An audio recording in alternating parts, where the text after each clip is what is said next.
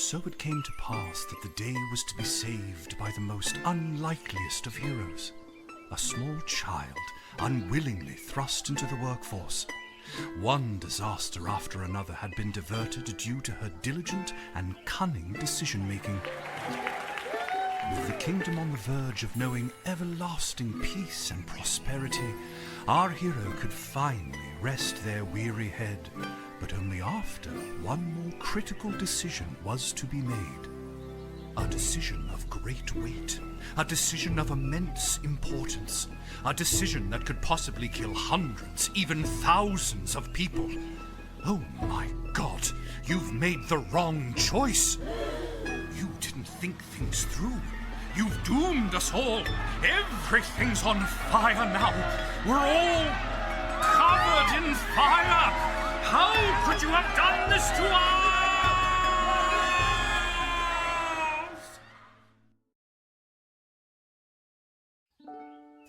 Lil!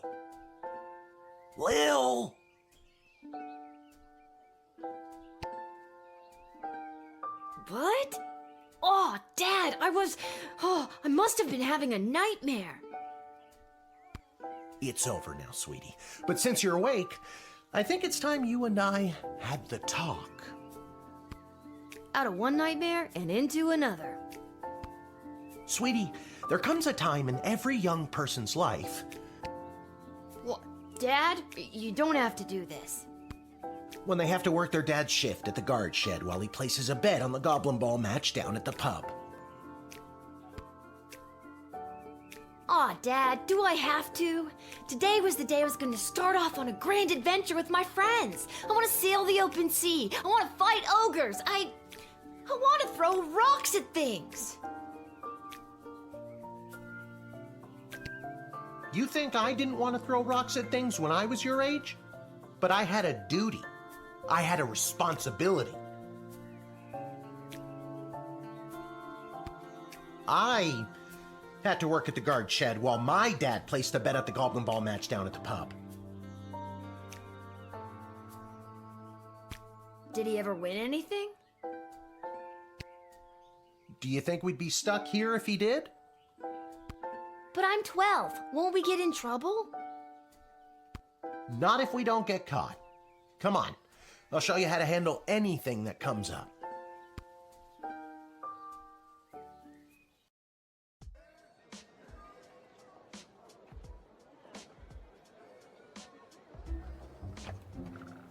Okie dokie, ready for me to very quickly show you how everything works? Oh good, everyone loves a tutorial. No time for a full rundown, so I'll sum it up like this. The key thing to remember when being a castle guardsman is... Dad, someone's coming. What do we do? Okay. Guess the best way to learn is by doing. Let's just hope there's someone completely plain and boring.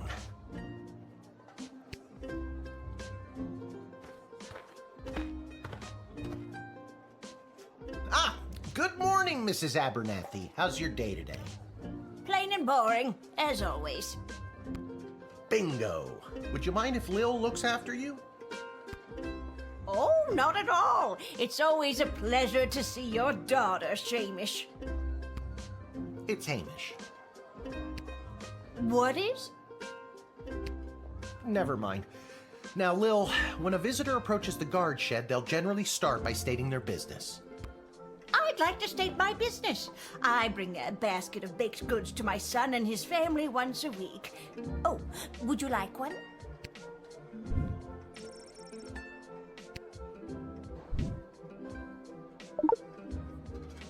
After they state their business, it's pretty much your call what to do next. You can select them and interrogate them. There's tools, the phone there on the wall. You only get 3 action points. You get it, right? Not really. What do we need tools for? You can pick one and it does something. Come on, Lil. I've really got to speed this along. The goblin ball game is about to start. Oh, I'm sorry. I'm inconveniencing you? Oh, no, not at all, dear. I don't mind helping out. But the princess is whirly-gigging the ceremonial first slingshot. She is? Sweet jumping jitters, we gotta get to that game. Let's wrap this up, dear. Seamus, tell the girl what to do. The name is Hamish. No, it's Mrs. Abernathy.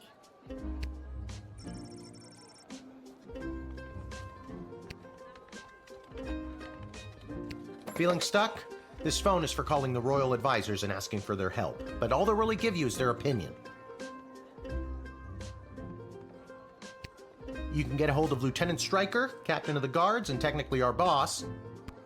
Hello, who's there?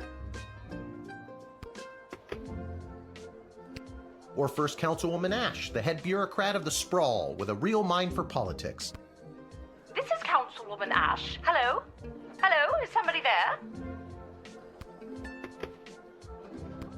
And finally, the royal jester Malcolm, chaos personified in human form. Hello, you've reached Malcolm. Please leave a message after the goose honk. Hey, where'd the goose go? Well, chase after it, for goodness sake! Each call costs an action point.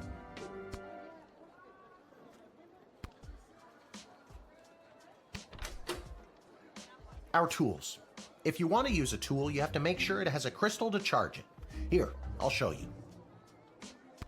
I'll add today's crystals to the tools that don't have any. That way I have a well-rounded arsenal. Why do the other tools already have crystals in them? I carried them over from previous days. Any other questions? Why does a bullwhip need to be powered by crystals? No more questions. You can use this decoder ring to decode things. Not exactly sure how it works. The instructions were written in some kind of code. It's a metal detector. You figure it out. Truth spray. You spray it and they tell the truth. Honestly, that's what it does. This X-ray scanner can see through most types of clothing, flesh, and bone. It uses low-grade radiation. Do not use on trolls.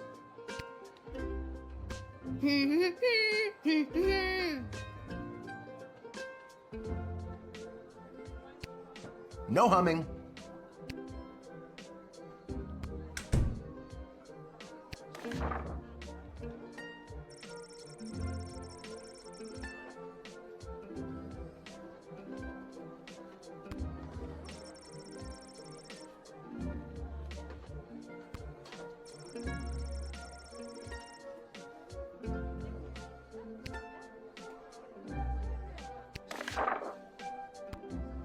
Didn't we cover this?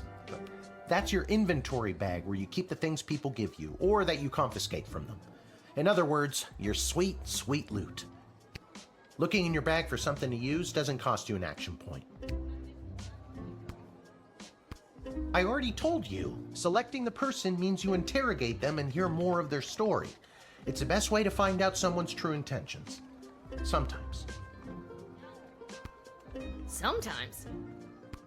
Sometimes using a tool will do the job better, or the phone, or it's a combination of things. I don't know, you can spend all 3 action points just interrogating them for all I care.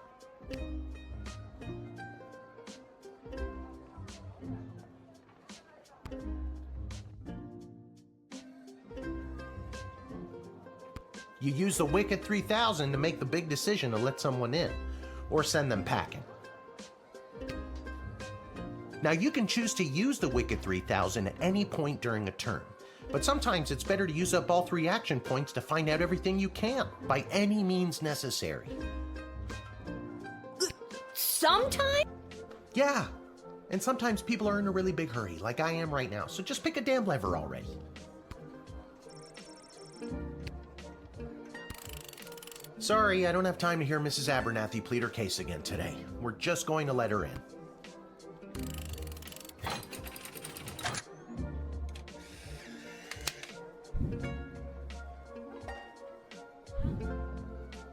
Great job, Lil. Your mother would be so proud to see you now. After my delivery, I'm off to watch the big game. Got my grandson's inheritance riding on a tip that the Stapleford Snughorns are gonna win it today. Here's a tip. Never lend Mrs. Abernathy money to bet with. Let's hurry along to the game. We don't want to be late, do we, Hamish? My name is Shamish. No, wait, it's not. Oh, I better go. Time to put on your big kid pants. You can do this. More like I'm being forced to do this. It's only for today, I swear. Come meet me in the tavern when the shift is over. Good luck. Good luck with your illegal gambling. I don't need luck. Believe me, he does. Okay, Lil, you got this.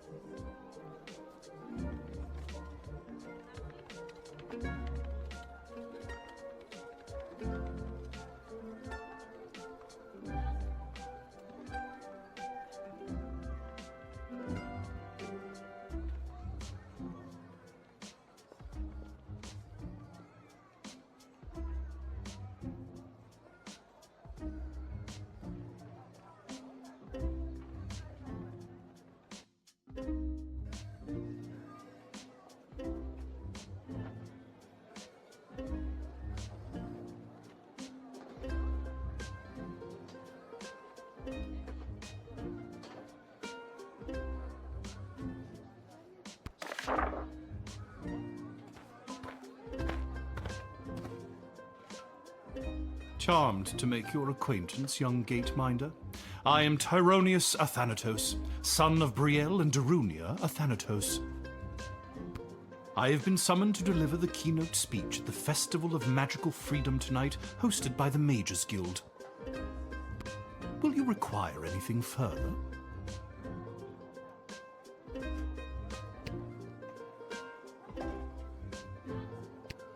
What's your speech about?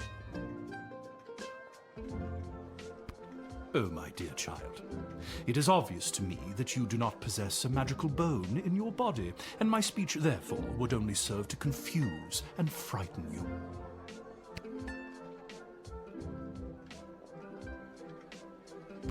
I doubt that. I think I could figure it out. Many non-magical beings have attempted to learn the arts, and many of those have gone mad trying to even comprehend them. Be warned.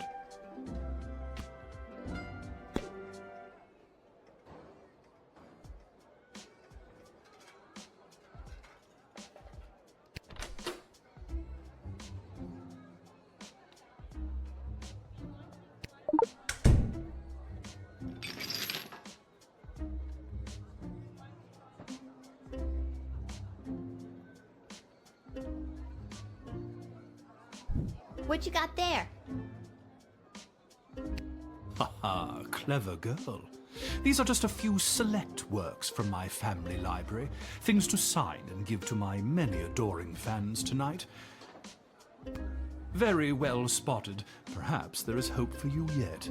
Would you like one?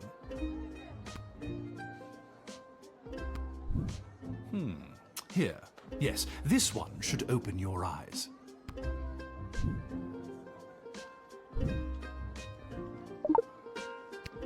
Proper etiquette when dealing with superior beings. Great, thanks.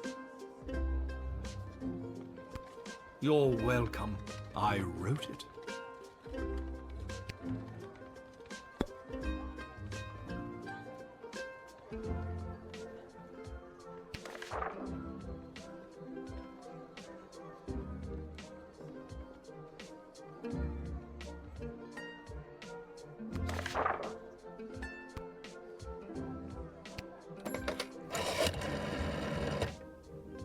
I'm so glad you called. Frankly, I was worried you guardsmen never followed the writ due to illiteracy. Admit the mage, and my people will escort him to the venue.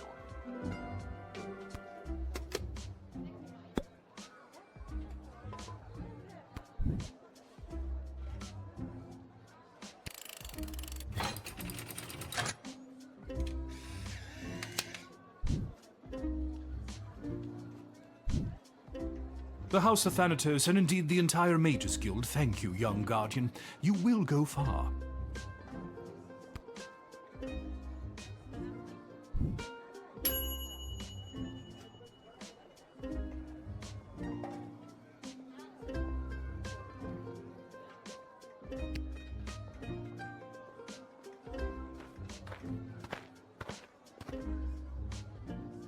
Good afternoon. I am here to pick up my 2 kids from the no-good, stingy lowlife of a father who happens to be my lying, cheating lowlife of an ex-husband, Orlando. His address is there on this incomprehensible, illegible letter my kids sent me. Believe me, I would love to have him get off his sorry butt and bring them to me for once.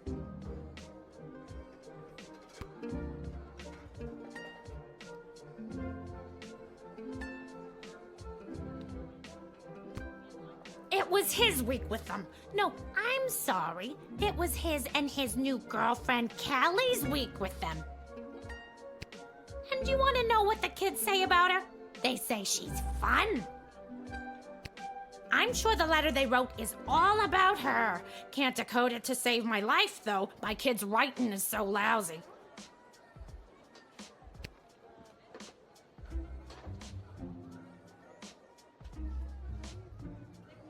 That letter was pretty much illegible. See what I mean? Horrible, horrible penmanship.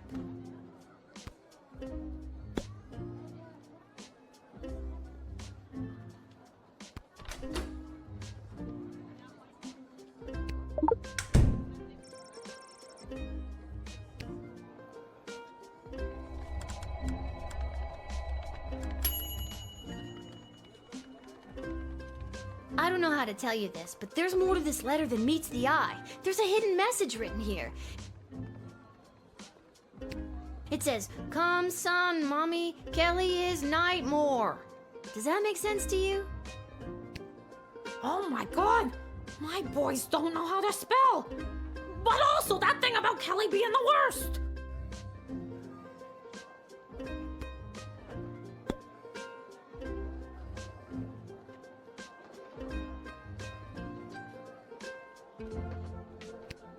I knew I never should have introduced them to each other. Kelly was my hairdresser.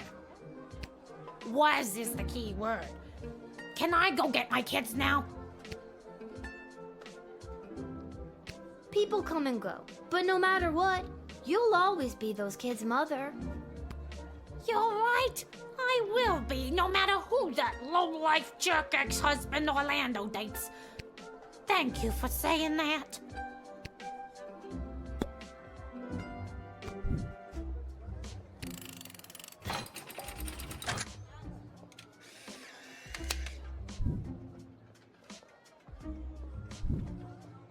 Thanks.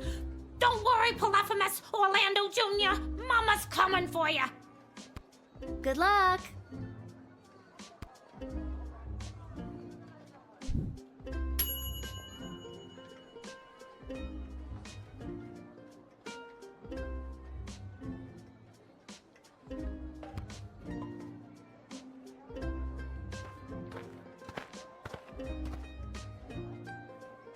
What in the bloody blazing blasted hell is the hold-up? Why have we stopped, Whelp? Well, sir, the guard... Silence! Speak when spoken to, or you'll get the whip, Whelp! Yes, sir. Now, you, child, let me pass. I have important business to attend to. Come on, shake a leg. BS waits for no man. BS? Bank of the Sprawl. Well, that's unfortunate. What kind of business do you have at the bank today, sir? I shan't be airing the details of my BS appointment with some nosy little brat tending the gate. Mind your business or you'll get the whip, child!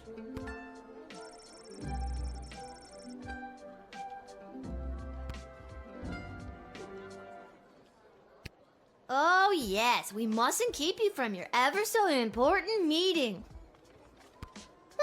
BS is right.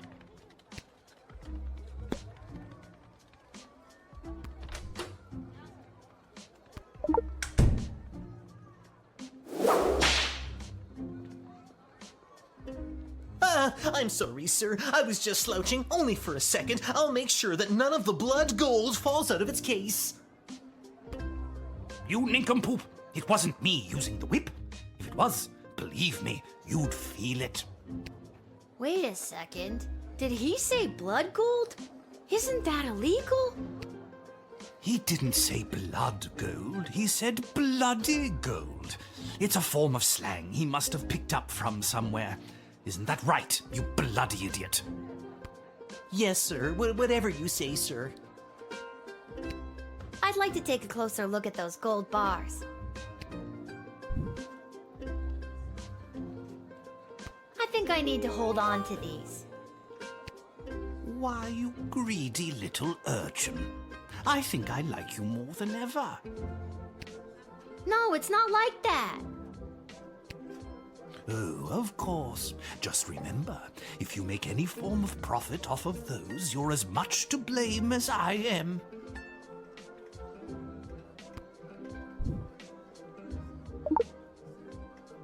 Now, since you are finished rifling through my personal belongings, you insufferable petty little monster, let me pass.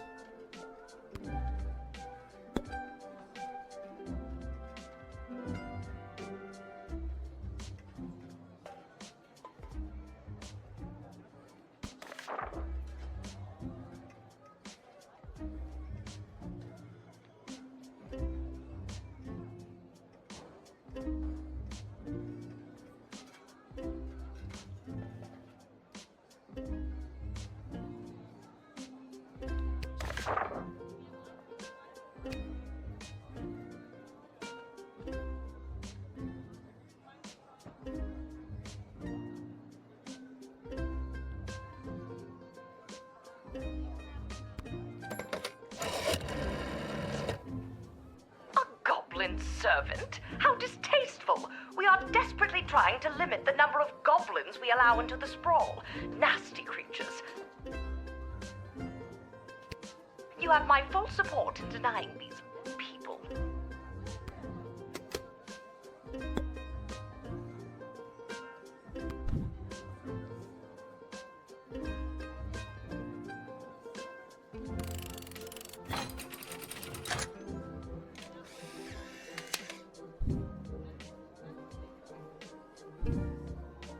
It's the goblins' fault, isn't it?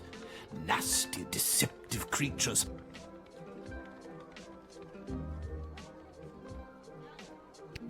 What about this? Let me through the gate, but I shall leave the goblin tied up outside like the cur he is. But sir, the gold! Silence!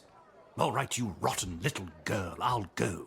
But you will rue the day you crossed me.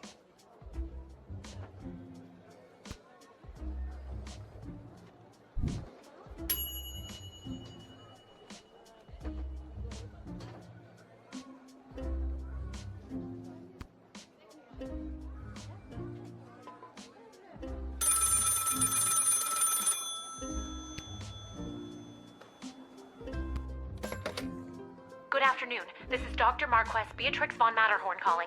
Who may I ask am I speaking to? This is Lil. Nice to meet you, Lil. I need one of you gate guards to come down to the dig site as soon as you can. Okay, and where exactly is... She hung up.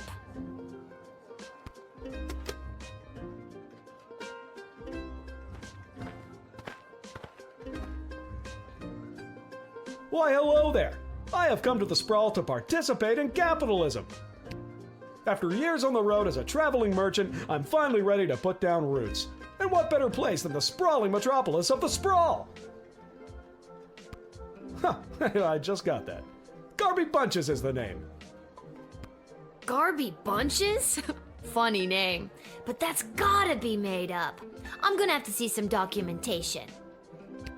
Can't fault you for doing your due diligence. Here's my vendor's license, issued by the Sprawl Board of Trade.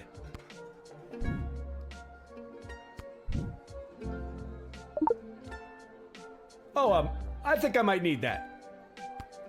I think I'm gonna need it more. Okay, if you say so.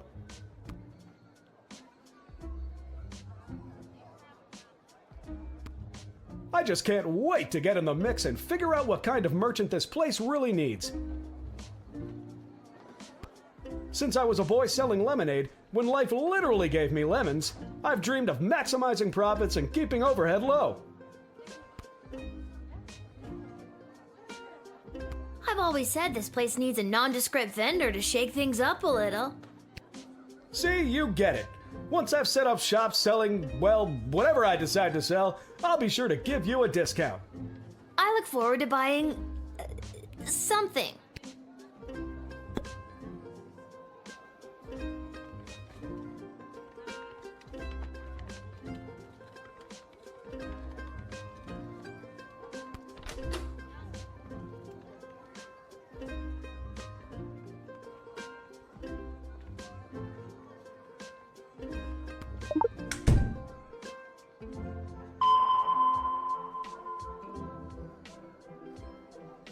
I was sure that I would detect something. I sent all my belongings ahead of me, with everything I'll need to set up shop. I don't really care about that. I don't really care whether or not you really care.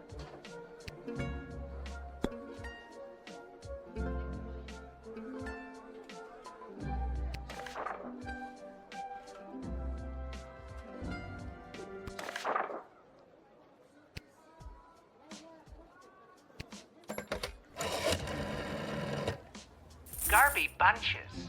Where have I heard that name before? Wait a minute. Ask him if he's descended from Garbanzo the Terrible.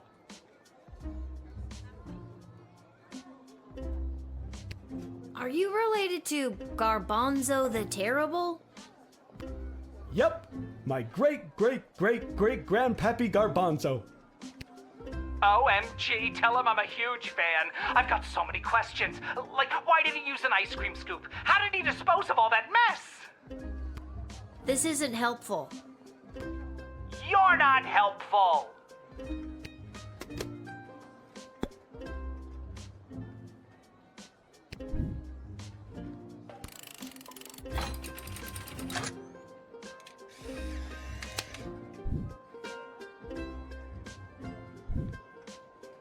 Can you smell that? The trash barge? Yeah, it comes through on the weekends. The smell only lingers for a couple of days. Not the reek of filth and decay. That's the reek of opportunity. See you around.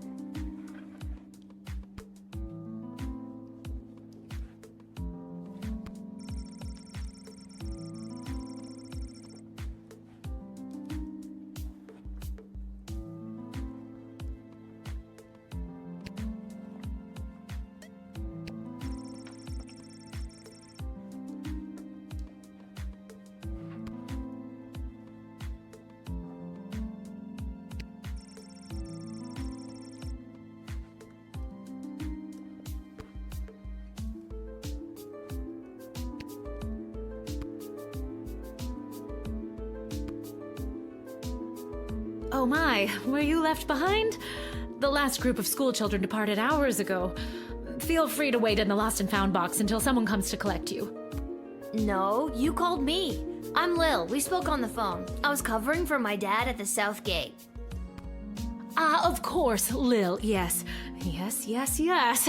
But no, this is highly irregular. But then again, you'll have to do, for the sake of time. Ha! Sake of time. Do you get it? No. Trust me, you will. Who are you again? Dr. Marquess Beatrix von Matterhorn, head of archaeological research at the Royal Academy. But you can call me B. Gotcha.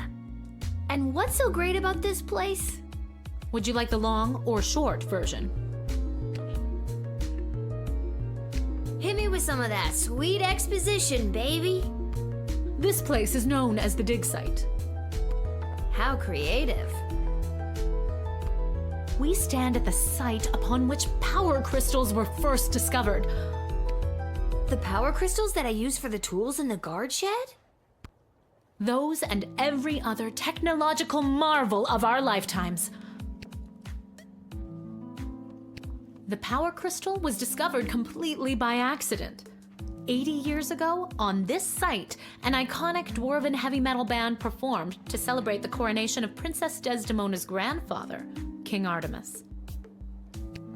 At the moment of a particularly rumpus drum solo, the vibrations opened up a chasm, swallowing the entire stage and the musicians, and a few dozen enthusiastic fans.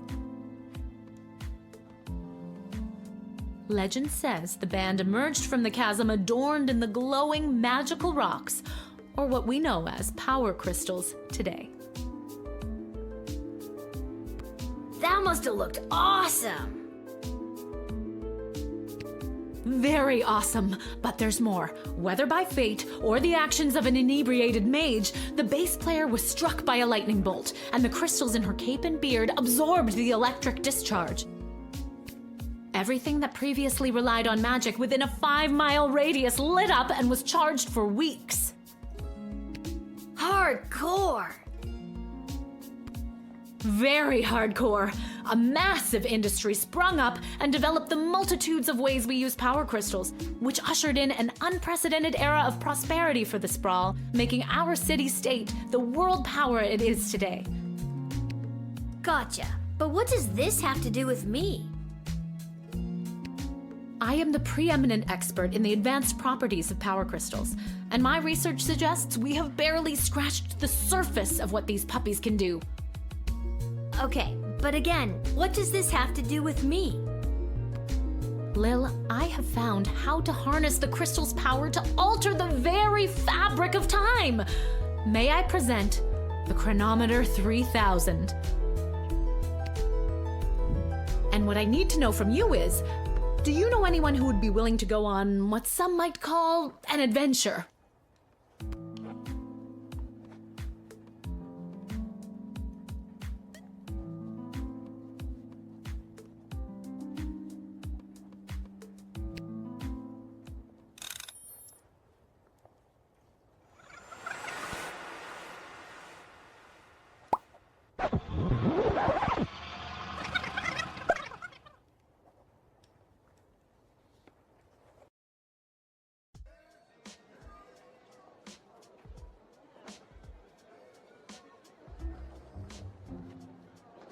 Wait, what? Where am I?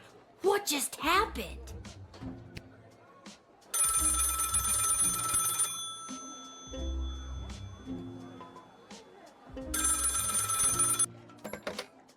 Good afternoon. This is Dr. Marquess Beatrix von Matterhorn calling. Who may I ask am I speaking to? Check this out. You were about to tell me you need a gate guard to come down to the dig site, right? My word, you gate guards are intuitive. I hope they're paying you a more than fair wage. They probably aren't, the way my dad complains about it. She hung up. Again.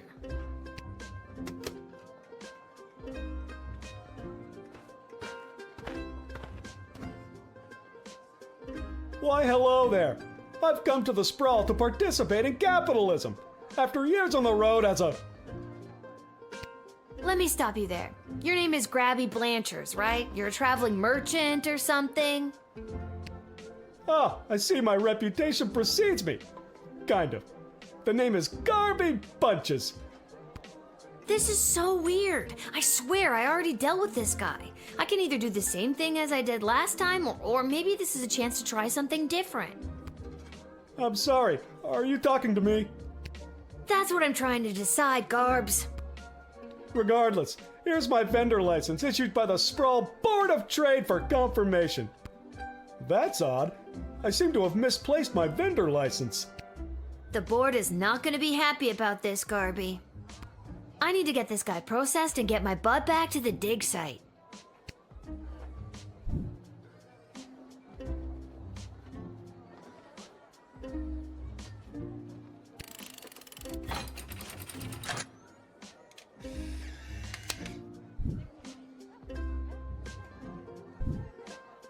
I swear I've done this already. I remember pulling the lever.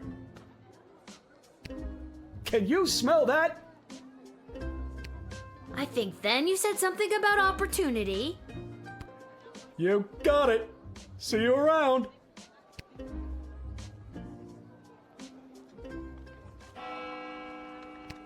I need to get back to the dig site to figure out what just happened.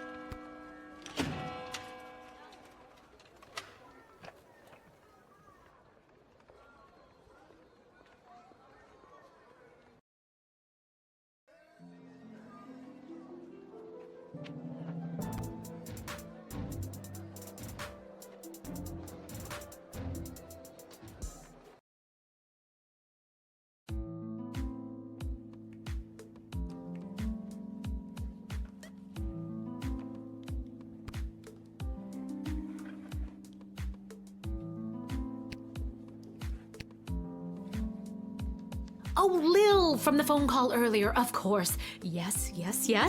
But no, this is highly irregular. But then again, you'll have to do, for the sake of time. Sake of time. Do you get it?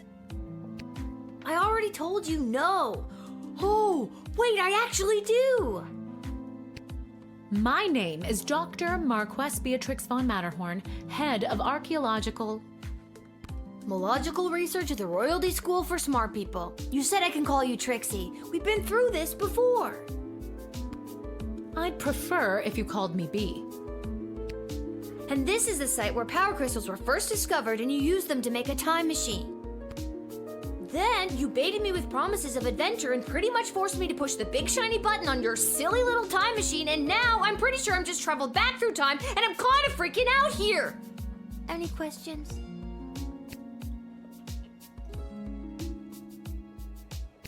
Wait, why am I asking you questions? For any of this to be possible, it would require the use of my newly crafted device. May I present the Chronometer 3000? Wait, where did it go? Do you mean this? My invention! How did you get that? You gave it to me. Well, not really, but you were gonna give it to me, I think. You were in the middle of explaining. And you were seduced by the glowing red button. Can you blame me?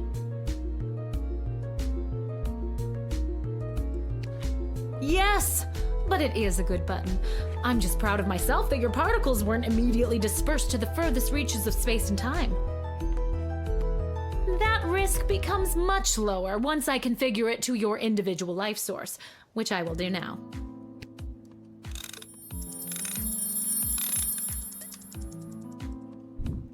At any rate, I think the castle gate is a perfect place to test my prototype, and I need a willing gate guard to use the device. And allow me to track their progress to make sure only the right people are permitted entry to the sprawl. Do you have any questions?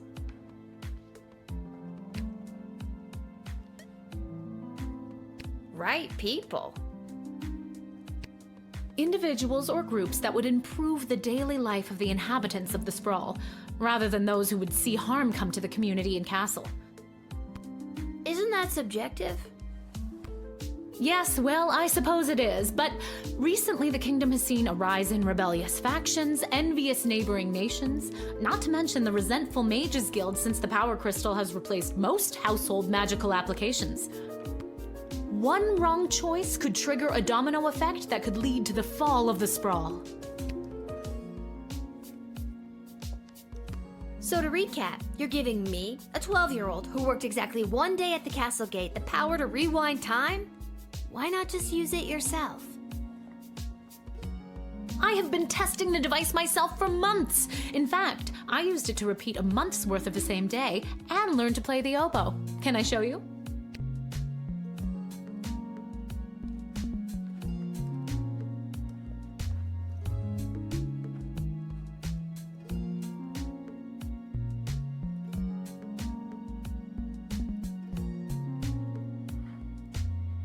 Oh, well, perhaps another time.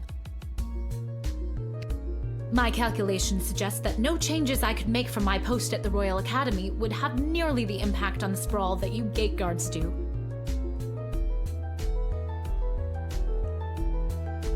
Academia, am I right? So I came to the conclusion that trying it out at the gate is a calculated risk worth taking. I think I get the idea, Dr. B. I'm ready to go out in the world and use this device properly, and definitely not to win the lottery or to repeatedly watch people trip and fall over and over again. You'd want that?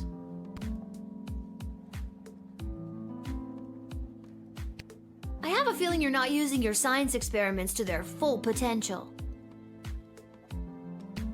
Regardless, you'll find you can't use it whenever or wherever you want. It is now calibrated, so it will only allow you to fold space and time when you are inside the guard shed. Ah, rats. Furthermore, by default, the device will automatically allow you to travel back to the start of your guard shift, including your loadout. However, I've hacked it a bit so that you can jump back to a specific point in the turn. Hack is the key word, though. I have to leave now. There is more science to be done. I will summon you soon, and we will see what else you might be ready for. Thank you, Lil. The world thanks you. No pressure. You can do this. Just try not to break space and time.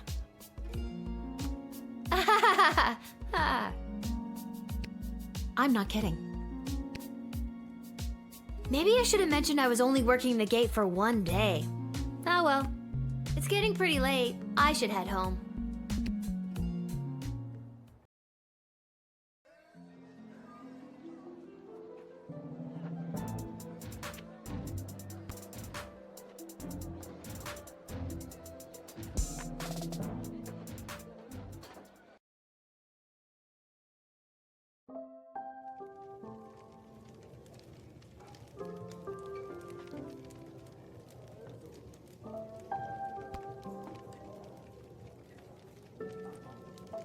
Your dad's over there.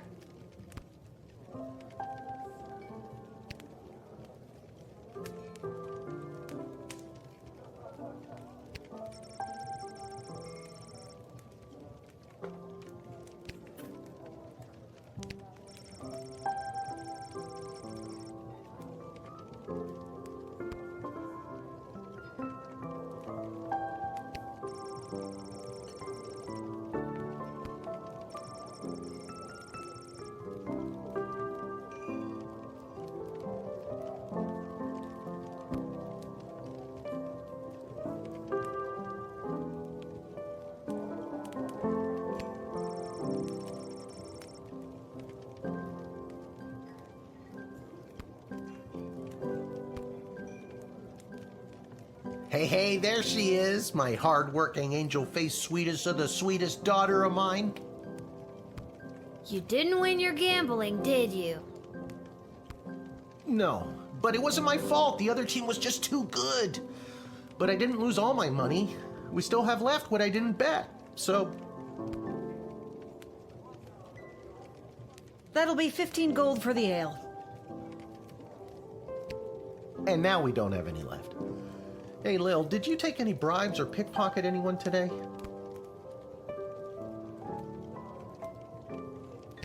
Sorry, nothing today. Oh, rats. Rats? Again? I mean, we don't have rats, I swear. No, not like that. Oh, well. I'll go call my guy anyways. See if he'll front me the money to bet with. Wait, you'll never believe what happened. Right at the end of my shift, I got this phone call, okay? Asking me to come down to the dig site. Did you remember to lock up the shed? What? Yes.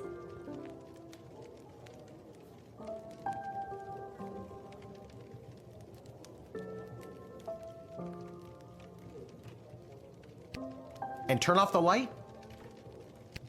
Yes, I did. Whatever, just listen. You gotta make sure to turn off the light, Lil. They'll charge us for the overnight usage.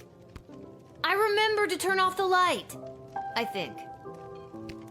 Anyways, Dad, I met this professor at the dig site, and she had this time machine, and when I touched the time machine, I went back in time. Then she gave me the time machine to use when I work the guard shed for you, but it only works at the guard shed, so that was kind of a bummer. But it's super cool, and it only works for me. That's great, sweetie. I'm glad you liked covering for me today. But you don't have to make up stories just so you can work another shift. Wait, no, that's not what's happening. Anytime you want to be just like Daddy and work down at the guard shed, all you need to do is ask. Dad, you're not fully comprehending what I'm trying to tell you. Hey, Arda, did you hear? Lil's making up cute stories so she can be more like her old man. Oh, that's so sweet. I have the power to manipulate time, and I demand to be taken seriously. Okay, I understand. I can see that you're serious. Seriously adorable. But honestly, Lil, you can cover for me anytime you like. You're probably doing a better job than me anyways.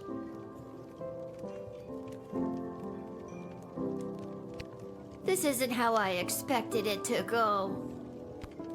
Speaking of that, I better call my guy and make a bet on the next game. It's getting late. You better get upstairs to bed, Missy. Good night, Lil.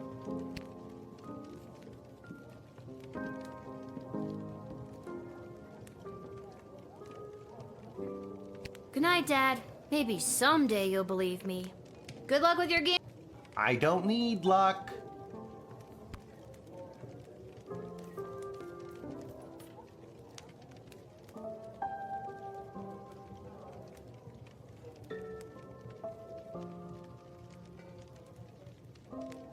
Whew, I'm pooped. That's enough adventure for one day. I'm ready to hit the sack.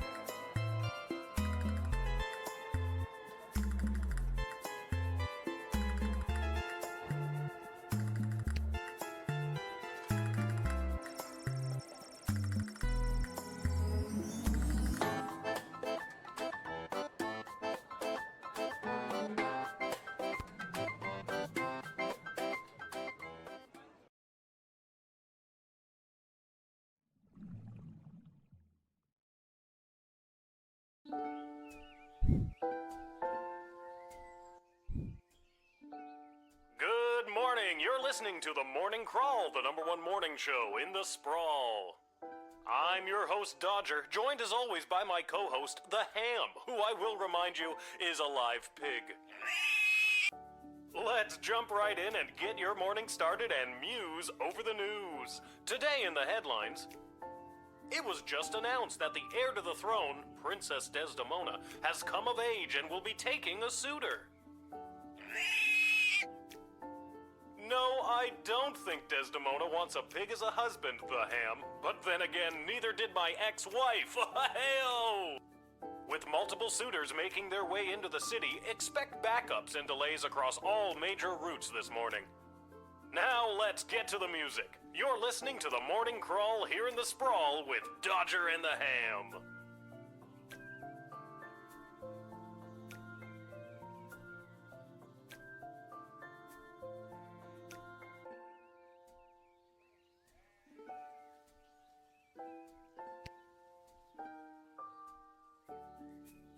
I liked it better when it was Dodger and the Cluck, but I guess it was too hard to keep training that chicken.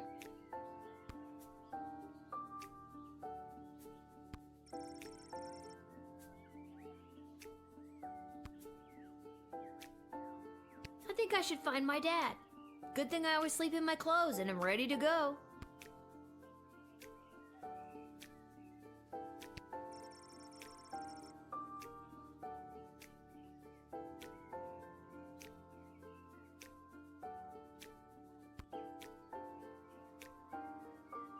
A note?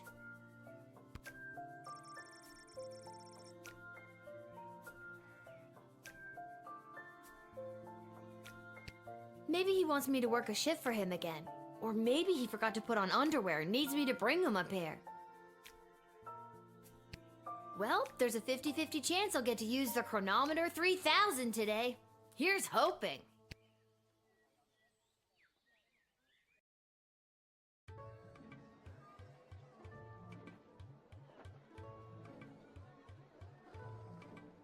And finally, the aforementioned grading pending review will be transferable to a more viable calculation, which is, needless to say, a more economical contrivance for evaluation. Any questions? Many questions. Hey, Dad, I got your note. What's going on? I have no idea. Due to the Bank of the Sprawl being burned to the ground as a result of your actions, any guardsman who does not receive an above 2-star rating at the end of any given shift will lose their job. But I need my job for gambling. I'll pretend I didn't just hear that. You and I both know my dad has a tendency to half-ass his way through life. Tell me why he needs to whole-ass it all of a sudden and strive for anything above 2 stars. Why, I'm glad you asked. I've been authorized to award above-average job performance with cash bonuses. You mean if we get more 4-star results, we'll make more money? You're as quick as your father. Before I go, here are the allotted crystals to power your tools. And with that, I'm off to tell all the other gate guards about these new rules. Well, all of them except Randy. He's been terminated.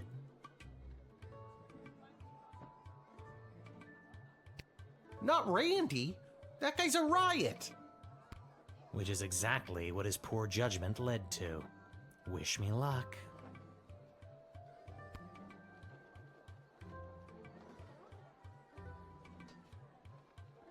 Oh, jeez. Randy was just 3 payments away from paying off his new catapult. Sounds like you need to start doing your job better. More like you need to start doing my job better. Just like you wanted to. No, that's not exactly what I meant. You don't just get to leave me here. Will you go bet on Goblin Ball games? No Goblin Ball match today. I received a cryptic letter this morning saying they need me on palace duty, and they specifically referenced that you need to cover for me again.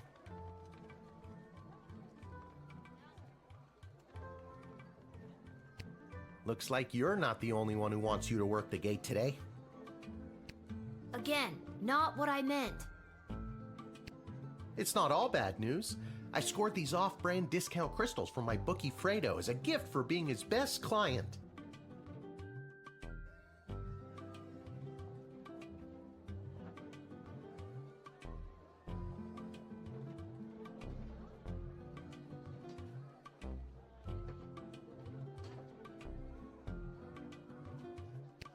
But he mentioned that they might only work some of the time. But I like those odds.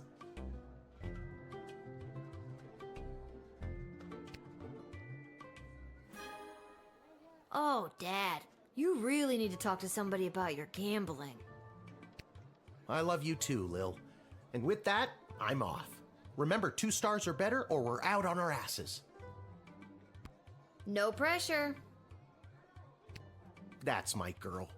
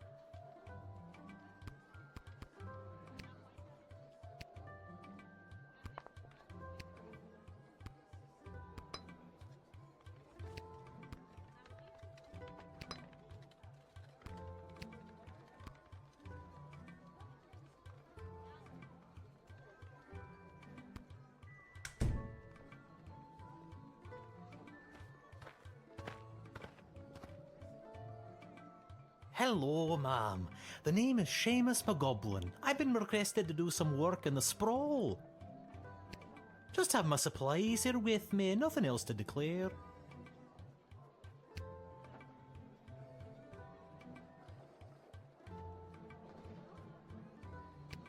You have paint with you. Are you like an artist? Me? An artist? No, ma'am. I have a real job. I'm a painter. I paint things like walls and doors. An artist? Oh, you're giving me a laugh.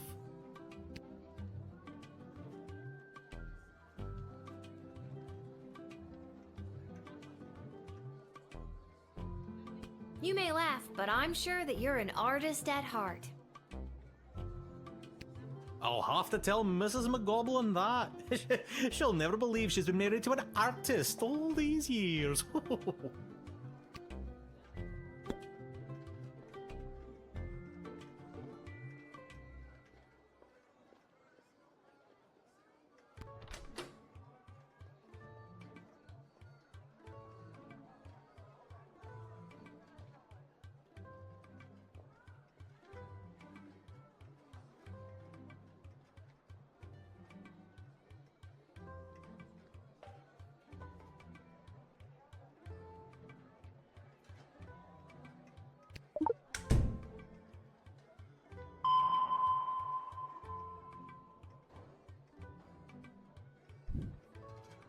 Those are my cans of paint.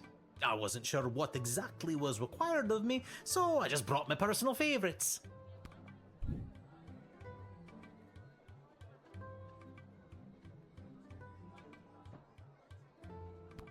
Just like you can't play cards without a full deck, a painter can't do their best job without all the colors.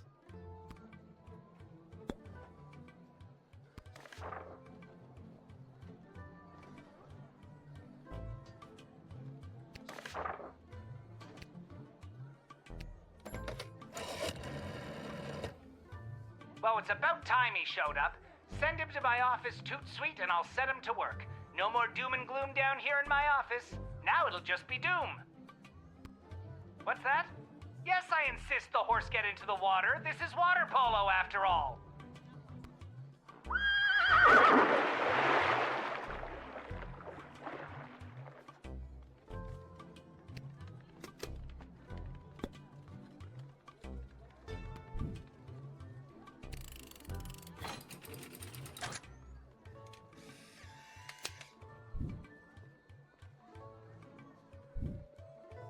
Many thanks.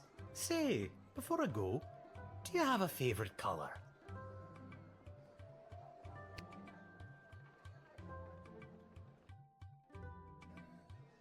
I like blue, I guess. Then I shall paint whatever it is I'm painting blue in your honor. Thank you again.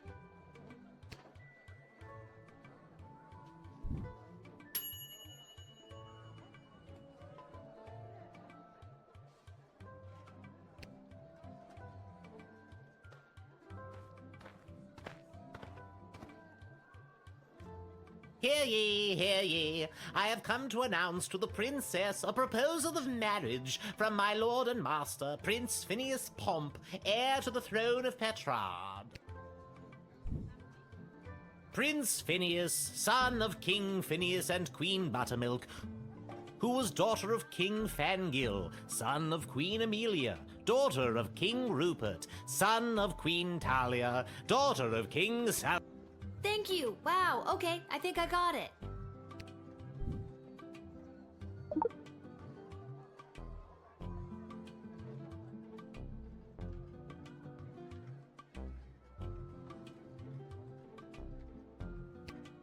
Prince Phineas himself will arrive in the sprawl after a ceremonial visit to the royal sulphur mines of Petrard. The prince will be christening the newest of our sulphuric refineries by smashing a bottle of Petrardian fizzy over the front door.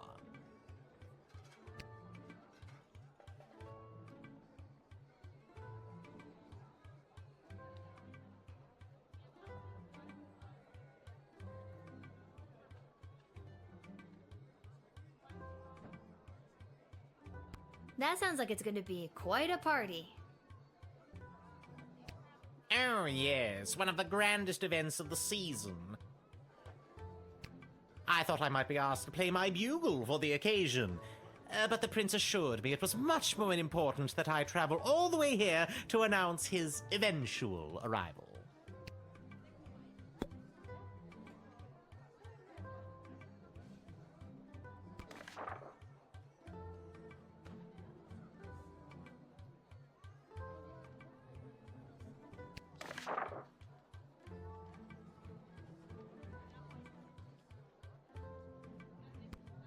An alliance between the great kingdom of Petrard and the Sprawl would benefit both sides mightily.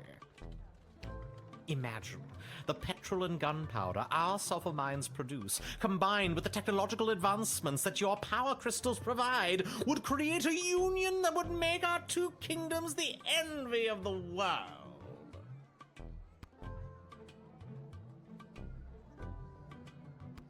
Has Princess Desdemona ever even met Prince Flinflon? Phineas, Prince Phineas Pomp, heir to the throne of Petrard, son of King Phineas and Queen Buttermilk, who was daughter of King... Please, stop!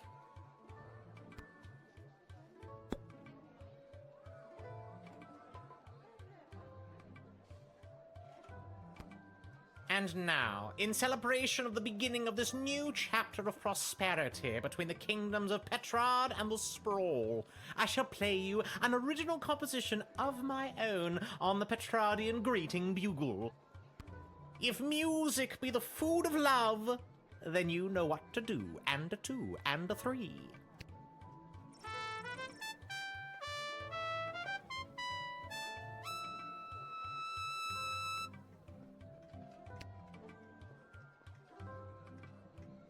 You are really very bad at that.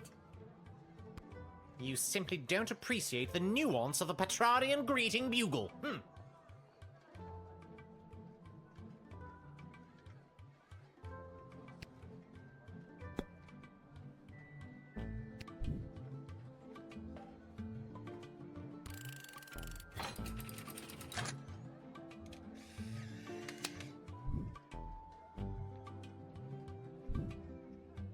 Onward to announce the eventual arrival of Prince Phineas Pomp, heir to the throne of Petrard and future husband to Princess Desdemona. Incidentally, I believe there is a representative of the Marvog Empire behind me, seeking to make a similar offer for the hand of the princess. If you refuse her entry, I will give you much gold tonight. I will meet you at the tavern after your shift. Remember, do not let in the Marvog delegate.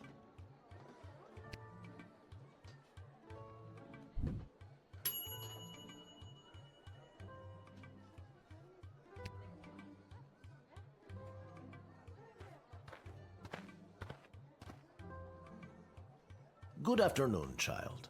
I would like to enter this bustling metropolis with the desire to purchase a hat. I have lost my previous hat and I require a replacement.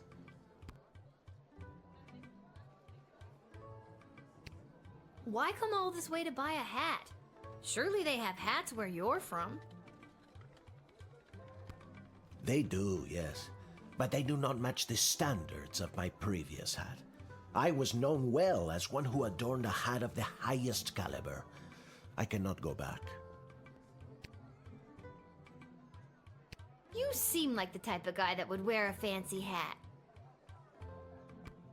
Not just fancy, fantastic.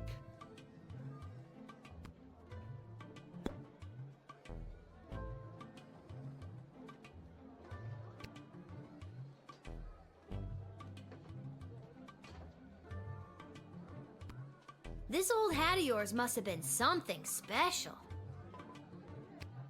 Oh, it was. It was the most fantastic hat you had ever seen. That is how I acquired my name. Signor Capello Fantastico. What does that mean? Mr. Fantastic Hat. That's a very fitting name. Alas, it was. My good name must be restored. Your persistent inquisition has driven me to confess. The hat, she was too much. Too fantastic for one man to wear. I couldn't handle the pressure of adorning such a prestigious piece of headwear. I did not lose that fantastic hat. I threw it away. But what should have been my salvation was the greatest mistake of my life. And now, I must find a new hat of equal, if not greater worth than my previous hat.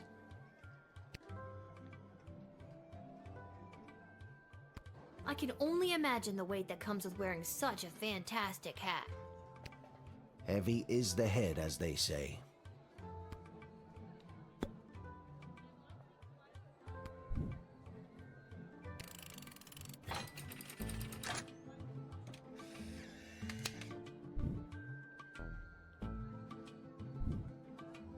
I hope you find your hat, Mr. Fantastico.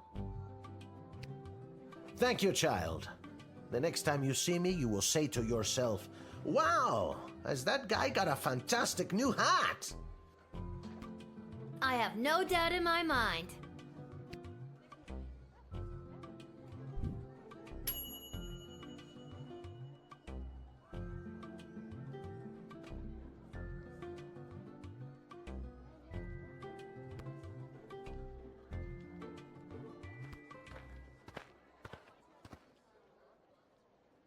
I come with a message for Princess Desdemona of the Sprawl, from Praetor Kargan of the Marvog Empire.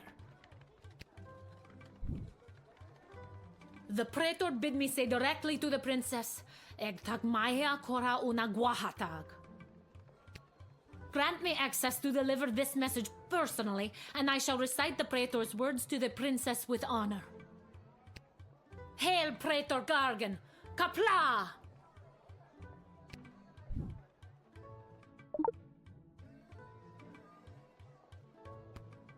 I killed 19 other mighty adversaries for the honor of delivering this message to your princess. I have brought you the head of the mightiest of these for you to inspect, as is our custom.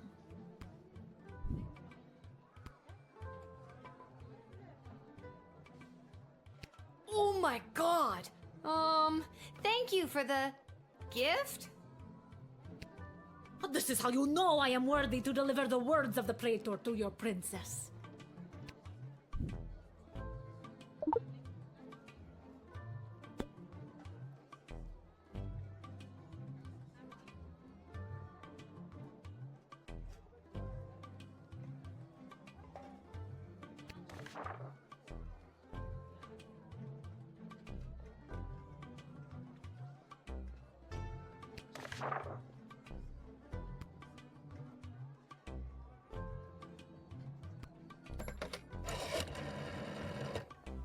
The mighty empire of Marvog has sent an envoy from the Praetor. This is unfolding even more splendidly than I imagined. And what an envoy! All that leather. I'm sorry, what did you say? I literally have not said a word. Oh, well, woo! Please show her in and don't interfere. Leave her just the way she is.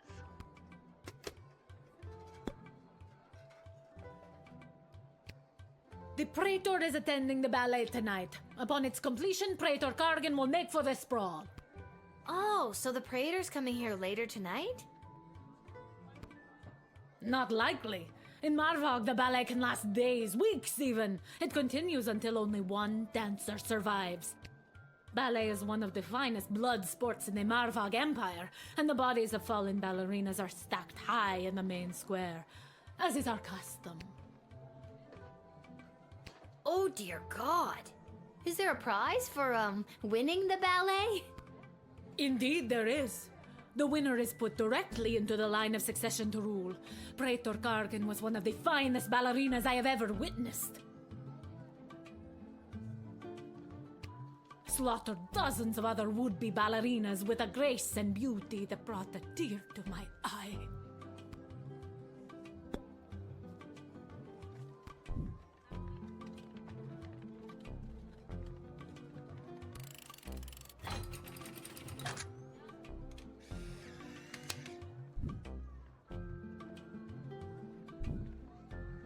You have honor, little one, and shall always be a friend of the Marvog.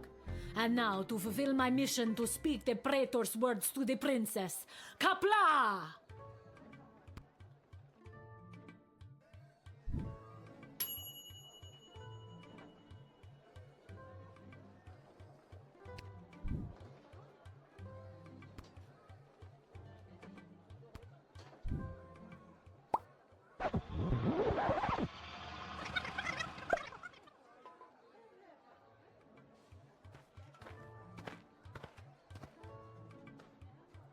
I come with a message for Princess Desdemona of the Sprawl, from Praetor Guardian of the Marvog Empire. The Praetor bid me say directly to the princess, Egtag Maya Kora una Guahatag. Grant me access to deliver this message personally, and I shall recite the Praetor's words to the princess with honor. Hail, Praetor Guardian! Kapla!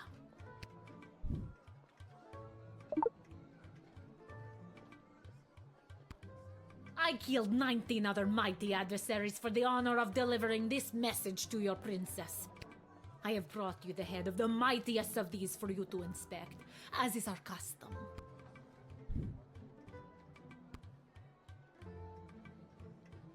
Oh my God! Thank you for the gift? This is how you know I am worthy to deliver the words of the Praetor to your princess.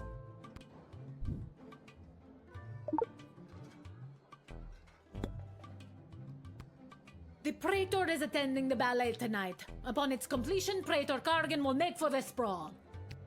Oh, so the Praetor's coming here later tonight? Not likely. In Marvog, the ballet can last days, weeks even. It continues until only one dancer survives. Ballet is one of the finest blood sports in the Marvog Empire, and the bodies of fallen ballerinas are stacked high in the main square, as is our custom. Oh dear God. Is there a prize for, winning the ballet? Indeed there is. The winner is put directly into the line of succession to rule. Praetor Kargan was one of the finest ballerinas I have ever witnessed. Slaughtered dozens of other would-be ballerinas with a grace and beauty that brought a tear to my eye.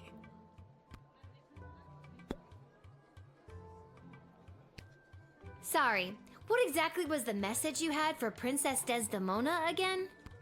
Praetor Kargan crafted the message personally. A warrior poet. Hail Praetor Kargan! The message is Ektag Maya Kola Una Guahatag, or in your language, it is marriage which will bring our two proud nations into a state of cooperation. That is the closest translation, even though it loses some of the beauty it has in our tongue. You speak our language very well. Could you teach me something in Marvogian? It's just Marvog. Not in or rights or ease or anything like that. What would you like to learn? There are many ways to say this, but most common is Gwarg, which translates to, I am watching you. Cool.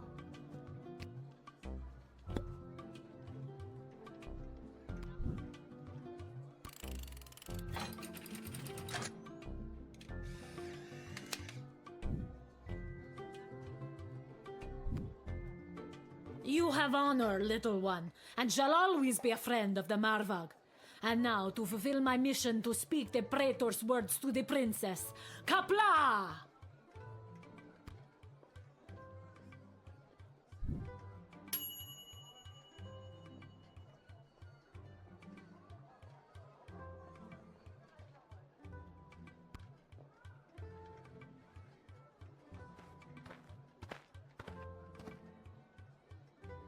Whoa there, Lucy. Hello and salutations to you, most honorable guardian of the free peoples of the Sprawl. I am the envoy of the gallant Sir Beverly, a knight of some minor renown, which is also me. I have received a very special invitation from Her Majesty Princess Desdemona, as she turns her royal eye to finding a suitor.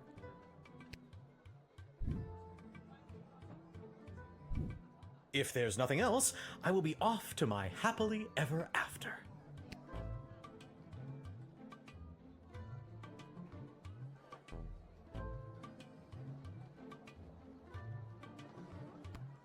When word reached me that Princess Desdemona was going to be entertaining potential suitors, I knew my days of jousting and dragon slaying were behind me. I saddled up my faithful steed Lucy and rode hard across the realm. For thrice 3 days we rode, stopping only to aid those in distress and relieve ourselves. Now, we are here to exclaim our dearest devotion to the beautiful princess, the fairest flower in a whole field of fair flowers.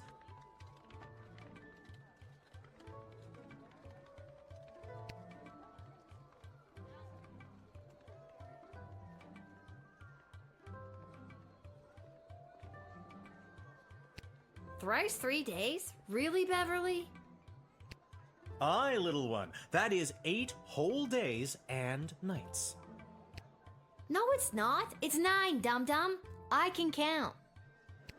It's just thrice 3 is a really dumb way of saying it, Beverly.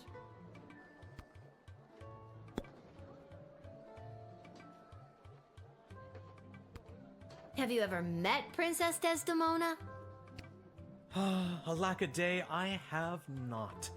'Tis but a glimpse of her I have yet beheld, but that image has drawn me here like a moth to a forest fire. And, though it is true I have never known the caress of a lover, the thought of it fills my loins to bursting.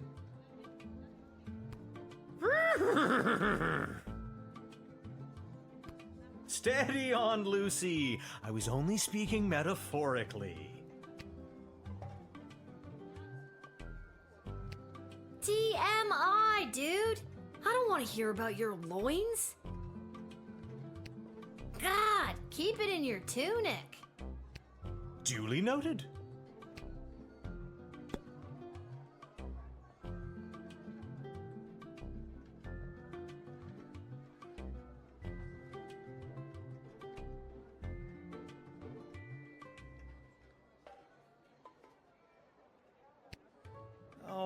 All right, it's true.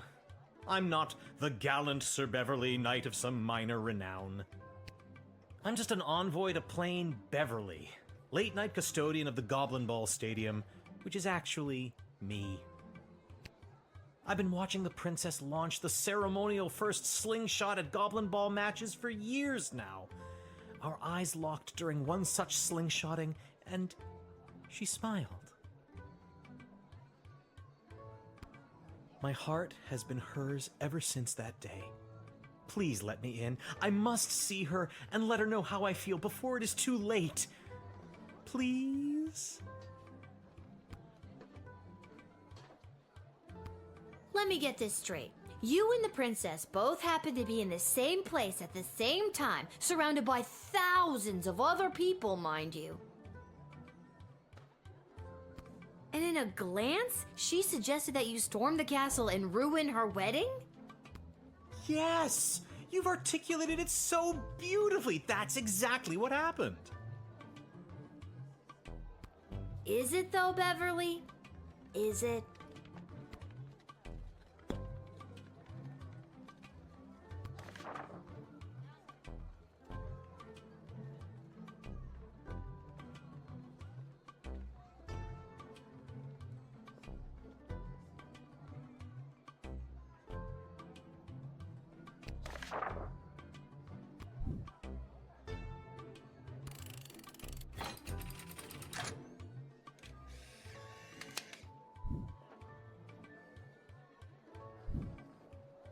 I understand.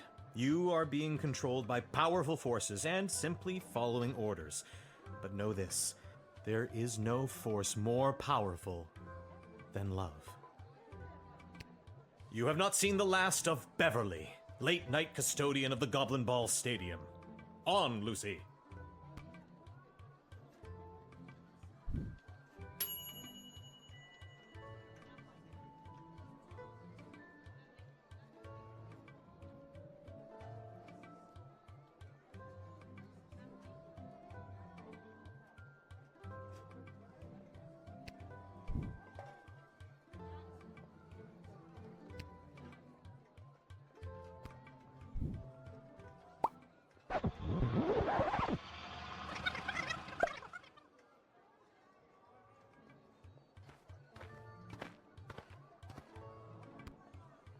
Whoa there, Lucy. Hello and salutations to you, most honorable guardian of the free peoples of the Sprawl. I am the envoy of the gallant Sir Beverly, a knight of some... I have received a very special invitation. If there's nothing else, I will be off to my happily...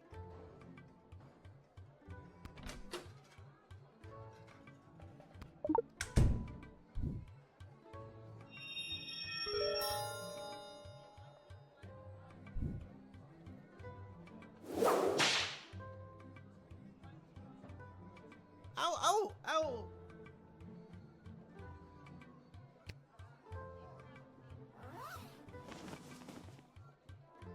This is not what we signed up for, Beverly. Can we get our $10 now?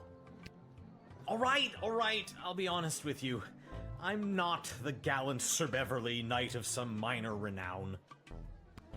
I'm just an envoy to plain Beverly, late-night custodian of the Goblin Ball Stadium, which is actually me. I've been watching the princess launch the ceremonial first slingshot at Goblin Ball matches for years now. Our eyes locked during one such slingshotting, and she smiled. My heart has been hers ever since that day. Also, I spent all my money on this costume, and I don't have any left to pay the horse. this. We're out of here. You better go too, Beverly. I understand. You are being controlled by powerful forces and simply following orders. But know this, there is no force more powerful than love. You have not seen the last of Beverly, late night custodian of the Goblin Ball Stadium. On, Lucy. Shut up, Beverly.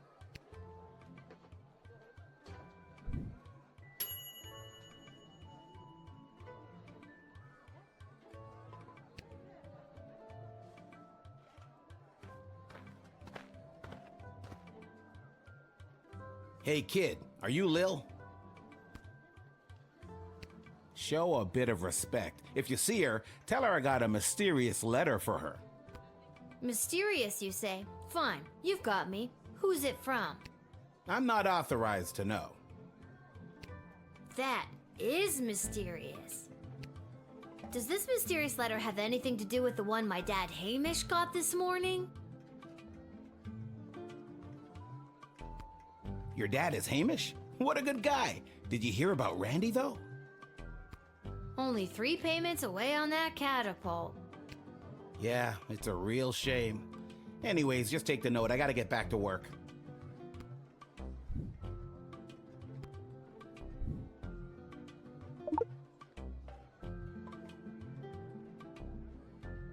See you around, kid.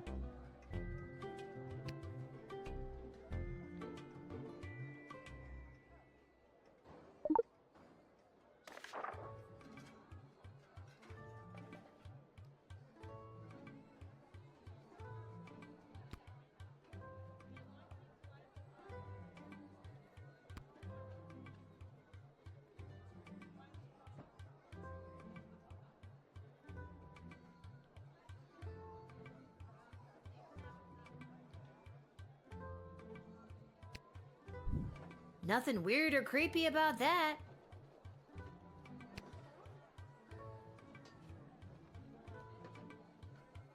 Where's that music coming from? What is happening? Good afternoon, I've traveled from afar. A simple girl who wished upon a star. Inside this castle lies my fate. Perhaps I'll even get a date. To my old life I sing au revoir. And you are? It's Lil, and you need a good reason to be let in, but so far I'm not optimistic. Do you have any ID or anything? I assure you that my heart is true. Must this be a whole to-do? Inside these walls my destiny awaits. It just feels like if you weren't singing, we could move the plot along faster. I'm just so thrilled to finally be here in the sprawl. The people, the culture, the food, the hundreds of dark alleyways that could just swallow a person up.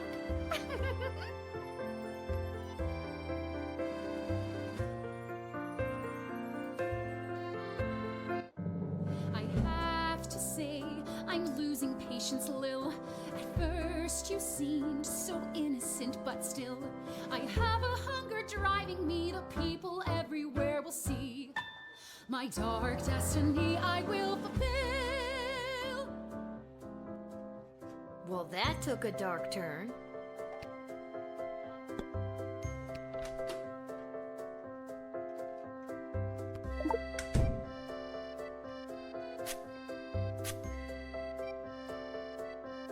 I lie awake at night worried that my parents are right. I should have become a lawyer or a doctor, and I'll never make it in theater. Also, I've got a rap sheet as long as my arm, and I'm wanted in 7 counties. So there's that. Why, that was so strange. I seem to have blacked out for a moment. No matter.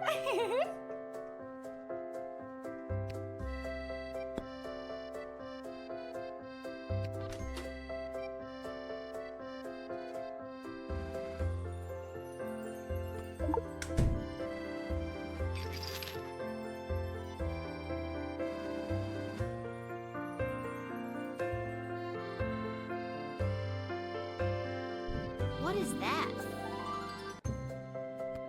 Oh, that's just Fossy. What's a Fossy? Fossy is the name of my blowtorch.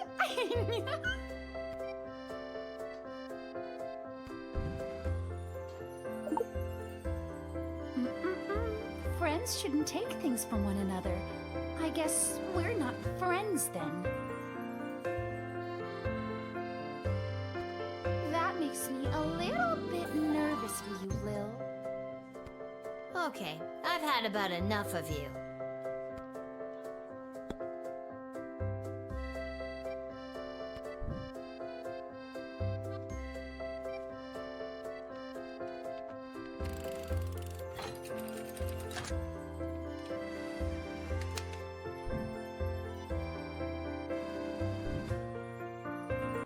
I see now that you aren't my friend. My time here is about to end. You haven't seen the last of me.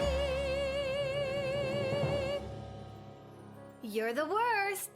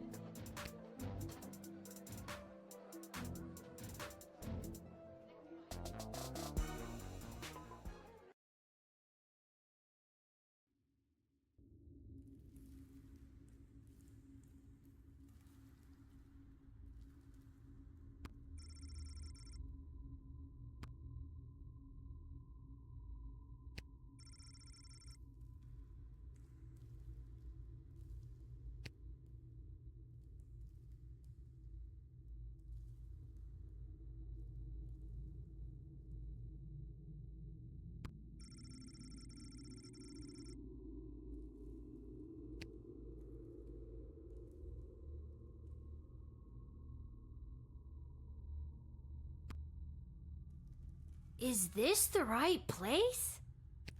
It is. I mean, enter if you dare.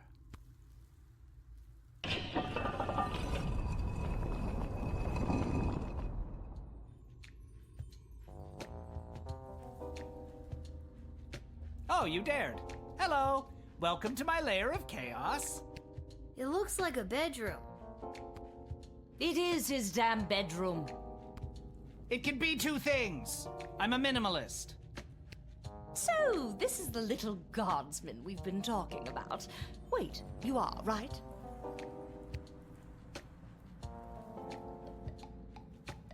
I'm not actually a real guardsman, little or otherwise. Then what are you? I'm an adventurer. Wrong girl. Lieutenant Stryker, bag her up and erase her memory. No, trust me, this is the one. Good news, little girl. You're going to be working the gate for the foreseeable future. What? That's not good news. Why me? I hardly have a grasp on what I'm doing, and I'm barely tall enough to see over the desk. I see. Then you're free to go. keep it together, Mal. Listen, little girl, we have eyes and ears all over the city, but the gates have always been a blind spot for me.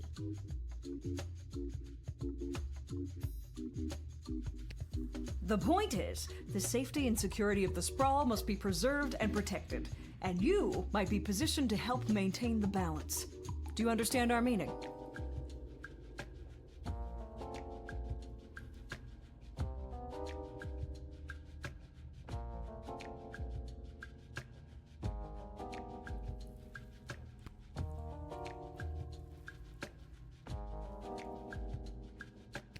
You want me to do favors for you. Use my position at the gate to let in the people that you want in, deny who you don't. Am I on the right track? You're at the station. What if I refuse? You can't make me do anything I don't want to do. I'm 12 years old. Damn it, you've got us there. But how about we leave it up to chance? Guess which hand is holding the colored ball, and we'll forget about the whole thing. But if you guess it correctly, you agree to do our bidding no matter how nefarious or unreasonable. Sound like a deal? Do I even have a choice? Yes. You choose which hand. Not the brightest one, is she? His right hand. Pick his right hand, you can't go wrong when you pick right. Malcolm is left-handed, I think, so I'd pick his left hand.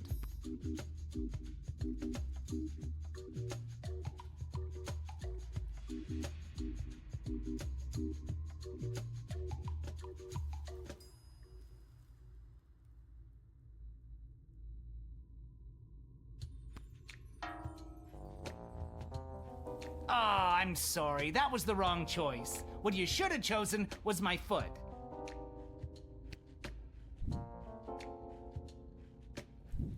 But you said it would be in your hand. And what is the foot if not the hand of the leg? You lost fair and square. But... Oh, and don't worry about your father. We're each quite capable at finding ways to keep him busy, making sure you have to cover for him.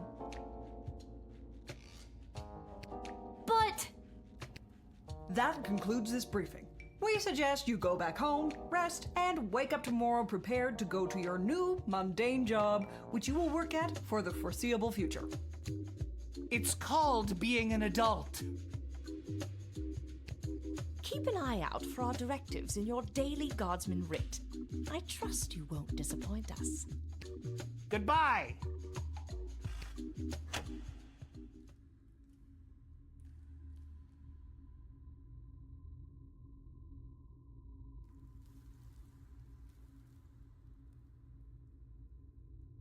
Why did you turn off the light? She obviously knows we're still here. She wouldn't have known that if you didn't start talking. I should have brought another drink.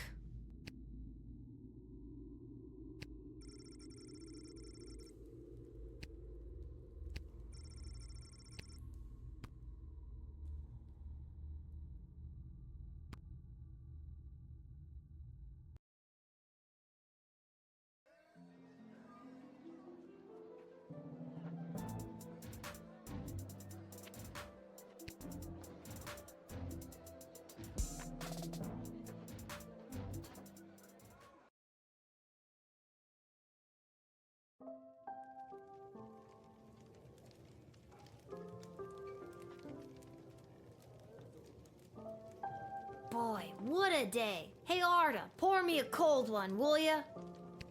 Make that 2, Arda. Hey, wait a minute. You're too young to be drinking cold ones. Make hers a milk, please, Art. Can it at least be cold? That depends. How did work go today? Did better than a 2-star rating, I can tell you that. How was... What were you doing again? The bidding of the 3 royal advisors. Do you think it's normal that the big names and faces of this city are using us for their own personal and political gain? After today, I don't know what's normal anymore. There's someone waiting for you in the back alley. Garcy Blinkers, Gerby Bonbons. Anyways, it's just through that door over there.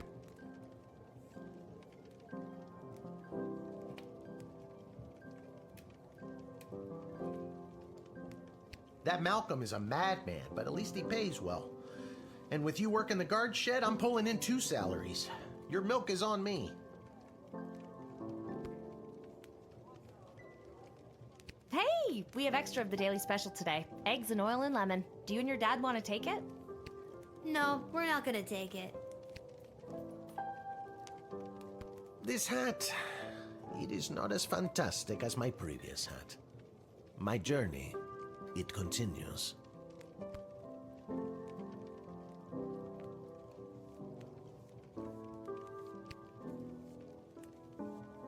Aha! There she is, the brilliant little half-pint running the desk. I trust you refused entry to the envoy from the Marvog Empire like we talked about? If you did, I have the gold I promised you right here. Yep, I sure did. Kick their ass back to Marvog. Incredible bravery in the face of a brutal murderer. Oh, you know, all in a day's work. What kind of gold are we talking about here? I have here 20 pieces of gold. Fair is fair. Take them. They are yours, and with many thanks from Prince Phineas Pomp, heir to the throne of Petra, son of King Phineas and Queen Buttermilk, who was daughter of King... Just the gold, thank you. Oh, yes. Here you are.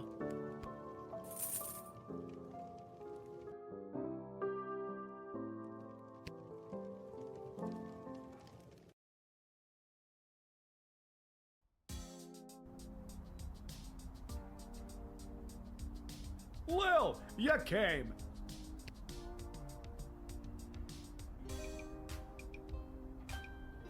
Welcome to Garby Bunch's Emporium of Wonder.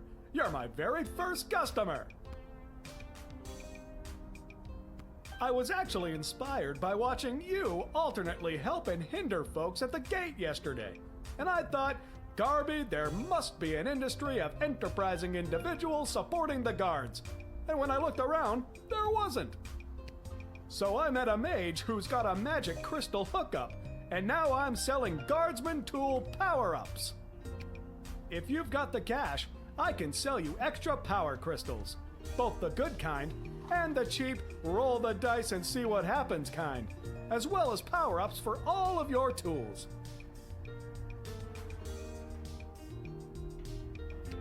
It's pricey, but the more crystals you can load into those bad boys, the better. Finally, if you need cash, you can sell me anything you might have taken off of unsuspecting suckers. Here, take a look.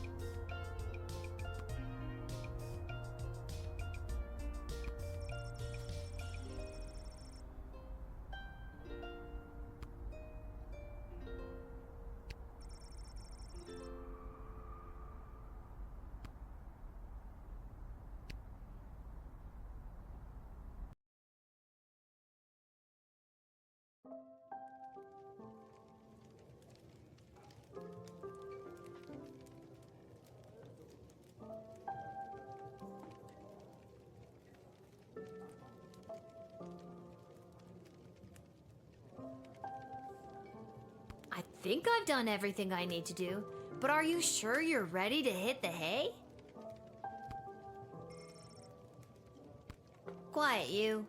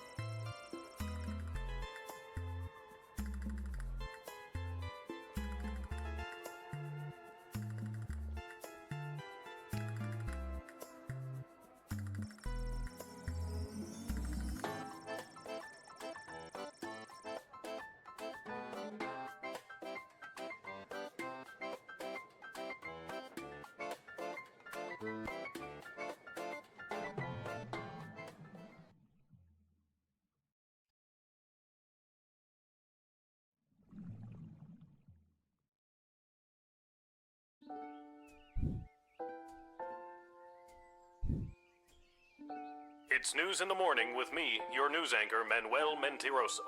Breaking news. The chosen suitors for our beloved and newly available Princess Desdemona will be arriving today in the Sprawl. Be on the lookout for royal carriages, entourages, and attitudes. Breaking news.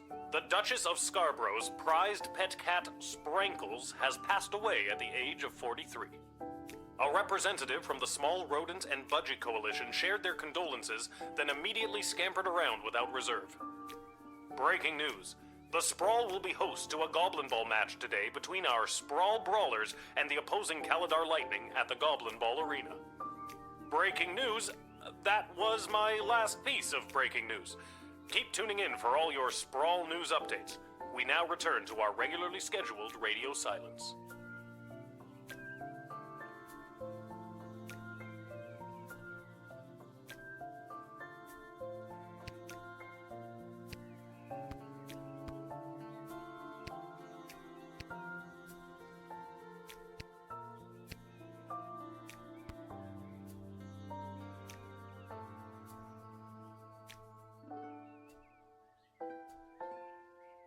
Breaking news? My butt.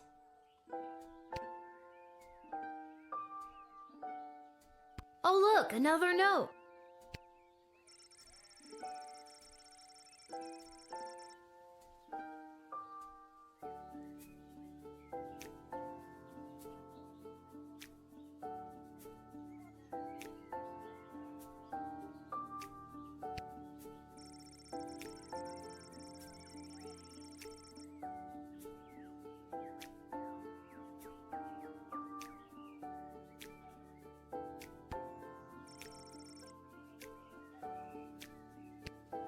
You didn't tell me which team to bet on, but my chances can't be any worse than his usually are.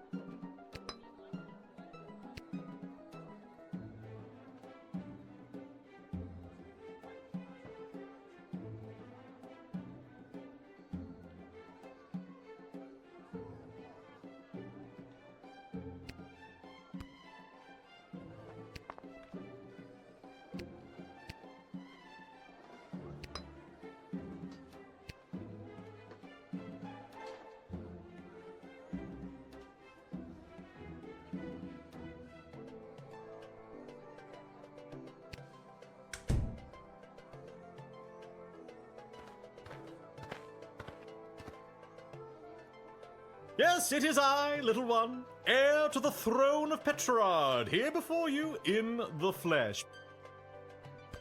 Please, no need to bow or genuflect. No need to avert your eyes, no. For though I am a crowned prince of the realm, I am a humble man, one of the people, no better even than you, tiny gatekeeper.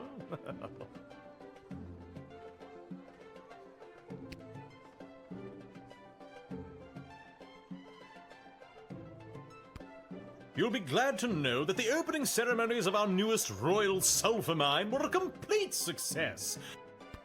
Only 4 deaths, which is far fewer than the last. No matter, we look forward in Petrarch. No sense crying over spilt... well, there it is.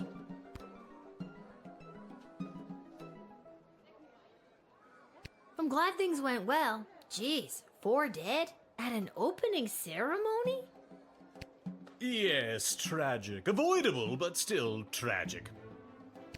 Luckily, it wasn't anyone important. A few unskilled laborers and 1 server. Could have been much, much worse.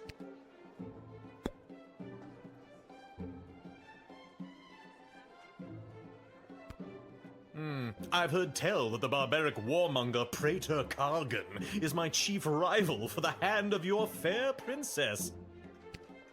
Can't even find decent competition these days. The Marvarg are a loathsome bunch of butchers, killing each other over the tiniest infractions.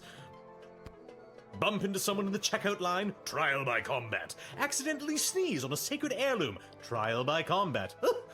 Worst vacation of my life.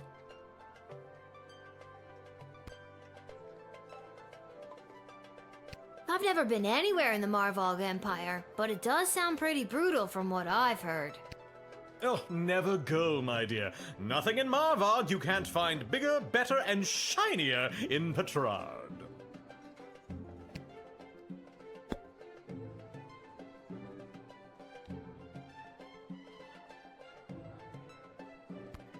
Oh, for goodness sake, let's get on with it already! Do I really need to announce myself all over again? What the devil does one send an envoy for? Who do you think you are, peasant, to hold up the likes of me?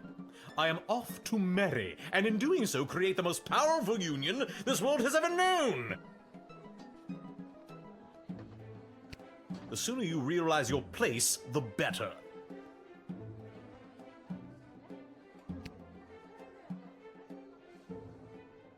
I'm sorry, this is my dad's post. I'm just here filling in. I'm trying my...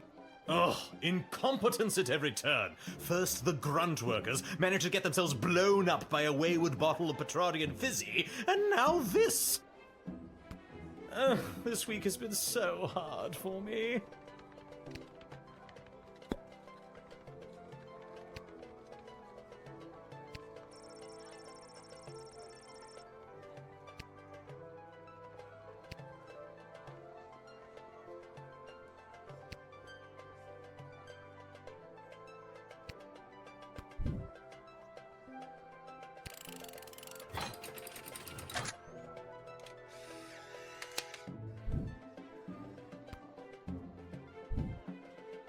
And with that, it is off to face the princess and destiny. Before I go, can you spot me a $5? I'm afraid I left my wallet in my other pants.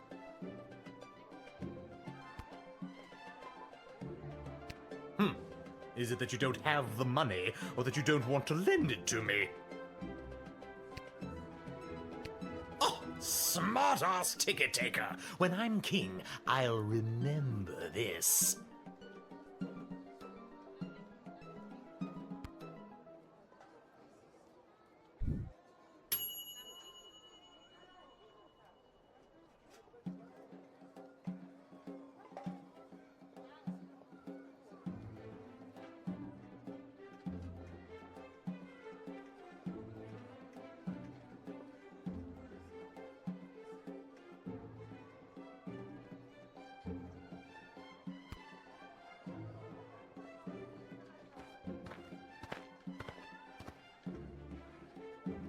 Good day.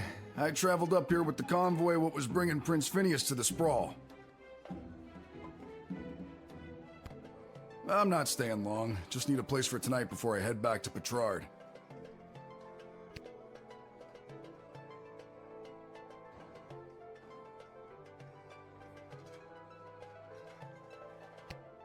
I was hired to come along with the convoy in case anything broke down on the way, in case repairs were needed on any of the equipment or transport.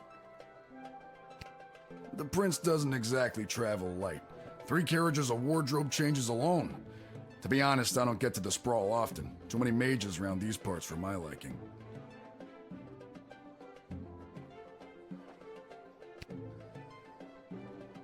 I'm sure they were glad to have you as a personal insurance policy. I don't know if I'd go that far. If they didn't absolutely need to hire someone to make sure the prince was here bright and early, they surely would not have. Wouldn't spend a penny on their dying aunt, the Pomp family.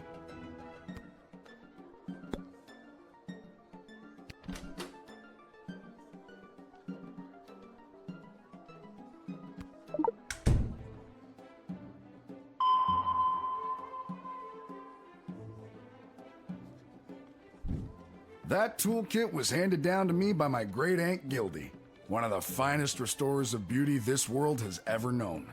A kit like this in the right hands, and there's nothing you can't do.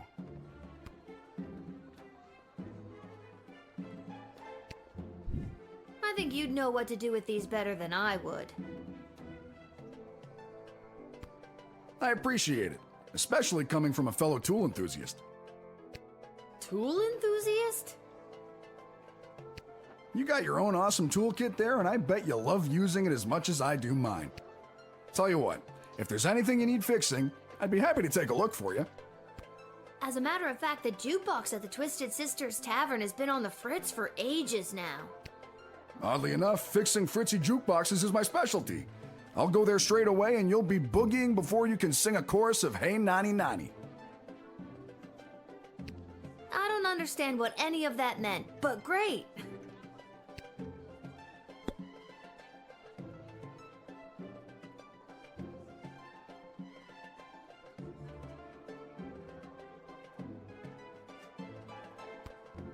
If I could have afforded to stay home, I would have. But they made me an offer I couldn't refuse, so to speak. Was it a threat? A horse's head in your bed? Nope, just a big heaping pile of money. The king and queen are desperate for the prince to secure the hand of Princess Desdemona. The future prosperity of Petrard depends on it. To be frank, the whole kingdom is flat broke. This is their only chance, to marry rich. I guess that explains the big deal everyone's making out of this whole let's marry the princess off thing. Shouldn't she have some kind of say in the matter? Now that is something seriously worth considering.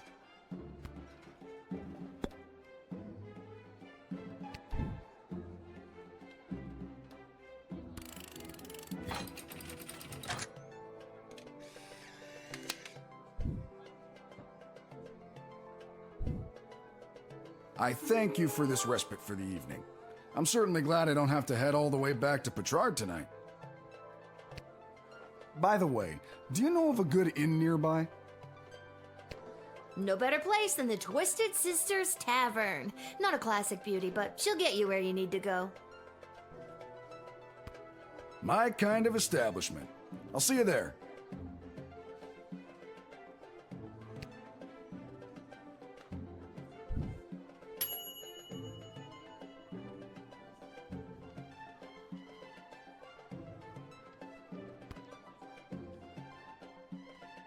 Sprankles!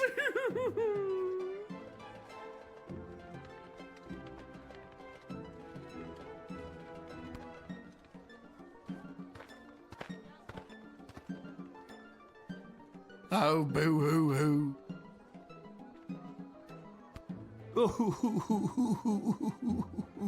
Oh, Sprankles. Weep, weep, weep.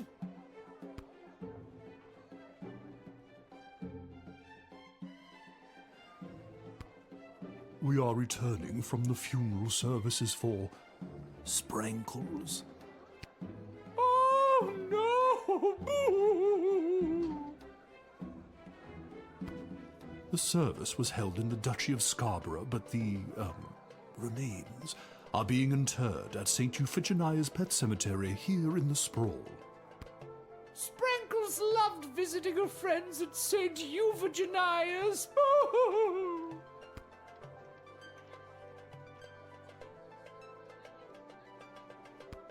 I'm so sorry for your loss. We do not have a pet cemetery suitable for such an entry in the Duchy of Scarborough. What exactly is a duchy? It is a parcel of land under the purview of a duke or duchess. Scarborough is the duchy controlled by Her Grace, the Duchess of Scarborough. Present? And it is a far nicer duchy than some, for instance, the Duchy of Caladar. Caladar! What a dump!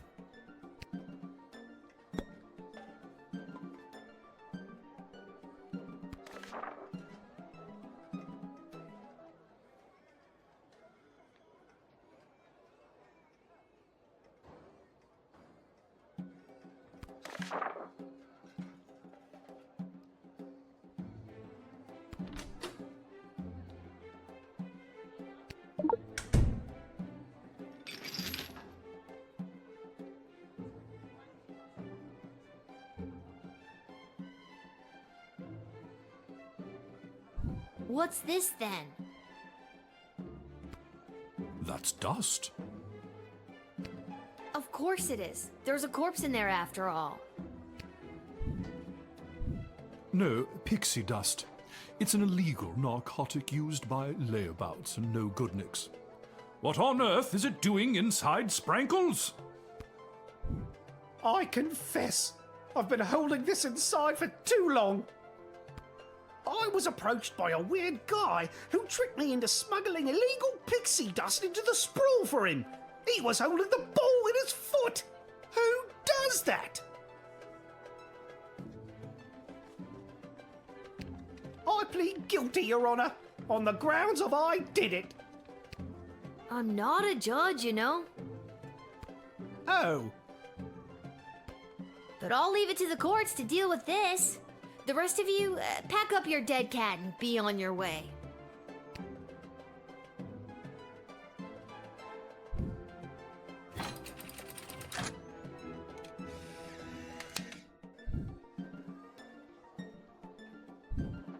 All right, have fun burying your cat. We shall. Sprankles will be so happy at St. Euphogenia's. I just know it. Thank you, my dear. Sprankles thanks you. Oh, good. And that's how you X-ray your way to success.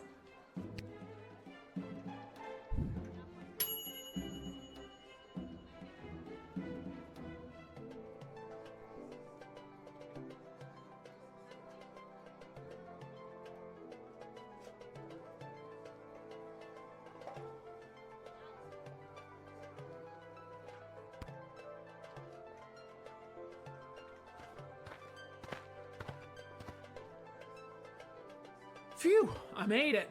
Listen, I gotta get in there. The whole team came through a while ago and the game is about to start. We all good? And you are... You're kidding, right? Come on, I'm Saruna Goodfoot, the Star Troll Goblin Ball player for the Kaladar Lightning. I don't have time for games right now. I gotta get to the stadium and win us the game.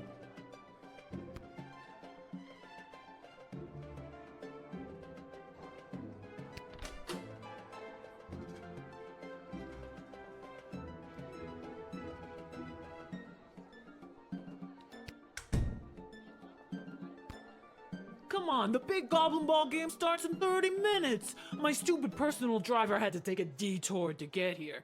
What more do you want me to say?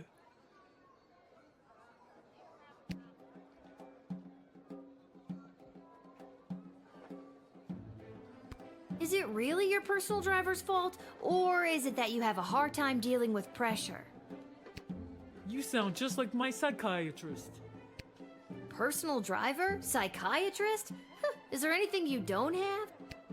I don't have time to talk to you all day.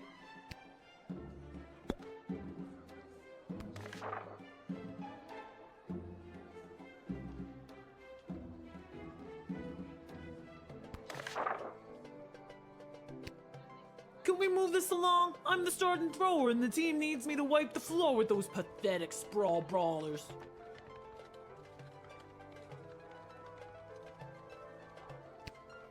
They're such a horrible team. I bet we could win even without my lucky second sweatband. What lucky second sweatband? This lucky second sweatband.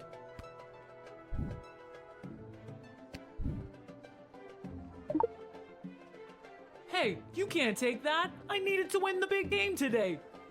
I have to take it. It's evidence. Evidence? What are you talking about? Evidence that you don't need some lousy sweatband to win a game. You just need to believe in yourself. Huh. I never thought about it like that before.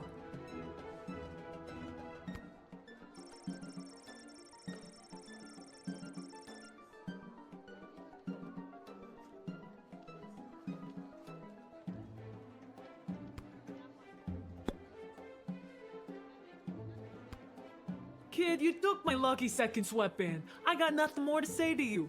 What's it gonna be?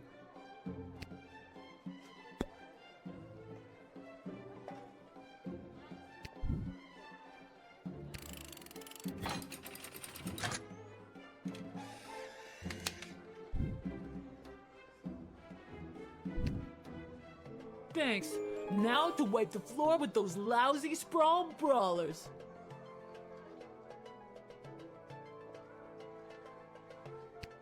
When you hear the crowd cheer my name, you'll know it's for me. Well, duh.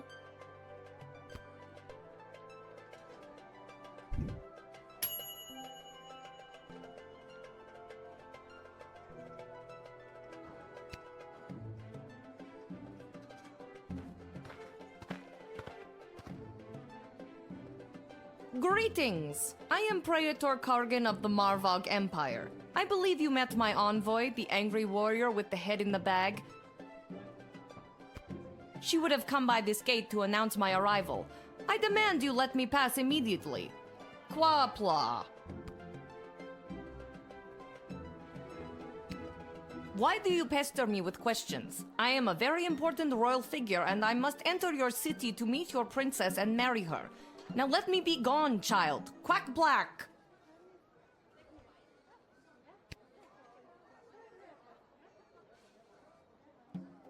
A 1,000 apologies. I imagine you don't like to be kept waiting. I understand these are only routine procedures.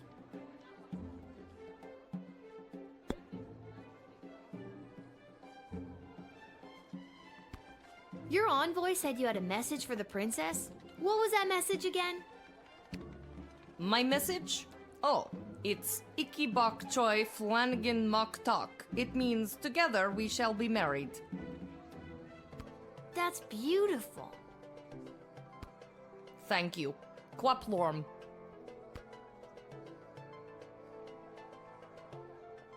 Can you speak some more of your native tongue for me?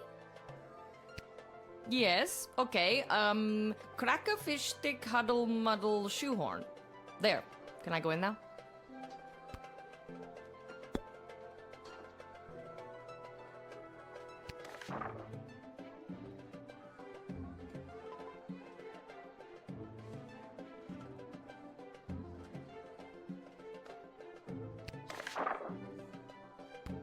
Something about you isn't adding up here. I remember I have your picture. Maybe if I go and get it, I can... My picture? There is no need for that. I promise you I am the real Praetor Kargan, straight from Marvog, fresh out of the ballet. If you don't let me in, I'll be forced to send my scary envoy with all the knives after you. She and I got along great. Oh, okay then. If you don't let me in, you'll never see her again. Her or her head in a bag. Crab cakes! No, please. I'll do whatever you say. Just don't take away the opportunity for me to interact with that terrifying woman. Aha! Now you'll listen. Let me through and I promise she'll come to your next birthday party. Do you promise?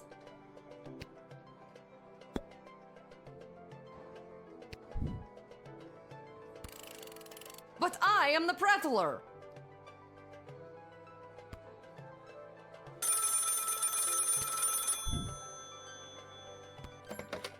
What on earth are you doing? Since when are you exercising independent thought? I don't care what your opinion of them is. If they're the real Praetor Kargan, then let them through at once. Is that clear?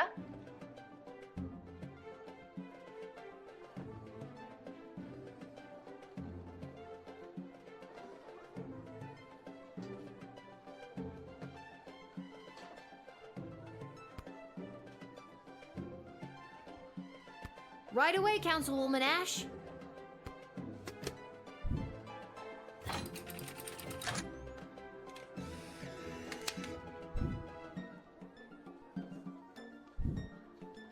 You're free to enter the sprawl, your praetorship. Good luck wooing the princess. Thank you, child. But first I think I'll find your best hotel to stay in. To refresh and rejuvenate myself. Yes, I think that will be just the ticket. Quackplort.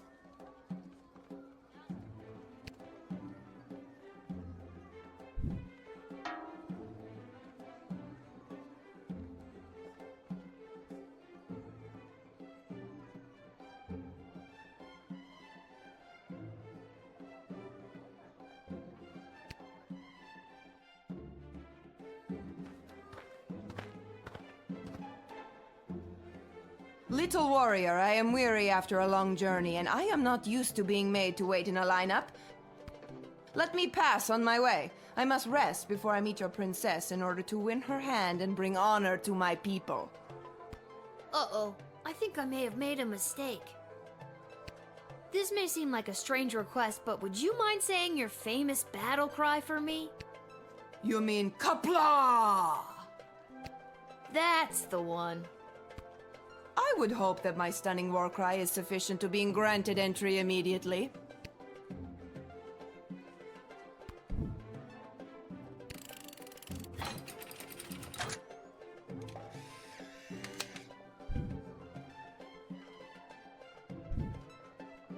And thus I truly begin my quest to marry Princess Desdemona and bring a generation of prosperity to the Marvog Empire. You, little warrior, will have a footnote in history for this encounter. For victory, for Marvog, Kapla!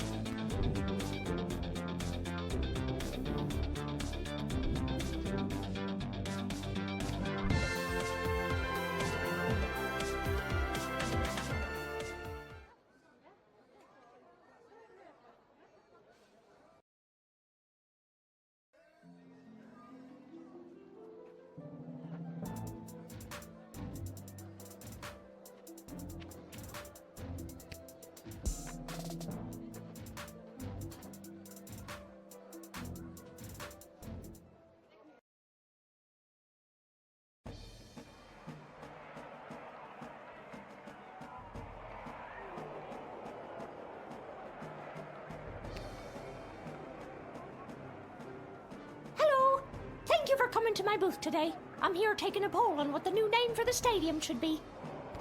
What's wrong with the Goblin Ball Stadium?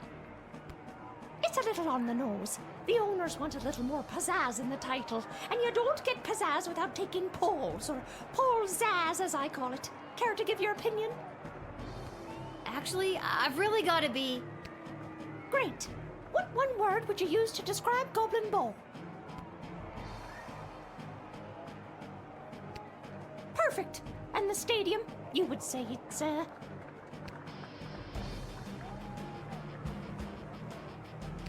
Excellent. And finally, you come to the stadium mostly for...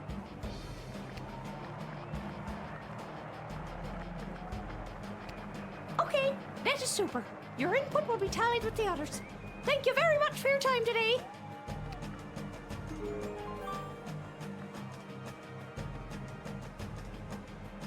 This hat, it is not as fantastic as my previous hat. My journey, it continues.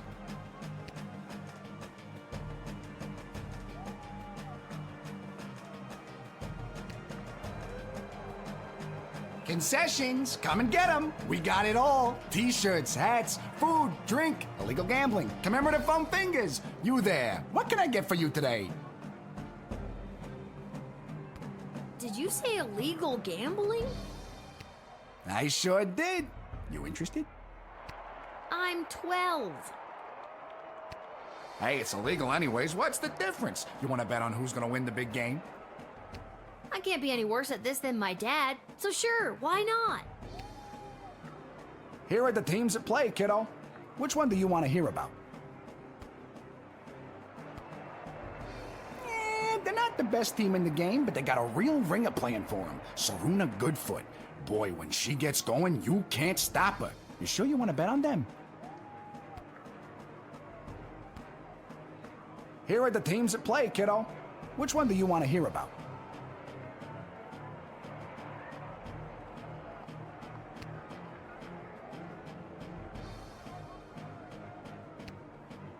The home team hasn't been doing too well at home lately. A lot of people are still angry at him after that game with the foul and the points got reinstated. They're more of an away team, but they're a shoo-in to win today. If the other team didn't have that ringer Saruna Goodfoot playing for them. You sure you want to bet on them? How much you looking to gamble?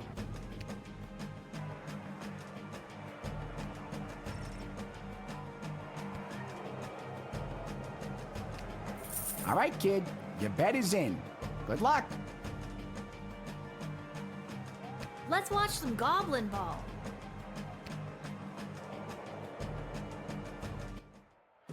After one of the most chaotic third quarters I've ever seen, complete with the rare capture of the golden mongoose, this is still anybody's game. But look, Kaladar star player Saruna Goodfoot has taken possession of the wagon wheel. My producer is just telling me she isn't wearing her signature lucky second sweatband. Well, that's weird. She's running, and she hurls the wagon wheel, and it misses the flaming gates by a long shot. What an upset. That's the game, folks. A stunning victory for the hometown heroes. What a great day of Goblin Ball.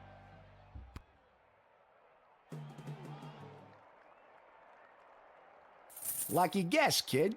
Come back next time for all your illegal gambling needs. Just ask for Fredo.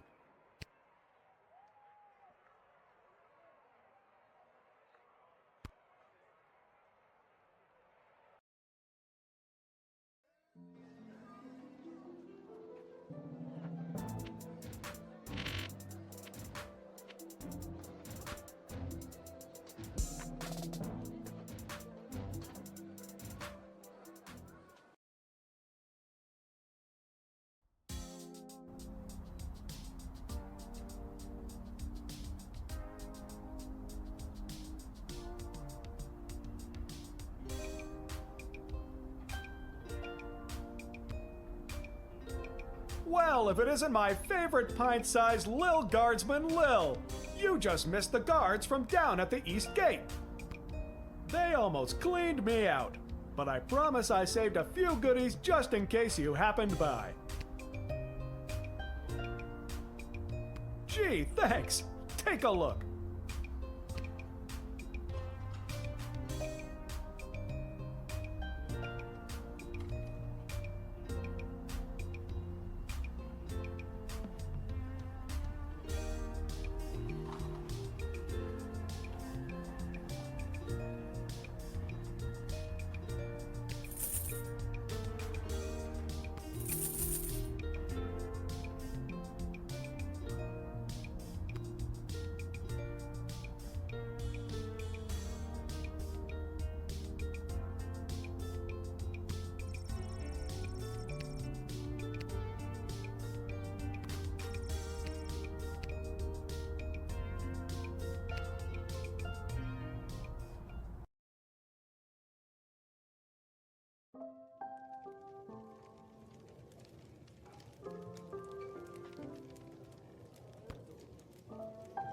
Can you believe this establishment refuses to allow me to stay here for free? It's almost as if they don't know who I'm pretending to be. If I was the real Praetor Kargan, I'd have a thing or two to say about this.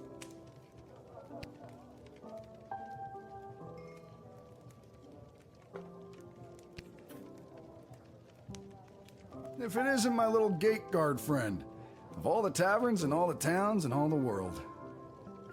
Yeah. Hello again, Mr. Dwarf. This jukebox doesn't work. Yeah, it's been broken for ages. Looks like the cables have been chewed right through. Must have been the rats. Yuck. Rats? She ain't a classic beauty. You can say that again. Anyway, I can fix that for you. That would be wonderful. For a price. Crap. Okay, how much are we talking about here? 15 gold should do it. Oh well, no sweat. We've been just fine without any music or joy in our lives for years now. Just fine. Suit yourself.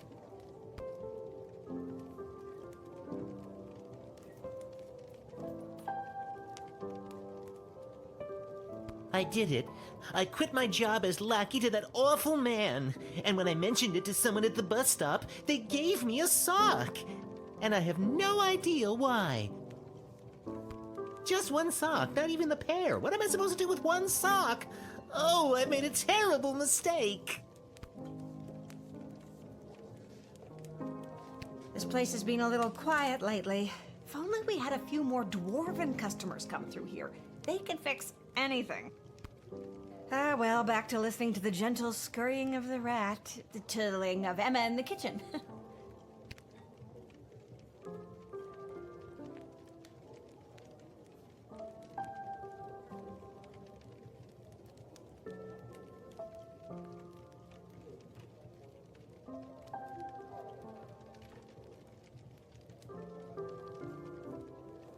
I don't really have anywhere to be.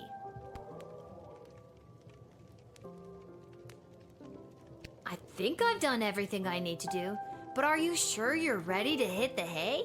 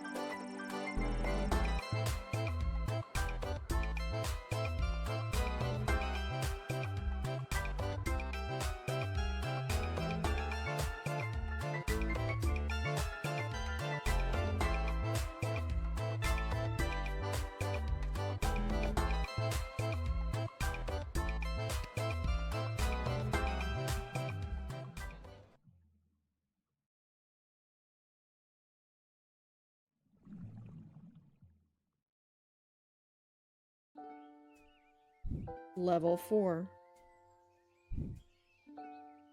For all your hard-hitting, high-octane extreme sports highlights and recaps, you're listening to the #1 sports station in the sprawl. Now here's Gabbin' 'Bout Goblin Ball with your hosts, Rhonda and Peg. Oh, Rhonda, what about the outcome of last night's game, the Brawlers and the Lightning? Oh, Peg, you don't want to get me started on that. But I do. First, the big news. They finally decided on the new name for the Goblin Ball Stadium. After months of in-person and in-creature polling, the most popular name as voted by the Sprawl appears to be the I don't know whatever for overpriced food. I like it.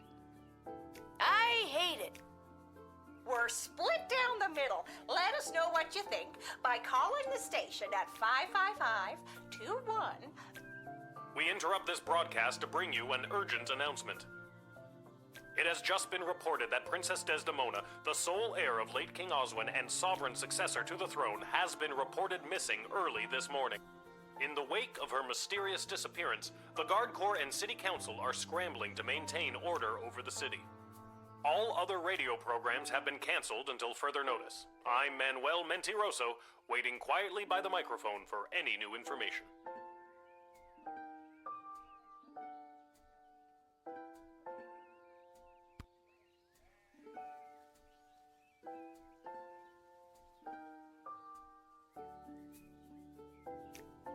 That Rhonda and Peg sure do know their goblin ball. And I hope the princess is alright. Alright. Yeah, we're just going to... Whoa, someone's in a rush. Where are you headed to, my little rocket? Sorry, sir, can't talk. Gotta go down to the guard shed to work for my... Wait a minute. Dad? What are you doing here? I thought you'd be running errands for Stryker or Malcolm or whoever. Do you have the day off? I wish. Since Princess Desdemona went missing, Councilwoman Ash is really cracking the whip. She's got me pulling double duty, doing her little odd jobs and tasks. She's acting like she runs the place. She kind of does. What are you doing here? I missed you. I guess I just wanted to come check in. Don't worry, nobody knows that your daughter is covering for you at work. Everybody knows. It's not about that. I mean, that's great and all, but are you holding up okay?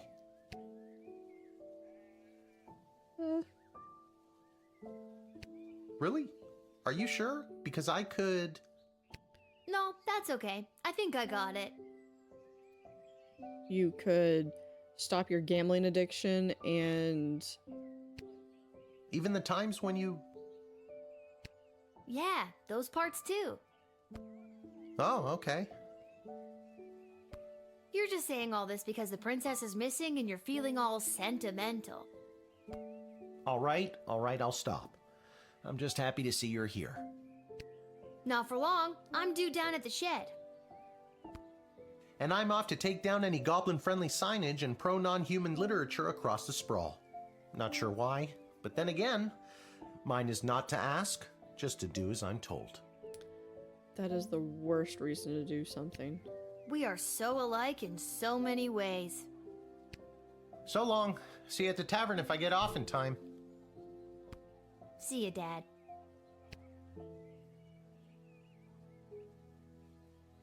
They have such a wholesome relationship.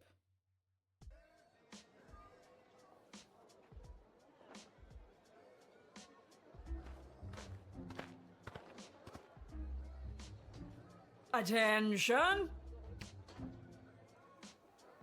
Oh God, is this it? Did I pull a real Randy and mess up so badly you had to come down here yourself and fire me? Soldier, it's nothing like that. You did not pull a Randy. Thank God.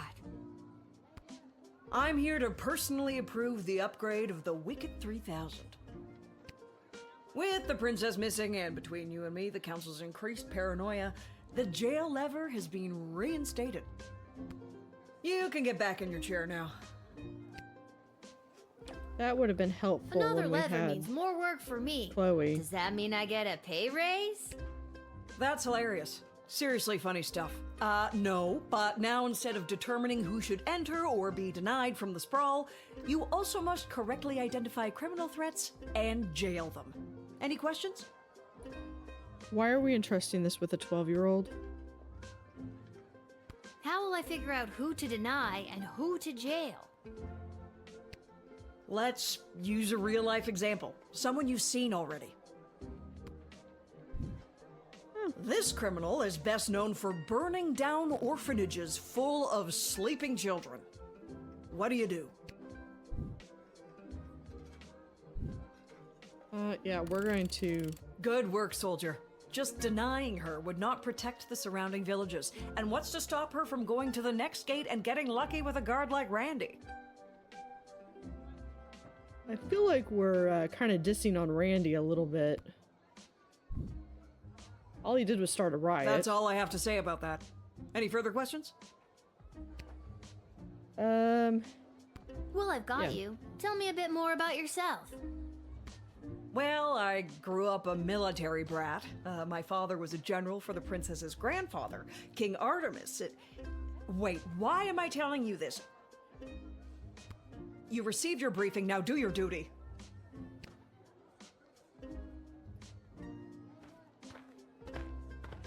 And just when I thought we were bonding.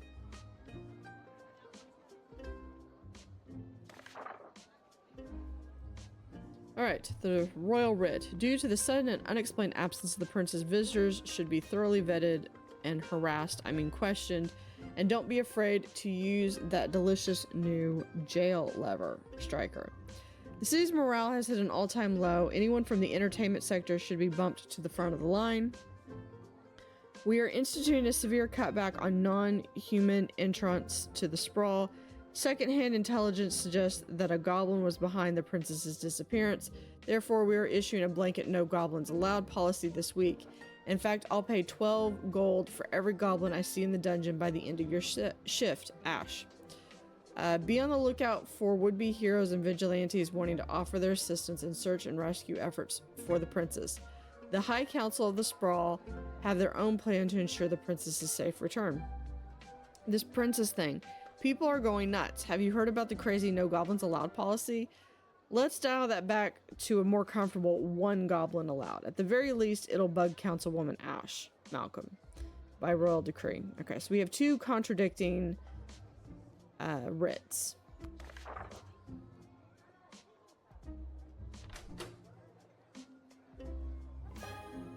Alright, so we are going to be able...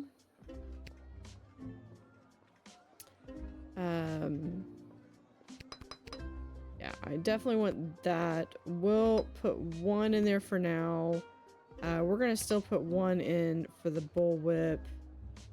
One for the decoder ring. One for the metal detector. One there. And I believe we have enough left over that we can do. So we have one of everything. So we can save the less reliable one until we really need it. Hello there, my name is Buttface.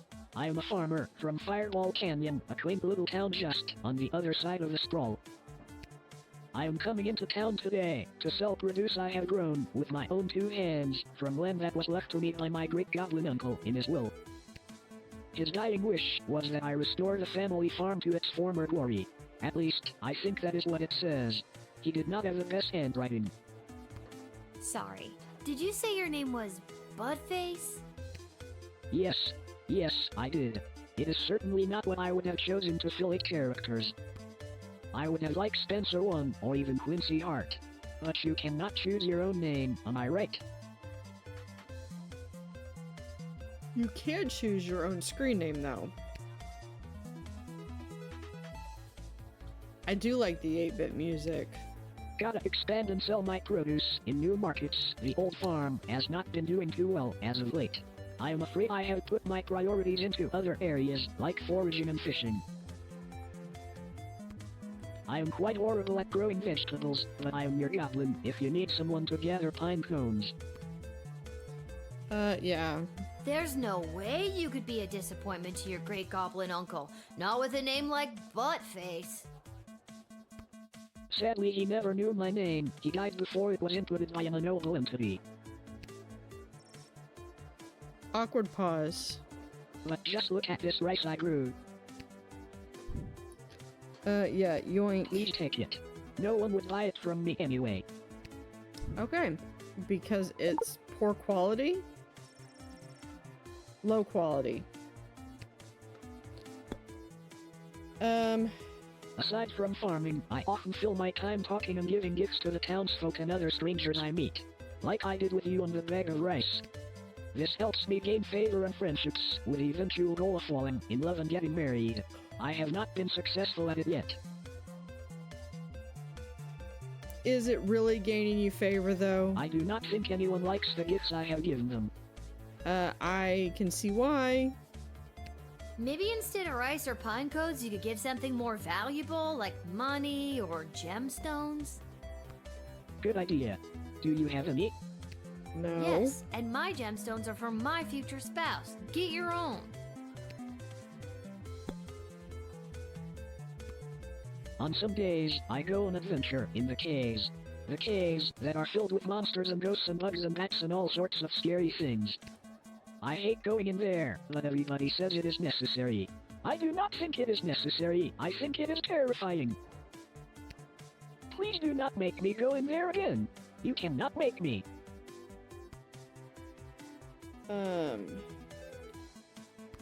Look out! There's a monster behind you right now! That's Where? cruel. Oh, you are only fooling me. No, I'm not! Where? You're such a noob, Buttface.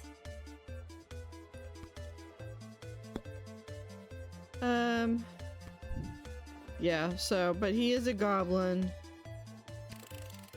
So we're going to send him straight to jail. Listen, I'm under strict rules not to let goblins in today, so I'm gonna have to throw you in jail. Is the jail on the other side of this gate? Yes?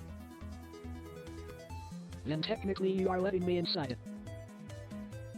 That's semantics. No, I'm technically... Stop poking holes in the logic. Are you seriously throwing me in jail?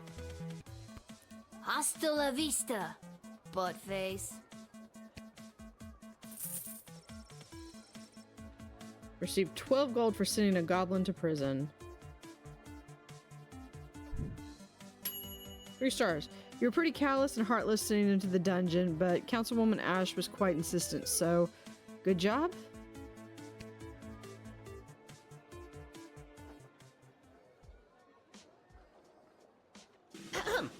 Magic lovers of the sprawl, please put your hands together for the one, the only, the Edward, the great magician!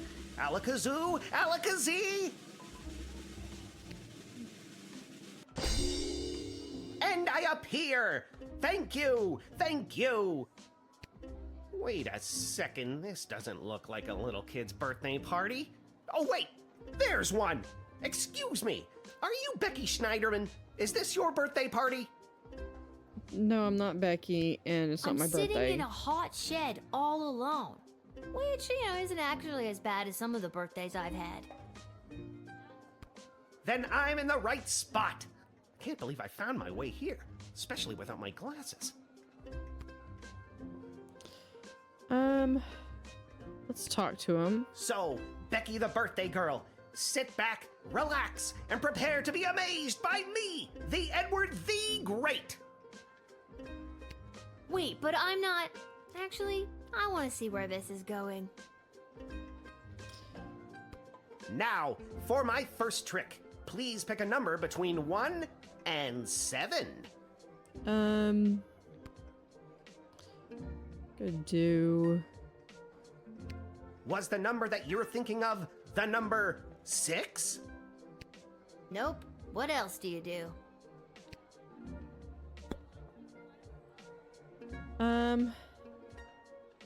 Let's see.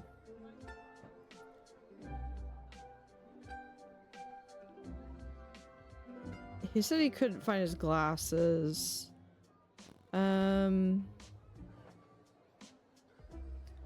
Let's come over here and maybe we can find his glasses. And a number of other things too. So that's where Mr. Fluffy Bunny went. Guess I won't be getting the deposit back after all. Alright, so we have a bunny, a book, his glasses, a deck of cards, and I was gonna think that those were juggling rings, but I think those are locking rings. I'll mention his glasses. There's a pair of glasses in your boot. My boot? My glasses! You helped me find them! Thank you, little girl! Tell you what, on your next birthday, I'll perform for free! Don't worry about it. Okay. Let's... This has been great, Eddie, but I gotta come clean. I'm not Becky Schnauzenholder or whatever. My name is Lil, and this is a guard shed, and you haven't even made it into the city yet. What? Oh, rats. Come on, the Edward, get it together. This is all because I couldn't see where I was trying to get to. Now I'm going to be super late for this kid's party. I trust him. You're not late. You're building suspense. Well, if I build too much of it, I won't get my 40 gold and slice of birthday cake. Okay. But I believe the writ is anyone in the entertainment sector. So let's... I almost denied him. We're just gonna admit.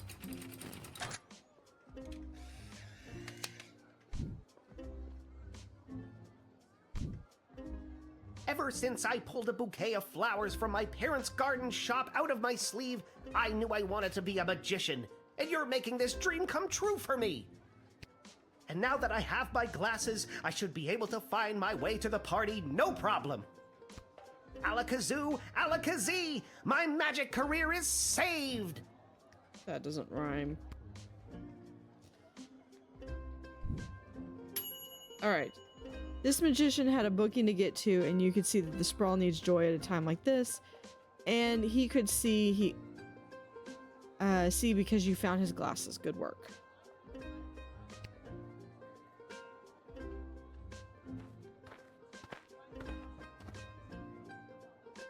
Hello! Hi. Hello! We would like to enter. I would like to enter the sprawl, please. And you are? Magnus the Magnificent, renowned member of the Mages Guild. Surely you have heard of me. Should that be mages? We're gonna interrogate. What business do you have in town today, Magnus? At the Great Library, there is an incantation in Sir... Bartholomew Inglebrook. Bartholomew Inglebrook's third treatise on the... Lunar implications. Lunar implications for plant magic that becomes legible but twice a year. I must see it with my own eyes. Seems like an oddly specific feature of a book. I have doubts. What the hell was that? What was what? You really struggled to get that out. I'm not convinced you know what you're talking about. Well, you don't sound like you know what you're talking about either.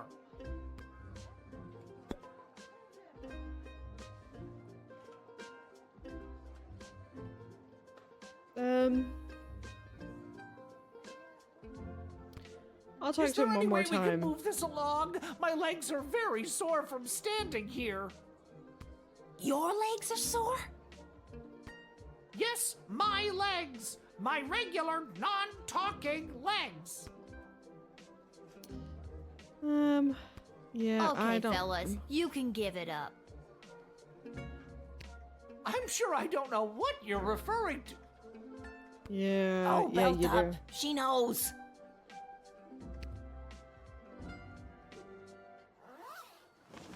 Belt up. You got us. We're goblins through and through. We're meeting up with a couple other gobbos to talk about what's going on in this city for folks like us. What does that mean? The princess goes missing, and all of a sudden there's a no goblin order in the sprawl? What's that about? Maybe a goblin kidnapped the princess? I'd like to see the proof of that.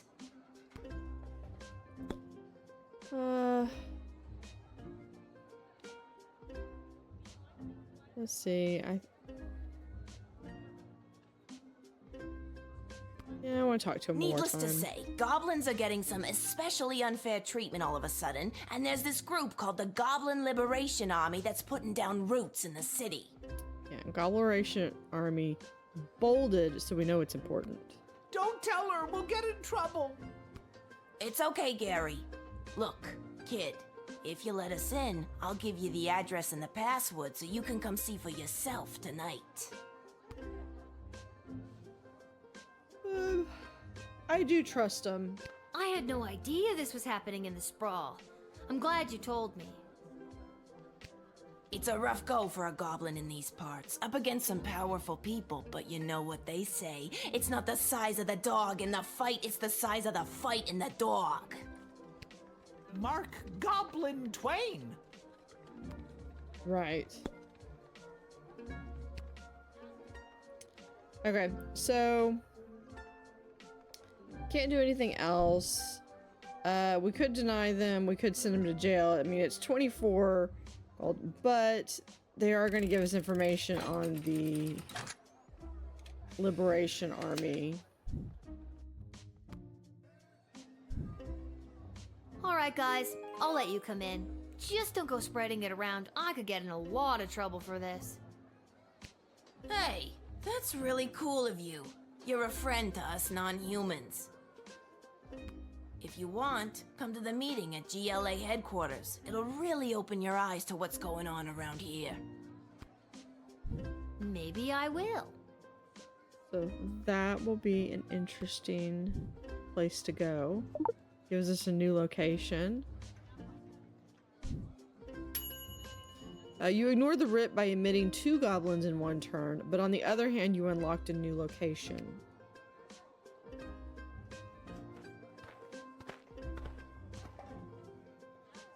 Salutations to you, little sister of this big, beautiful world. My journeys across this land have brought me here to your doors. What does sweet fortune have in store for me today? That I do not know, but it's a hell of a ride, let me tell you. Alright, let's... Where have you journeyed here from? You really want to know?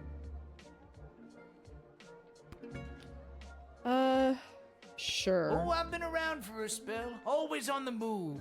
From the mountains north of Petrard, the great desert in the south of Marvog, along the crystal shores of Lake Inez, past the dread Castle Caladar and the quaint farmlands of Fireball Canyon. I've wandered through all of these many, many times, but for my money, there's no place like the Sprawl. People everywhere you look leading their busy lives. Every once in a while, stop to take in how beautiful it all is. You can't buy that, little sister. No, you certainly can't. You seem like a very easygoing dude. Well, my little dudette, life's been pretty good to me. Not as if someone peed on my rug. Is that a common expression? It is where I come from. Yeah, I don't know where you come from. Word on the then. street is Princess Desdemona has disappeared. Some say kidnapped, some say run away.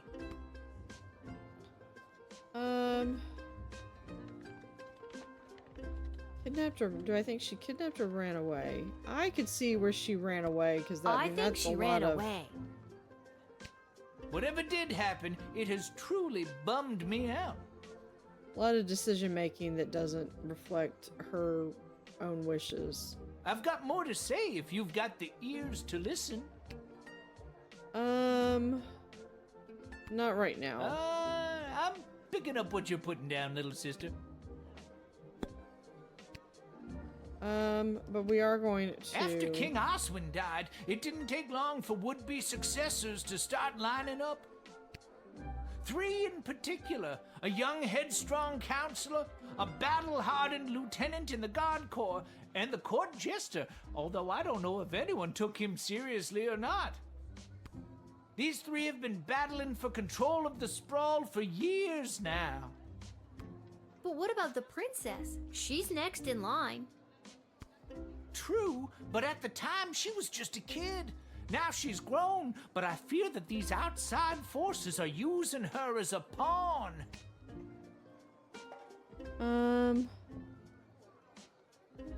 Let's keep this moving. I see moving. the tempo with the big city is in your blood, kid.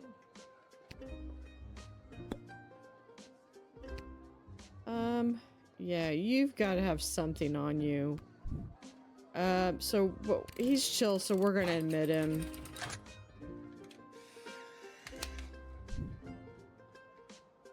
And we might have to redo I'm a leaf this in the one. wind, little sister, and you are a gentle breeze guiding me along my way. And there it is. I've reached my limit with you. Yeah, let's wash this whole conversation. Right you are. Hasta la vista, baby. Yeah, so based on his reaction, he seems fine with your decision. We're gonna rewind that just to him.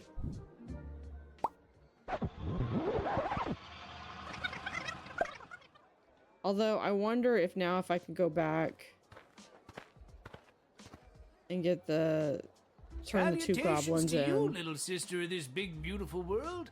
My journeys across this land have brought me here to your doors. What a sweet fortune have in store for me today? That I do not know, but it's a hell of a ride, let me tell you.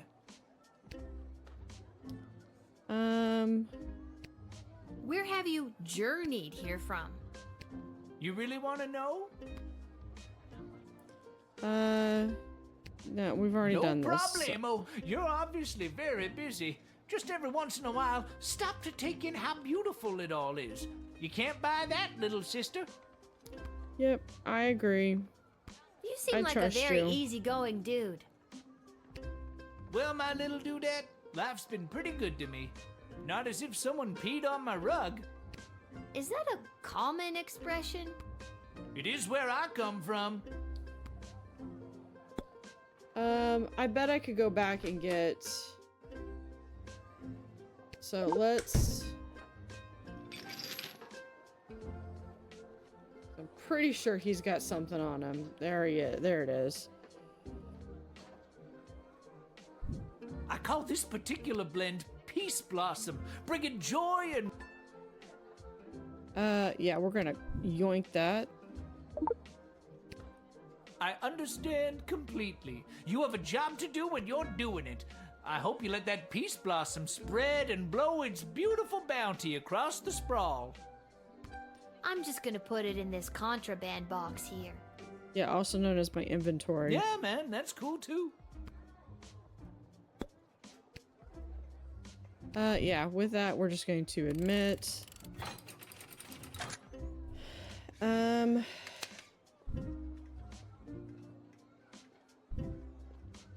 I'm a leaf in the wind, little sister, and you...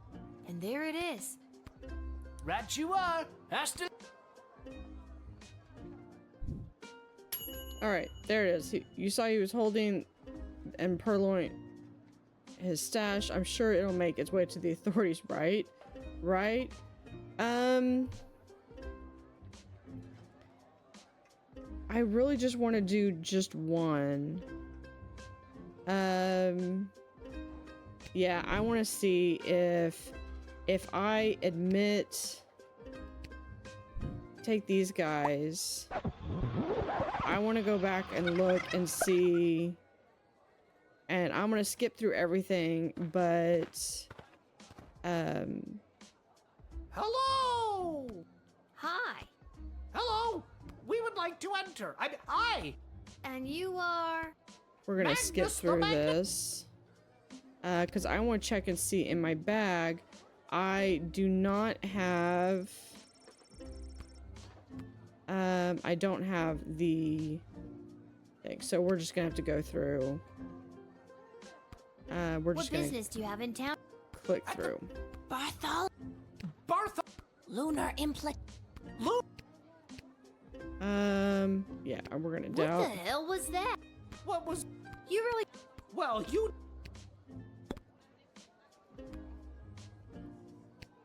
Is there any way we could move this? Your legs are sore? Yes, Doubt. Okay, fellas. I'm sure... Oh, Belta.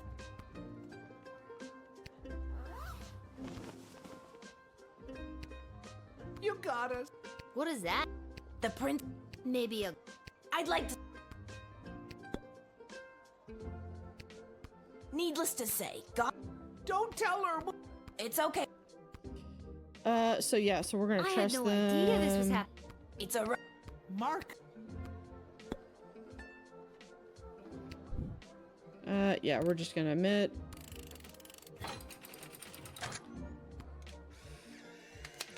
It's 2 goblins, but yeah. Alright, guys. I'll let you... Hey, if you want... Maybe I will.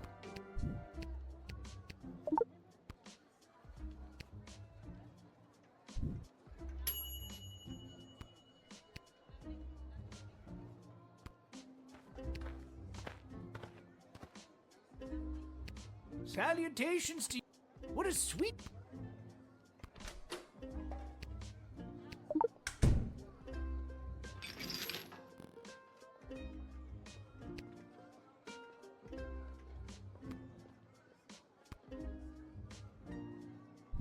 I call this particular blend Peace Blossom, bringing joy and mirth wherever she goes. Medicinal, of course. Yoink. I understand. I'm just gonna put... Yeah, man. That...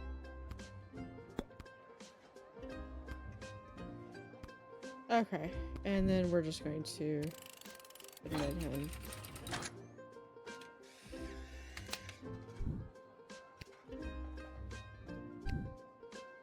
I'm a leaf in the wind that'll... And there it is. Right you are. Assuming I get my 4 stars, yeah. Alright.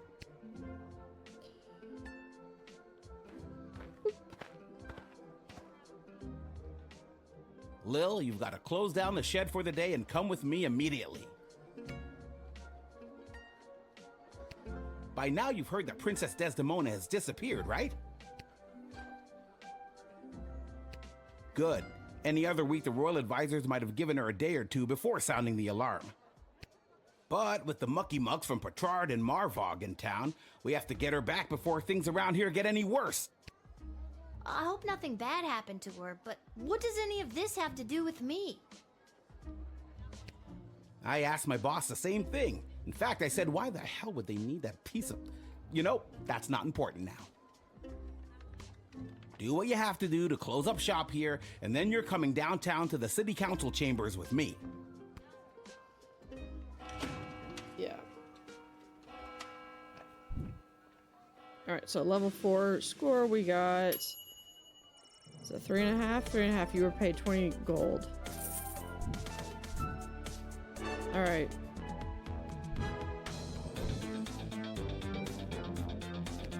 Could have gotten 24 out of that, but...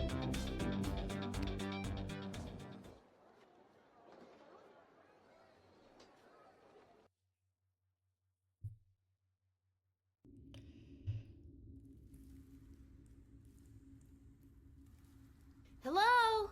Is anyone there? Can somebody tell me why I've been summoned? Lilith, guardian of the southern gate, step forward into the light. I'm seeing the light. Oh, that light.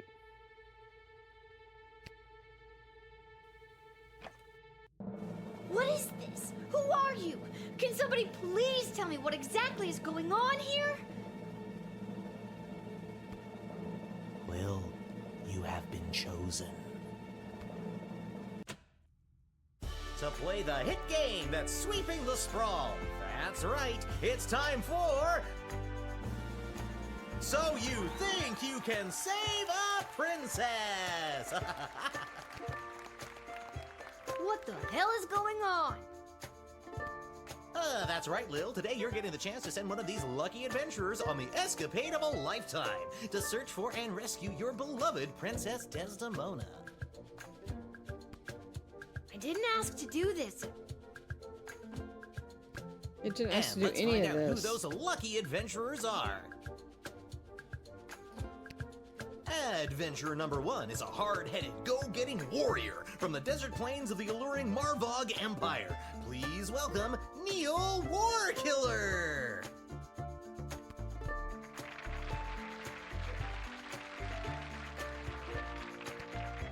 Adventurer number 2 is a nomad by nature, mage by profession, who likes the rain and getting caught in a pina colada. It's Articulous Flamehands!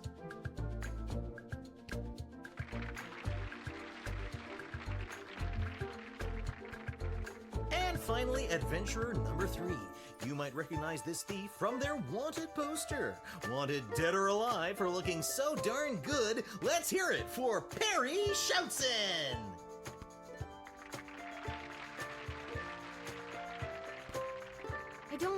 I still don't fully understand what's happening.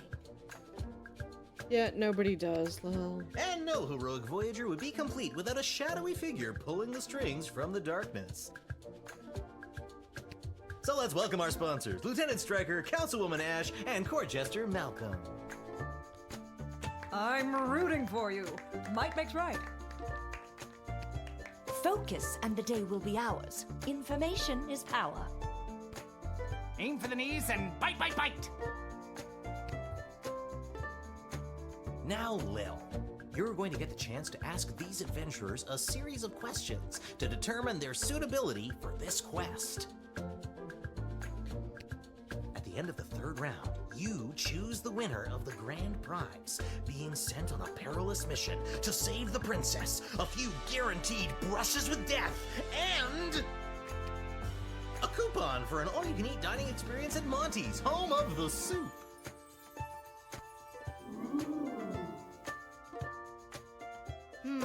Dad does love Monty's. Let's do this.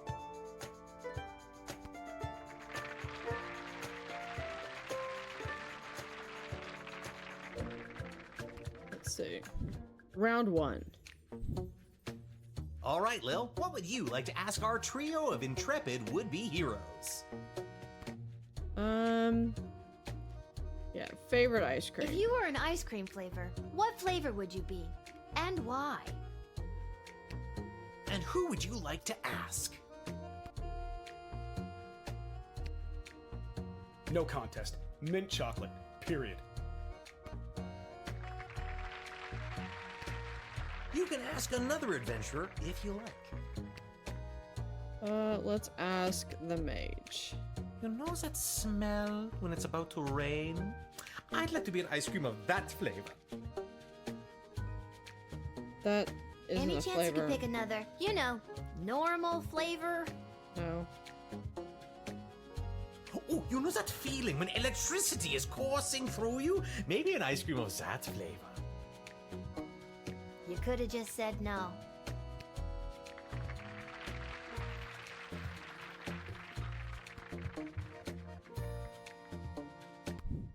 Round 2. And your second question is? Let's say you save the princess and she falls in love with you. What's your ideal first date? And who's that one for?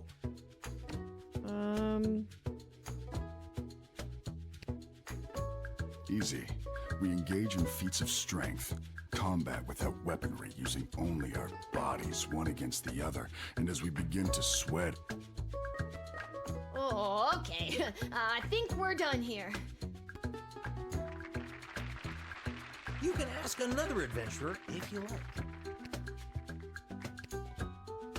A day filled with wonders.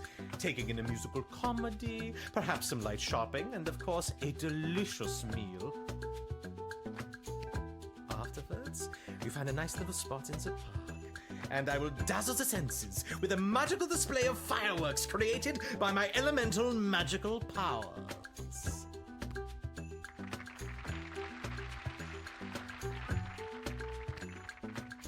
What's a guy gotta do to get picked for a question around here? I got some exciting answers. Let's stick to the format, folks. There's a rich tradition we're preserving here. Please, wait your turn. A warrior does not wait his or her turn. He or she acts.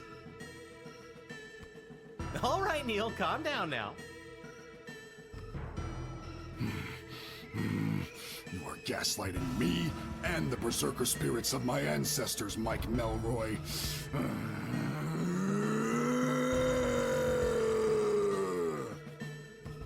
Uh-oh, looks like the warrior has entered the heightened state of berserker mode.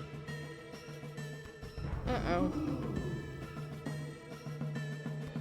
Lil, which contestant do you think will be able to get us out of this dilly of a pickle? Let's go with... Neil, keep it together for just a few more seconds. Neil, what's your favorite animal? Do a sparrow. Neil, look at this little fella.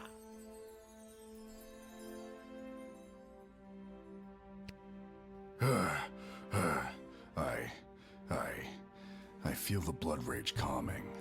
I can't murder everyone present in front of something so small and perfect. I am calm. Whew. I'm glad you didn't pick anything larger than a bread box. I'm not licensed for that. Due to that unscheduled outburst, we are a little tight for time. Lil, do we squeeze in one more round, or are you feeling ready to choose?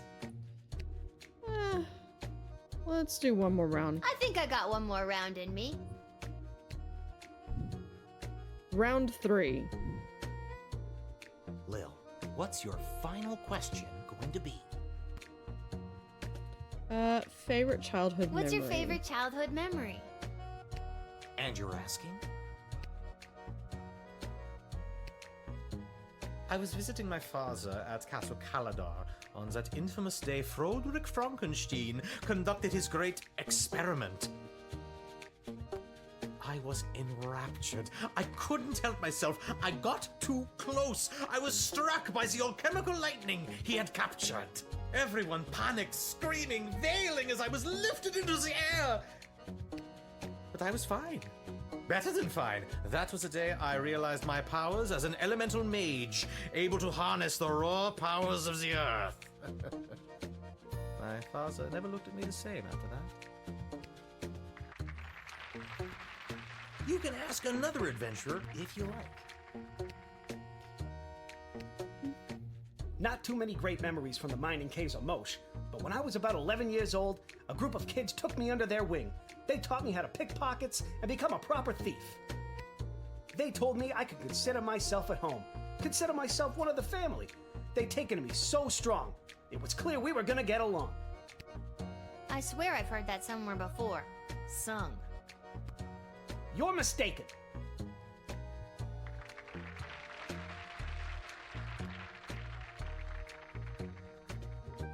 All right.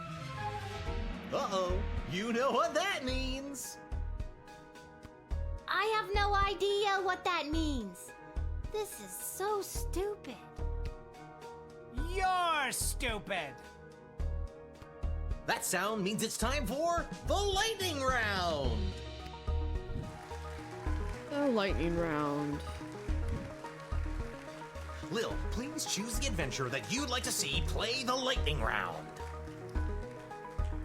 Let's do... Since he seems to be adept at lightning, and this is a lightning round, we're gonna go with the mage. All right, Articulus, are you ready for the lightning round? I am.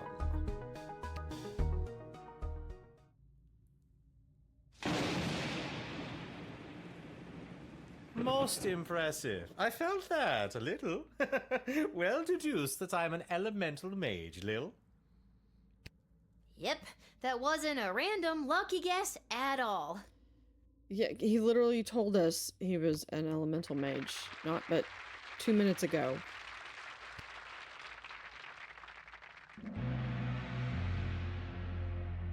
Uh-oh, you know what that sound means. Oh God, not again. That sound means we are out of time. All right, Lil, now's your moment of truth. Who do you want to choose to rescue Princess Desdemona? Alright, so we've got... Don't overthink this. My hero is by far the strongest and the most experienced in battle. A natural choice to save our dear princess. But we're not running a battle. We're running, effectively, a stealth mission to go in and rescue her. My adventurer stood up to lightning. Can the others do that? I'd like to see them try. Choose wisely.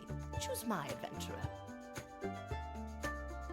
Unless you're going into a thunderstorm, lightning is not really practical. The thieving Or arts lightning might not be as resistance isn't sexy as a really- halberd or a fistful of magic missiles, but we have no idea what's befallen the princess. And my guy, he's your guy. I have to say it'd probably be best to have a stealth mission, so we're gonna go with, the rogue. Yes. Ladies and gentlemen, humans and otherwise, the winner of So You Think You Can Save a Princess and proud owner of an all-you-can-eat dining experience at Monty's, home of the soup, is... Perry Schoutsen, the Thief. Hey, everything's coming up Millhouse. Alright. And that's all for us here today. Please help control the pet population. Have your gargoyle spayed or neutered. So long, everybody.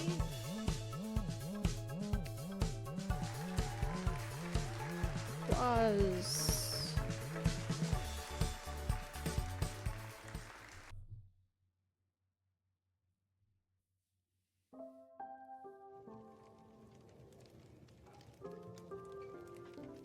And then I had to choose who the heck was gonna rescue Princess Desdemona.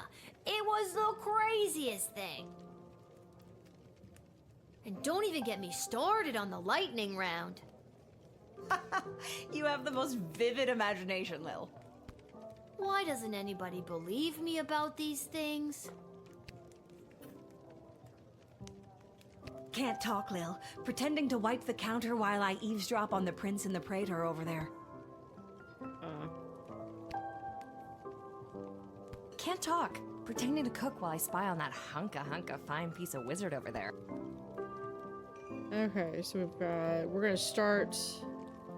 This hat. Mr. Fantastico. It is not as fantastic as my previous hat. My journey, it continues. You will find it. You will find your hat.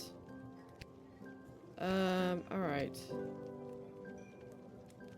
Salutations to you, little sister of this big, beautiful world. My journeys across this land have brought me here. I know, we met. At the gate? Whoa, I completely don't forgot. remember. Gotta go easy on the Peace Blossom. Anywho, what did you want to talk about? Let's talk about King What do you know Oswin. about King Oswin? After King Oswin died, it didn't take long for would-be successors to start lining up. 3 in particular, a young headstrong counselor, a battle-hardened lieutenant in the Guard Corps, and the court jester. Although I don't know if anyone took him seriously or not. These 3 have been battling for control of the sprawl for years now. But what about the princess? She's next in line. True, but at the time she was just a kid. Now she's grown, but I fear that these outside forces are using her as a pawn. So many pawns being used. Anything else you want to know about? Yeah, let's talk about... What do you know about Councilwoman Ash? Back when I knew Ash, she was already bitter, jaded, and afraid of anything she didn't understand. A true protectionist, looking to keep everyone in their own little box. If she had her way, nothing would ever change or grow, and eventually we would all look, dress, and think exactly the same way. Anything else you want to know about? Stryker. What do you know about Lieutenant Stryker? Stryker has always lived in a world of black and white. There's good and evil and nothing in between. No gray. If you're good in Stryker's eyes, you get nothing. Left to fend for yourself, but free. But if you're bad, the hammer of the law is swift and brutal. Small offenses come attached to massive mandatory minimum punishments. You've heard of 3 strikes and you're out? As far as Stryker's concerned, it's 2 strikes. The strike you make and the strike she makes. Alright, that kind of cuts it down to really 1 strike. Anything else you want to know about? Let's talk about Malcolm and What his do you know exposition. about Malcolm? I have no idea what Malcolm's end goal is, and honestly, I don't think he knows either. I think if he had his way, there'd be no rules, no laws, no Lil Guardsman at the gate. Just let the whole place run itself. Complete laissez-faire. This dog-eat-dog mentality would work for some, and for others, things could get a whole lot worse. He doesn't care about people, doesn't care if they're good or bad. Our greatest strength is how we work together. Teamwork Under makes the Malcolm, dream work. we would never reach anything near our collective potential. Anything else you want to know about? War. Do you really think war is on the horizon? Mark my words, little sister. The sulfur mines in Petrard have not been this busy in a generation, filling the air with smoke as they produce gunpowder and explosives. And the Marvog are sharpening their knives. How many ballets can there be? With a predator already established, this looks like training to me. Even here in the sprawl, the power vacuum of King Oswin's death has everyone jockeying for position, threatening the internal balance of the entire kingdom. Oh, geopolitics. But then again, what do I know? Just an old wizard wandering from town to town looking for a little bit of joy to put in my pocket. Anything else you want to know about? Nope, I'm good. We're going to...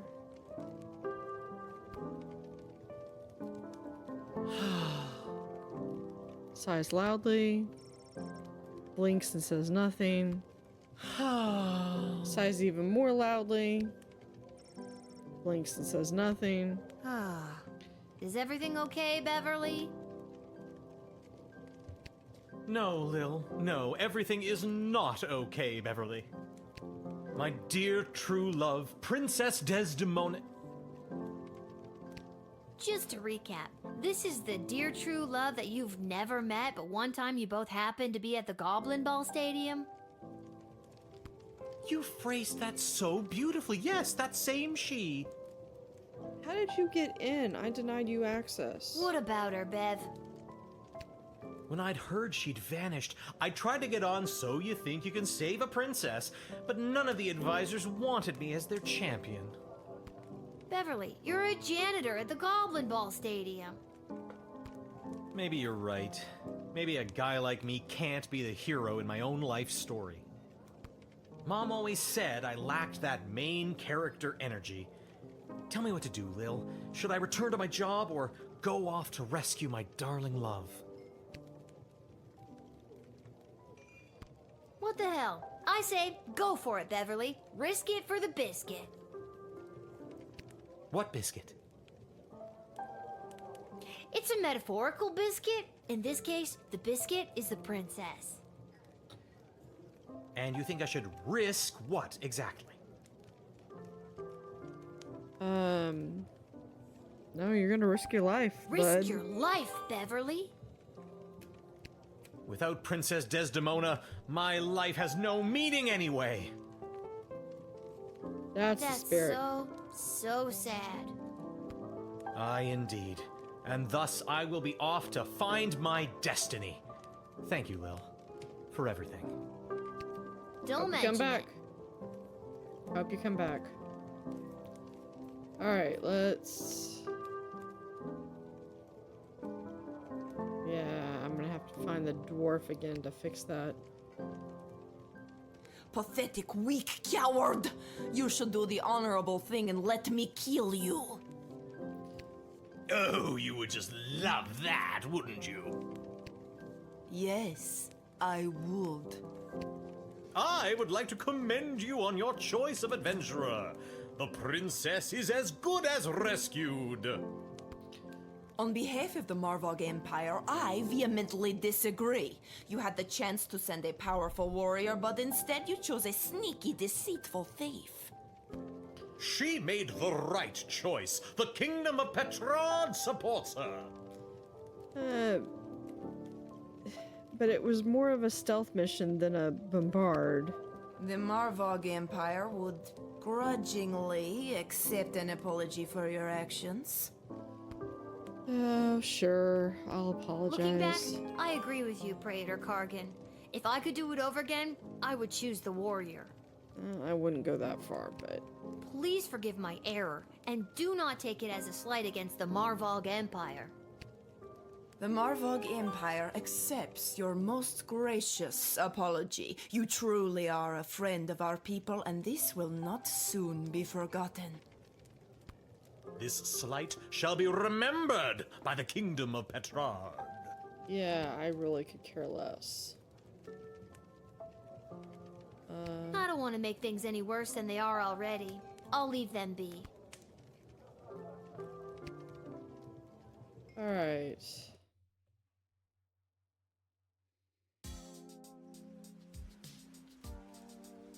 Do I have any money?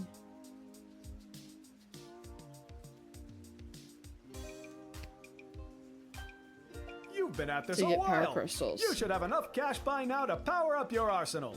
Take a look.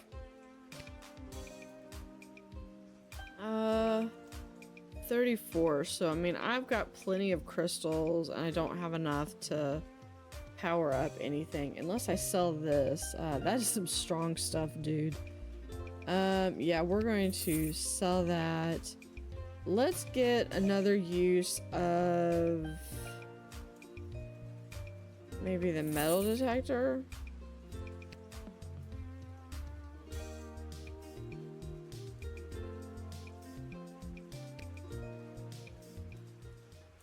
Next time I might get the decoder again, because I've got 3 of the truth.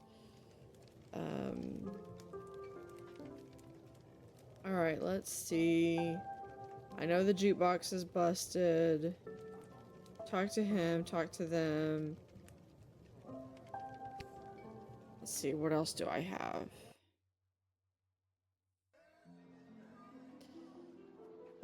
Is there anywhere else I can go? Ah, goblin meeting address. Lil walks down a dark back alley to find a red door. She knocks, hears movement behind the door, and suddenly a slit opens and she sees a pair of glowing yellow eyes peering out at her. Were you followed? What's the password? I'm not sure I was given the password, or I'll do. Get out of here, kid. Go home. Wait a minute. I think I've got it here somewhere. Viva la Gabo Lucion. Come on in. That's kind of a weird password, but okay.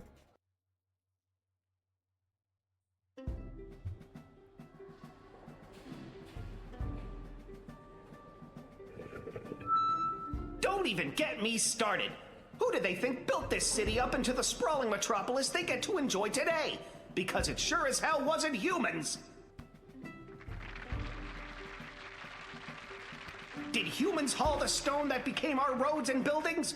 No! Troll labor did that!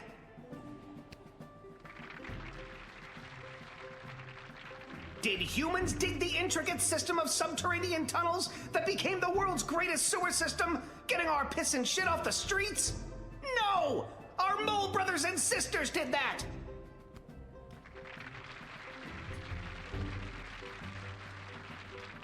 Yeah, gross The but late true. King Oswin was a man full of empty promises. He vowed to end the persecution and oppression of all goblins, dwarves, kobolds, vampires, you name it. But last time I checked, I'm still treated like a second-class citizen.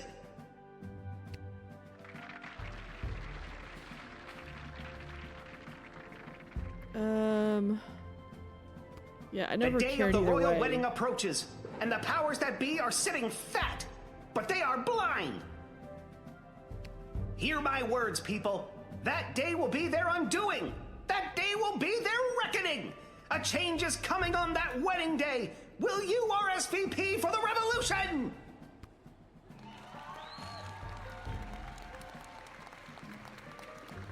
Yeah. Go home, everybody, and keep your eyes and ears open for what happens next. I invite my inner circle to join me downstairs. Light refreshments will not be served, as Carl forgot it was his week to bring orange slices.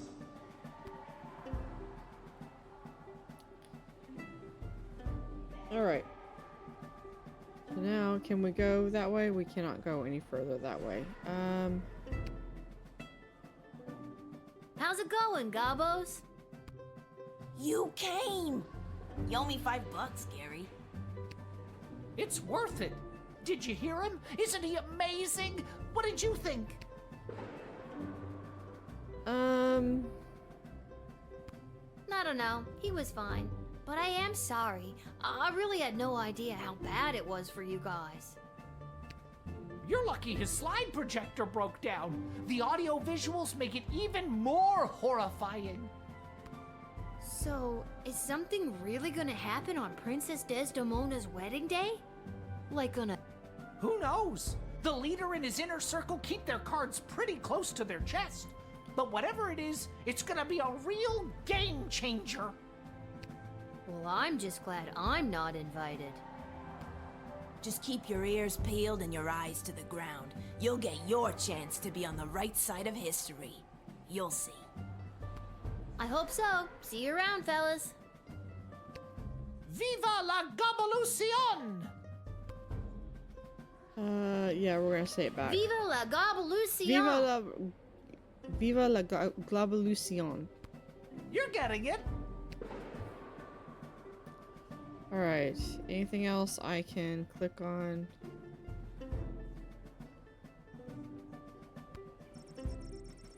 Tangled web of corruption and lies and some coupons, and there's Monty's.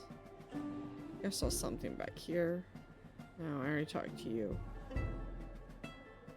No. Okay. Let's leave. With that, I believe that is all I can do for the day. So we're gonna go back to the Twisted Sister.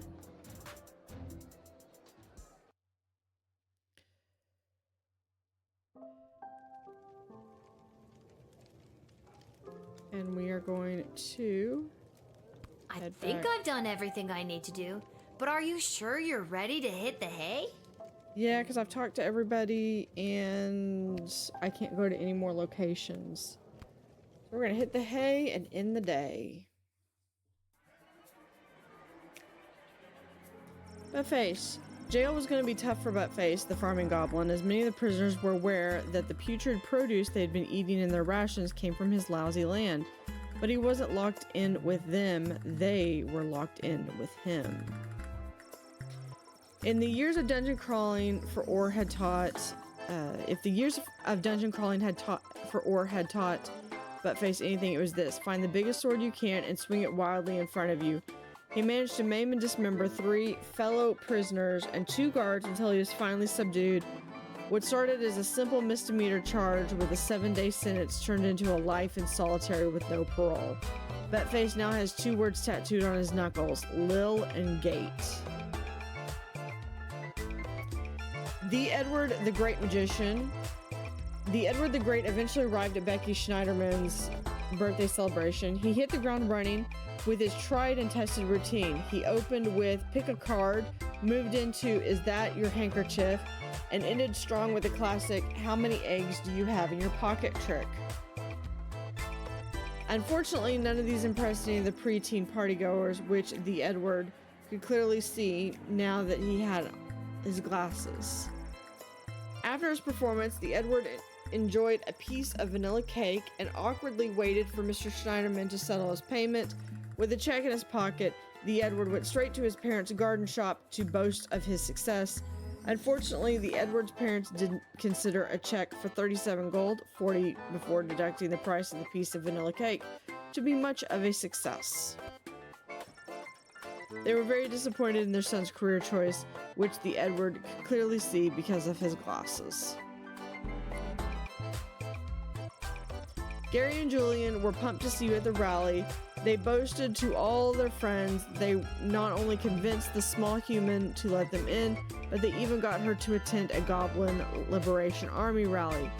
After you left, the GLA leader pulled Gary and Julian aside to personally thank them for helping to bridge the gap between groups.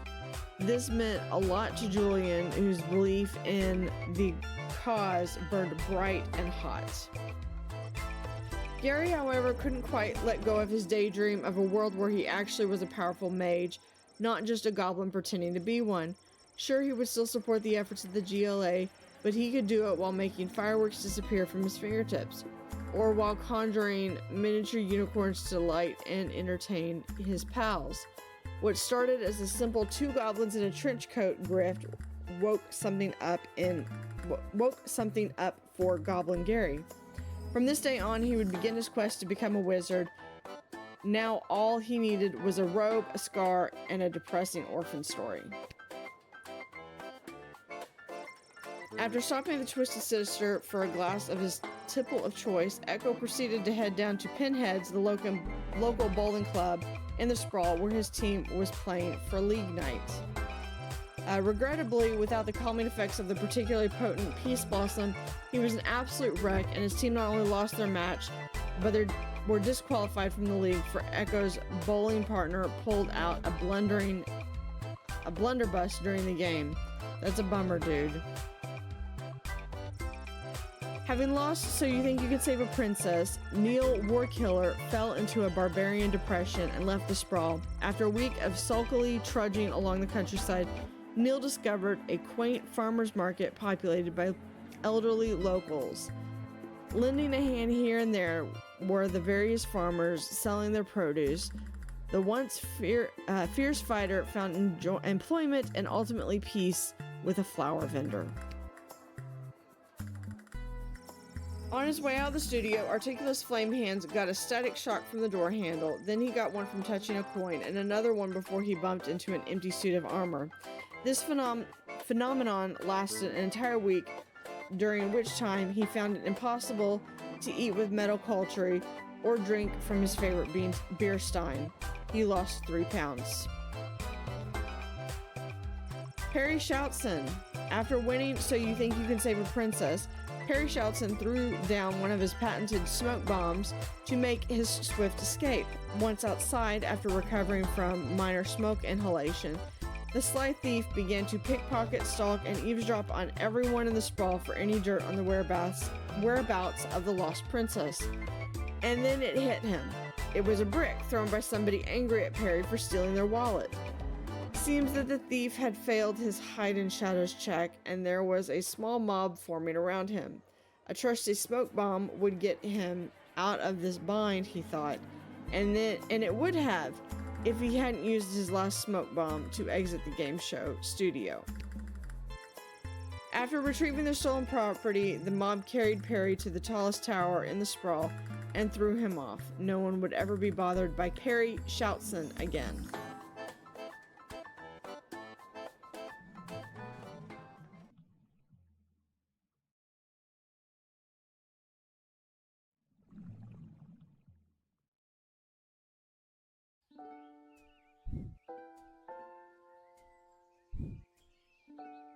Lil, rise and shine. What, Dad? You rise, you shine. I'll take 5 more minutes.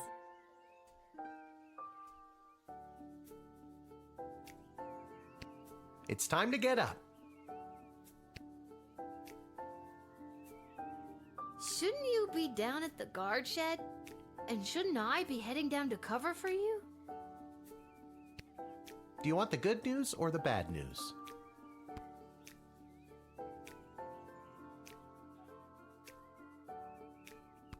We have to work the night shift tonight. I'm going back to bed. No, you're getting out of this house and taking some time to yourself today.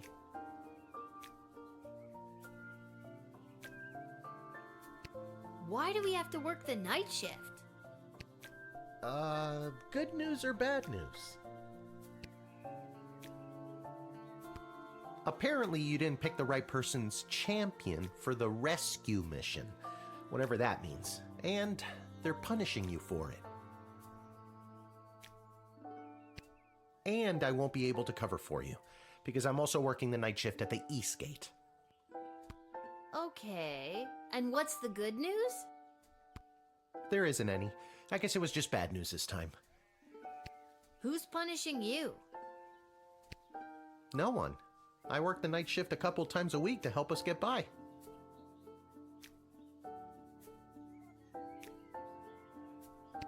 Oh, Dad, I didn't know that. So, I guess you could say the economy is punishing me. That and inflation. If taxes keep going up, I might have to get a third job so we can keep affording things like your little doohickey here. Wait, don't touch that!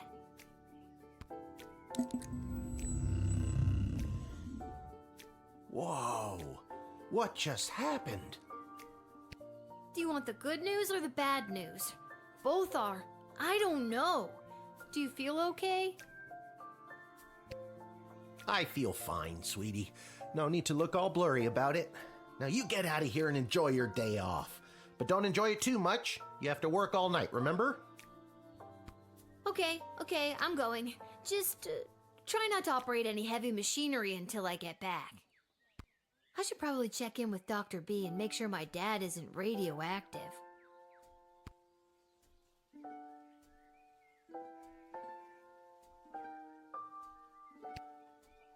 Now you get out of here and enjoy your day off. But don't enjoy it too much. You have to work all night, remember?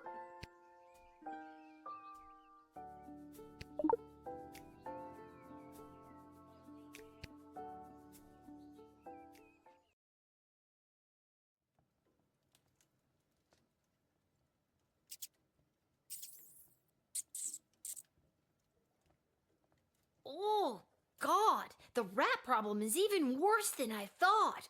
We eat all of our meals here.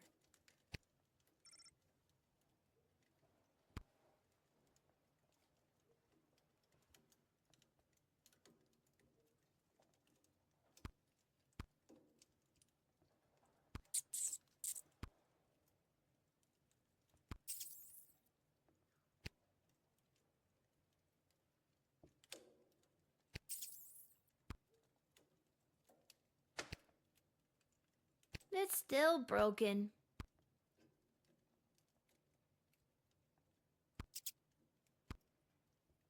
This hat, it is not as fantastic as my previous hat.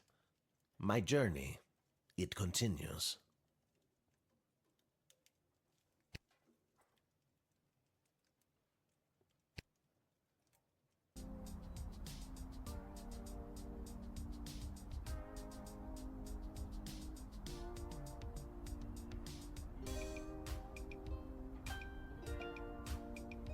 Isla, Simon, Lamont, how's it going, guys? Hey, if it isn't Little Miss, I haven't been around for a while. Where you been all this time? Not around. I got what every kid fears they'll get one day. Chickenpox? Worse than that, Simon. I got a job. What are you up to? Well, you just missed the rock throwing portion of our morning. Sadly, we chucked the last rock in the alley over the fence. Next, well... We were thinking of seeing if we could get our mitts on some of the cool stuff that Garby guys got over there.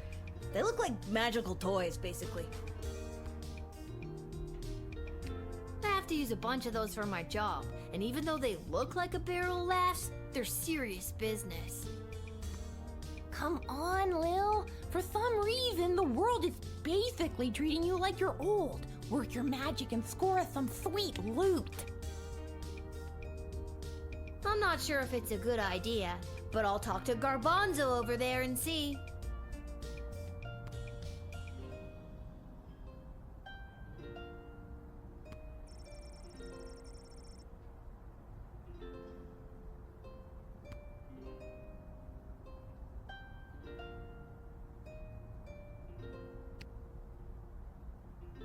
Hi, Lil. Sorry, I'm not quite ready to open up the shop yet. I can't seem to find my inventory key. What are you doing up so early? Working the graveyard shift tonight. So, I'm finally available to see some of my friends who have responsible parents and reasonable bedtimes. People like those small hooligans over there? Those aren't small hooligans, they're my friends. And I was actually coming to talk to you about letting us borrow a couple of items. I stand by my statement, and we can talk about loaning you some merchandise later. But first, I've lost the key to my inventory, and I think one of them might have stolen it. Maybe you could talk to them for me. Work your little guardsman magic and see what you could do to get it back. On it.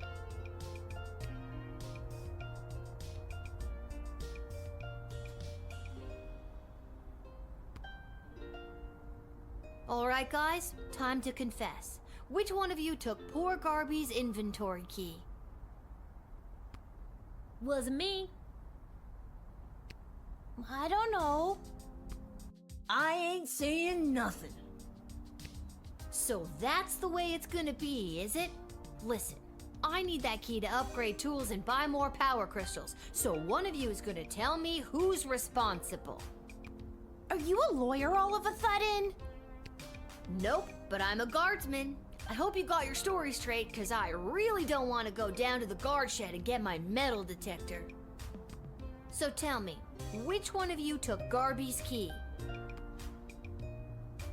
Between you and me, I saw Lamont poking his big, dumb, handsome nose that sits in the middle of his gorgeous face all around that booth. It was probably him. Oh, he's such a bad boy, but also... It was Simon. I've never brought this up to the group before, but I think Isla is a kleptomaniac. I always see her taking things out of Lamont's backpack when he's not looking. But also... I could make up my mind now, or dig a little deeper. I know it wasn't me. I'm in a bit of a two-strike situation with my parents, and I'll be sent to the National Ballet School in Marvog if I get in trouble again. But I'm telling you, Lamont got here first, and I saw him rooting around Garby's shop.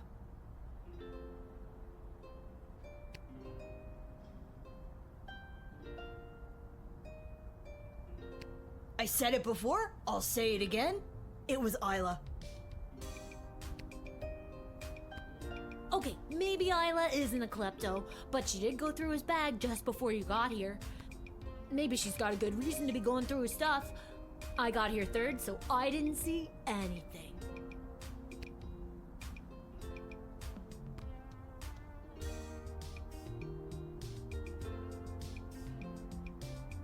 So, did you figure out who took my key?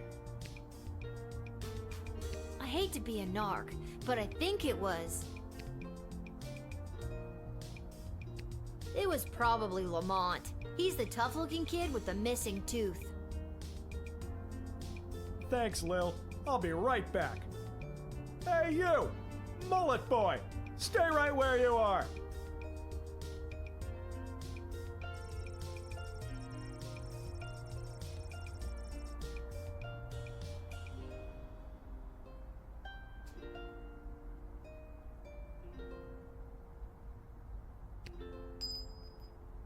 Ugh, got the key back, and those hooligans ran off. It's a win-win. Now my shop is ready to open. For helping me out, I'd like to offer you some gold to upgrade one of your tools, or load up on crystals, whatever your little heart desires.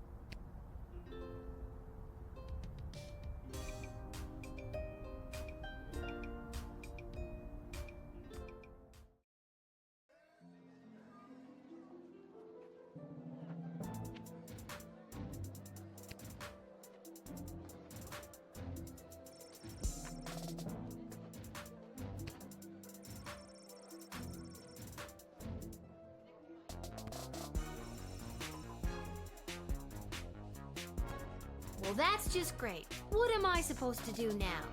I guess I could go back in time to when she was here. But Dr. B did say I could only use it at the guard shed. Maybe that's why it's on the fritz? I better just get to my ship before this thing explodes.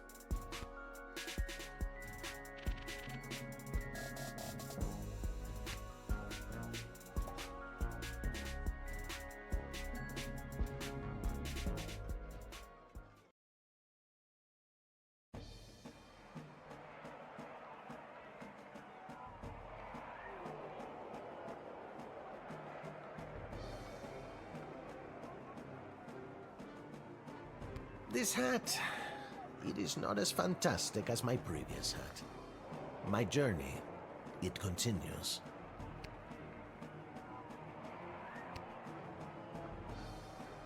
Oh, hello, dear. Are you here to watch the Goblin Ball game? Hiya, Mrs. A. I usually find Goblin Ball too boring to watch, unless of course there's a little action on it, if you know what I mean. I most certainly do. I've got this month's pension check riding on a sure thing tip that's gonna pay out big time.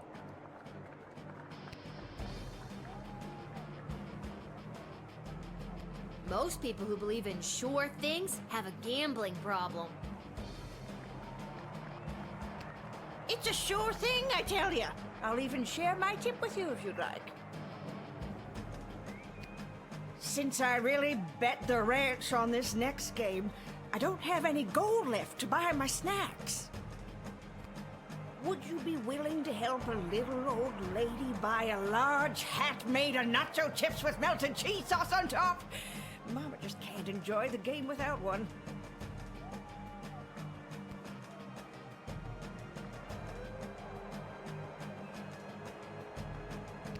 I don't think I should, Mrs. A. Heavily salted food at your age could contribute to what I'm guessing is an already existing heart condition.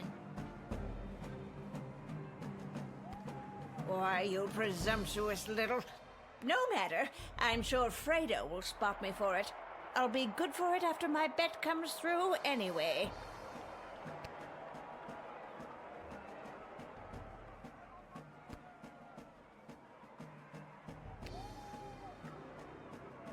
Step right up, one and all, and win some money on the Goblin Ball. Hello again, Fredo. Again? I've never seen you before in my life. But I placed a bet with you on the last game. Doesn't ring a bell. The Kalidar Lightning game against the Brawlers? I won some money. Okay, if you say so. Person I've never seen before. Anyways, you want to make a bet on the game? Here are the teams at play, kiddo. Which one do you want to hear about? This team went under a major rebranding and hired a whole new set of eager rookies. They're fast, but lack the muscle mass that some of the more seasoned teams have. Let's hope the starch in those new uniforms doesn't slow them down too much. You sure you want to bet on them? Here are the teams at play, kiddo. Which one do you want to hear about? Ah, the home team. People either love them or they hate them. Me? I'm indifferent. But with the princess missing, the kingdom could really use a win right now. Yeah, if only those bums would get up off their behinds and show a little hustle every now and again. Great team, though. Are you sure you want to bet on them? How much you looking to gamble?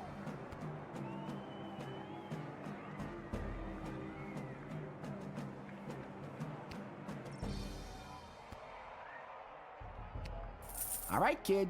Your bet is in. Good luck. Let's watch some Goblin Ball. What an embarrassing series of unfortunate accidents for the Milton Marauders. First, hometown hero Jorbala Pepstein barrel rolls out of the way and completely avoids the Marauders' lightning-fast offensive line. Next, the Sprawl Zone dynamic duo, Edie and Audrey O'Goblin, shave all 14.7 seconds they need off their time in order to open the Diamond Snorf's cage. Incredible! We only see that every few years. It all comes down to the final wagon wheel toss, and the coach has sent in Sir Warren of Bainbridge, the bad boy of the Brawlers' midfield passive-aggressive line. He's muttering something to himself. He spits. He lifts the wheel above his head. He spins. He spins again. He spins a third time, and it's launched. But what's that? The Marauder's weather wizard sends a fierce gale force wind at the wagon wheel, and it's way off course. And it's coming this way. Oh God, I'm stuck in this booth and it's coming right for me. Oh God, tell my wife I love...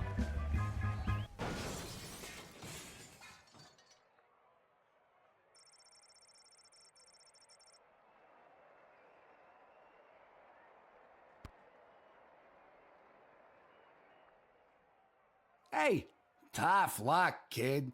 Come back next time for all your illegal gambling needs. Just ask for Fredo.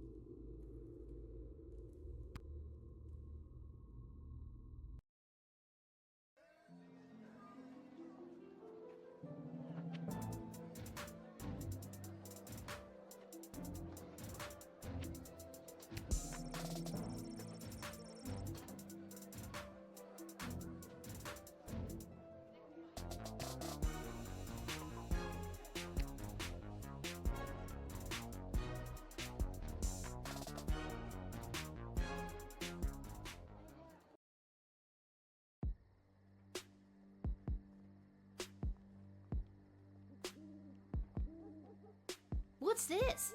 A mysterious present? Perhaps a secret admirer?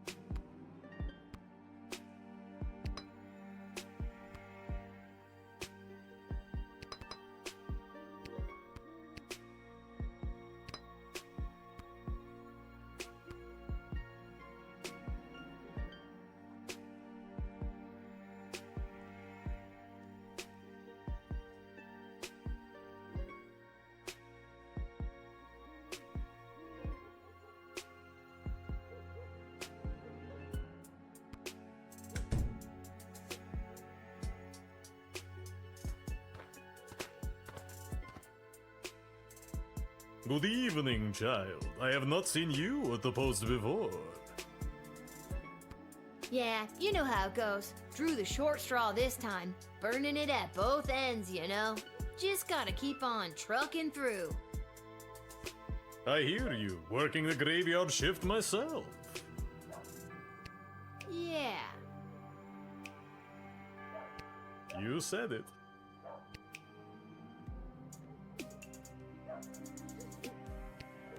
What did you say your name was, sir? Heinrich And last name? von Pyre. Von Pyre? Von Pyre. Title?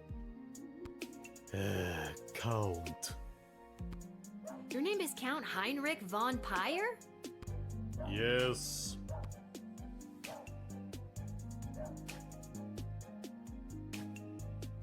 What? Were the less obvious names taken? I have no idea what you mean.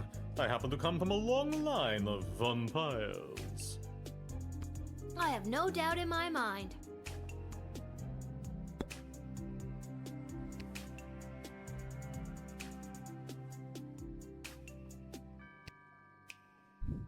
Maybe this will loosen your lips.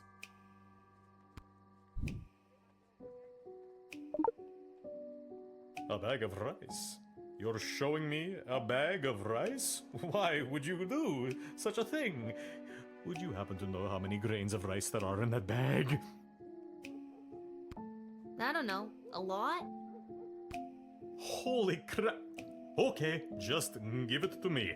I will count them for you. A bag of rice. I never, in all my years.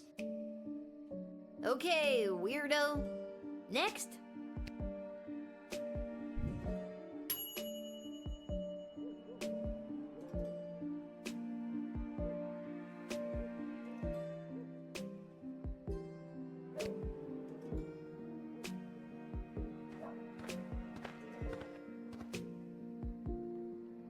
Listen, little girl, there isn't much time. You must send me to jail immediately. I pray you don't make me explain any further. We haven't the time.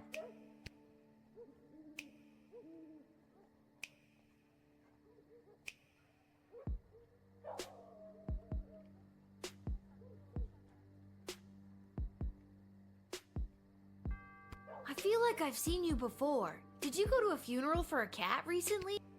Sprinkles! That vile beast of a feline. I am certain that cat cursed me and turned me into the monster I am today.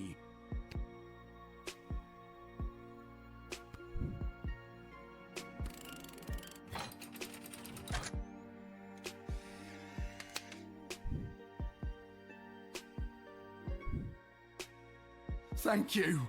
Bless you, child. The world is a safer place now. I really hope you get the help you need.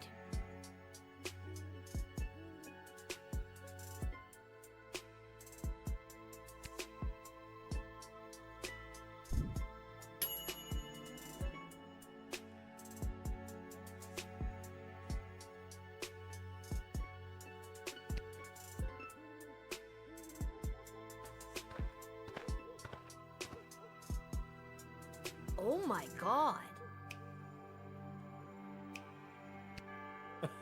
No, no, little one. Not a god, just an incredibly handsome mortal. People make that mistake all the time. It is I, Prince Phineas, heir to the throne of Petrarch. I know who you are. I was working the gate when you arrived. I let you in. And still you mistake me for a god? Well, who can blame you? Do you have anything to declare?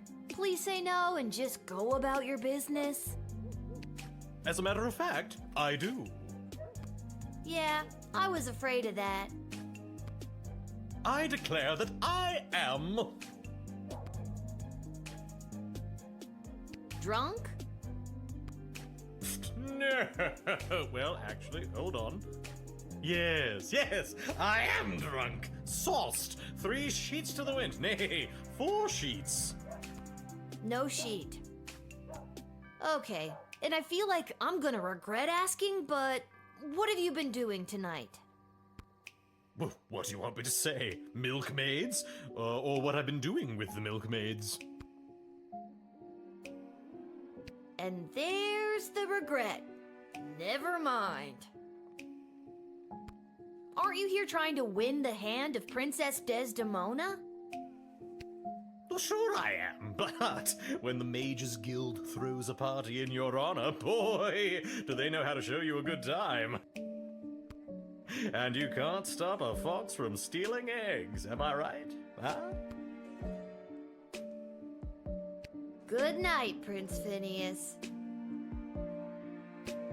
That's me. Ha ha. Yeah, I know. That's why I said it. Now get out of here, you drunk fool. Oh, all right.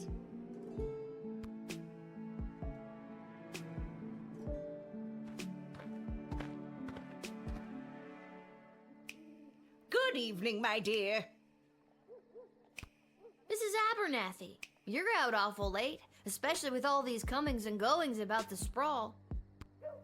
Oh, my stars! Would you look at the time? How the day does get away from you.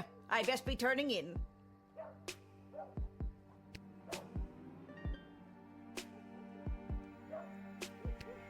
My dad will sure be glad I've seen at least one familiar face tonight. Your dad? Yeah, you know my dad, Hamish. Oh, yes, Hamish. Your dad, Hamish. Best be getting home to bed.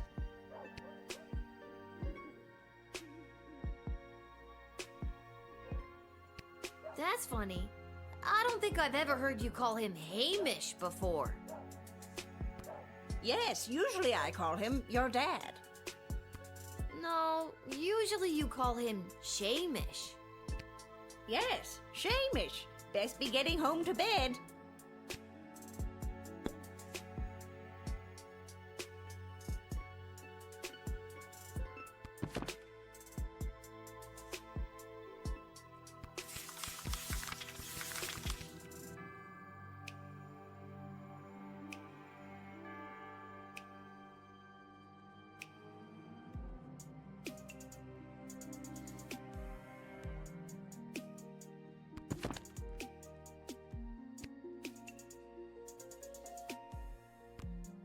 Something is seriously weird here. Didn't I read somewhere about showing people something familiar? Does this do anything for you? Oh, yes. It is very nice. Thank you.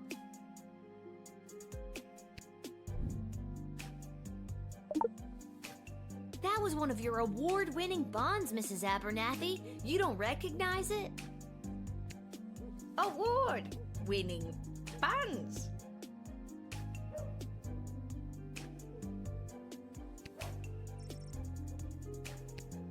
Don't you recognize it? You're not Mrs. Abernathy at all, are you?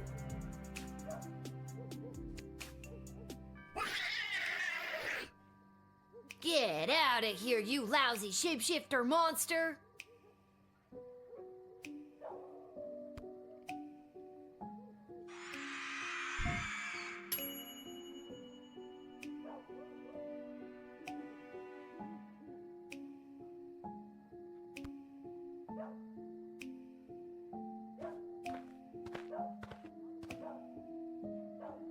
Well, well, well. If it isn't the little girl who works the guard shed. I was hoping we'd meet again. I'd love to stay and chat, but I have a rather important meeting to attend.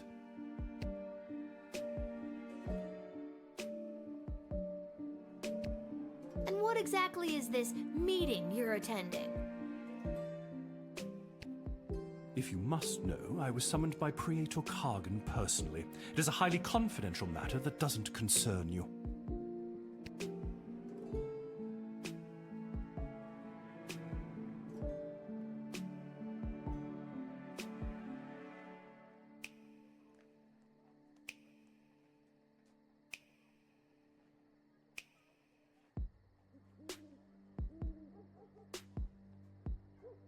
The Praetor is here waiting on the decision of Princess Desdemona. Seems legit to me. Oh, good. So long as it passes your inspection. I was so concerned that you would have reservations. Thank goodness you approve.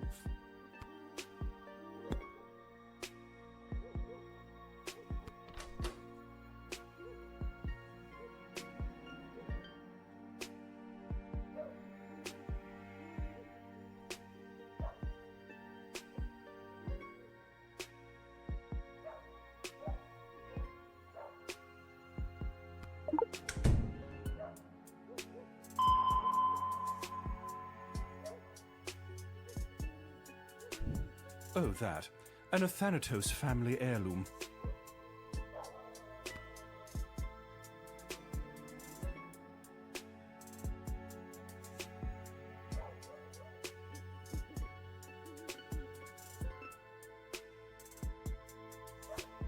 Thank you. You have a keen eye, young guard. Potential? I see potential here.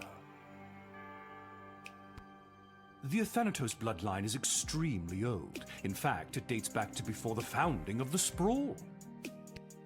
And this locket has been passed down through each generation to get to me. It's far too powerful to hand over to the likes of you.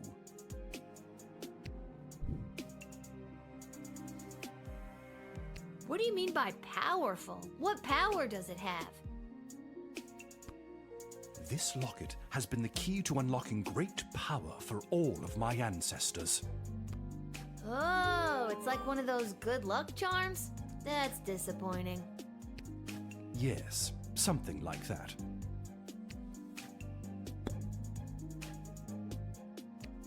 Why does Praetor Kargan want to meet with you? I'm feeling rather generous today, so I will tell you. The Marvog High Council, led by Praetor Kargan herself, are concerned. As ceremonial killings have become more and more common, their numbers continue to dwindle. With that in mind, the Empress reached out to me regarding the practice of necromancy to preserve the life force of some of these brave fallen souls.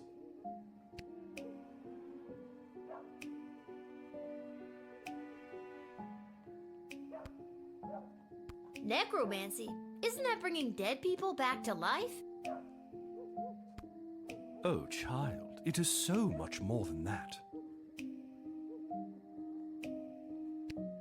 With knowledge of life and death, the future and the past both fold atop one another, connecting us to all of time and giving us the ability to foretell not only what has been, but what is to come.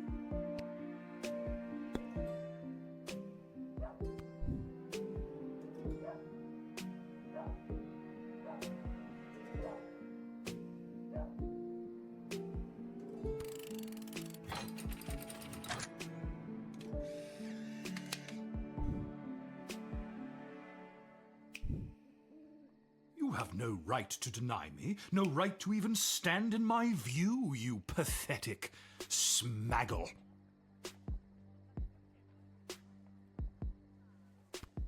What's that? Smaggle. Yes, that is the word we mages use to describe worthless, magicless beings such as you. You are a prime grade A example of a smaggle. Dude, that's pretty weak. No, it is not weak. It cuts to the core. Nah, that's lame. Get out of here. The Praetor will know of your insolence, little one.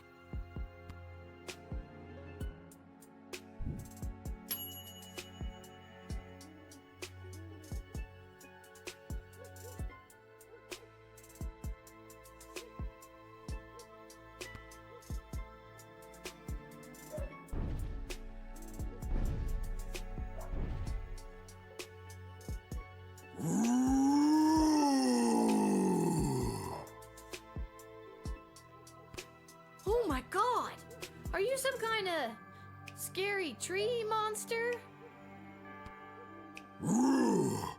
Yes! Now let me in or I'll thwomp and stomp you!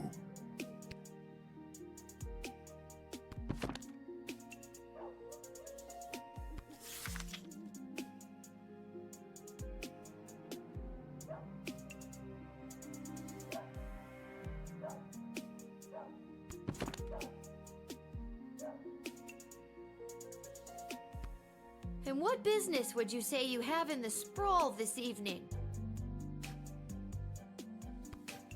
Too many people come through my woods. Too many strangers stomping on our roots and throwing their garbage on us. Me and my brothers and sisters say no more. That must be really hard on you and the other scary tree monsters. Not all are scary.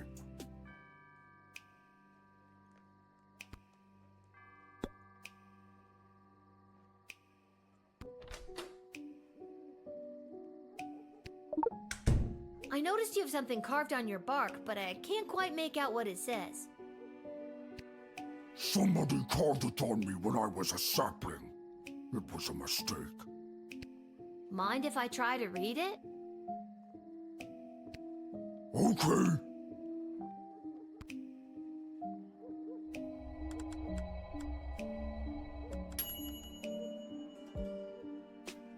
It reads, to lodge all power in one party and keep it there is to ensure bad government and the sure and gradual deterioration of public morals. Does that mean anything to you? That was the words of person who came to woods to write. I remember him, Mark Goblin Twain. He was inspiring to Scary Tree Monster. Talked about how to make change in world. And was it through stomping and thwomping? No, it wasn't. That was Scary Tree Monster's idea. He spoke of change through something called corrupt government systems. Maybe there's a better way to get people out of your woods. Maybe a more official way. Are you saying Scary Tree Monster should run for government office to implement real systemic change? Sure, why not?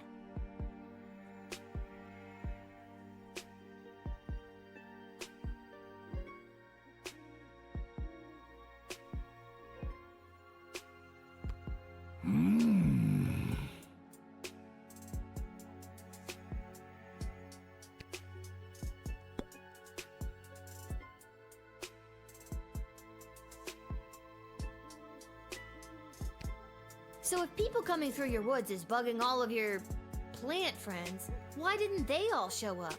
Why just send you? Plant friends got together and decided Scary Tree Monster should go. Scary Tree Monster was voted the scariest and strongest and can walk pretty well. So he was the one elected to stomp and thwomp.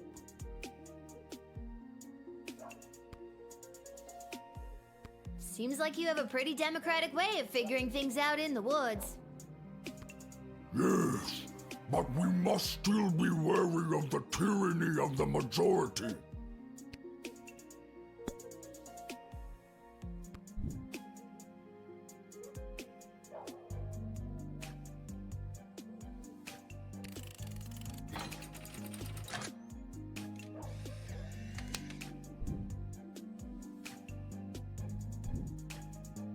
I believe in you, Scary Tree Monster. I think you'll make a fine governor, or Congress tree, or whatever you end up running for.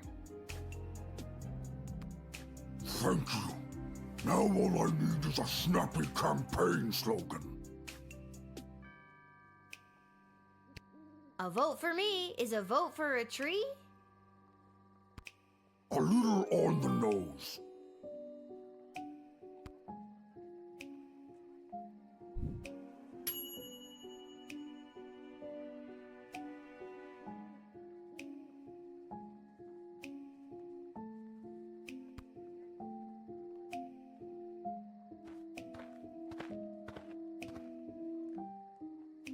Hello. I wish safe passage through this gate. Can do. I'm just gonna need you to lift that hood. Gotta see if you're human or elf or gelatinous blob. We've had all types tonight. I'm afraid I can't do that. I assure you, I am human. Now, please allow me safe passage.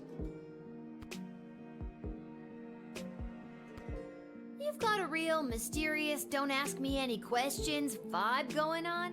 What's up with that? I simply have nothing to state or claim. I just wish to enter.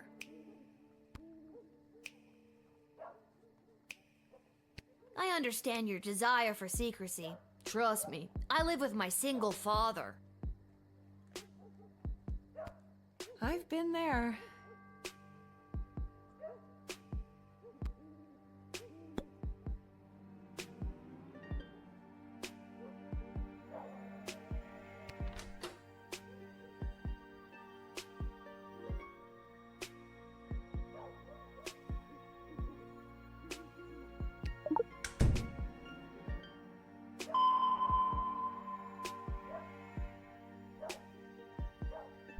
Whoa, what's with the neck candy?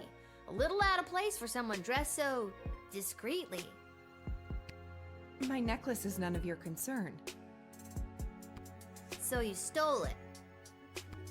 I did not steal it. Then it was a gift? Yes, from my mother. I wish I got a gift like that from my mom. Only thing I got from her was this hair.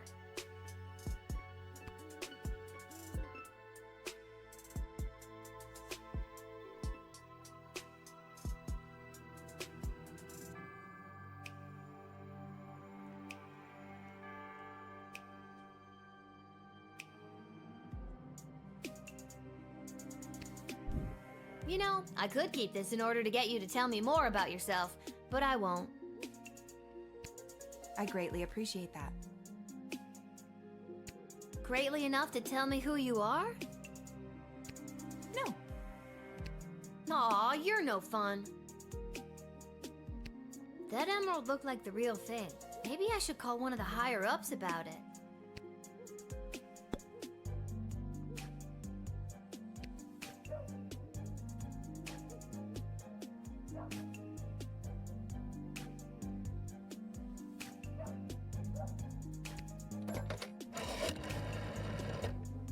I'm forwarding you to Mrs. Ash now. Please hold.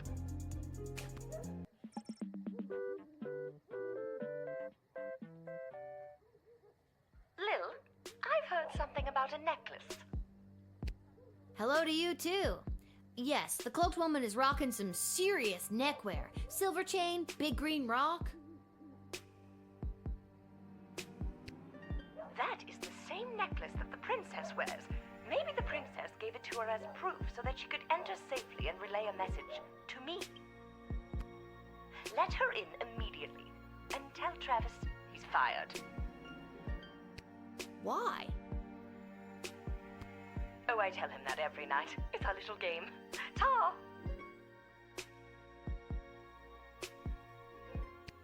I'm still on the call, you know.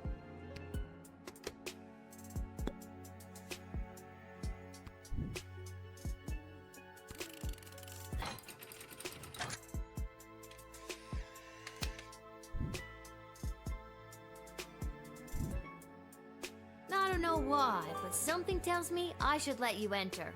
Maybe it's the necklace, maybe it's the nothing else you've told me about yourself, but I gotta follow my gut on this one. Thank you. The choice you made here today will not go unrewarded. Tacos. What? Make my reward tacos. Okay, sure. Hooray!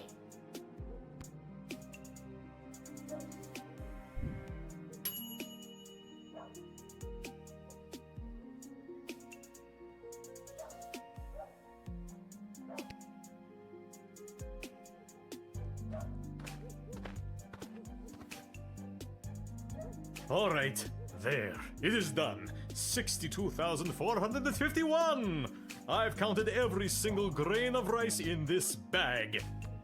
I also counted 14 bugs, 27 bottle caps, and 1 mouse skull. And you said I couldn't do it. No, I didn't. Oh, well, I did it anyway. Now, where were we? Ah, yes, you were just about to invite me into the sprawl. I'm sorry, but it's almost sunrise, which means my shift is done. You'll have to wait until the next guard comes on duty. It's almost sunrise? Oh, holy hell, I can't believe I spent another night wasted counting grains of rice! I'll come back tomorrow night. Why not just wait until the daytime guard comes? Because I can't. Why not? Because I said I can't. I blister in the sun. I bet you do. So long, child, until the next time when you are unfortunate enough to have to work the night shift.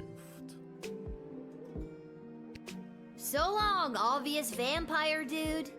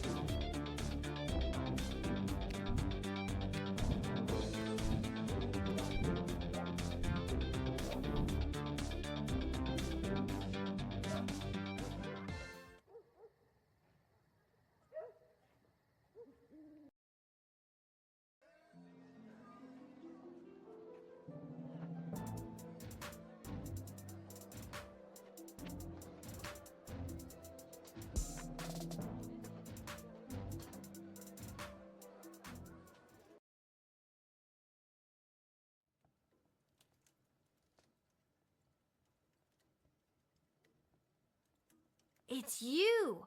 What are you doing here? Are you here to give me tacos? No, I've come to reveal my true identity to you. So, no tacos? Allow me to introduce myself. I'm Desdemona.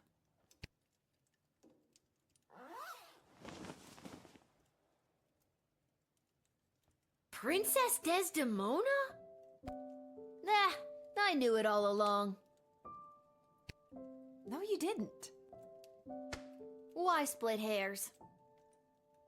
But what about the kidnappers? There were no kidnappers. I disguised myself and ran away. I'm sorry for all the commotion I've caused. I had to get away to say goodbye to someone important to me before my wedding. I don't understand. I'm being forced to marry one of the suitors from these two rival kingdoms. Yeah, that's old news. What I don't understand is why you, a princess, are here talking to me about it. Shouldn't there be more official people that could play therapist? Like Stryker? Ash? Oh god. Oh, not Malcolm. I know my father had faith in them. When I'm gone, your advisors will help maintain the balance, blah, blah, blah. They want me out of the way so they can control my father's kingdom. They've never been good at listening to what I want, or how I want to rule this land. Nobody listens to me. Sing it, sister. And now I'm being forced to choose between allying the Sprawl with the kingdom of Petrard or the Marvog Empire. You mean Phineas the Pompous Prince or Kargan the Praetor Terror? And it doesn't even matter if I love them or not. At the end of the day, it's strictly politics. Lucky me. This is the first time in the game I've been okay being 12. I just want to make the right choice. Tell me, Lil, what do you think of Prince Phineas?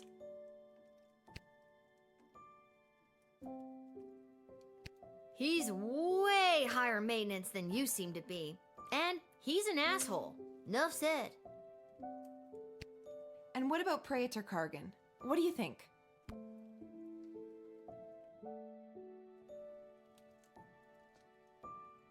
Look, I'd be lying if I told you I wasn't already planning my Halloween costume based on her look. But it sounds like she's got a lot of blood on her hands. I know their ways are different than ours, but come on. So if you were me, and you had the future well-being of the Sprawl in your hands, who would you choose?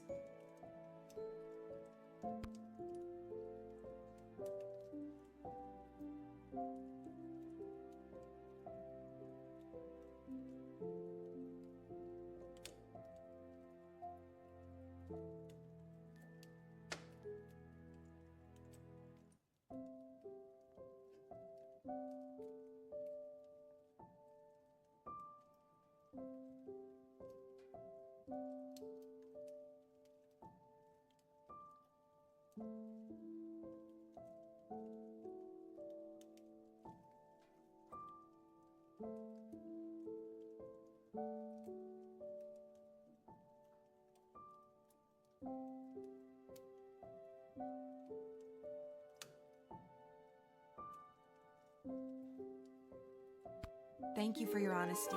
I know my advisors have jerked you around, but I also know you don't always do what they say, and I like that. You remind me of, well, me.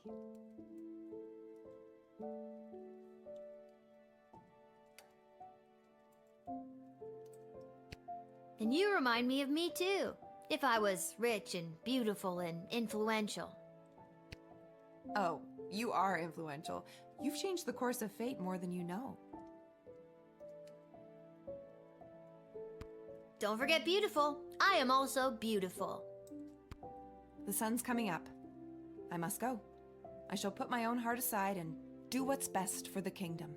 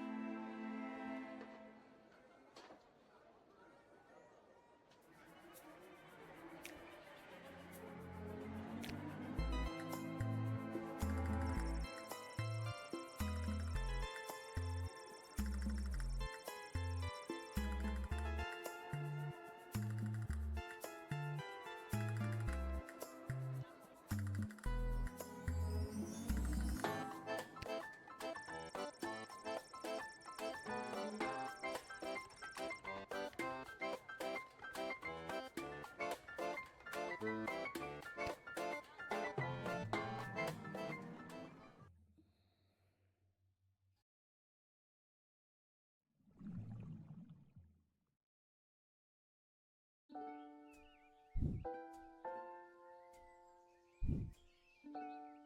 although the princess has come home, she is still remaining quiet on where she was during her missing time, but frankly, I do not care. She's got that look at me, I'm back attitude, and it reflects in her style.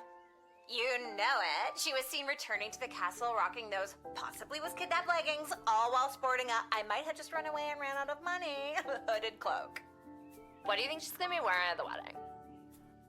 No idea, but no doubt it will complement her chosen spouse's home kingdom. That's right.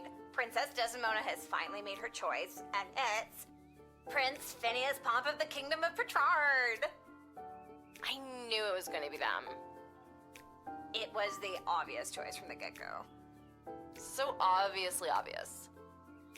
So long, Praetor Kargan of the Marvog Empire. You just didn't make the cut. Bye! Bye-bye. See ya, wouldn't wanna be ya. Bye!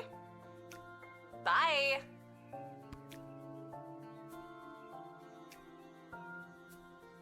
So, she made her choice. Her life is filled with intrigue, and I feel like I am now somehow intertwined with her fate's path.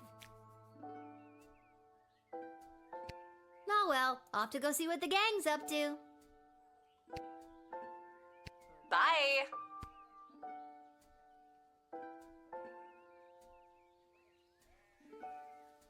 There's a note from Dad.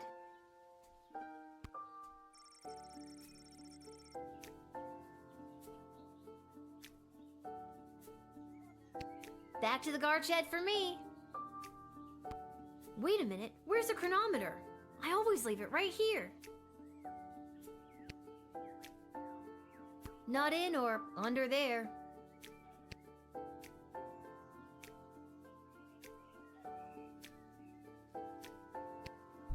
There it is. What's it doing under the bed? Spooky. I don't remember putting it there. Wait, what time is it? I don't want to be late. For a time machine, you'd think they could have at least put a clock on it somewhere.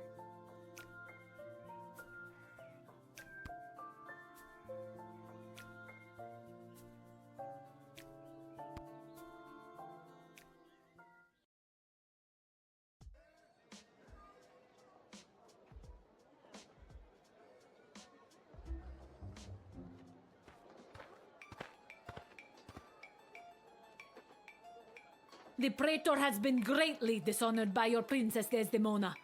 This rebuke is a slap in the face to all Marvog.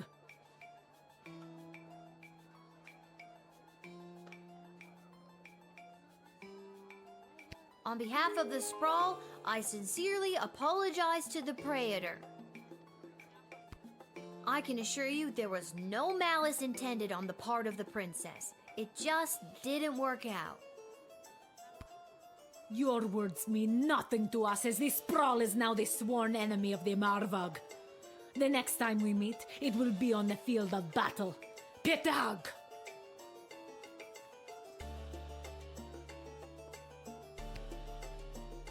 Well, that's not great.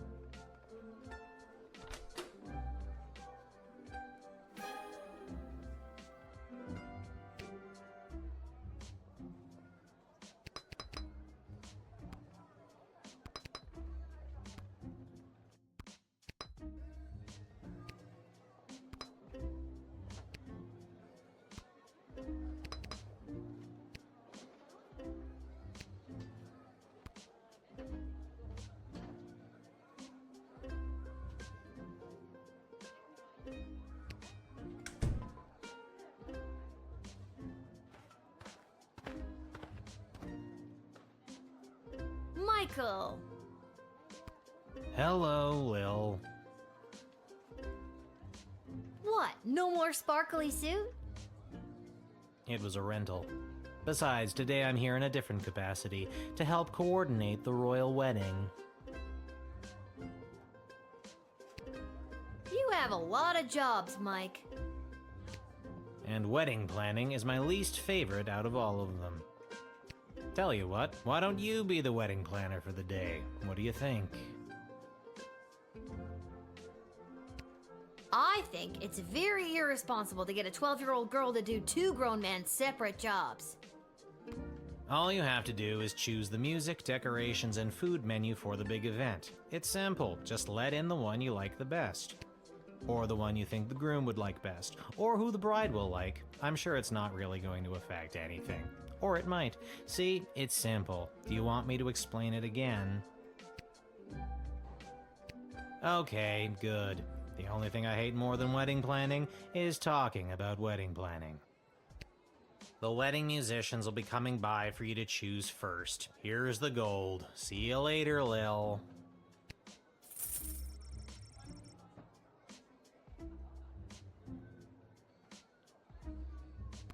Whoa, this gig pays great! The money's not for you. There's 3 choices for music, food, and decor, and each comes with its own price tag. The gold is the budget for the wedding.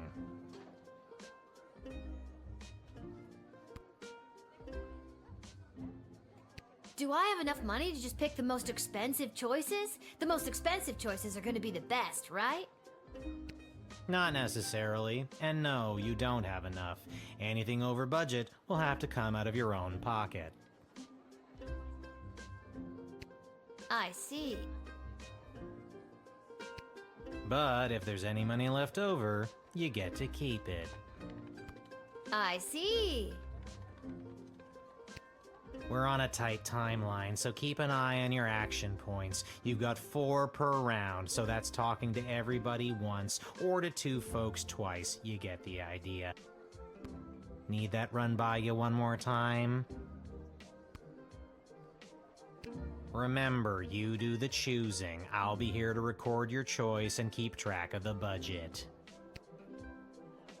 Okay, Lil, it's no biggie. Just choose the 3 most important elements of any wedding and try not to stress that it's a royal one. You got this.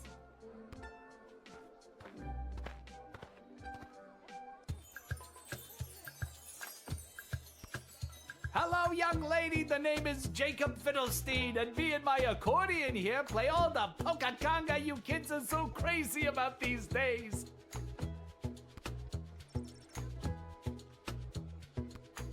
A 1 and 2 and polka conga 2 and 3 and polka conga 3 and 1 and polka conga. Hey! Hoy, I nearly winded myself there.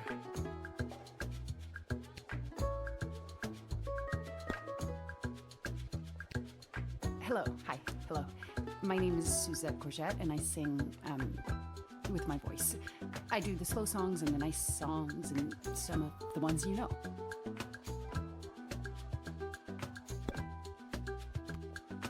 Vlad Extreme here, mate. I know what you're thinking. What is the baddest, metalist bad boy of death metal playing some skit royal wedding? Well, I ain't here just to collect a big paycheck, mate.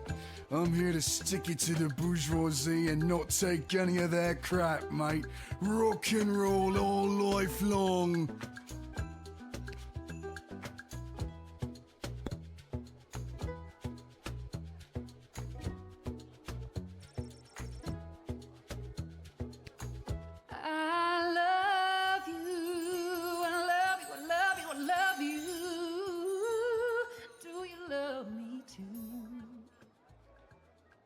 That's a little sample, I guess, if you'd like. I'm, real hit at weddings, people say.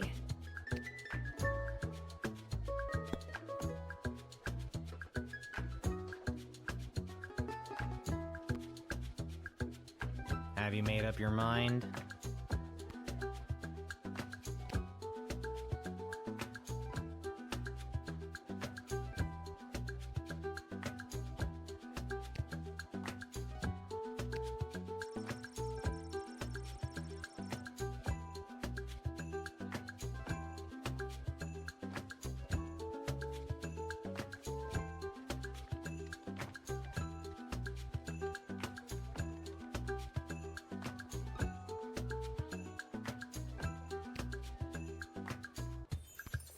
Oh, that is, so lovely of you. I'll start warming up right now. Good choice, maybe. I'll write this down and be back when the next group turns up. See ya, kid.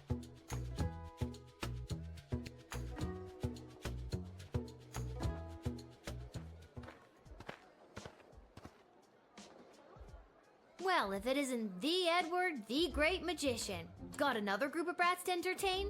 Where are you pulling a rabbit out of now? I'm afraid I've put my days of magic and illusions behind me. You got kicked out of the Magicians Union, didn't you? Yes, I did.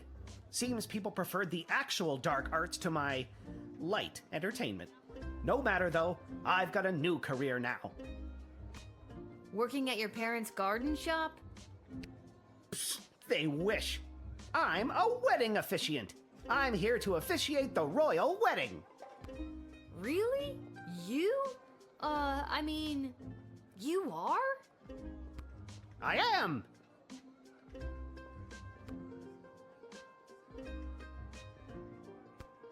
So it's the Edward, the wedding officiant now, is it? Of course it isn't. Do you know how ridiculous it was for me to have the Edward the Magician as my name? It was so redundant. I can't believe nobody ever told me. 2 these? I must have looked like an idiot. Well, when you put it that way. So now it's just Edward the official officiant, with only 1 the, thank you very much. That name certainly does sound official. I had to take a 3-hour course at the Elven Community College to get it.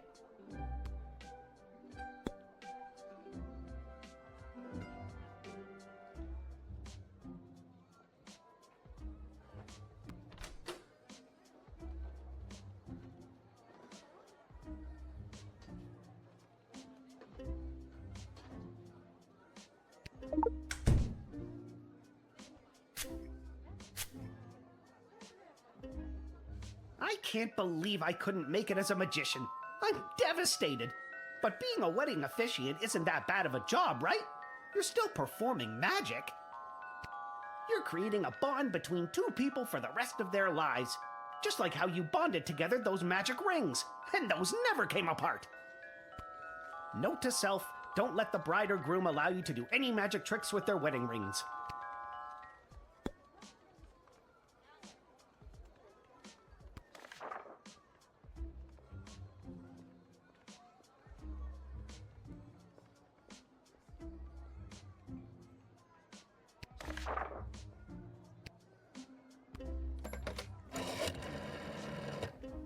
Hello, Councilwoman Ash? I'm sorry to bug you on such a busy day, but... Lil!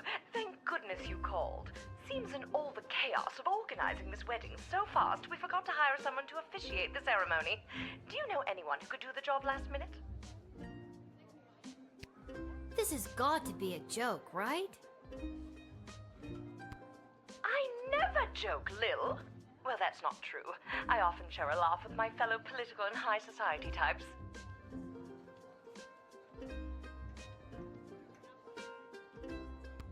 But this is beside the point. Find someone now, and quickly, and don't dally.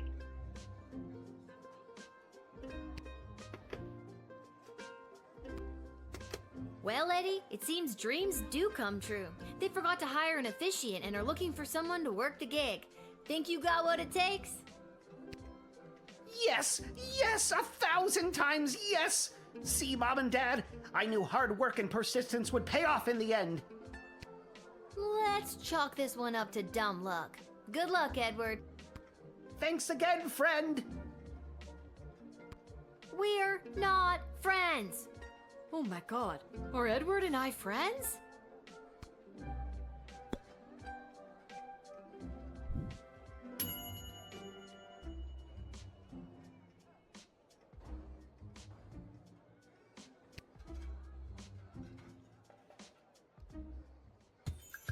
Hello there, I'm back. On to the decorator candidates. I don't have to tell you how important the interior decorations and overall aesthetic of a wedding can be. I don't have to tell you because I refuse to tell you. Anyways, here they are. Take your shot.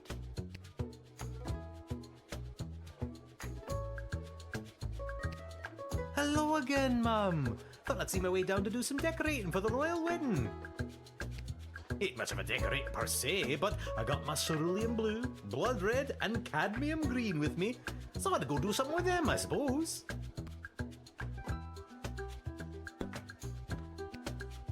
Hello! I've got some grand ideas, you know, for how the royal wedding should be. You might not know it, but I read all the latest wedding magazines down at the salon when I'm getting the old do done, and apparently what's in these days is meat.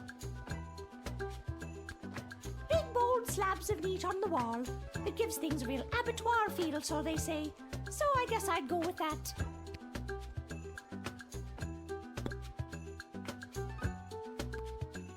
Who am I, you ask?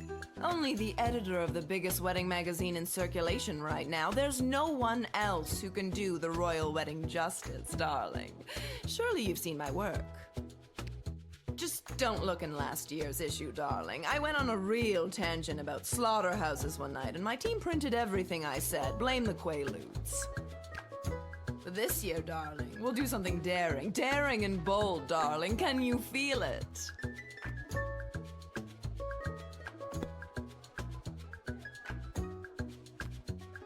Here's my Pinterest board, which is totally a thing that exists in the world of this game.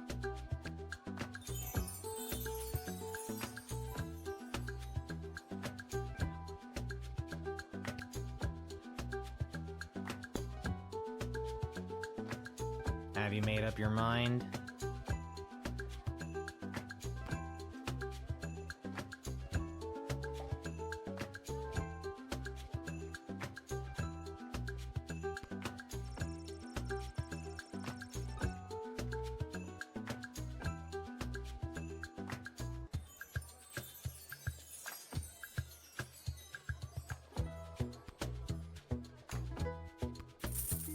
Fine.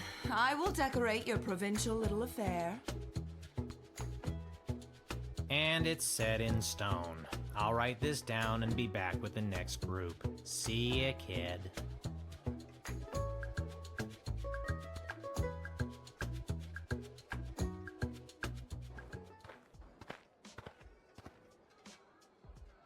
It is I, Articulous Flamehands, a contestant you did not find worthy on the hit show So You Think You Can Save a Princess. Not going to lie, that really stung. In any case, I have a message to deliver to the High Council of the Mages Guild. So if there's nothing else, I will be on my way.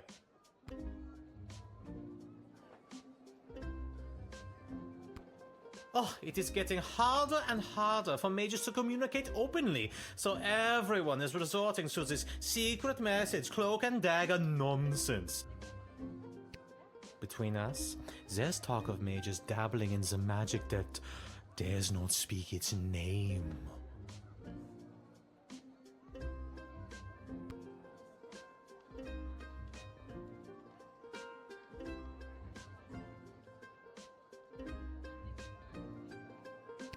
A lot of times, finger pointing can be a sign that there's more to the story than one side has to offer. Keep your wits about you.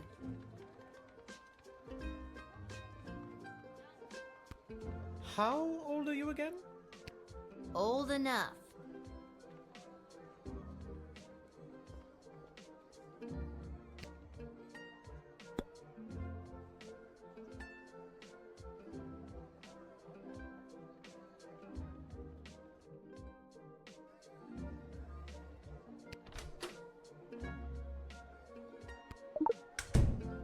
Can I see the letter you're delivering?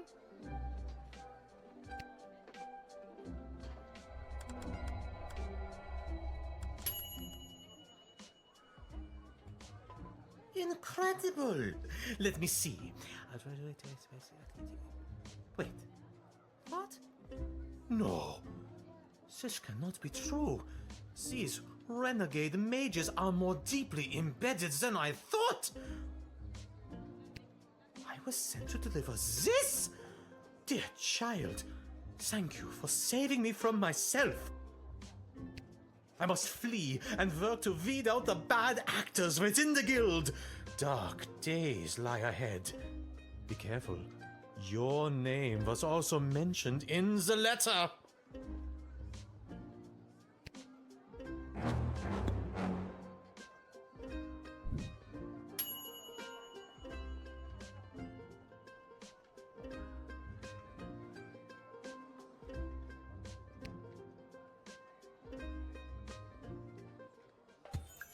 Alright, kid, can you feel it? We're almost done. This is the last hellish choice you'll have to make as a wedding planner. I, for one, cannot wait to be finished. Just hurry up and pick the food option for the wedding so we can get out of here. I'm not allowed to leave.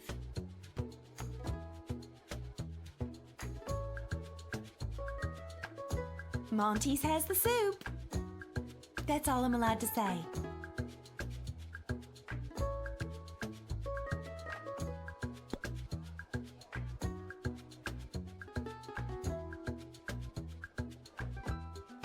Good afternoon.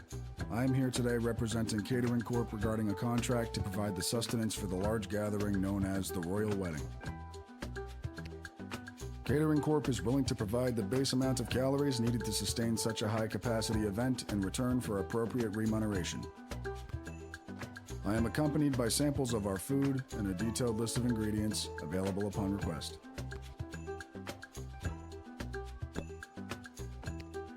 Bonjour, mademoiselle. Je m'appelle François Saint-Français, head waiter à la Chez de la Maison. We provide the finest and the fanciest of delicacies for the newly married royal couple and their guests. Only the smallest portions for the highest prices, of course. Very chichi pompon for the snootiest of people. A place someone like you or anyone you know would never get into, no matter how hard you tried.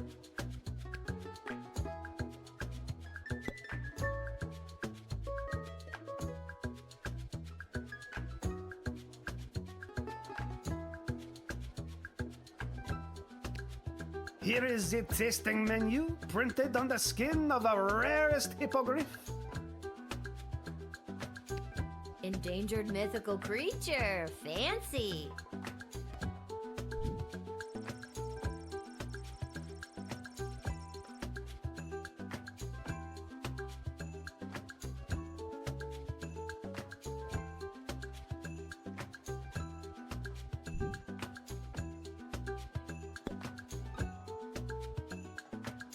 Have you made up your mind?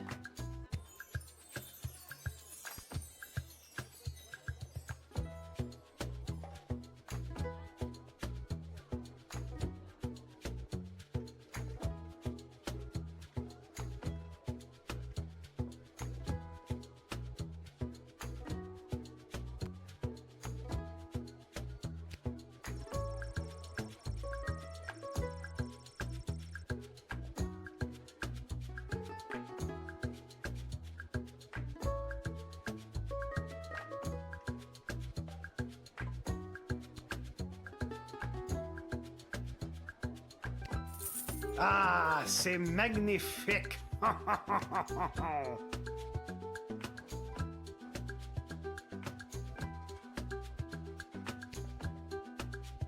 Thank God this nightmare of a job is over. All the rest of you go home. Good choosing, kid. Well, at least I hope it's good. I wouldn't want to be the one responsible for messing up something like a royal wedding. Anyways, goodbye.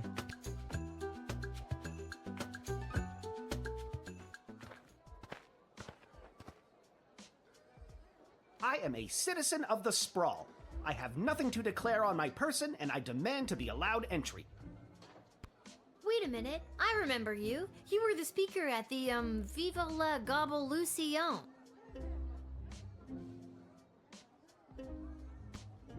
Indeed, I was. Today, I understand that the doors to the sprawl are closed to my people. You have a choice. You either let me in and incur the penalty, or you arrest me. I'm sorry that you are the one in this position, but I must take this stand. For the good of us all, Viva la Gobblelucion!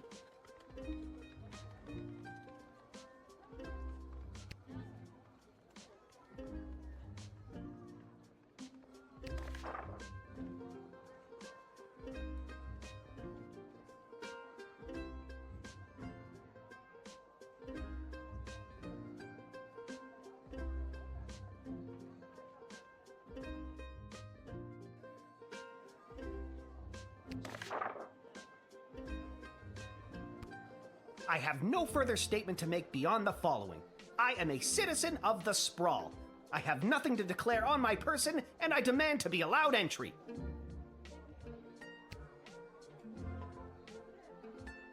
You know, there's a real hefty fine for letting goblins into the Sprawl. With the wedding coming up, security is at an all-time high.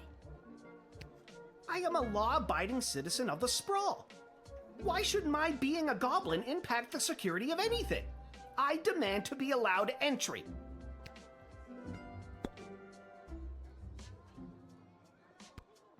The treatment of my people, and indeed most all non-humans in the Sprawl, is a disgrace, a national embarrassment.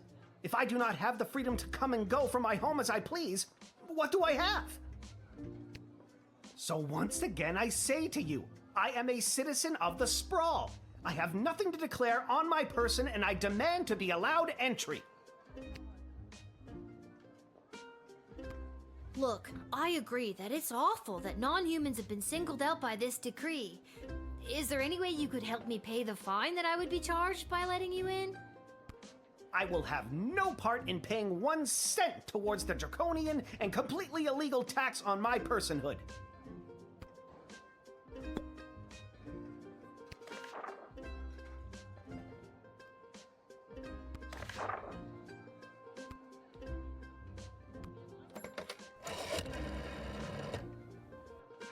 Intriguing. You seem to be caught between a rock and another equally hard rock. Tell you what, I'll take care of the fine if you let him in. I just gotta see what the GLA has planned.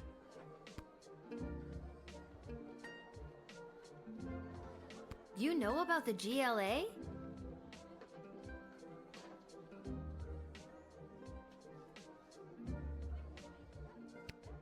Of course I do! Founding member! Well, not really, but of course I know of them. I don't just sit down here reading and writing Yelp reviews for Monty's. Although I do that a lot too. You'll pay if I let him in? Bingo! Let me just find my wallet.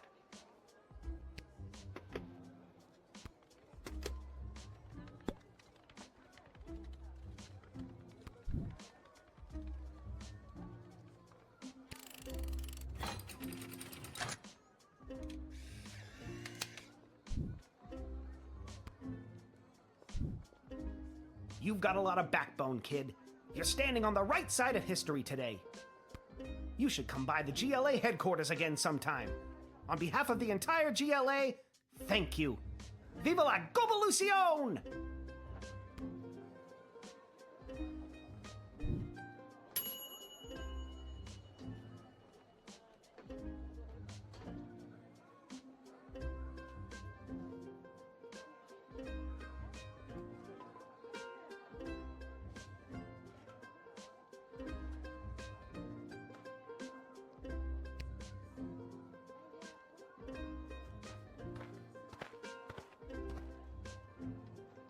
Where's Hamish? I really don't have time for... say, you there, little girl? I need to get to the other side of the sprawl without delay. I need you to listen to me. This is time sensitive. I know you got your instructions, but it's important that I get going quickly.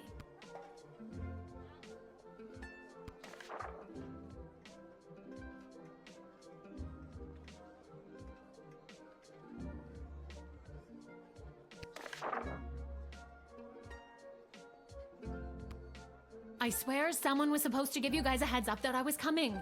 Let me spell it out for you. I went to school to become an ice sculptor. My parents said, you'll never make a living at it. And they were right. Until the royal wedding, that is. This is my big break. I got the ice. I sculpted it. Now I have to deliver it. It's hot out. Just let me through so I can prove my parents wrong. Sounds like you're under a lot of pressure. I'll try to get you on your way. Thank you. You have been an immeasurable help in the battle for my parents' approval.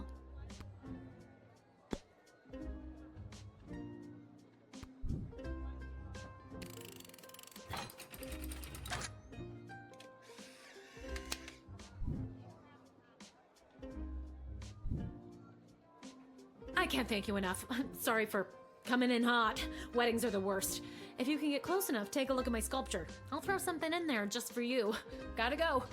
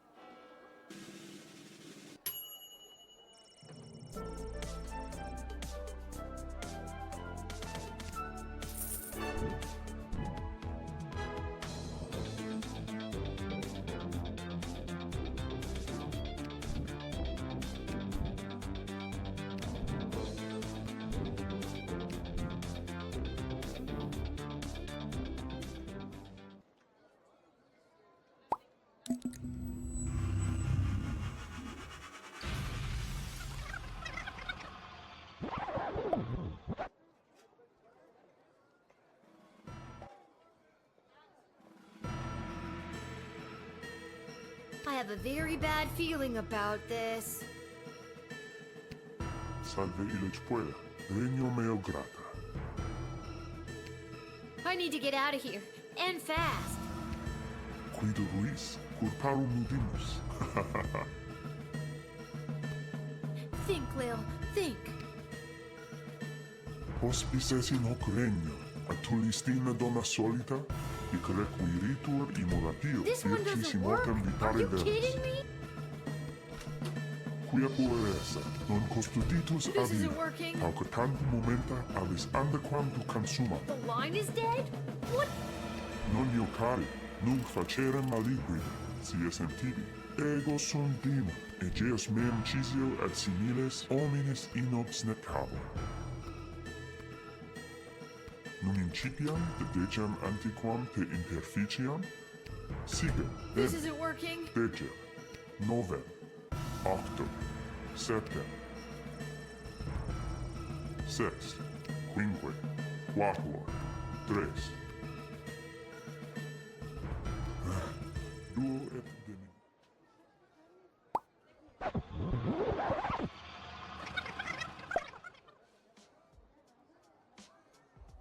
What the was that?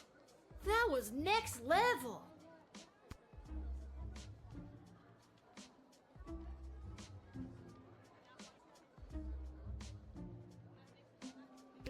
That was terrifying. And also incredible. Where was I just then? Was that a demon? I've never seen anything like that before. Nobody's ever gonna believe me. I'm gonna go down to the dig site to throw this stupid time machine down a deep hole. Okay, Lil, get it together. You can still do this.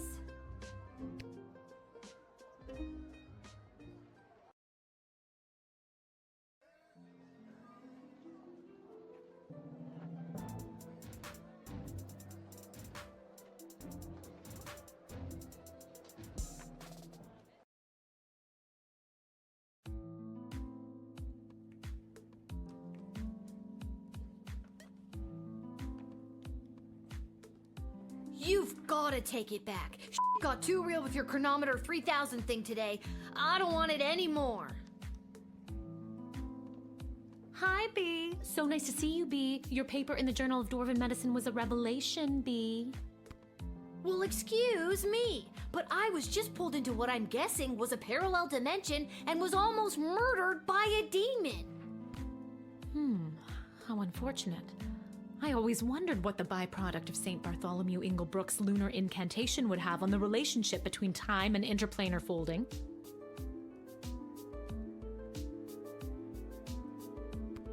Stop it. I don't care about any of that. Just take it back.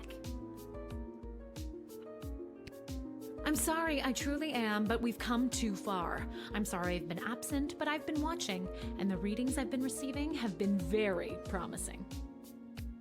I don't care. But you would care if everything and everyone you knew and loved was at risk.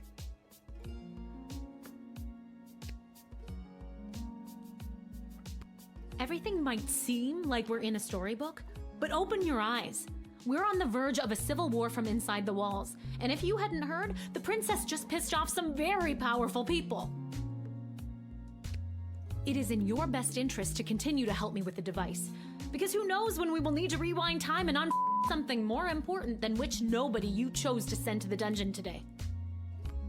And you're here, after allegedly going toe-to-toe with an interplanar demon. I trust you.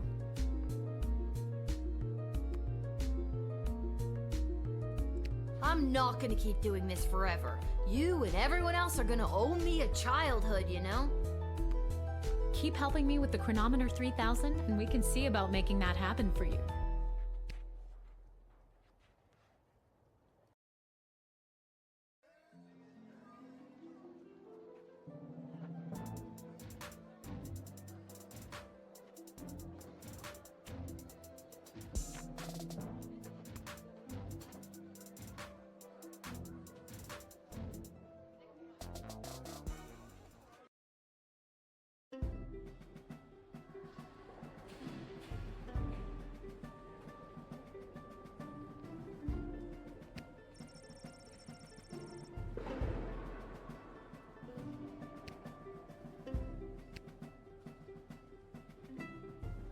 Hello?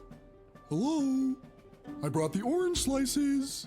Was today a regular meeting day or one of those top secret planning for what's gonna happen at the princess's wedding days? Is anybody here?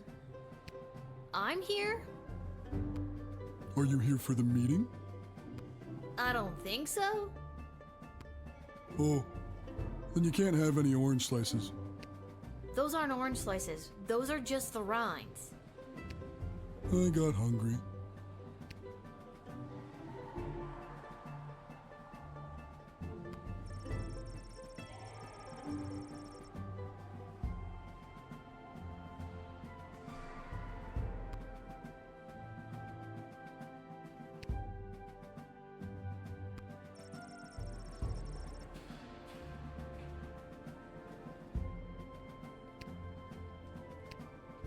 What's this?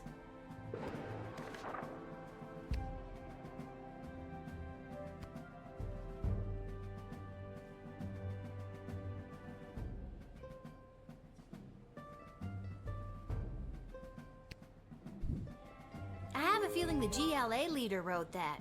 At least, I'm sure that troll over there didn't. I wonder what it means.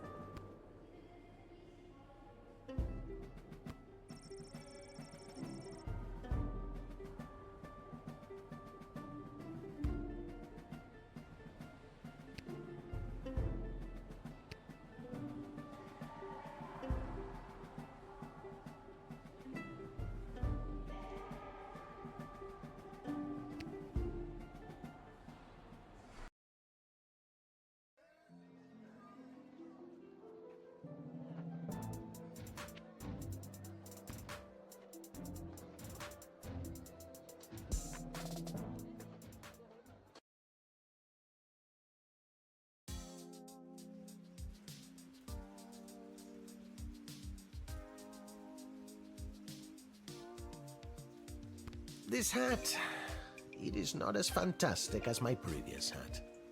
My journey it continues.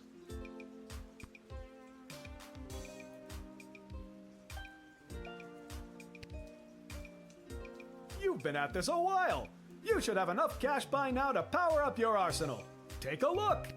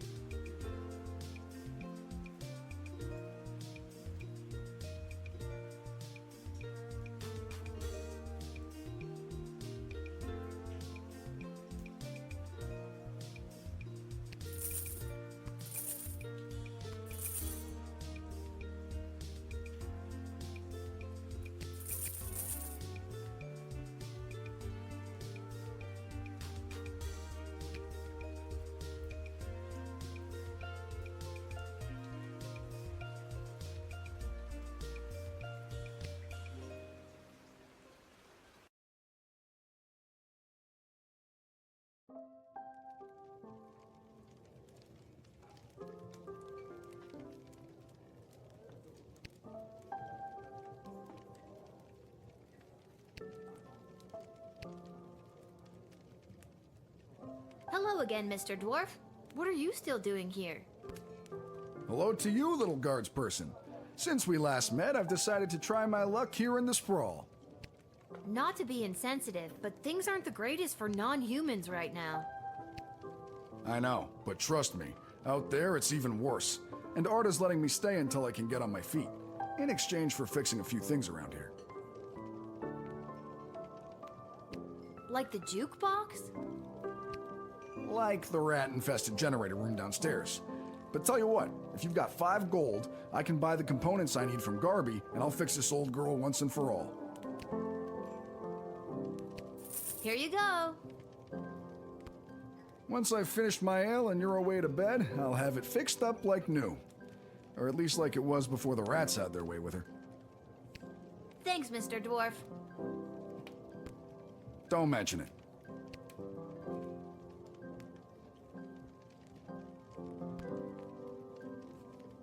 She is here! It is the little Guardsman who spoke to Princess Desdemona and secured the union of the Sprawl and the Kingdom of Petrard.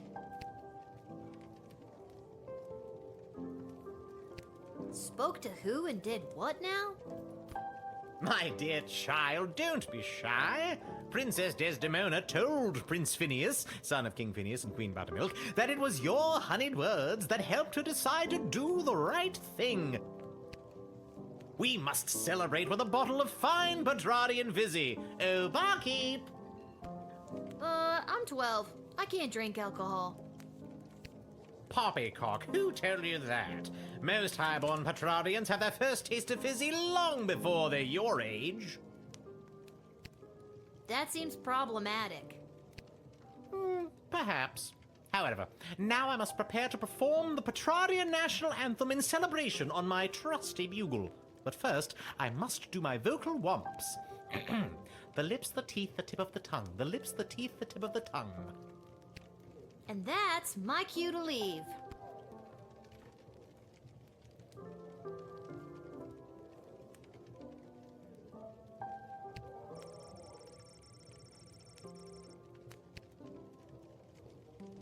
Today's cocktail special is not relevant to you, Lil. Sorry. And we just ran out of milk. Sorry again. Lil, can you be on the lookout for a health inspector? They can look like anybody. How about you whistle if you think you've identified one? I can't whistle. Well, then scream health inspector at the top of your lungs. I'll see what I can do.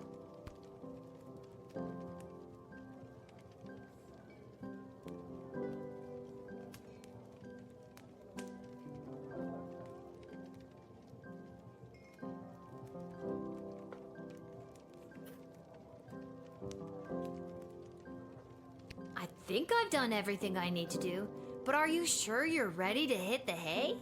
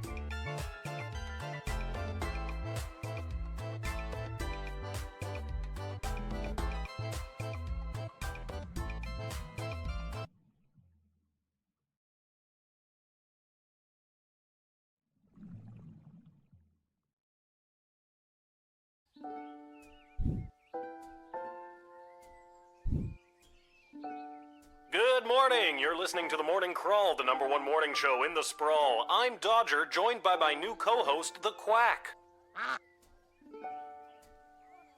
For those of you wondering where the ham is, well, it turns out he got an invitation to the royal wedding happening today. Of course, he won't be wearing a tuxedo. He'll be in head-to-toe honey glaze. Well, if you don't like the jokes I tell, you can do it yourself. I told the producer I refuse to work with a duck.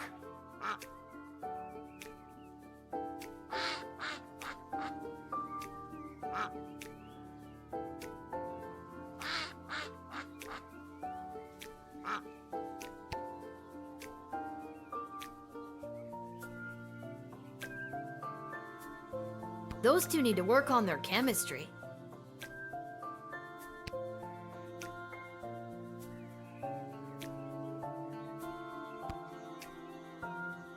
Hiya, sweetie. Are you almost ready to go?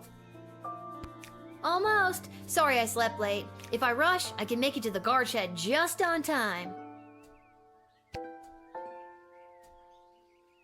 Didn't you hear? All the gates are closed today for the wedding. We got the day off. That's great news. So we can have a day just you and me? Hello, sappy montage of father-daughter bonding time.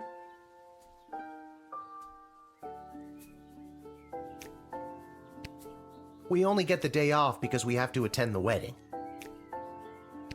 Goodbye, sappy montage. You were a nice thought.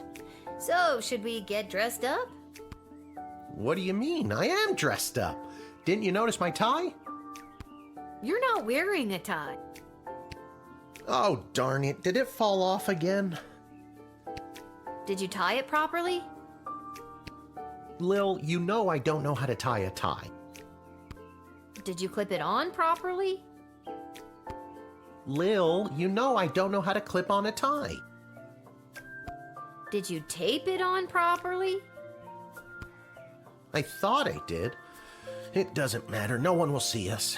Our seats are so far from the altar, we're technically closer being at home.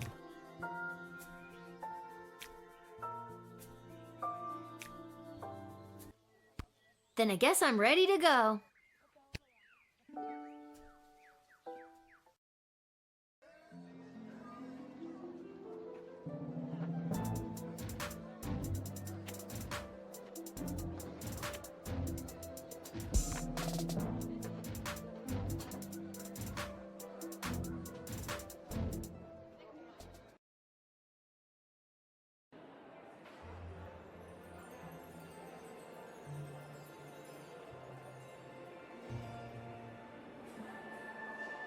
Okay, remember, grab as many appetizers as you can, then meet me by the door. We still have to find our seats and we'll need snacks for the journey. Stuff my pockets with all the shrimp I can find? Got it.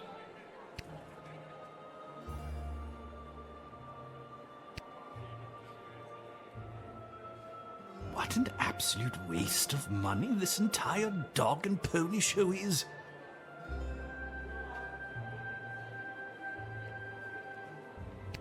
Would have been just as well off flushing a ton of gold bars down the toilet, if you ask me.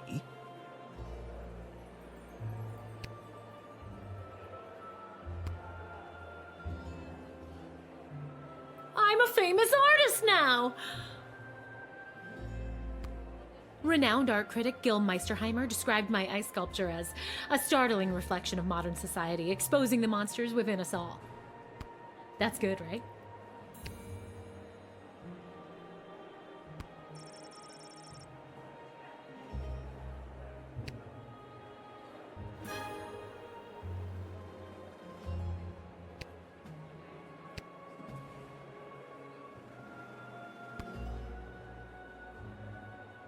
A royal wedding to patch up alliances and make political gains? Won't be the first and it won't be the last. King Oswin would have been devastated to see his daughter put in this awful position.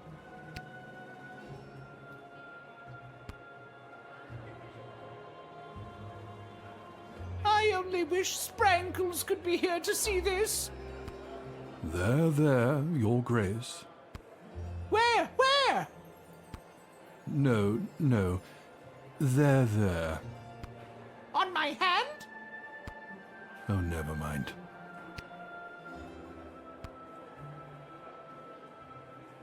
How exciting! I spend so much time studying history, but today I am here making it. I wonder how this day will be viewed by future generations.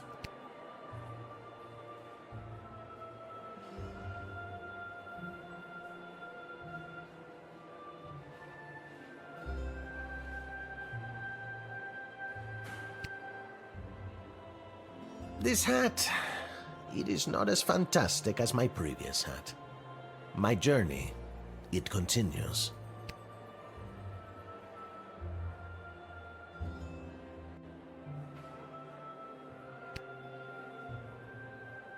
Lil, you absolute wonder. Well done on the wedding file. It's gone off without a hitch, and with that, the Sprawl has acquired a powerful new ally. Brava, Lil.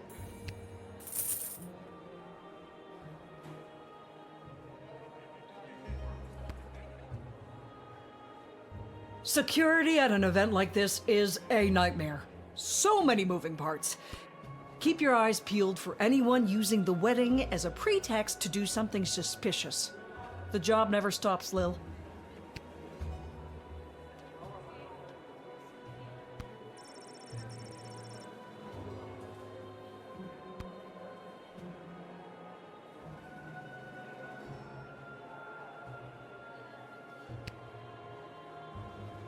Oh, darling, a wedding is a terrible bore without a truly delicious bubbly. My dear darling councilwoman Ash always hides a bottle of the good stuff somewhere in her office.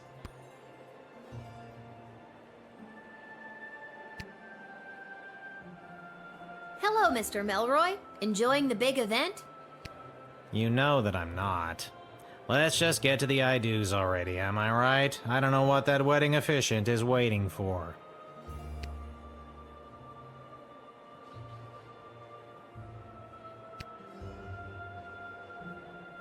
No mention of the calories or the ingredients. Catering Corp's legal team would have a field day with these amateurs.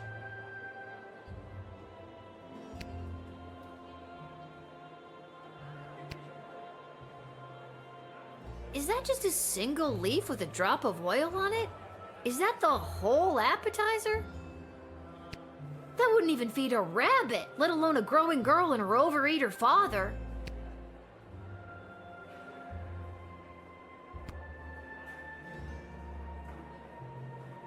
Is that just a single leaf with a drop of oil on it? Is that the whole appetizer? That wouldn't even feed a rabbit, let alone a growing girl and her overeater father.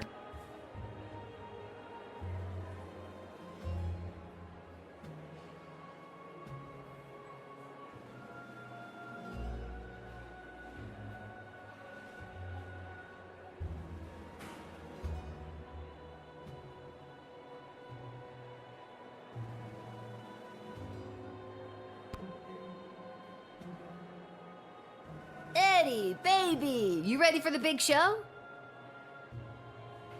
Who said that? It's me, it's Lil, from the guard shed. Oh, my good friend Lil. I didn't say we were. Lil, I've gone and done it again. I've lost my glasses, and I can't start the wedding if I can't read the official wedding officiant overview.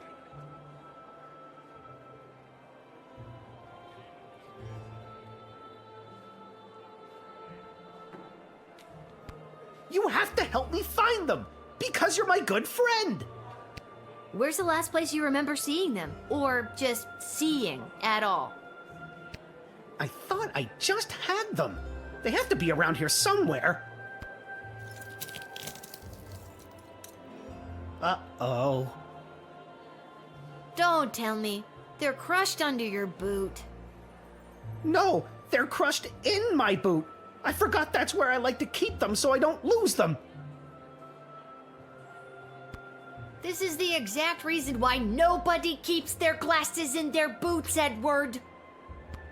What am I supposed to do now? what if we got someone else to lend you their glasses? Are you nearsighted or farsighted?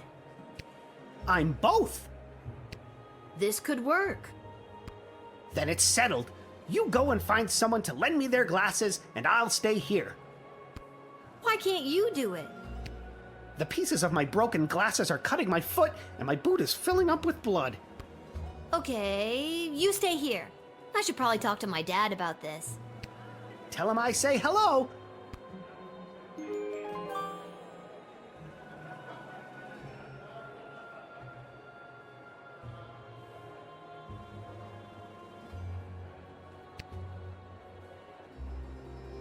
What's your current shrimp count at?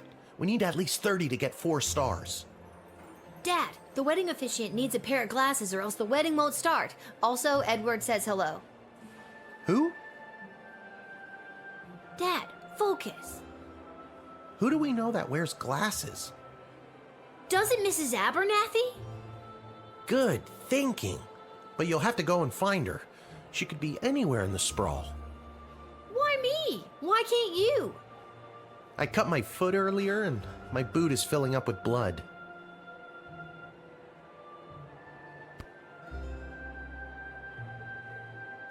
Fine, I'll go. You stay here. Just try not to cut your other foot. Now, if I was Mrs. Abernathy, where would I be?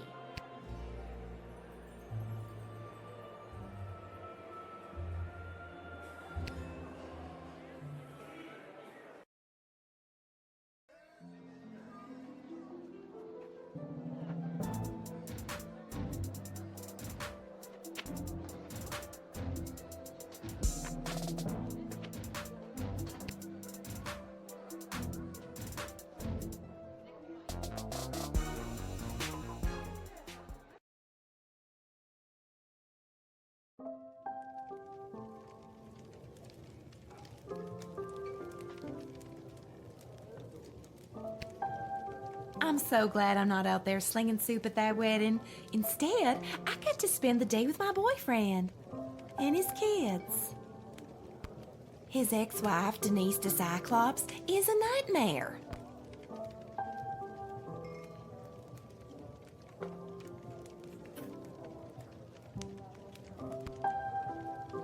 It's the big day, Lil. Can't talk. Can't you see we're slammed?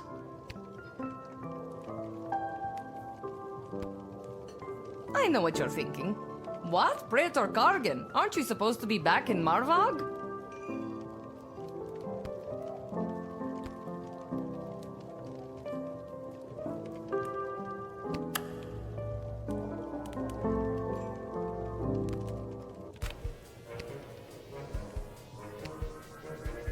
Hello, the sprawl! It's your daddy Vladdy, and I'm here to rock your onions until they peel. That's my opening line. Always a huge hit. Too bad nobody at the wedding got to hear. Don't worry, I put Vlad Extreme on your jukebox, so if you ever need your onions peeled, you know what to do.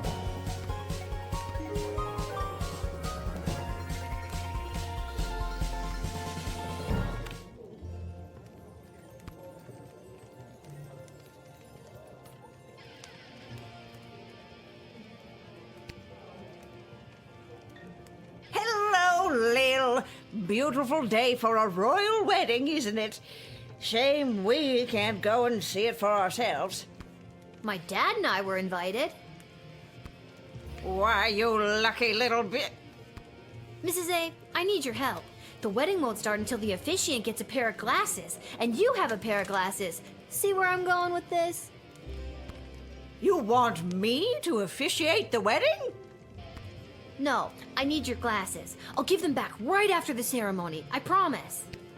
Oh, well, I'm afraid I can't just give them to you, my dear. I need them to read the odds on the upcoming Goblin Ball games. But I'll tell you what, if you get me a piece of food from the royal wedding that I can keep in my freezer and never eat, you can borrow my glasses for a little bit. Okay, Mrs. A, 1 plate of official wedding cuisine coming up.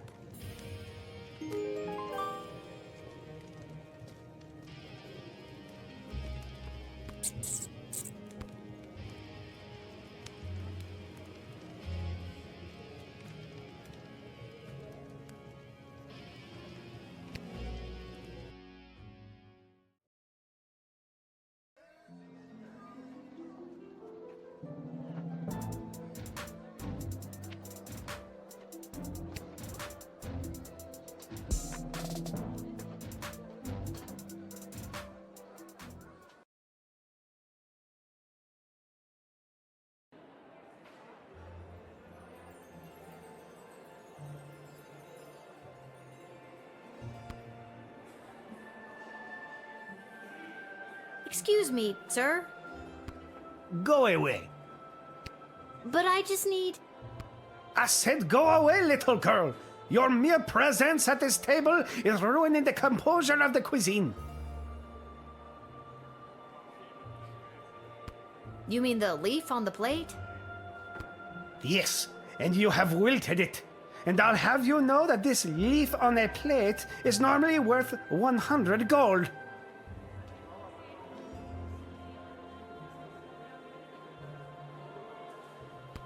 That's expensive. May I have one?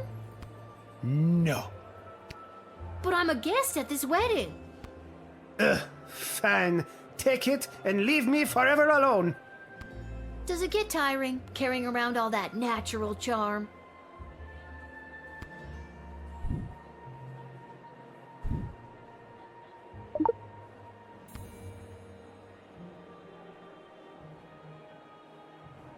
Mrs. A, here, I got you your keepsake appetizer. Thank you, dear. I like food. Who doesn't? Now how about those glasses? Glasses. Yes.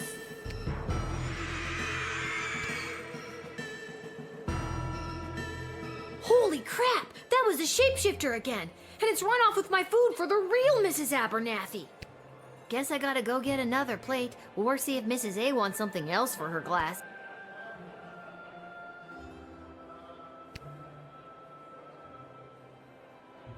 Excuse me, Mr. Snooty Pants? Yes, what is it? Can I have another expensive leaf on a plate? No! But you have so many left. I guess people didn't like them, huh? They are not made for people to like. They are made for people to take pictures with. Now go away. You cannot have another.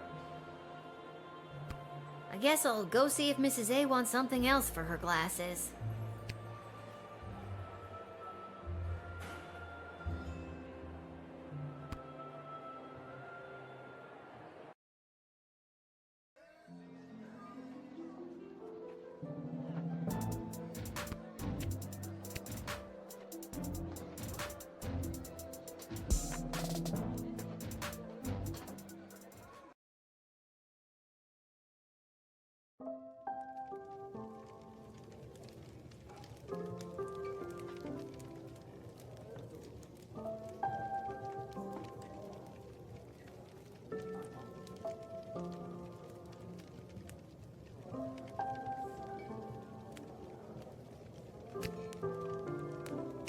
Mrs. Abernathy, the plate of food is a no-go.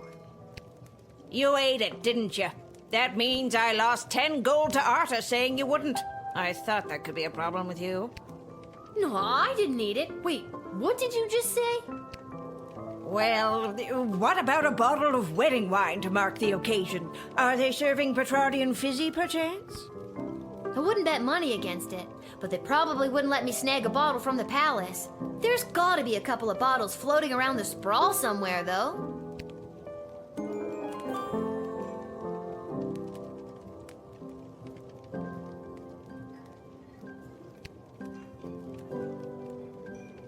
One bottle of Petrardian fizzy, please, Arda. No need to check my ID. I am absolutely underage. You know I can't do that, Lil. We'd lose our liquor license. If we had one. Or a food handling license. We shouldn't be allowed to operate. It's too much pressure. Emma, hold on in there.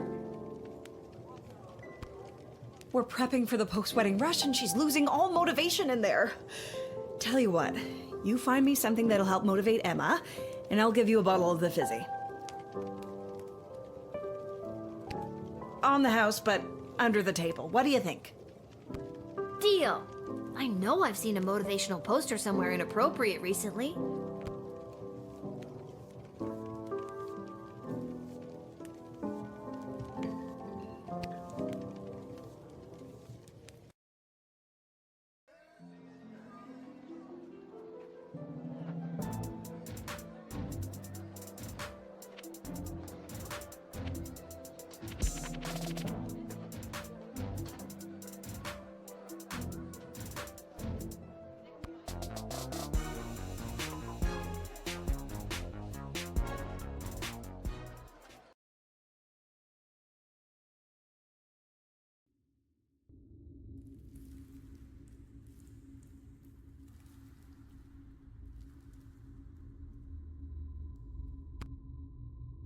I wish more people opted to get married in the night. I do love a wedding, but the midday sun wreaks havoc with my complexion.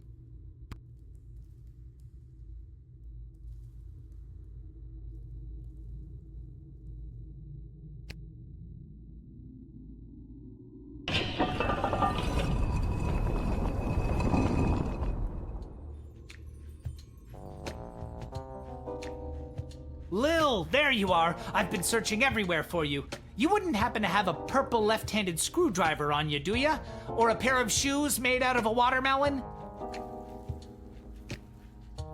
Fresh out of both. Why? Rats. No reason. What can I help you with? I need to find something to motivate someone stuck in a service industry job. How about that hang in there kitty motivational poster? It's always helped me when I've needed a boost. That would work perfectly. Go ahead and take it, but only because it's your birthday. It's not my birthday.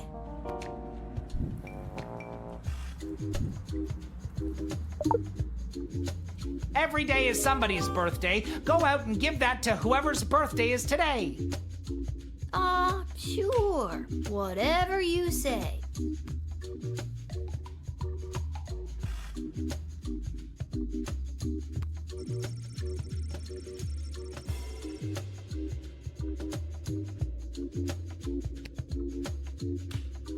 Oh my God, I forgot you were back there. It's been months. You really took that motto to heart. Good job, kitty.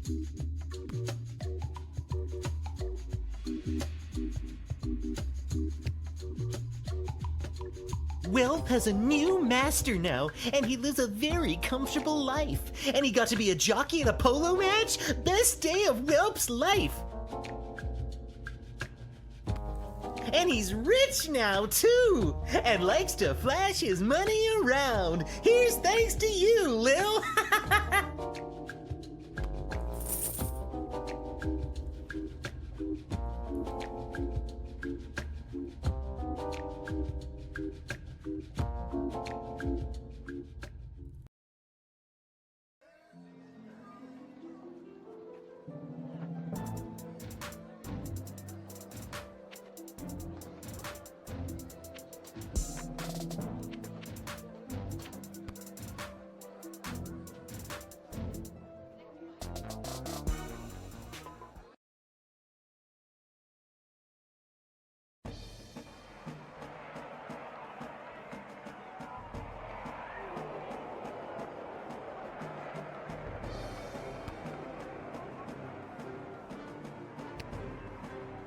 Goblin Ball is life. Excuse me, it wouldn't happen to be your birthday today, would it? Why, yes, it's my birthday today. Then happy birthday.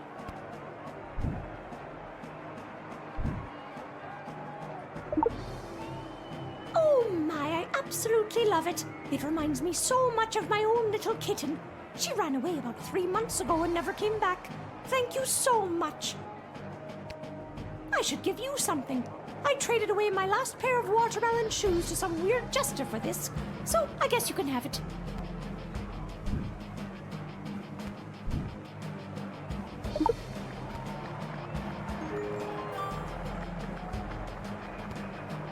I can't believe they bumped the semifinals to some wedding. The Sprawl Brawlers were a lock to take out the Scarborough Hush Puppies. A lock, I tell you.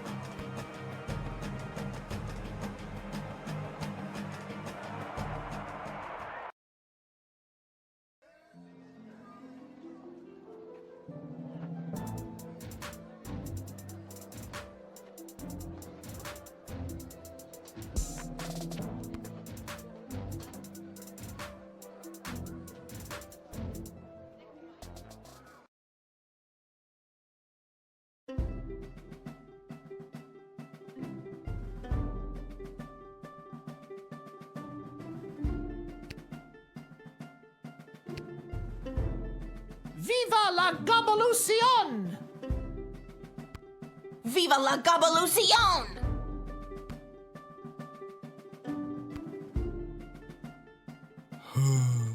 Nobody seems to want Carl's orange slices after all. I knew I never should have introduced them to each other. Kelly was my hairdresser.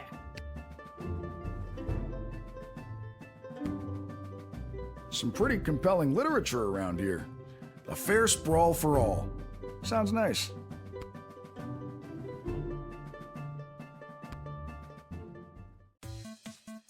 Finally, a group that does not belittle me for my lack of skills, my poorly chosen name, or my pixelated skin.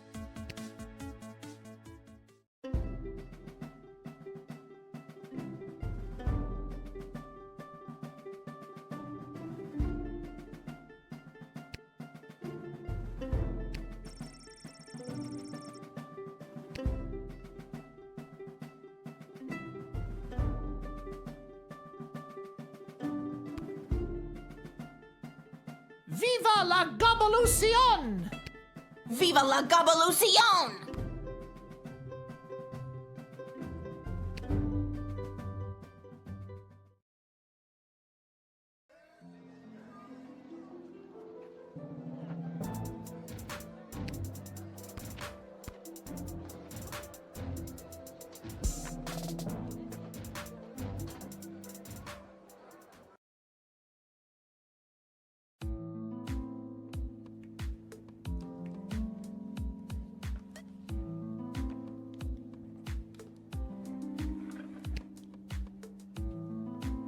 Ah, so she does leave her little guard shed after all.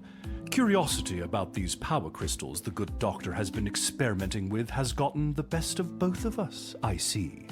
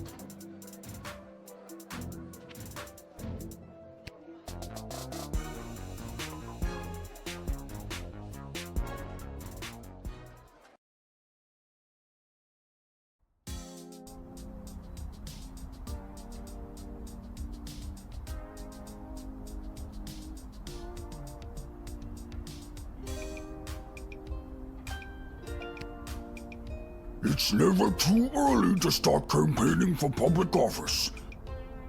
A lot of high-ups are in town for the royal wedding, and I want to make sure they hear my slogan. A vote for me is a vote for Tree.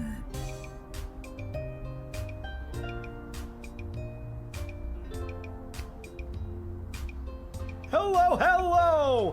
Welcome to Garby's Emporium of Wonder. Big royal wedding blowout!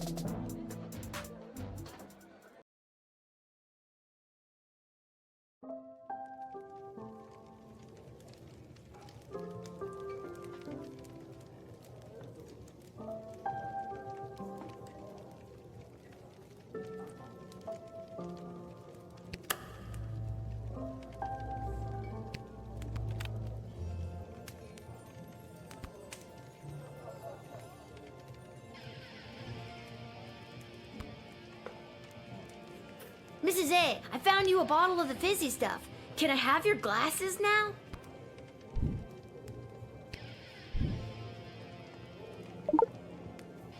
Oh, Lil, I'm so pleased. Thank you so much. Yes, you may have my glasses. After enjoying this bottle, I don't think I'll be able to see straight anyways.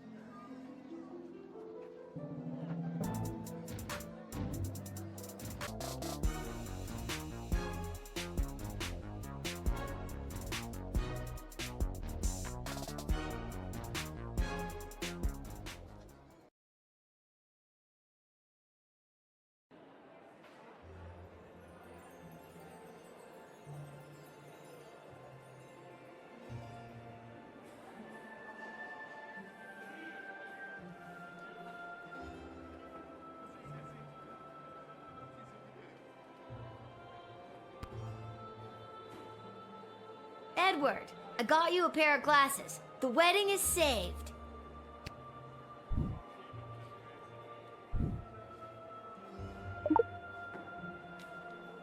Lil, this is perfect! Now I'll be able to perform the ceremony! The wedding is saved! I just said that. We both did, at the same time! No, We did it, Lil!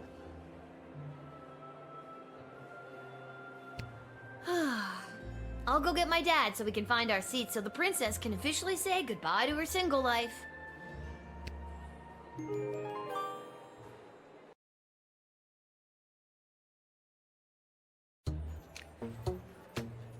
Welcome, ladies and gentlemen, humans, elves, dwarves, and other non-humans alike.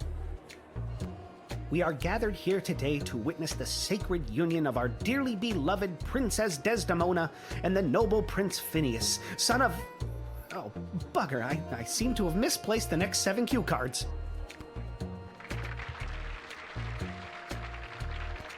We stand here to celebrate the... love shared between these two people, as their union will forge a strong bond that will bring a renewed sense of culture, dignity, and class to our fair city-state.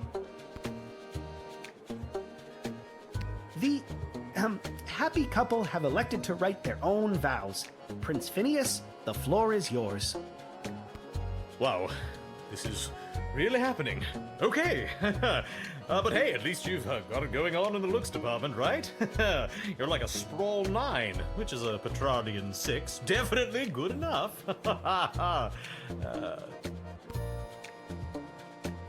Charming. Princess Desdemona, you may proceed. Oh, wow. You really just said that.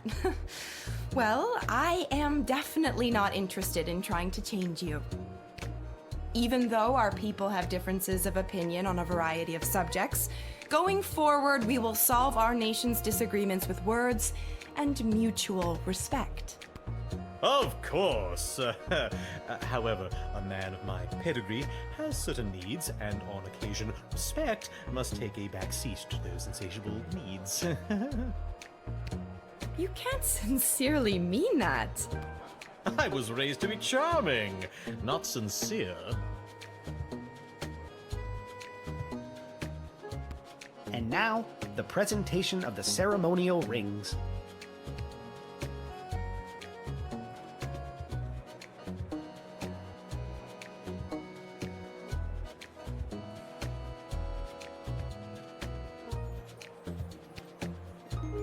I object!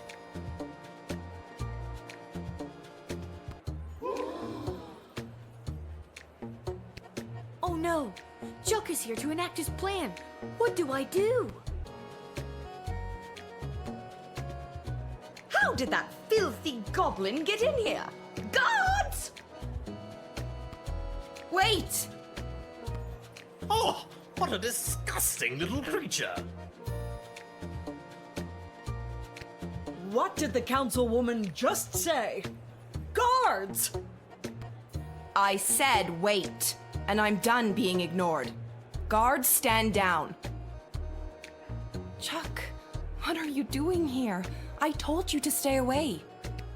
Ooh, the plot thickens. What I do today, I do for all citizens of the Sprawl who have felt unwelcome for too long. For those of us who look a little different, who can't walk down the street at noon with their heads held high. I'm looking at you, mole people.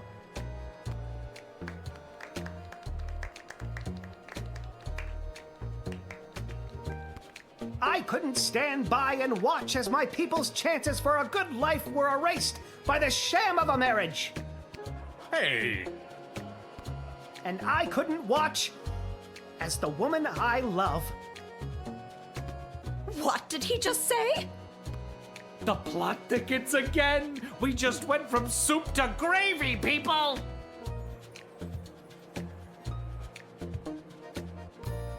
Don't! You can't.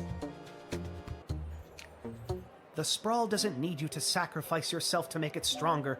It already has an untapped power inside itself, waiting to rise up. Princess Desdemona, I love you. Will you marry me instead and join in allegiance with your own home? This will not stand! Princess, you can't seriously be thinking of leaving me for this. I'm on the edge of my f***ing seat here! I will, Chuck. I will marry you. What? This isn't going to work out.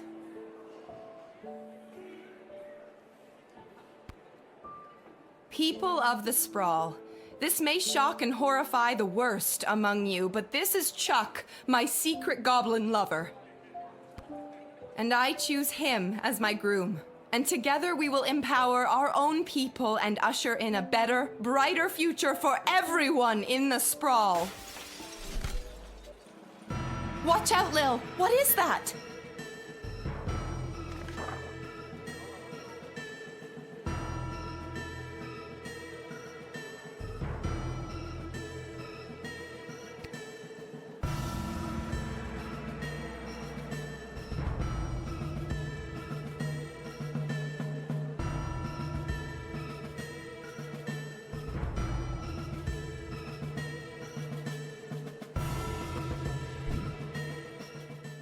Oh shit.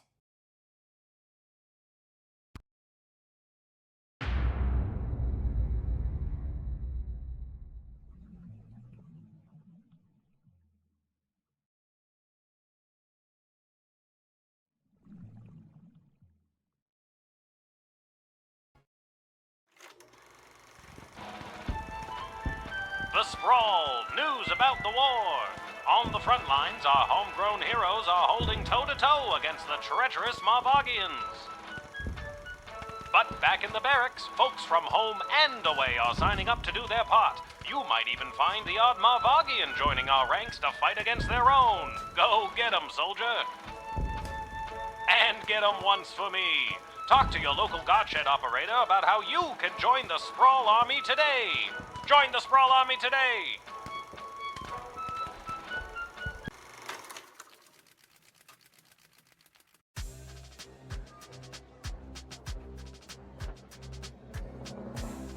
Any questions? Did you see my dad? He was there. He looked okay. No, I meant questions about the new drafting procedure. It was in the weekly update video. You mean the propaganda video? You know what propaganda is? I didn't until I watched that video. Listen, people are going to come up asking about joining the army. It's your job to decide if they're a good fit, especially considering who else is coming to enlist that day. I thought my job was to decide who to let pass the gate. That's also your job. This is wartime. You have to do two things now.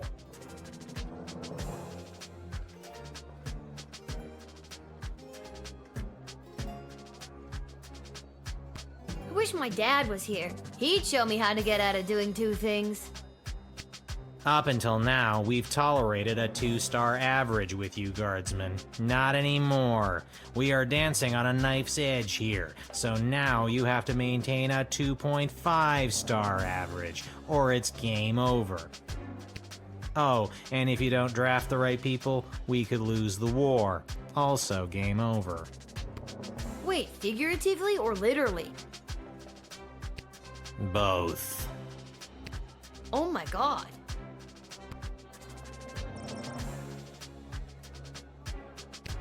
Well, I'm gonna go. You're just gonna leave after dropping something that heavy on me? Fine, I'll stay. We can tutorial some more. Actually, I'm starting to see the appeal of your first plan.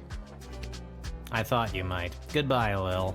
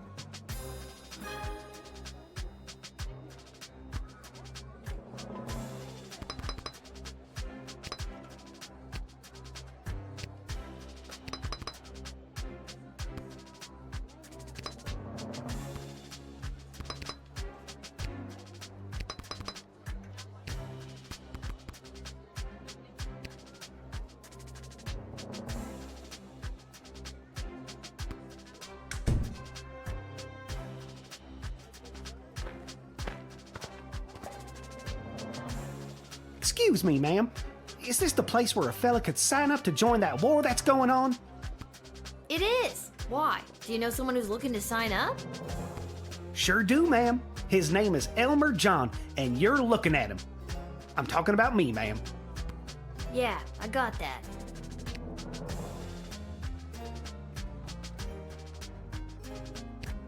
Now what's a guy like you doing wanting to fight in a war like this? I fight for one thing and one thing only. My one and only love, Glory Ann.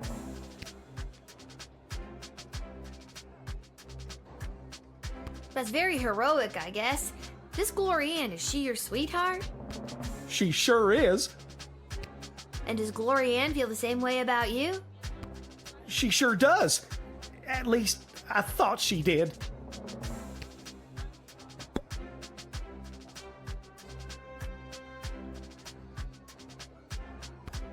Dish the details, Elmer. What happened? Well, you see, ma'am, how it is like... It's like this, you see. It all happened this way, it was. Elmer, faster with the dishing. I'm sorry, ma'am. It's just all too painful to talk about. We were engaged to be married, and I caught her in the arms of another man, my neighbor Bosco. How dare she? I know! So you're heartbroken and running away to war? Exactly.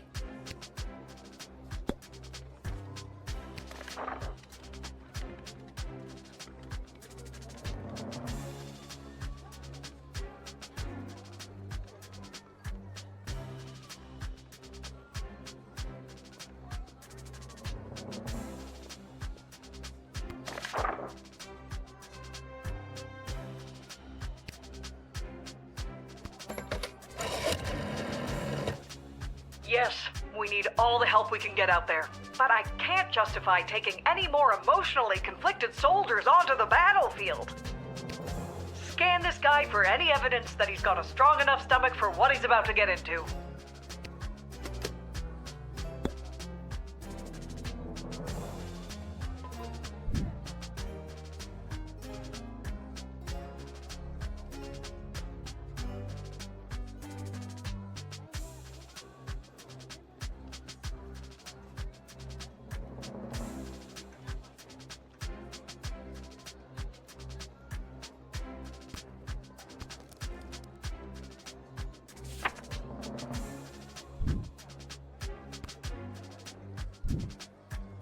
I don't think I can, in good conscience, send you to the front, Elmer. Go home, find Glorianne, and talk to her. Yeah, maybe you're right. Maybe I was making one of those, what do you call it, hasty decisions I always make. I'll go home and see my Glorianne, who I caught in the arms of another man, and I'll make the biggest apology banner anybody ever saw. What's an apology banner? It's the easiest way to say you're sorry. So long, ma'am. You take care now. Glorianne, I'm a-comin'.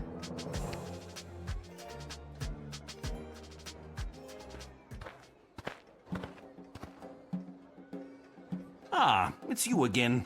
I remember you, the miserable wretch who sought me the last time I came to this repulsive, simmering carbuncle of a city. I remember you too. You're that unpleasant, obnoxious Ebenezer Scrooge knockoff. Yes, we have met.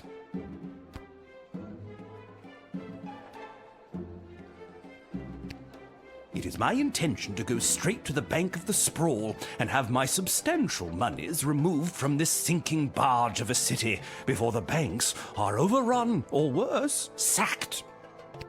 Mr. Dunn just needs to hear my confirmation number, and I will have my fortune sheltered in a more rich people-friendly nation.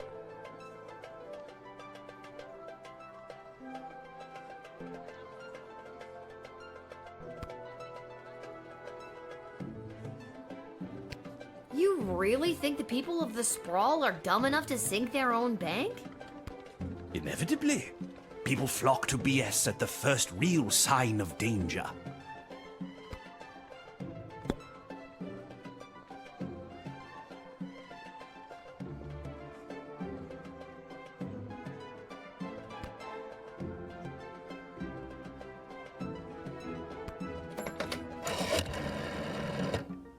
This is the dungeon of Malcolm the Great? Just read the cards! Oh, okay. This is the dungeon of Malcolm the Great. May I take a message?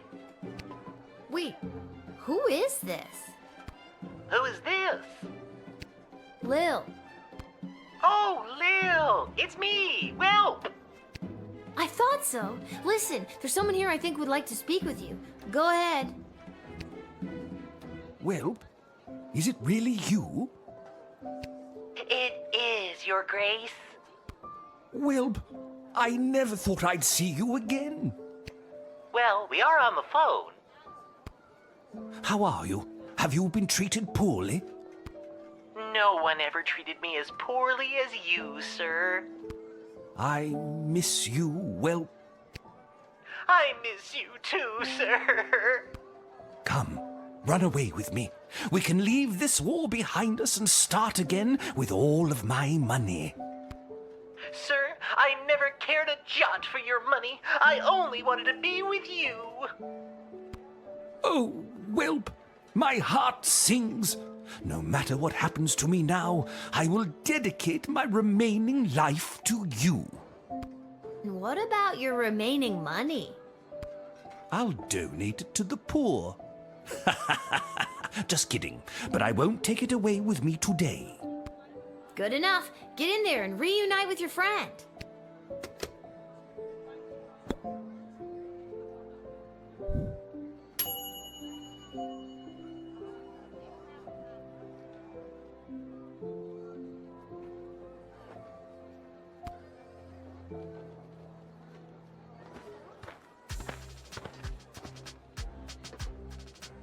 is he?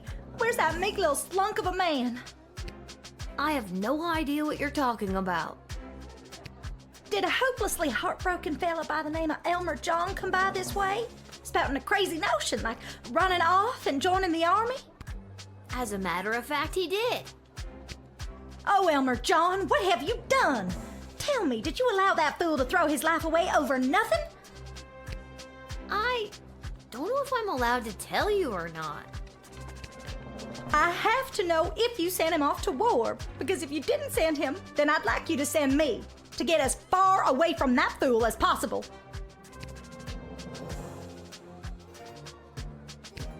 I take it you're Glory Ann. That's me, Glory Ann.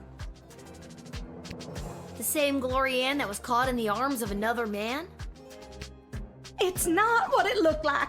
And if Elmer John had stuck around for more than a second, I could have explained that to him.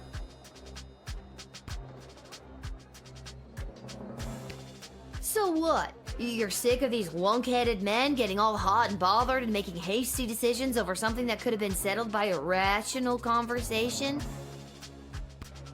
Exactly.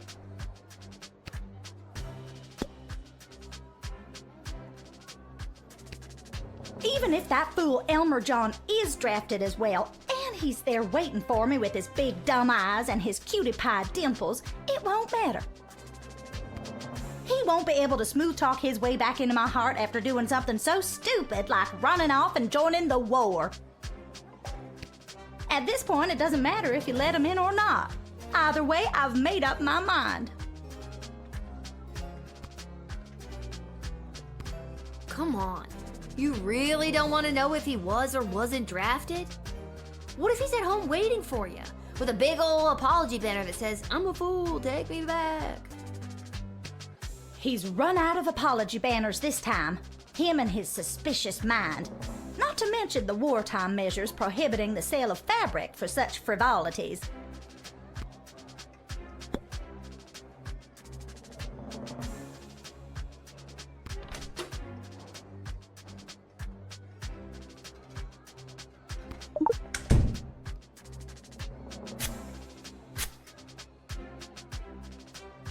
It all started when that big loud Bosco from 2 houses over came round like he always does to try to court me again.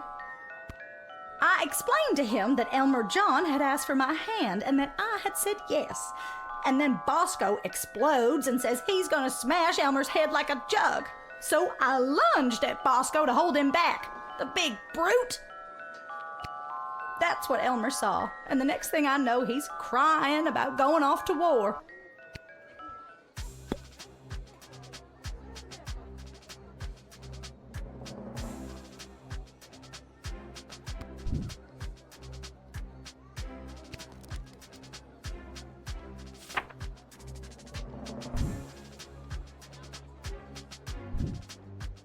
Now, I'm not doing this because I drafted Elmer John and I'm trying to keep you apart.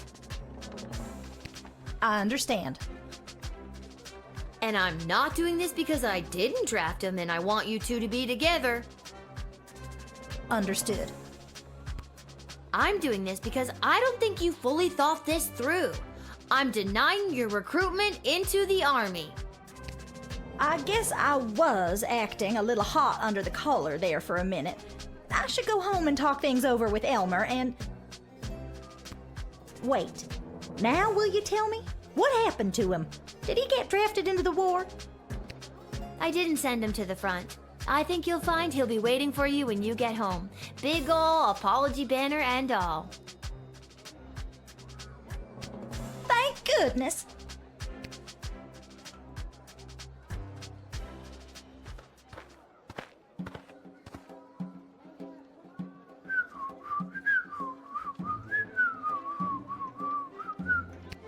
Oh, hello, Lil! Isn't it an absolutely beautiful day? Sun shining, birds chirping. Why, a gobbo could almost sing about it.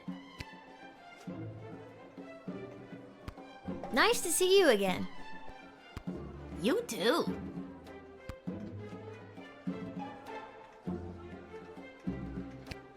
I'm just coming from a conference of GLA members from different nations looking to help each other out. The GLA sounds like it's thriving. It sure is. We made some major inroads with a sympathetic group of Petrardian miners. They've offered to dig tunnels that will bring food to the sprawl without anyone knowing. I hope we can get these plans to Queen Desdemona for her stamp of approval. Then we can get things underway.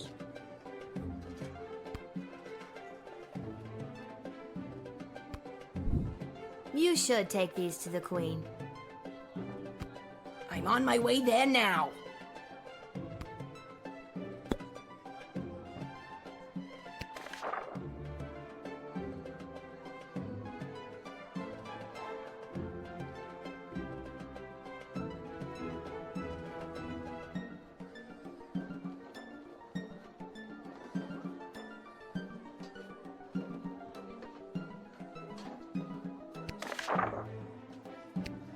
I can't believe I didn't tell you. Big updates from the GLA. Queen Desdemona and her goblin lover, Chuck, have implemented all these different programs for non-humans. It's a great day to be a goblin.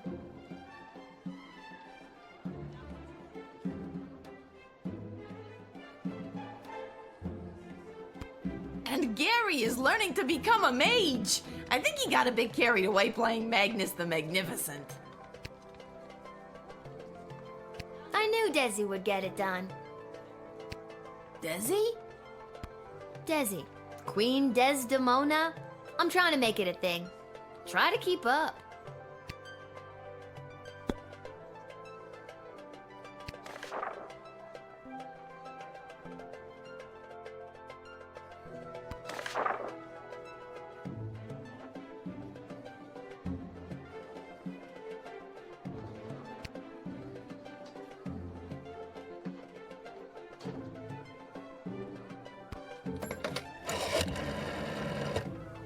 Tunnel plans to increase our dwindling food supplies.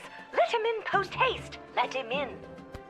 The city's best and brightest will go over the map and construction will begin in no time. We have food! We have food! Well done, child.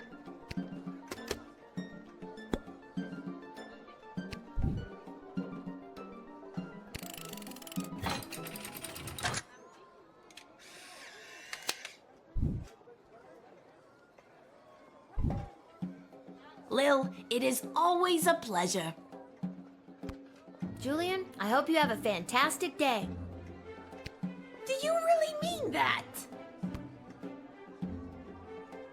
I sincerely do. Keep up the great work, friend. Thanks, Lil. You're one of the good ones.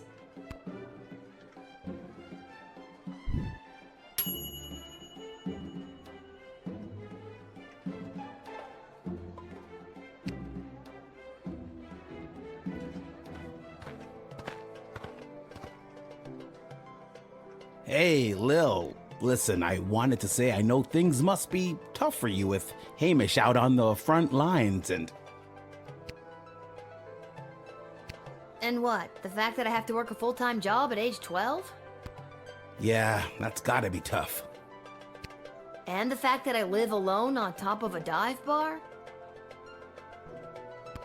Well, you'll meet some interesting people. And the fact that my dead mom's still dead? Oof, yeah, that's pretty rough. Well, if you ever need someone to talk to, you know where to find me. I'm actually not sure I do know where to find you. Oh, well, normally it would be at the barracks, but for the foreseeable future, I'll be running security for Her Majesty Queen Desdemona. After you finish your shift, Her Majesty and the Royal Consort have asked to see you.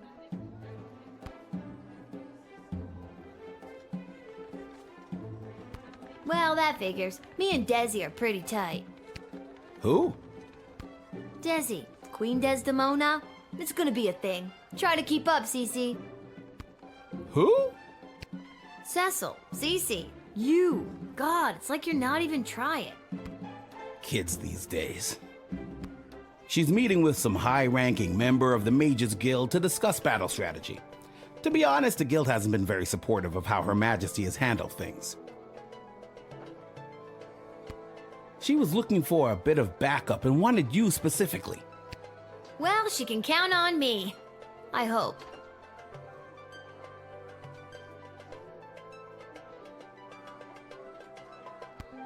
I hope so too.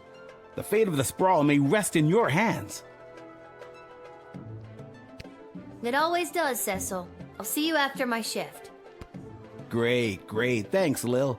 And if you write your dad, tell him we all wish him well. I will. I know he'd love to hear it. See you later, Cecil.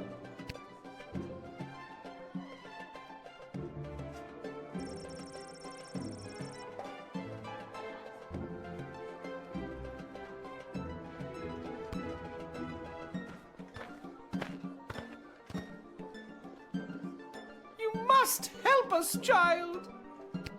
We have been left without shelter. It's awful. Scarborough has fallen!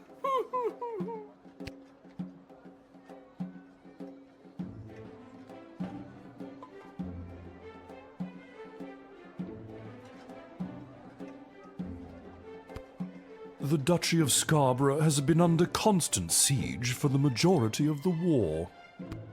Those bastards! Quite. We finally had to flee.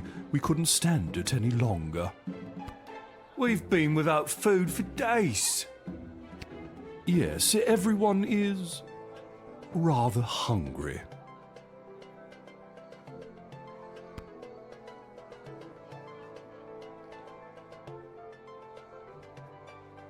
I'm so sorry to hear that you've had to flee your home. I can't imagine how hard that must have been. Thank you, child. I'm a duchess without a duchy. We have rather a lot of refugees that need your help and your food desperately.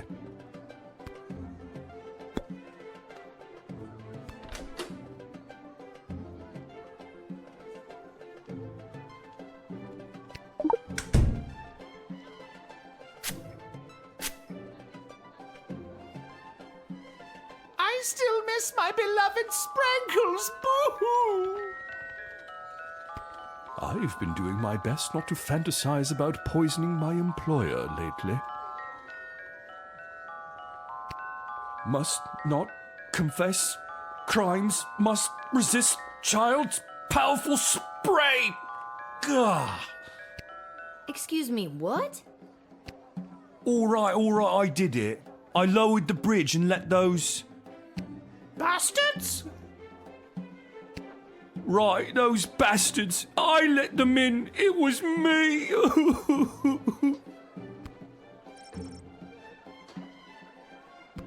Oh, you sneak. You are hereby banished from the court of Scarborough. Praetor Kargan was right. Soon the entire sprawl will fall to the might of the Marvog Empire. Oh, go away. Well spotted, Guardian. Listen, I'm just doing my job. And that's how you truth spray your way to success. Excellent line, milady. But that was... oh, never mind. Even with that settled, I'm still not sure what to do with these people.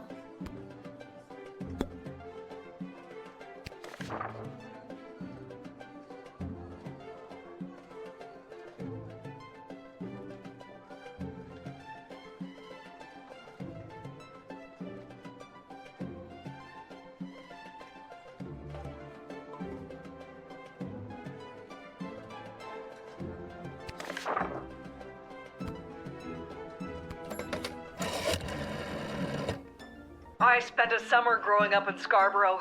What happened there is a crying shame. While our food supplies remain dangerously low, with the tunnel operation unlocked thanks to you, we should just be able to feed everyone, including these refugees. You may let them in.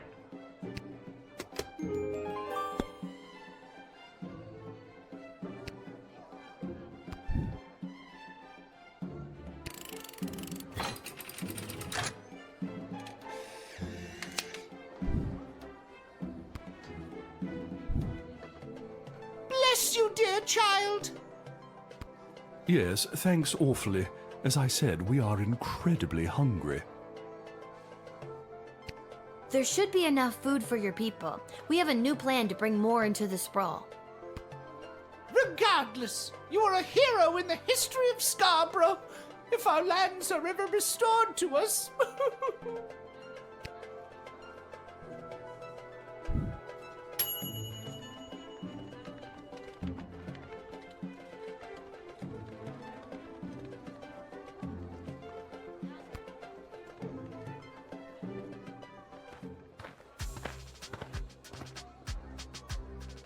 Where do I enlist? You're there. Here. Then what are you waiting for? Sign me up already. The name is Bosco. I heard that lily-livered runt Elmer John came by this way, and I want to catch up with him so I can smash his head like a jug. You're just the kind of guy we're looking for, but I'll need more than just a first name to sign you up. Houlihan.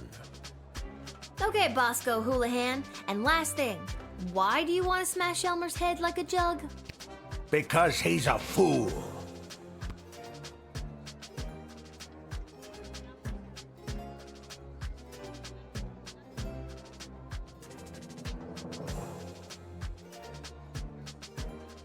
I trust it's common practice to go around smashing people's heads like jugs where you're from? Only if they're dumb enough to run away from a quality dame like Glory Ann.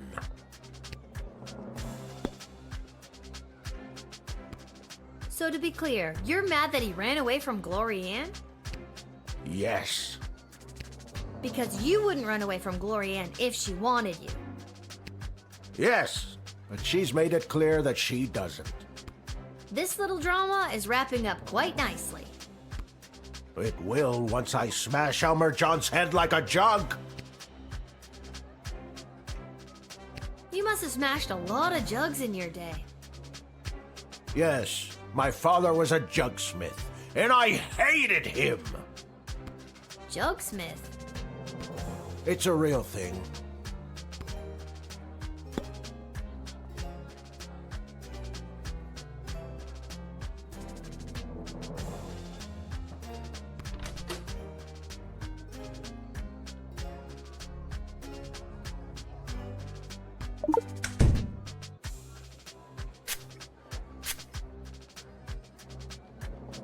I want to join the army so I can find my place, my purpose. Glory Ann doesn't want me. I have come to terms with that. Maybe in the army I can find some brotherhood, some kinship with other people who maybe have signed up for the same reasons as me. A broken heart and a desire to break heads like jugs.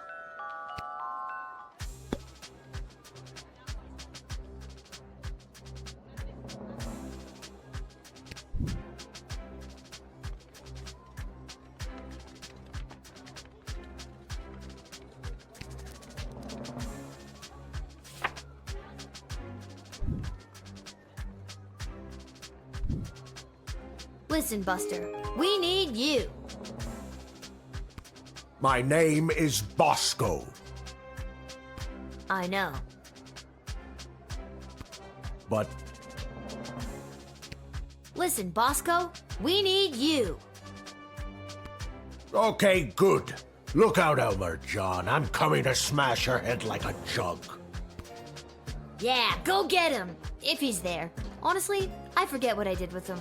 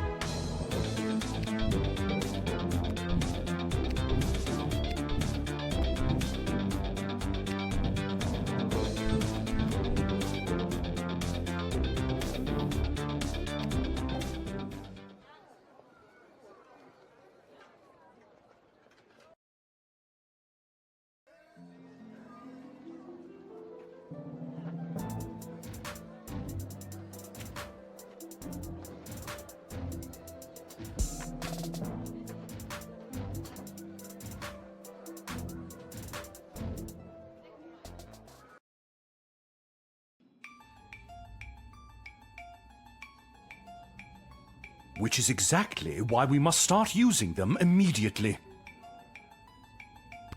The risk is too great. We need more time to study the long-term repercussions.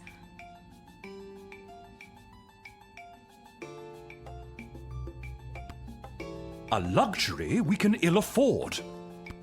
Your Majesty, Lil has arrived. Thank you, Cecil. Lil, thank goodness you're here. I've got a problem.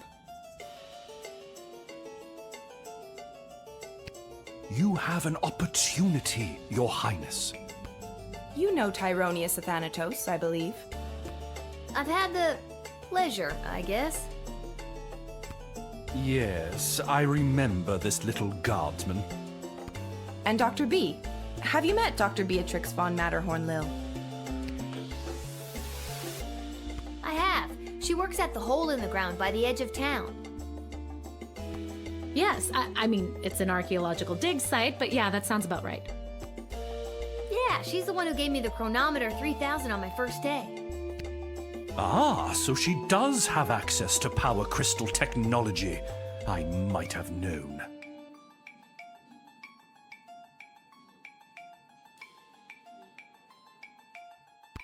Wait, Lil has had access to power crystal technology this whole time? Maybe it's not as dangerous as we imagined. She seems fine. We don't know that. It's still too early. How long can we wait? How many brave soldiers of the Sprawl must give their lives before we use the tools we have available? Let me fill you in on what's going on here. The Mages Guild feels that if they had access to power crystals, they could hold back the enemy and maybe even win the war outright. Okay, so why don't they go buy some? I know a guy in an alley. You know what? I'm gonna stop there. It's starting to sound weird. They want all the crystals. Access to every dig site and existing stockpile in order to amplify their power. The good doctor could simply give us the blueprints, or better yet, the working model the child has in her possession. This would allow our research to flourish in no time. Dr. Beatrix feels that there are too many unknown variables to use it safely on a larger scale.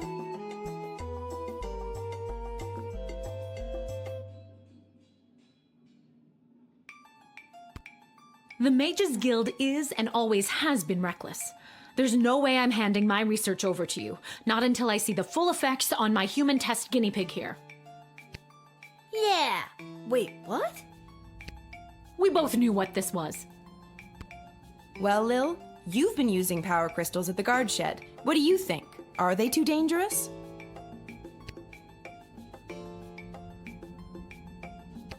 They are way too dangerous. I use the chronometer 3000 under very specific circumstances. You start manipulating time out there in the everyday world, who knows where it could lead?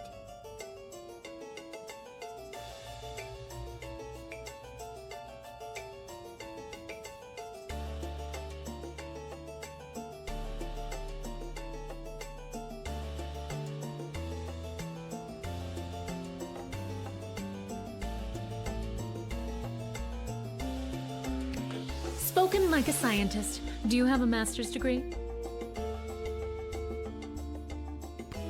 How many times do I have to tell you people? I'm 12. Thank you for your counsel. I always appreciate having multiple opinions when it comes to big decisions. I have made up my mind. Dr. B will continue to oversee Lil's progress with the chronometer 3000, and it will stay out of the hands of the Mages Guild until we can be certain that it is safe to use in this war.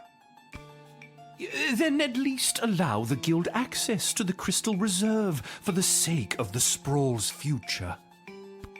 For the time being, the reserve shall remain under my control.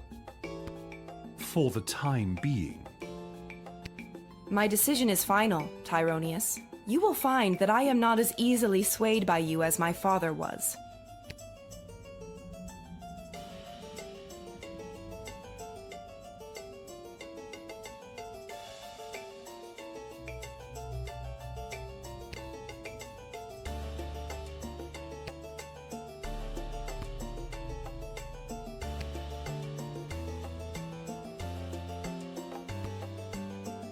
I'm glad calmer heads prevailed.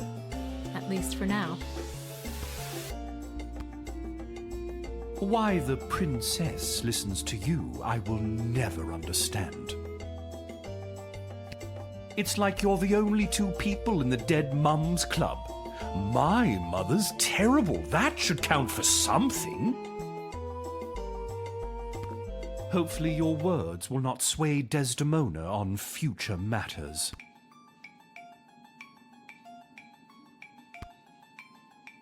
I'm just here to support my lady love. This choice has been eating her up inside. It's an important decision, and I want to do anything I can to help. I think she made a good choice. With you, I mean.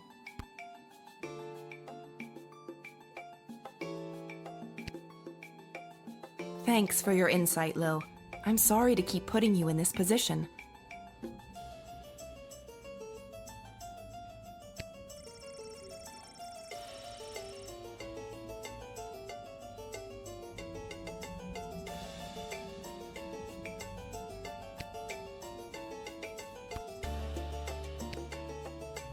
Hey, you spoke well today, Lil. One more message for you today. I was instructed to tell you to head over to Malcolm's to meet the advisors. Good luck.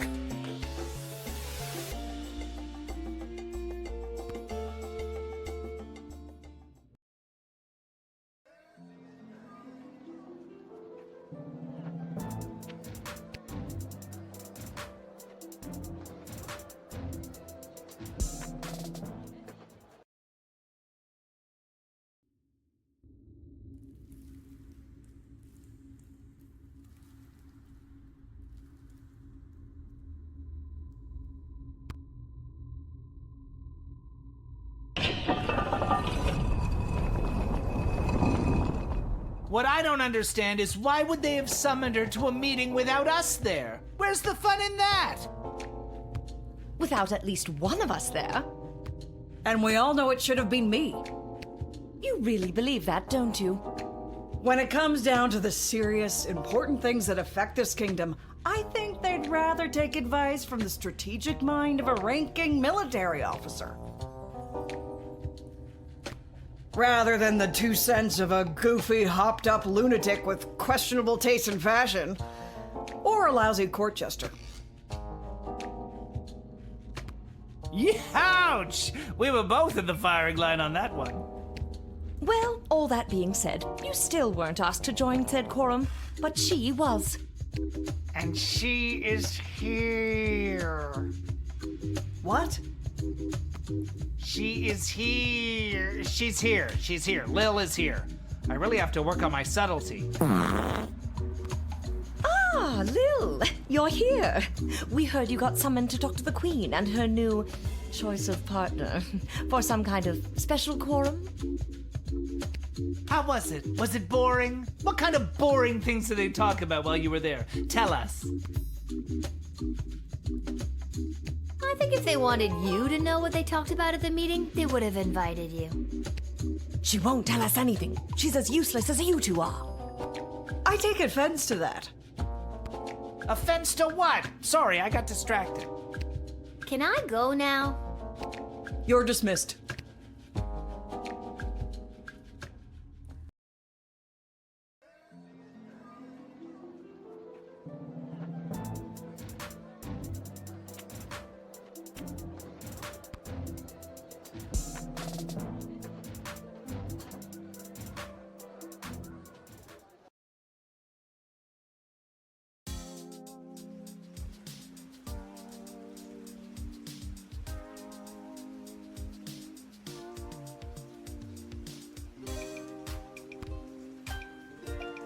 Welcome to Garby's Emporium of Wonder.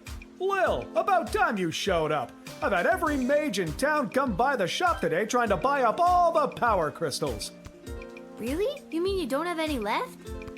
I wouldn't have if I didn't hide a few away for my best customer. I'm your only customer. You were my only customer, but now that I cornered the mage market, I don't know if I'll be able to keep these crystals in stock. Well, the good ones anyway.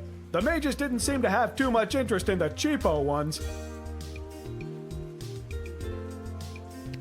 Hey, by the way, before you get to shopping, this blowtorch you sold me with Fosse carved onto it, I've had the hardest time selling it.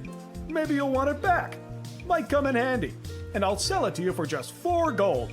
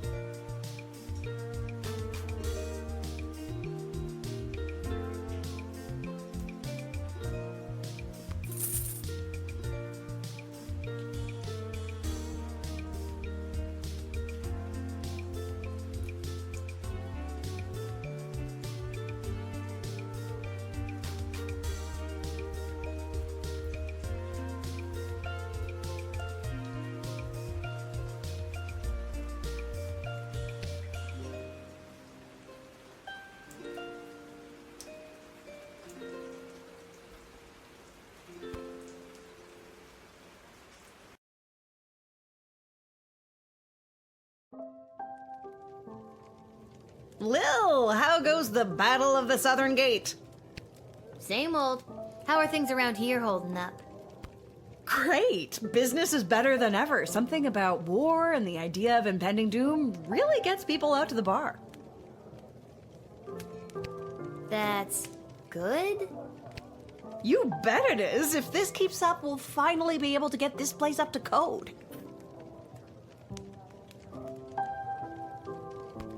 Then we can get rid of the rats. We don't have rats!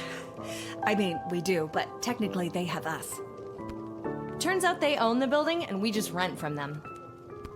But if we make enough money, we can buy out from under them. As far as landlords go, they aren't the worst. I could do without all the hissing. Hey, that reminds me. Lil, you got a letter in the mail. How did that Never mind. A letter? From who? From Hamish. A letter from Dad? Gimme! Hey, Sweet Pea, how's everything back home? I'm doing okay here. I've gotten to know a lot of the guys. Then when they don't come back from battle, I get the chance to get to know a few more. I miss you. I know you might be scared right now, but don't be. It'll take tougher stuff than this little war to do in your old dad. Please let me know that you're all right, or even if you're not. I need to hear how you're doing. I love you, Lil. Dad. Love you too, Dad. But what should I write back to him? If I tell him things are tough here, he might worry and get distracted in battle. But if I tell him I'm doing well, he might feel like I don't need him and then get distracted in battle. He's easily distracted. Oh boy, neither answer seems right. Are you talking to me? No.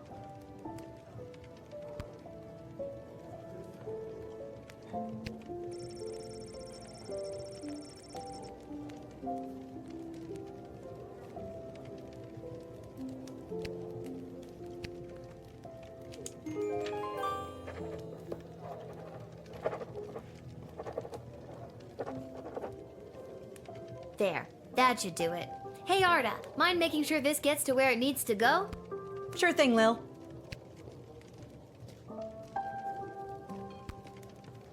We're all thinking of your dad, Lil.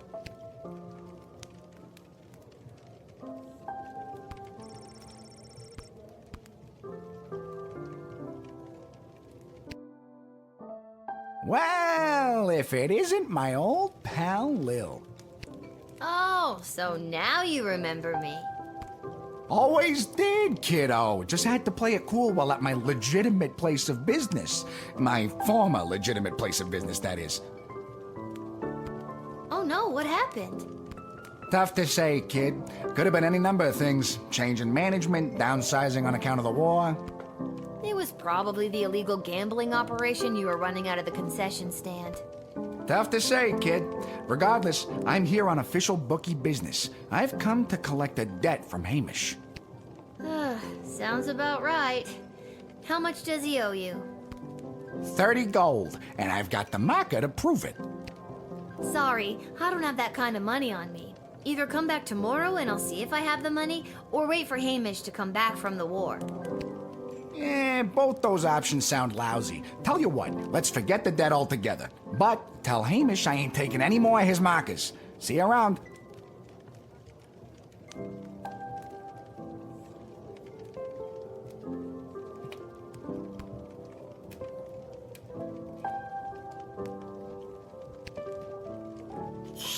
Lil, I'm being discreet. Isla bet me 5 gold that I couldn't steal a bottle of fizzy when Arda's distracted. How are you planning to do that? I figure if I wait long enough, one of the rats will bite her and she'll freak out and maybe run around a bit. Solid plan.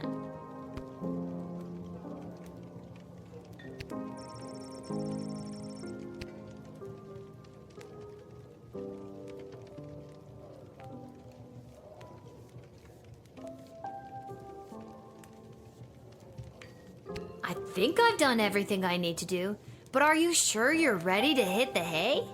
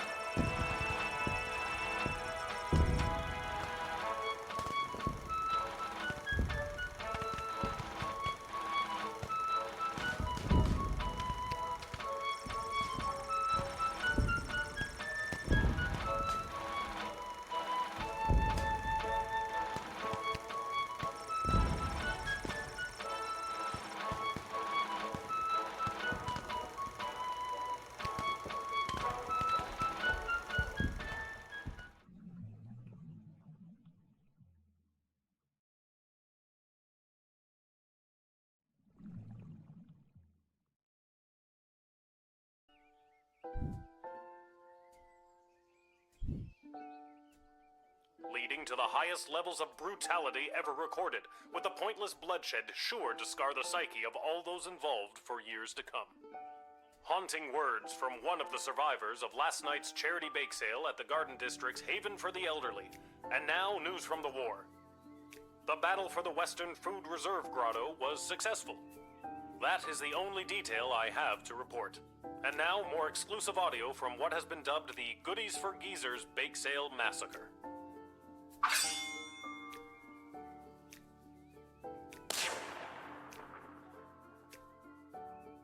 That's my banana bread. What was that? Speak up.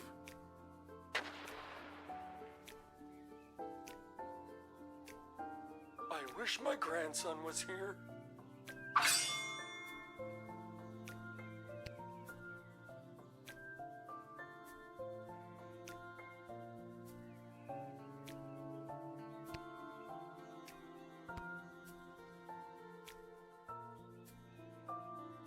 Hey, a letter arrived from Dad.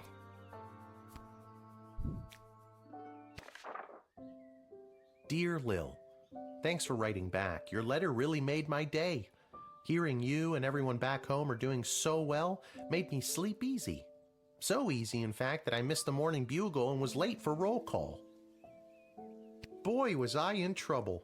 And because I wasn't there, I got stuck with mechanic duty for the next big battle. They say this time it'll be fought in the air, and it's my job to help repair the planes. Don't tell anyone, but I really don't know what I'm doing. But your grandfather on your mother's side was a master mechanic, and I'll always remember the words he said to me on my wedding day. If your wife doesn't find you handsome, she better find you handy. So I guess if I investigate each aircraft that comes my way, I'm sure I'll find something to fix, and then help win the battle. Thanks, Granddad. That goes for you too. If you draft any would-be airmen, make sure there isn't anything on their end that needs fixing first. Anyways, I better go. Draw me a line again, will ya? But this time, maybe don't write such good news. If I get in trouble one more time, who knows what'll happen? Sincerely, Dad. I'm so glad he's okay. I'll write him another letter tonight.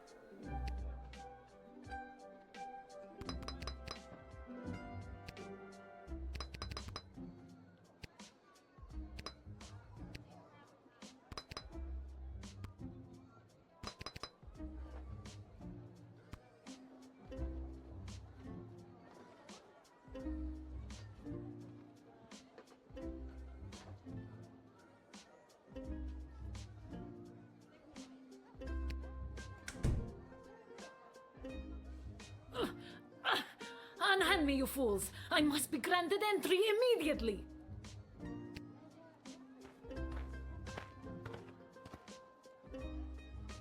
I come with a message for your Queen of the Sprawl. In her mercy, Praetor Kargan has sent me to offer terms of your immediate and unconditional surrender. If you knew the Praetor, you would be shocked that she has extended this incredible generosity to your flabby, weak people. Ouch. And yeah, I know who she is, remember? I told the princess not to marry her, and I'm feeling better about that choice by the second. Here is the message I've been sent to deliver, straight from the powerful mouth of Praetor Kargan. Kagtak mavlashtak ivaktum.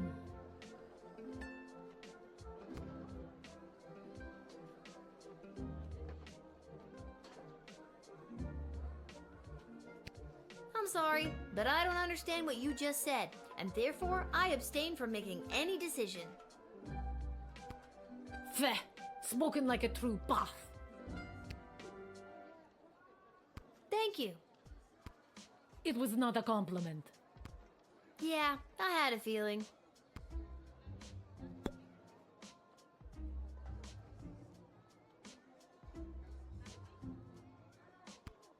The sooner you accept, the better. Marvag battle training is an arduous affair, and our food supplies cannot sustain our warriors. Dozens of Marvag die of starvation every day as we prepare for battle. Our numbers dwindle in these brutal training ballets. That's awful. This war has laid many Marvag low. Now let me yell my message at your queen.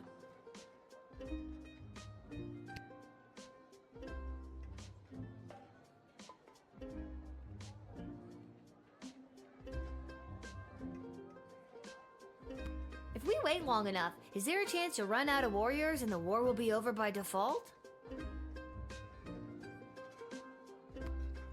That does seem like a possibility. If your sprawl can last long enough. This war is drawing closer to an end with each passing day, and you do not appear to be winning.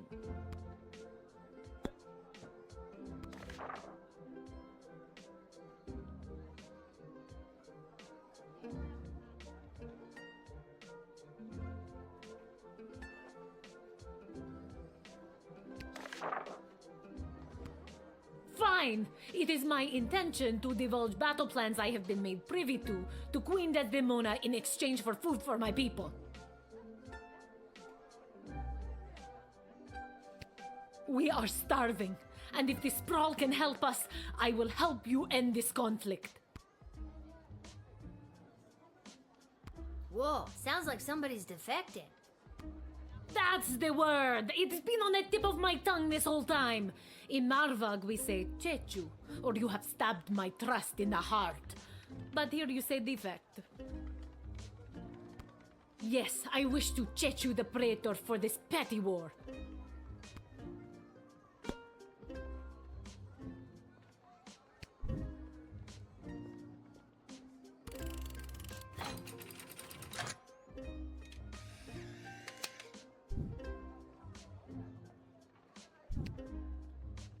Very good, gatekeeper. I hope that this exchange of food for my people, for information about our military strategy, will help put an end to the bloodshed of this war and lead to much more glorious bloodshed in the future. Weird thing to hope for, but hey, you do you.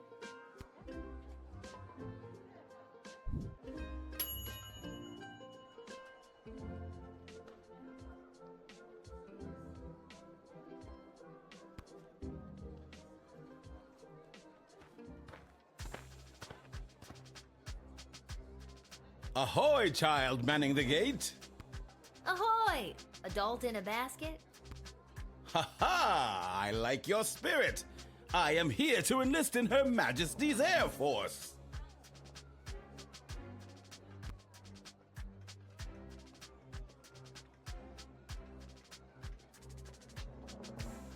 Once inflated, my grand contraption shall sail high above the clouds. First I will destroy the enemy air force, and then it will take me no time at all to traverse the entire world at that altitude.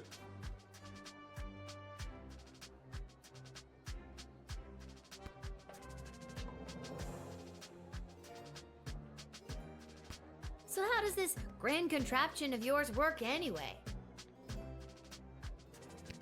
When inflated to almost bursting, this ball will carry me up into the sky, keeping myself inside this wicker basket aloft. Simple science. I feel like you're missing some steps.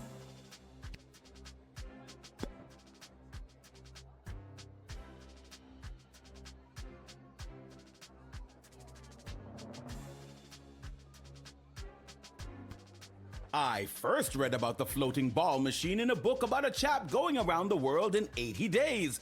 Julie Goblin Vernon, I think his name was. This was many years ago, mind you, so I figure doing the same in 79 days should be a piece of cake. A new record, I'd wager.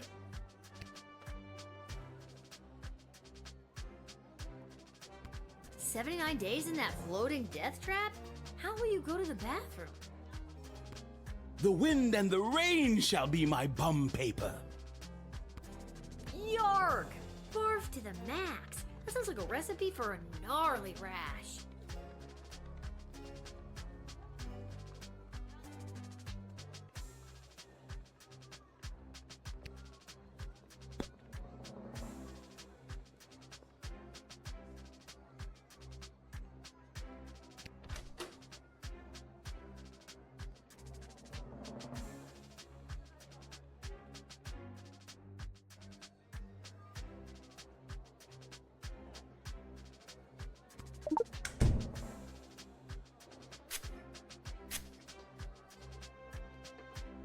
I made a wager with some chums down at the Royal Academy Club that I could traverse the entire world in only 79 days. Fools. My real plan is to hide away with my balloon in the countryside, gather stamps from across the globe, and return well-rested, well-fed, never having pissed out of a balloon, and triumphant. That'll teach him for putting a worm in my beer.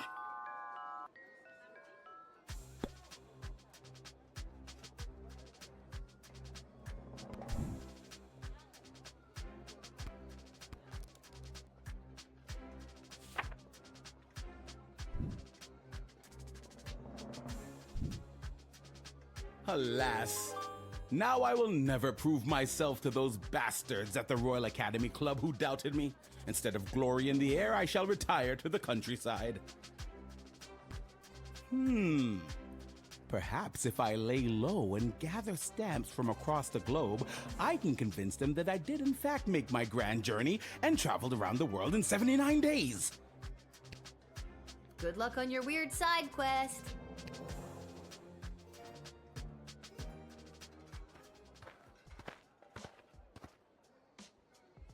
Hey, I remember you. Really? Most people don't. Regardless, I am here today on behalf of Catering Corp regarding our services and food management. We are prepared to oversee the appropriate distribution of the Sprawl's food rations up until the time when this war is resolved in favor of either side.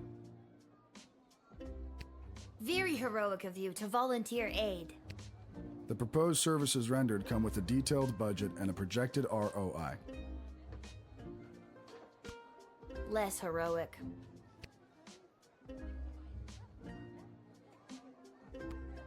It has come to our attention that the food rations are being severely mismanaged. If this trend is allowed to continue, the Sprawl will be completely out of food in a week. Are you sure your numbers are correct? Of course our numbers are correct. All we do is numbers. We eat, sleep, and breathe numbers.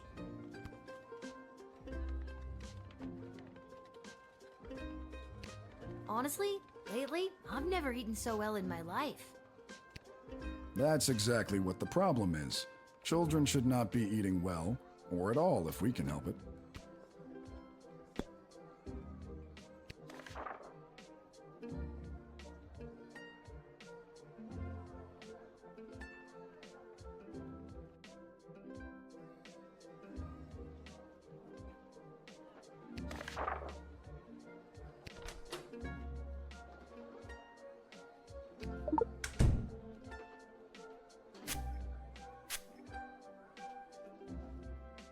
I feel compelled to verbally dictate Catering Corp's food rationing plan.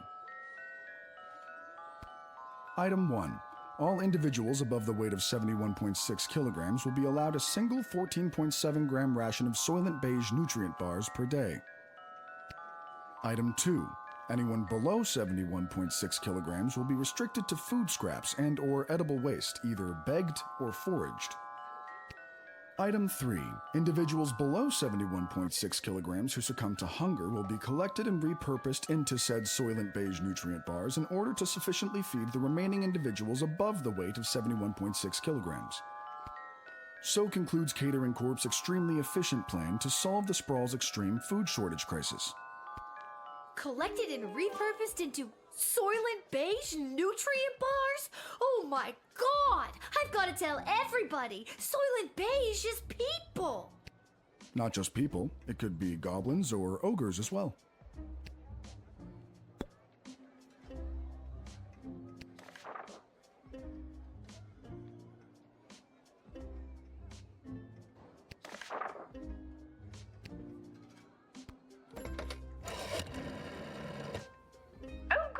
I've been expecting the Catering Corp to arrive with a plan to aid us with the food shortage crisis. It's said to be a good, solid plan, and a little more. And that's all I need to hear. Let him in at once so we can begin to address this population growth problem once and for all. I thought it was a food ration problem. Tomato, tomato.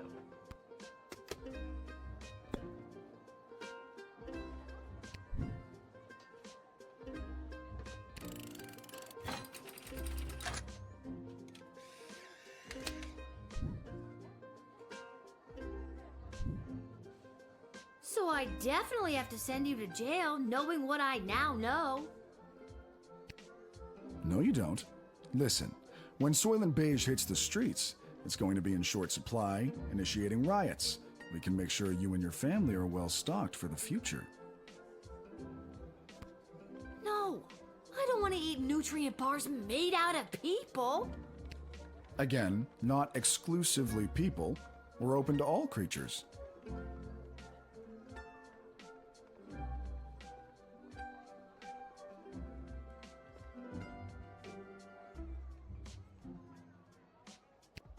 Just no!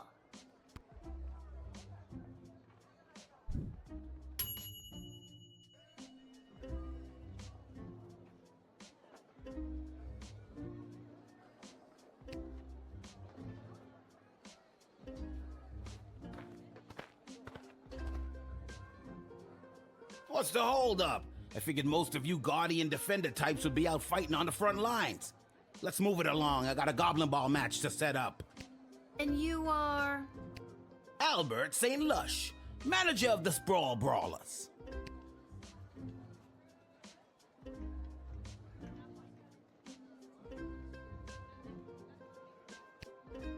I didn't think any more home games were being played this season. You know, because of the Siege of the Sprawl, the threat of invasion, and the ongoing war that could destroy us all.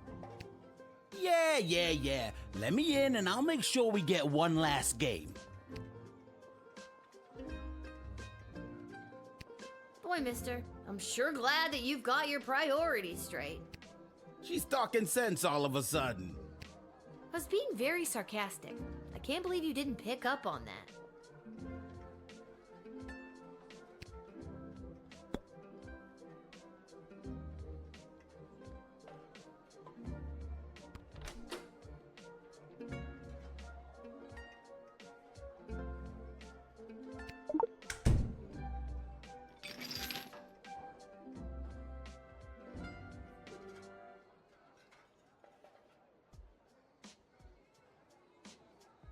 What are these? Don't worry about it, kid. Tools of the trade. So long as the players don't ask any questions about what they're getting, it's totally legit. The secret ingredient is pure basilisk venom. What? You think those on the Milton Marauders ain't doping? You're crazy.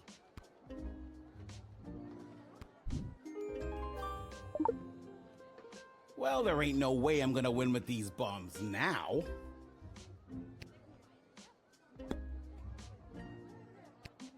Okay, I've gotta know. How are you gonna field a team for a goblin ball match? Most of the choice players from the Sprawl Brawlers are out fighting on the front, protecting the innocent, blah, blah, blah. My plan is grab the best looking prospects from whoever we've got defending the walls, load them up with, how do I say, confidence, and put the team together. Easy peasy.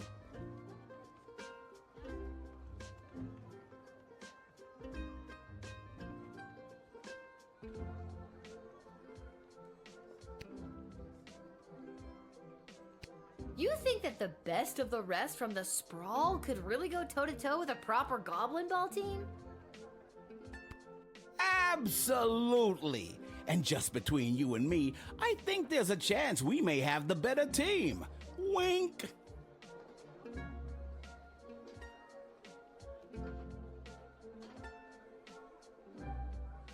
You didn't actually wink, you know. You just yelled the word wink. Or did I? Wink.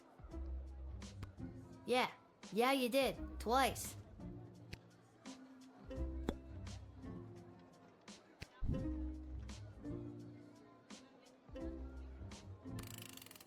Look, can I level with you? I know this will weaken our defenses, but the Sprawl really needs this right now. I really need this right now. And you could probably use this envelope full of gold I've conveniently left for you right there out in the open.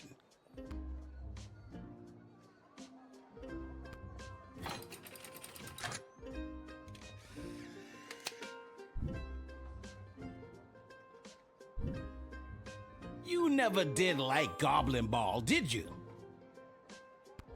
Honestly, not really. But my dad sure does. Well, he's probably very disappointed in you right now. Good day.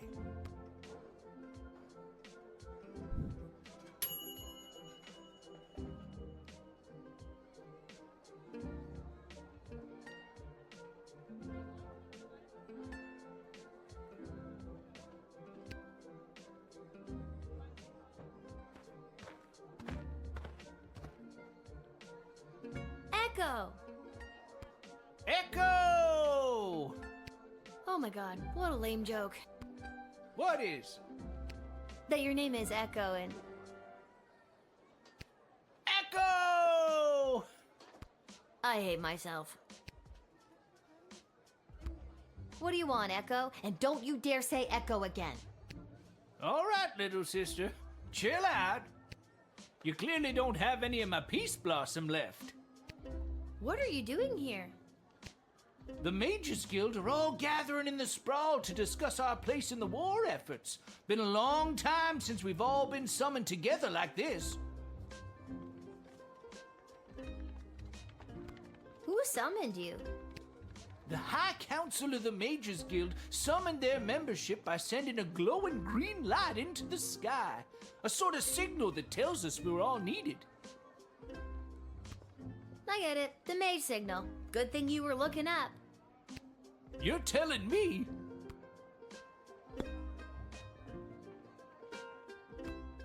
The reason I founded the Mages Guild was so that we wouldn't have to all gather together this way. It was a set of guiding principles that all mages would adhere to. So if you knew a mage, you knew what to expect.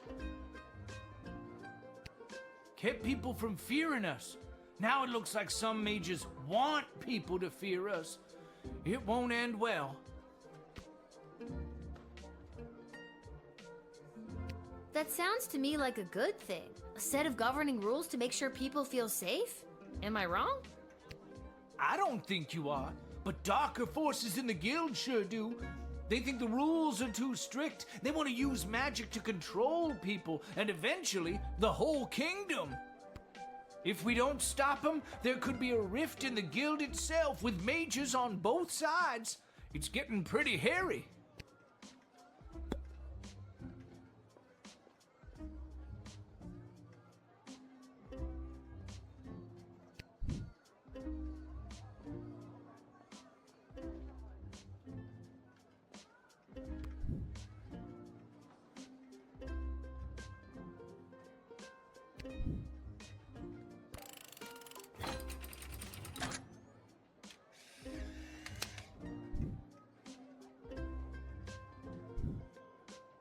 Thanks, Lil. I better get to the Mages Guild. But first, I may stop by the Twisted Sister and grab some grub.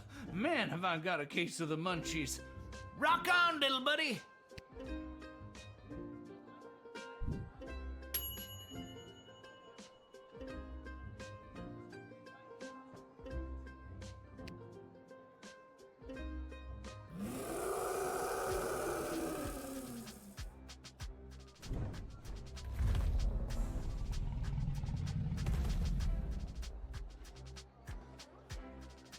Whoa! Stand down, Peaches. It's all right. I'm here for the draft. Well, me and Peaches.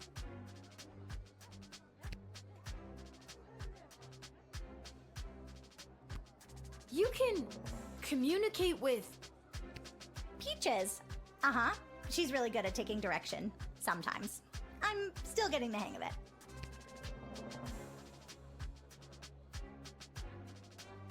That is so awesome! Yeah, you get used to it. It comes with the territory when you're a dragon rider. Oh my god! Can I be you?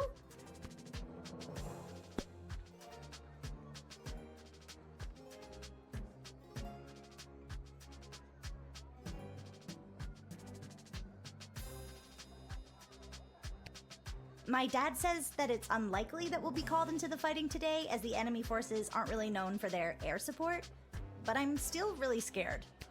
I ride Peaches for fun. I'm no combat specialist, but I am here, ready to be counted if the Sprawl needs me. Or, more accurately, if the Sprawl needs Peaches. You are so incredibly brave. Oh gosh, thanks. I hope Peaches is ready for anything that comes our way. I know I'm nowhere near as good a rider as my dad, and I feel like I'm missing something. Oh well, I'm here and ready to go.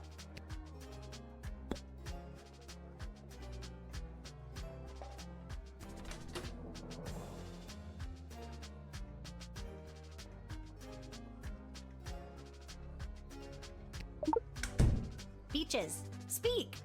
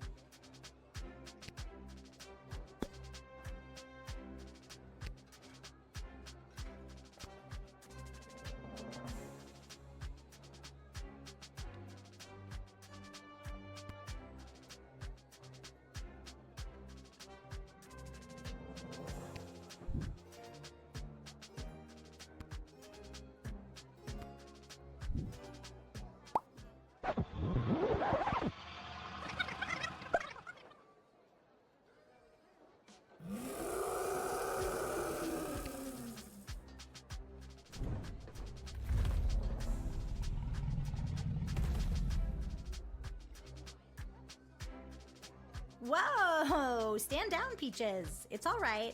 I'm here for the draft. Well, me and Peaches. You can communicate with Peaches. Uh-huh. She's really good at taking direction. Sometimes. I'm still getting the hang of it. That is so awesome! Yeah, you get used to it. It comes with the territory when you're a dragon rider. Oh my god! Can I be you?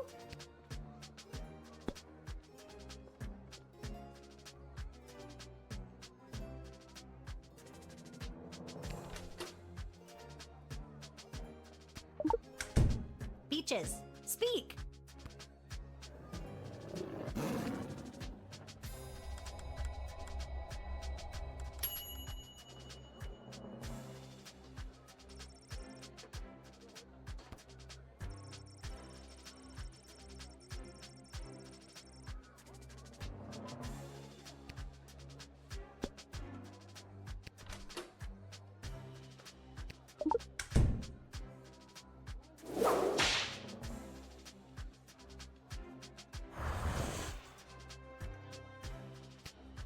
Hey, did you hear that? Peaches really responded well to the crack of the whip. If I had time, I'd try to find one of my own. Thanks for the demo. Look, this whip is only occasionally useful to me. Take it. I have a feeling Peaches will respond to it. Wow, thanks. I feel much better with this.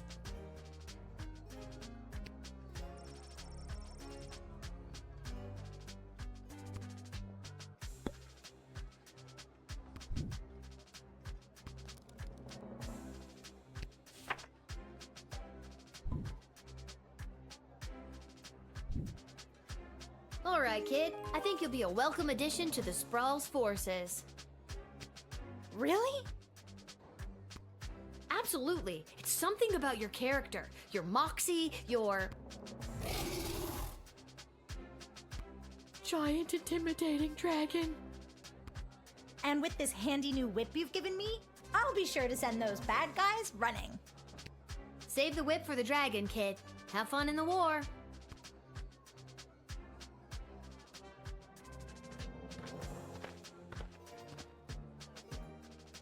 Attention! Second Lieutenant Wilbur Caboose Orville, reporting for duty. Are you talking to me? Ma'am, yes ma'am. I have come from the training grounds at the GLA with the finest triplane that Goblin Engineering has to offer, and I am reporting for duty to join Her Majesty's Royal Air Force. Is that your plane? Yes, ma'am, indeed it is. A Sop with Gobbo of primo make and model. As I said, the finest that Goblin Engineering has to offer. Would you like to know her name? Sure. What's her name? I call her the Green Baron. Huh.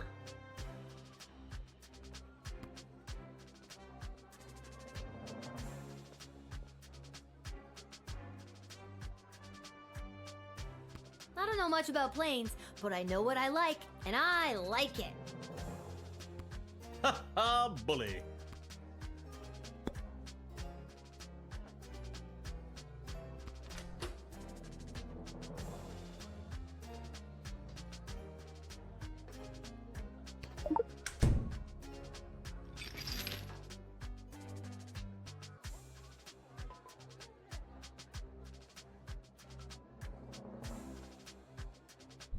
Ah yes, that is the finishing touch. Julian down at the GLA equipped the plane with it this morning. I don't think he was an engineer, just an enthusiastic volunteer. She's a large bomb we call the Inside the Park Home Run. It looks really heavy. How does the plane fly with that? Well, I haven't tried flying with it yet, just taxiing along the runway at a sensible speed. But there's plenty of space for it to roll around back there, with all those loose tanks of fuel and barrels of gunpowder.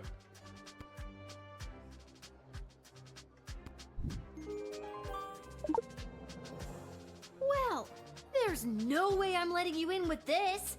I wouldn't want you to roll her through the streets with this inside the park home run in case you end up inside the park and, you know, kablooey.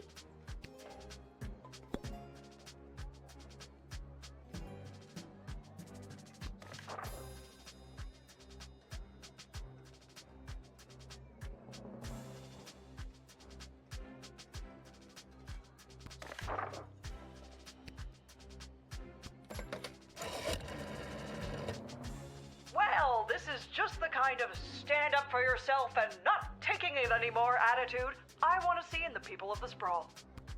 Welcome the second lieutenant with a salute and a pat on the back, and send him to the runway ASAP. Oh, maybe take a look at what he's bringing in and make sure it's not going to pose any threat to national security. Then a salute and a hearty pat on the back.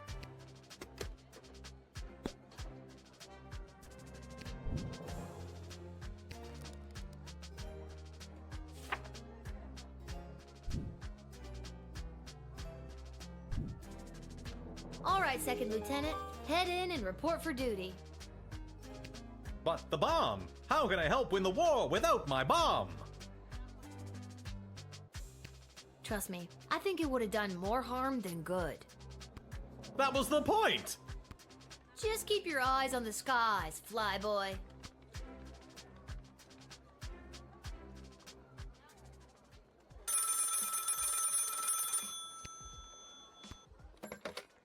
Go for Lil. Lil, Chuck here.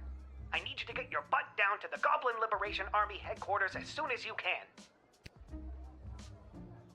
What's up, Chuck? My wife, the princess, queen, still not used to that. She has me deploying various non-human agents, groups, and creatures to help with the war effort. And we've discovered a mole. Like a mole. Not like a mole person. Well, I guess it could be a mole person. We're really not sure at this point. Can you come down to the GLA headquarters and help me sort this out? I'll be there as soon as I'm done my shift. Thanks, Lil. I'm sure you can help us identify the traitor in our midst. Yep, sounds like something I'd be expected to do.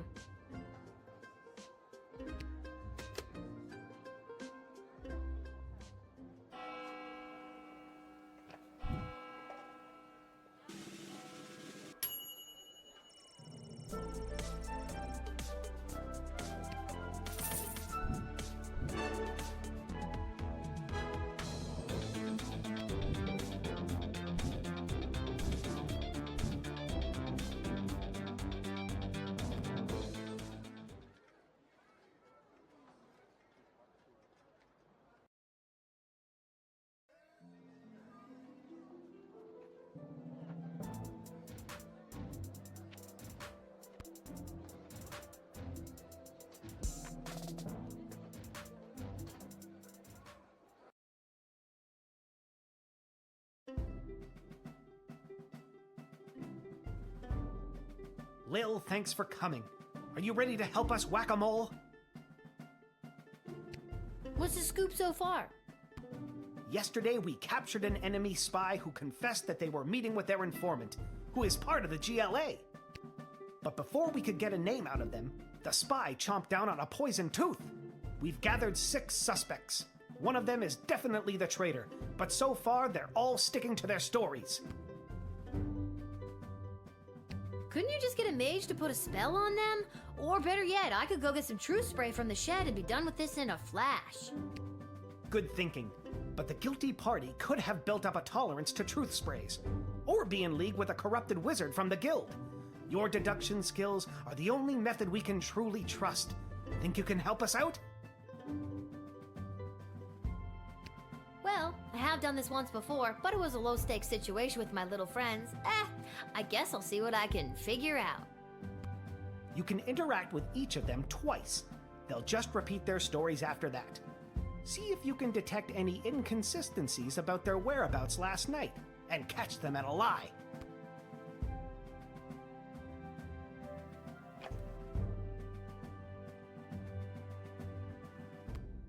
Last night, I was here with Chuck organizing flyers for the war rally.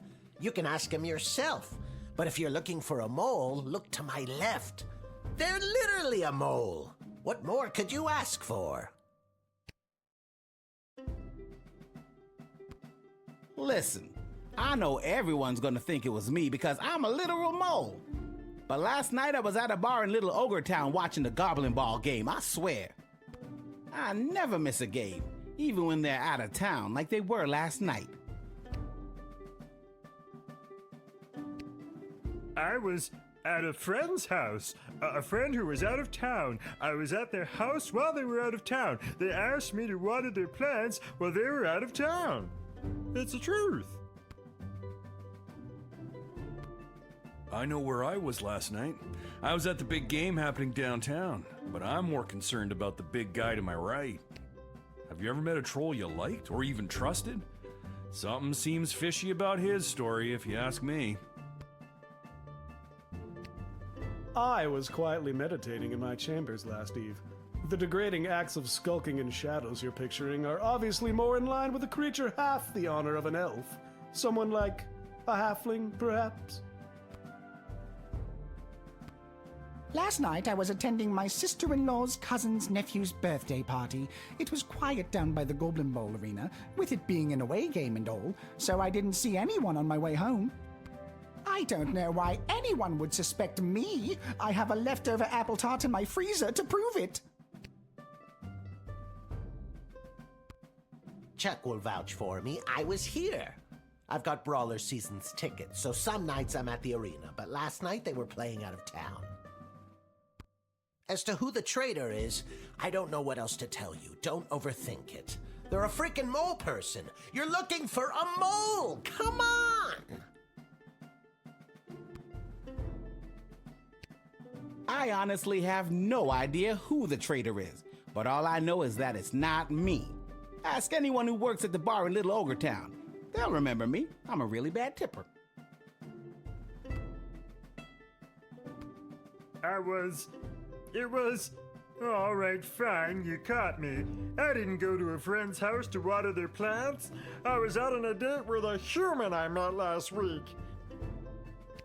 Guess I still feel weird talking about it, but the date went great. I told you, I was at the Goblin Ball Arena last night. I live around the corner from the stadium, so after the match I went straight home, no funny business. I'd ask that elf. Hard to trust those uptight, pointy-eared snobs. They're half the size, therefore they're half as trustworthy. Stop wasting everyone's time, and accuse that suspicious-looking halfling already. Fine, I'll confess. I don't actually have any leftover apple tart in my freezer because I ate it on the way home. My sister-in-law's cousin's nephew's mother is a professional cook and I couldn't resist. You should lock her up for the crime of making irresistible desserts. So, Lil, who is it? Who is the traitor? I think it was...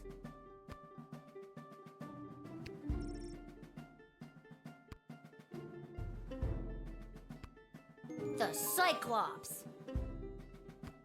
What? Why me? Because you claimed you went to the Goblin Ball match last night, but the Brawlers played an away game. You're clearly lying. Very clever, little girl, but it's no matter. You and your kingdom will burn, and out of the ashes a new glorious nation shall be born.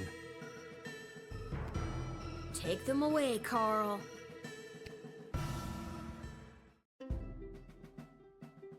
Good work, Lil. We couldn't have done it without you. We'll make sure they're properly punished for their crimes. Oh, just one more thing before I go. Yes? I got nothing. I just always wanted to say that.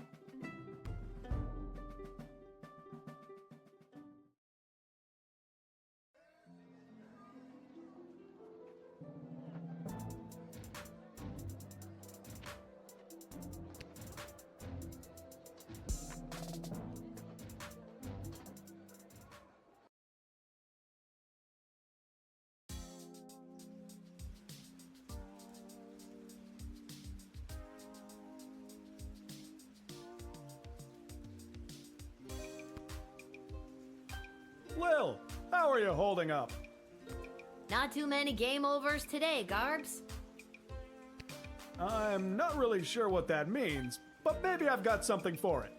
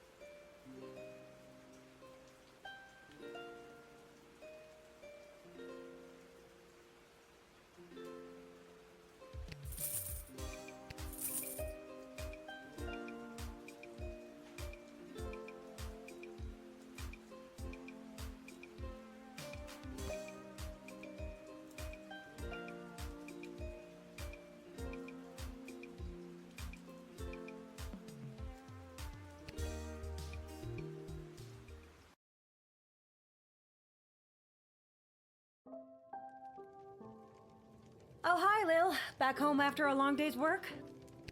You know it. What a laugh. You, a working stiff. It's a riot. Hey, Arda, you got a pen and paper? I want to send my dad another letter. Oh, sure. Here you go. This time, I really want to cheer Dad up. What kind of joke should I tell him?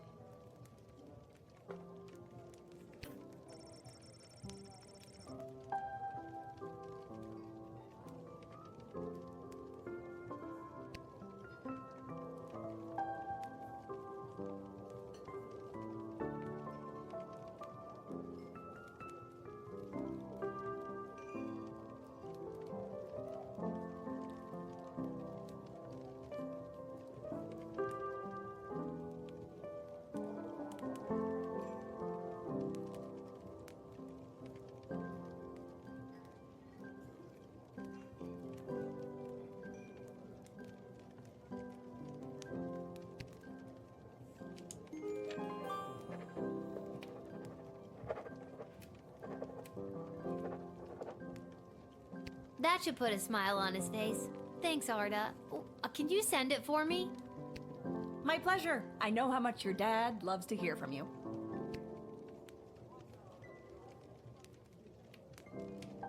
We're all thinking of your dad, Lil.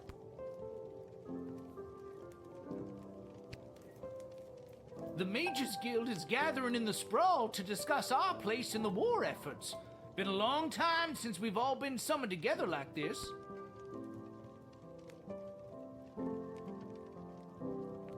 When was that? The last time was the only time. It was the founding of the Mages Guild itself. Before that, we were divided into factions, gathering with other mages who shared our sense and sensibilities. Jane Goblin Austin. Yeah, I'm a reader.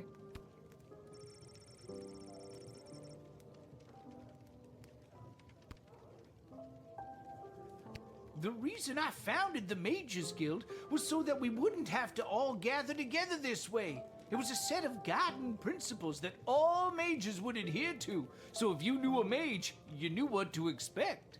Kept people from fearing us. That sounds to me like a good thing. A set of governing rules to make sure people feel safe? Am I wrong? I don't think you are, but darker forces in the guild sure do. They think the rules are too strict. They want to use magic to control people, and eventually, the whole kingdom. If we don't stop them, there could be a rift in the guild itself with mages on both sides. It's getting pretty hairy. Thanks for the chat. Anytime, little buddy. Oh, this is so weird, being out with you. Anybody could see. Aw, honey. It's what's on the inside that matters. I'm not embarrassed to be seen with you. Embarrassed to be seen with me? I'm worried someone's going to see me with a human and tell my mother. Oh, brother. Him too.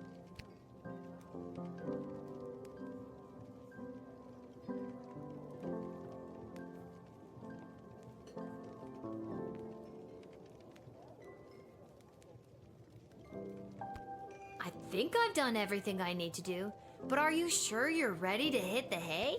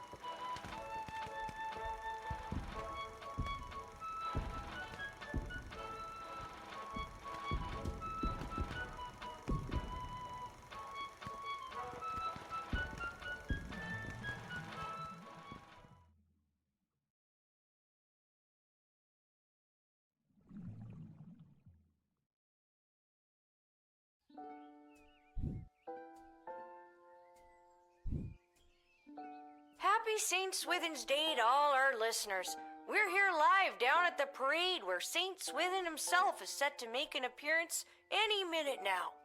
Oh, I think I see him. Yes, there he is, riding merrily atop his rain cloud, throwing many barometers to the happy dancing children below. Just a reminder, because of the parade's extensive and convoluted route, many stores and services will be closed today. We'll now take the traditional 267 minutes of bagpipes in honor of St. Swithin's Day.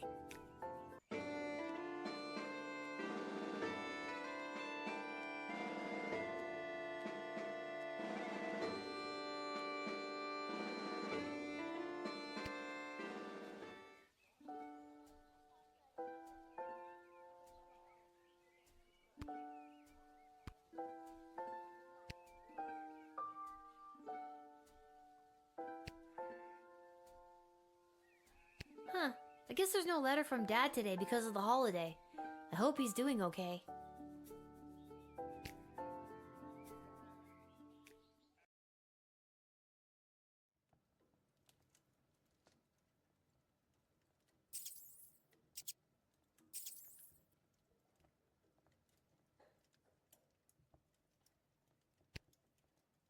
Come on, give it back already. Stop saying that! All right, break it up, you two. Lil, what are you doing here? I live here. What are you doing here? I work here. I got a job getting rid of the rats. There's a lot of rats in here, Lamont. I'm not very good at it. These rats are pretty smart. This one stole a crystal that I found. No, I found it. Ugh. Lil, can you talk to him or something?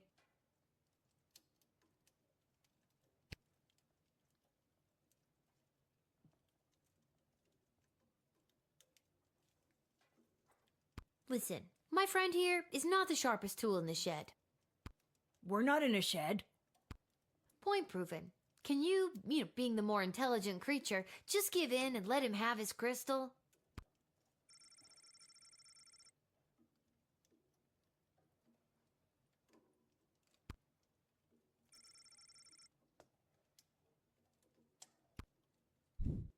Hey, he gave it back. Thanks, Lil. Now, shoo, get out of here. Okay, geez. I have to go to work anyways. No, not you. The rat. Can you tell Isla and Simon that I won't be able to meet up with them? I have to clear all these rats before this place opens tonight. You might as well take this crystal.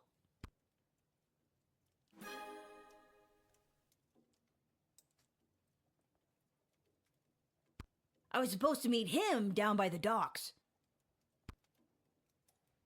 I was supposed to meet her at Councilwoman Ash's office. I don't need luck. I need a foolproof way to get rid of these rats.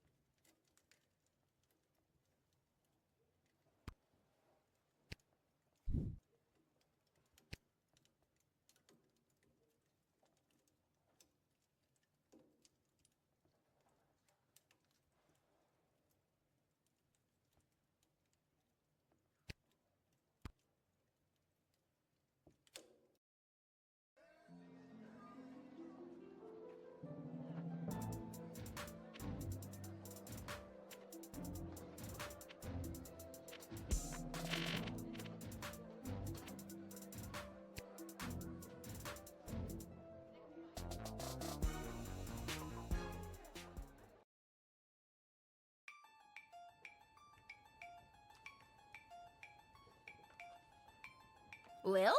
How unexpected.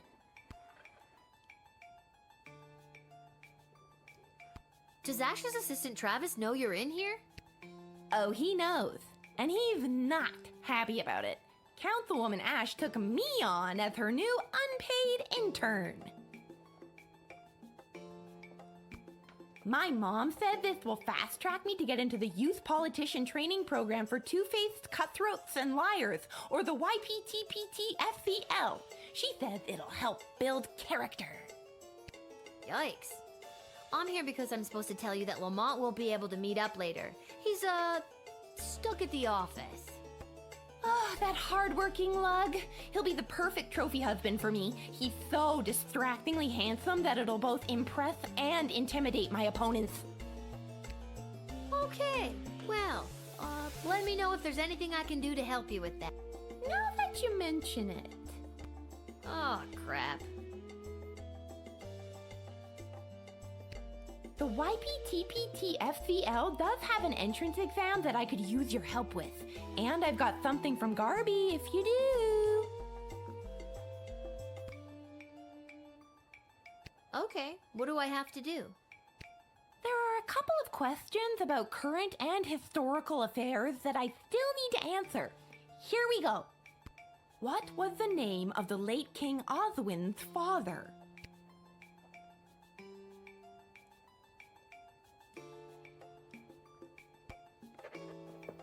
Okay, question 2. What is the current name of the Goblin Ball Stadium?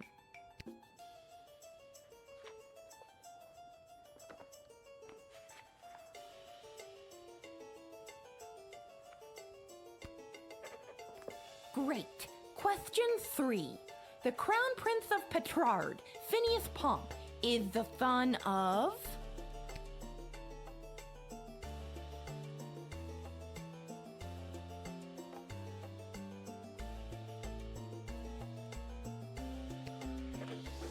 And last one. Mega rock superstar Vlad Extreme plays what kind of instrument?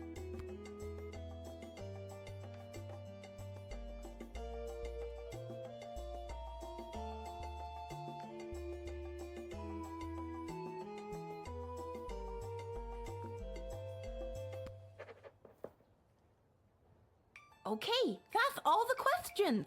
Thanks so much for your help, Lil. Here, take this. It's from Garby.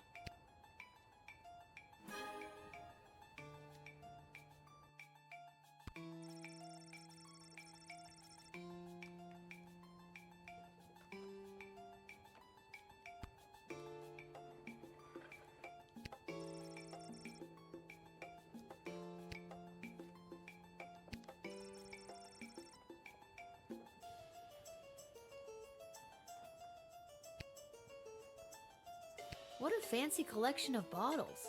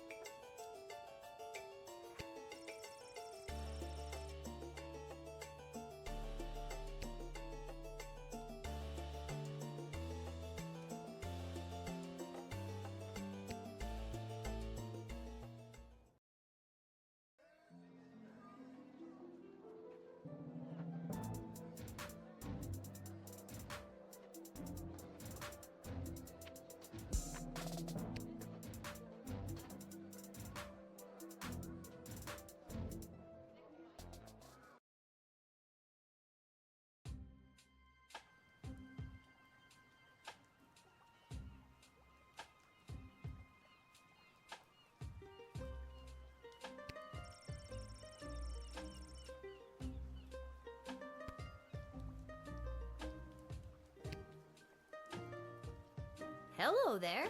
How did it go at the bank? Turns out this oligarch's money has been seized due to the war, so now I've been forced to take up residence here among these poor people. Because you're poor now too. Isn't that fun? No.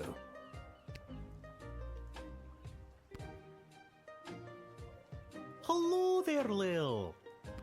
Seamus McGoblin, what brings you and your family to the docks? Oh, we live here now. Things got a bit tight after the war started, so we had to relocate.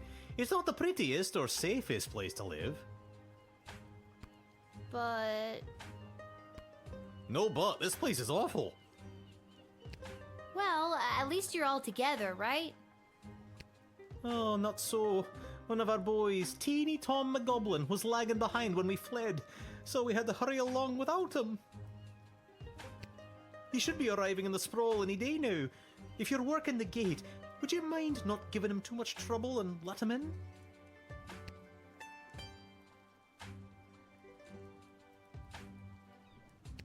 I'll have to wait and see how I feel. Okay, I guess that's as good as an answer as I'm gonna get.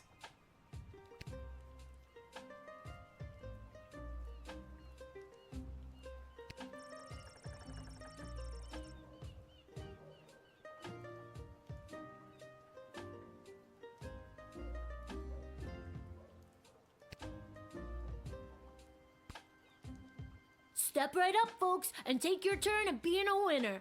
Find the queen and uncover a royal prize. How about you, young lady? Care to be a winner? Simon, it's me, Lil. Lamont says he's stuck at work and won't be able to meet up with you.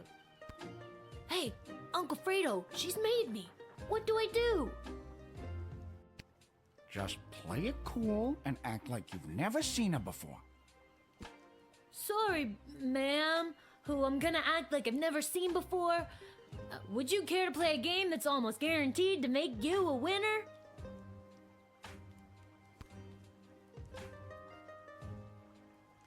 My mom got drafted to the front lines. Until she gets back, I've been staying with my Uncle Fredo. We kind of move all over, running different con games. Never admit you're running a con. I've got something for Garby for you, but I can't just give them to you. You'll have to play for them. All right, what's the hustle? It's not a scam at all, ma'am. All you need to do is find the queen.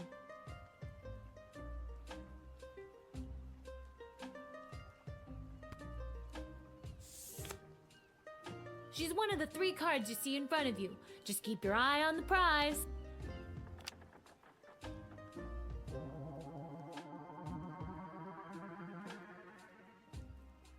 Where's the queen? Congratulations! You found the queen, you won the jackpot. You're making it too easy. Since I'm stuck here, could you be a pal and make sure Isla knows about Lamont not showing up? She's gonna be crushed. This kid's terrible at running a swindle. Who taught him anyways? Oh wait, I did. Am I the problem?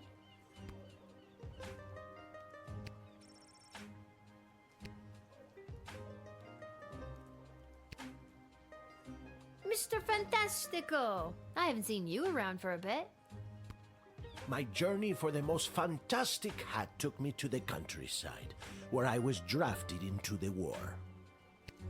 Well, that sucks. But you're back now. Does that mean my dad is back too? Unfortunately, your father remains at the front lines. I, however, got sent home for wearing too many fantastic hats. Apparently, it was alerting the enemy to our presence. Well, I'm happy you're home, and that you got to try on some fantastic hats.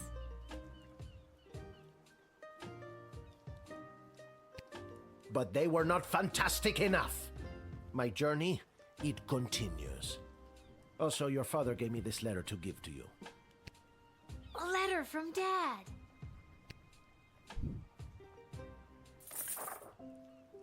Dear Lil, thanks for your last letter. I really enjoyed reading it, especially that joke you told. I told it to a couple of guys, who told it to a couple of other guys, who then told it to the captain herself. And they all agreed I wouldn't be allowed to tell jokes anymore. I hope everyone at home is doing well. I forgot that before I left for the war, I owed my bookie some money. I put 30 gold in this envelope so you can pay him back for me.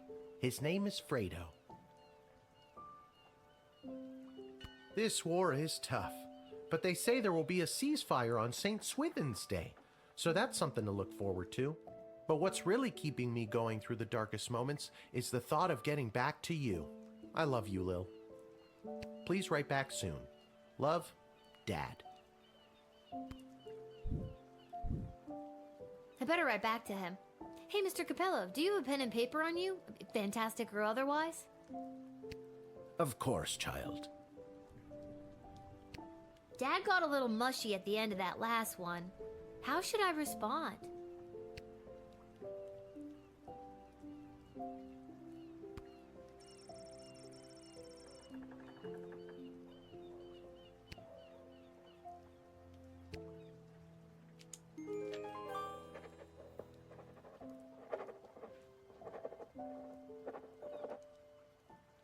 Hey, Mr. Capello, do you think you could mail this letter for me, fantastically or otherwise? Of course, child. I will search for a stamp for your letter that is so fantastic that it stops the postman in his tracks and makes him cry to the heavens, "Wow! Now that is one fantastic stamp!" Or, you know, whatever's the cheapest.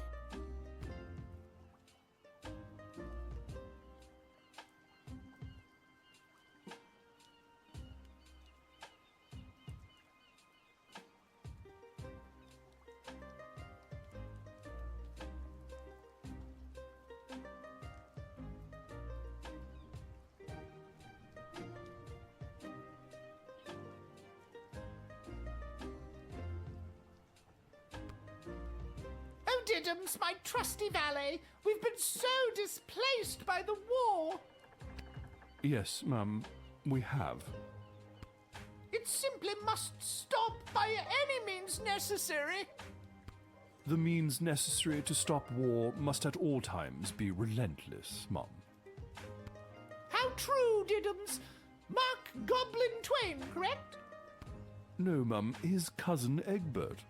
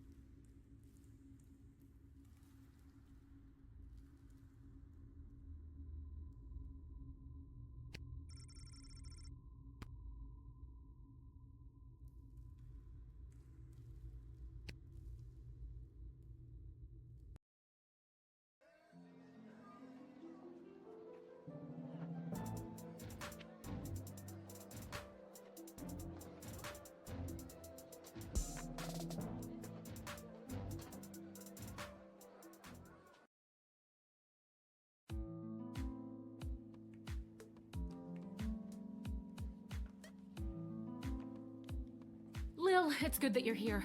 Wait, tell me, are we having this conversation for the first time? Second? Are we stuck in a loop?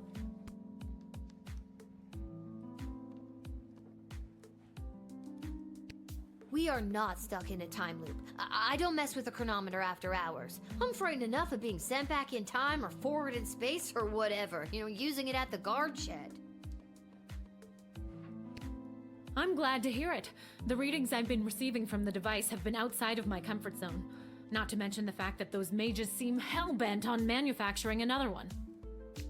What is with those mages? It seems like for every lovable stoner like Echo, there's 3 spooks like Tyronius these days.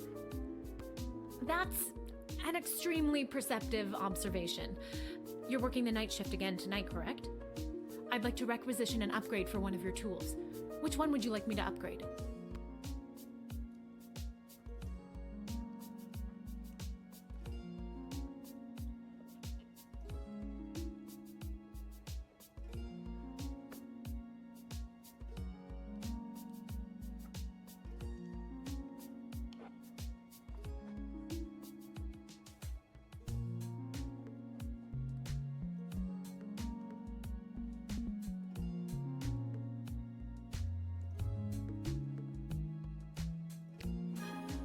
It is done. Gee, thanks. That's awesome. I just hope it's not too little too late considering what we're up against. does that mean? Just stay focused on the task at hand. That's all any of us can do. That's still pretty vague. I'm just trying to get us through this in one piece. Fine, don't tell me. Goodbye, Lil. Goodbye, Dr. B.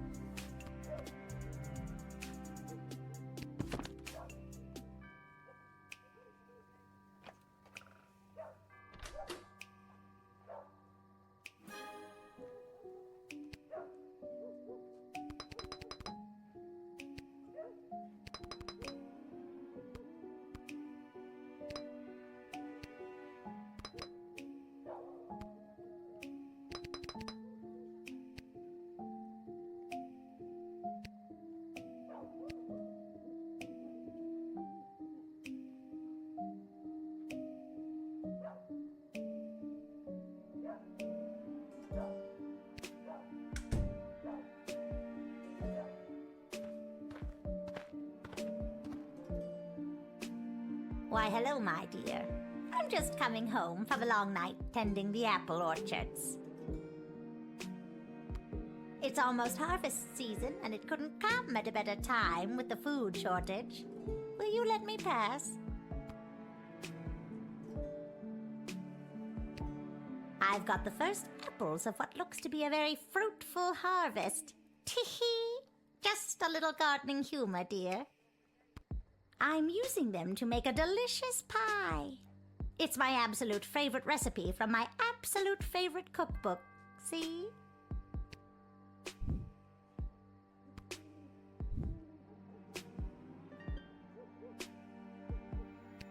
I don't see how it could be a fruitful harvest this year. There's a war raging outside our walls. That can't have a positive impact on the orchards. No, dear, you're right. The orchards were a bit sad, but still a few good apples, and we should be able to make pies for every grown-up in the sprawl.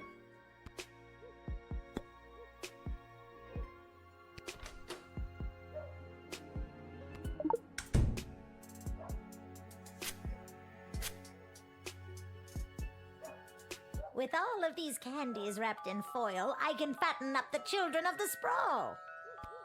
Then, with these delicious magical apples, I'll put the fat little piggies to sleep and bake them into delicious pies.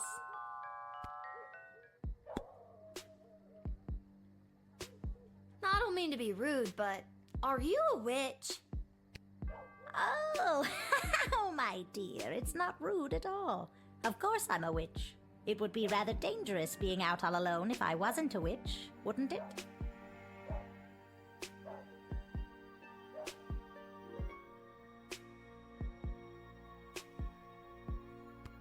Most people just assume I'm a witch, but it's nice to be asked. Cool. I've never met a witch before. Haven't you? I wouldn't be so sure. You may have known a witch all your life and just not known it.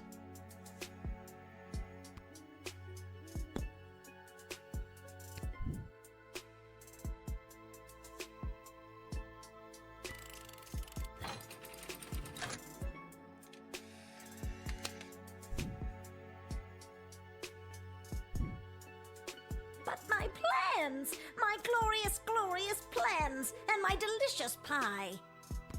You'll just have to take it somewhere else, sister. All right, but before I go, I'll share a secret with you. This is no ordinary apple. It's a magic wishing apple. Wishing apple? Yes, one bite and all your wishes come true. Would you like to take it? No thanks. I've got this thing about taking food from strangers. What a clever little girl you are.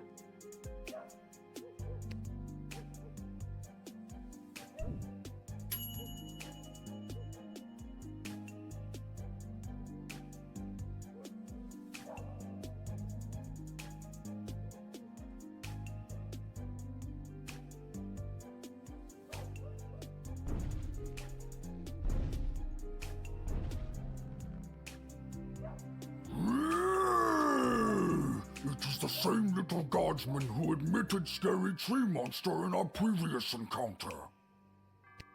I am here today to attend a meeting at your puny and horribly decorated city hall.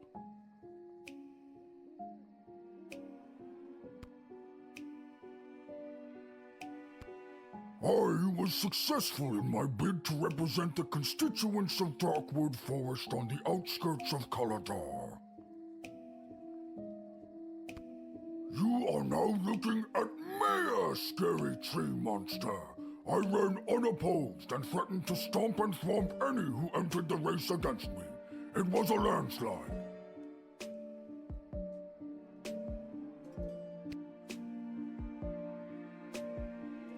No wonder you ran unopposed. I wouldn't want to get stomped and or thwomped either. Smart kid.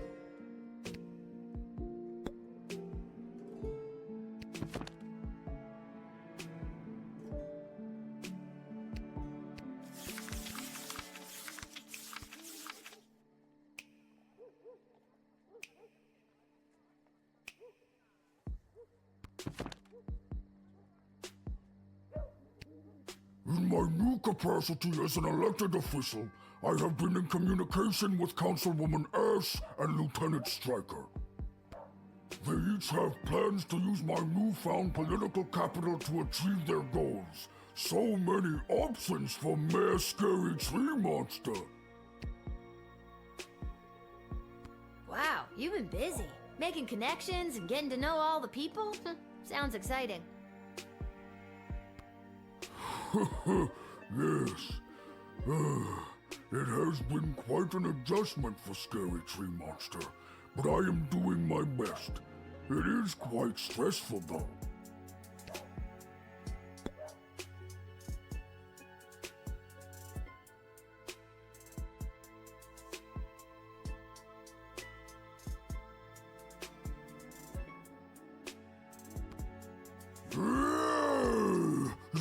wasting my precious time, tiny human gatekeeper.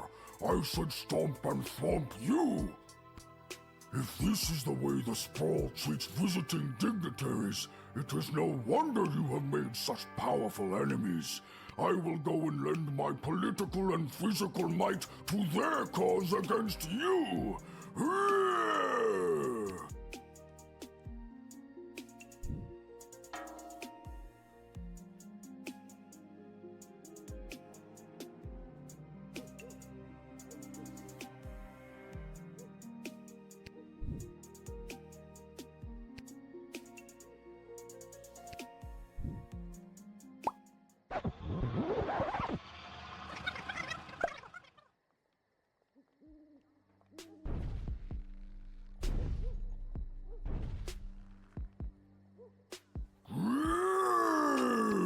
It is the same little Guardsman who admitted scary.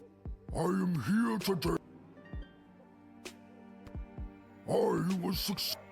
You are No wonder you ran unopposed. smart kid. In my new capacity, they each have plans. Wow, you've been busy. Yeah.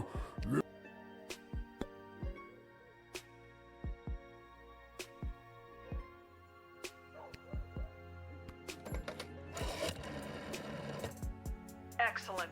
Mayor's scary tree monster will be an absolute asset in aiding our defenses at home. The mayor here should serve as an effective deterrent. His ability to both stomp and thwomp are the stuff of legend. Well done, Guardsman. Admit Mayor Scary Tree Monster without delay, for the sake of the Sprawl's defenses.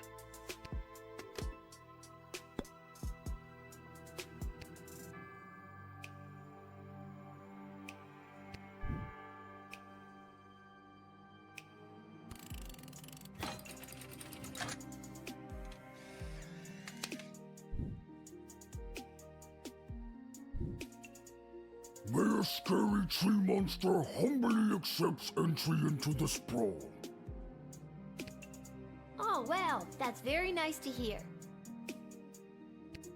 Lieutenant Stryker promised the opportunity to stomp and thwomp any enemy who may come near. Stomp and thwomp!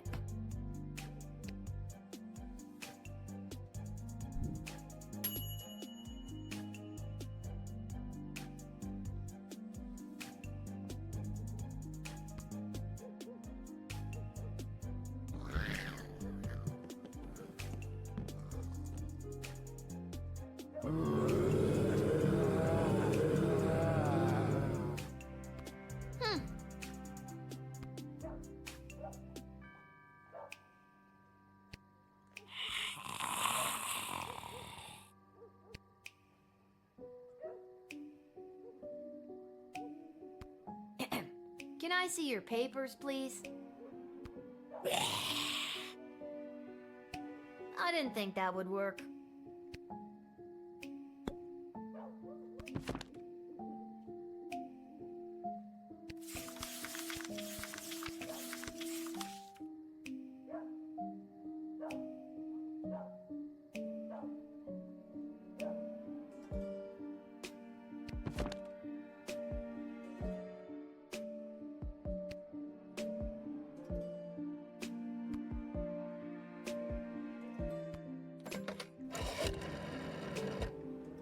Zombies? Well, whatever you do, don't send them down here. I have enough brain-dead people to deal with without dealing with the actual brain-dead. Plus, between you and me, they kind of smell. That's the smell of rotting flesh. Ew, ew, ew, ew, ew, ew, gross. You deal with them.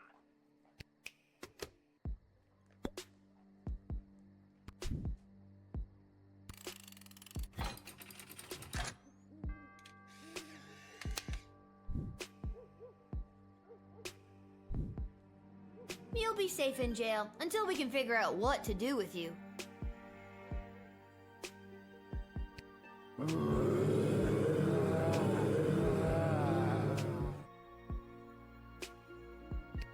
Bye, zombies!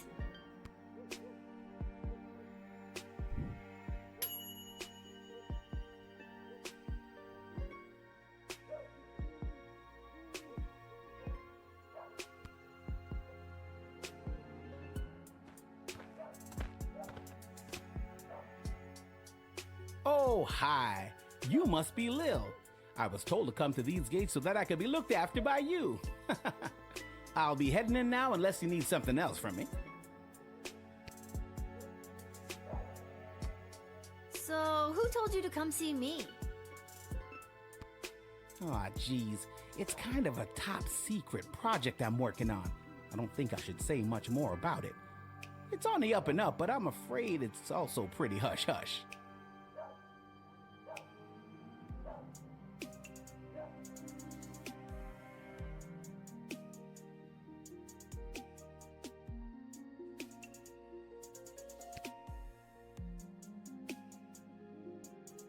Top secret? Whoa! And they sent you straight to me, eh? Yep, that sounds about right. I'm kind of the best guardsman on the force these days. That's not what I was told. What were you told? I was told that you were trustworthy if a bit... Well, that's not important. I was told you were trustworthy.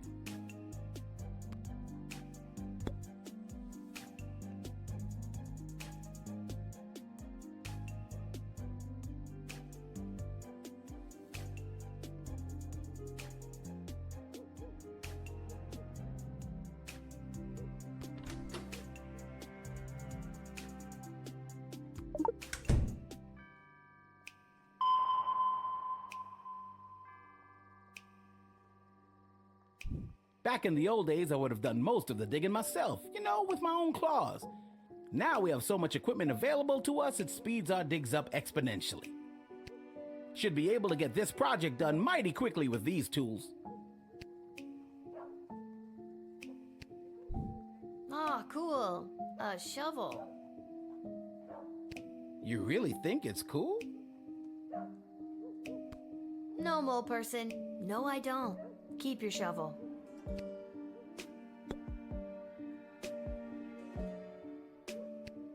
Wait a minute. Didn't I see you at the GLA? The whole traitor in our midst thing?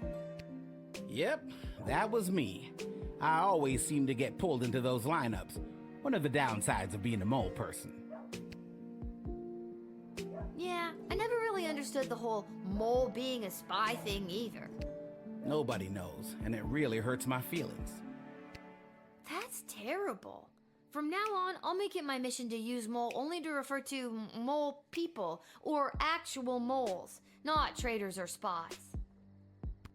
Thank you. I really appreciate that.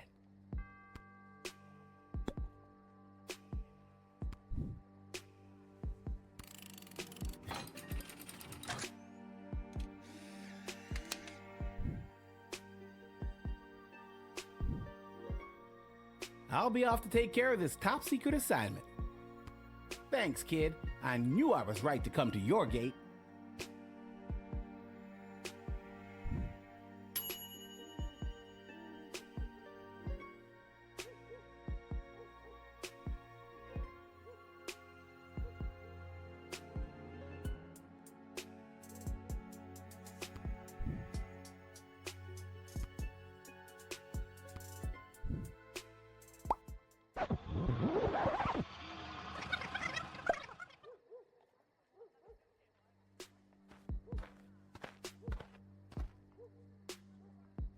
Oh, hi. You...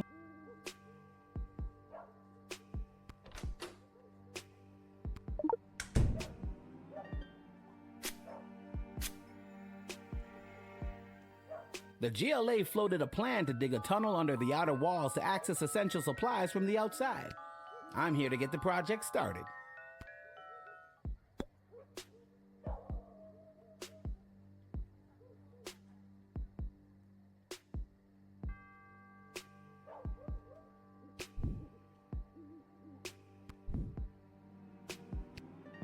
So, who told you to come see me?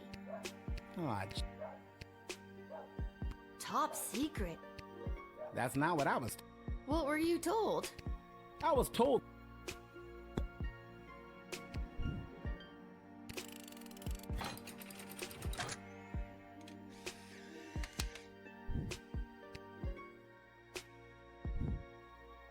I'll be off to take care of this top secret assignment.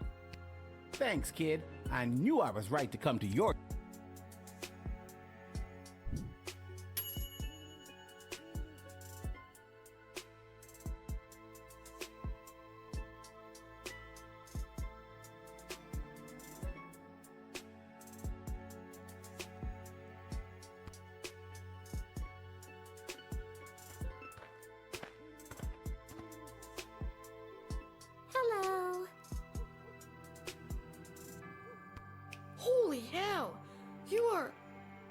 a nightmare come to life. Is it the belt? What? No. Is it the knife and the hockey mask? And the knife glove. Yes. Are you sure it's not the belt? Because I have a big job interview today, and I don't want anything to ruin it. It's not the belt.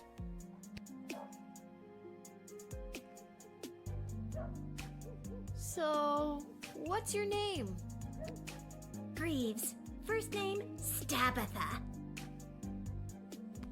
Stabitha Greaves. Terrifying figure of utter horror.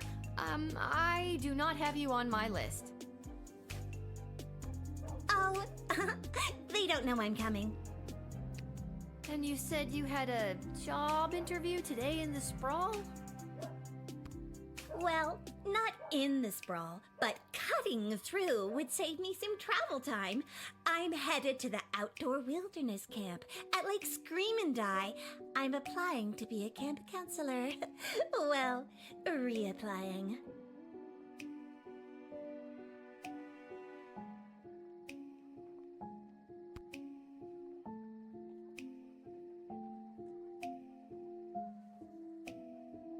Stabitha, that's a beautiful name.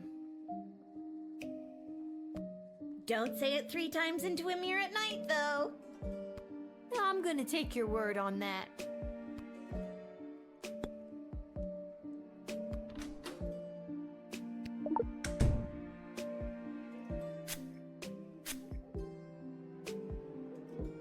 That night I died in the woods, a demonic spirit of vengeance possessed my shattered heart and brought my twisted corpse back to life. Now I am cursed to wander the campgrounds of Lake Scream and Die at night until I have slaughtered every last person who had a hand in my death. I just hope I can make it through the job's 90-day probation period.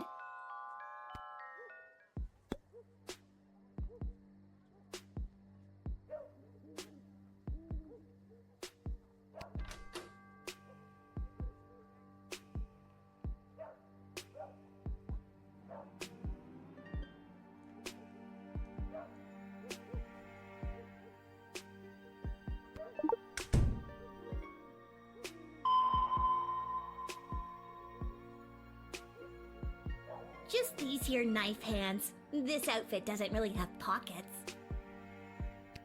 What's with those? Is that really practical?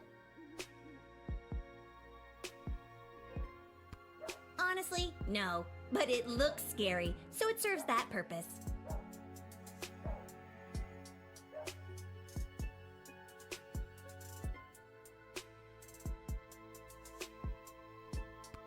Ever forget you have it on and go to scratch somewhere?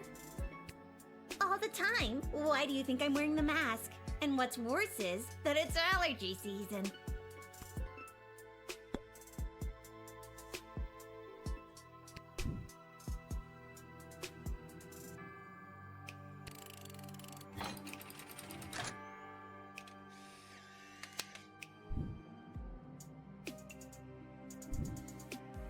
Now, Stabitha, promise you're not gonna murder me.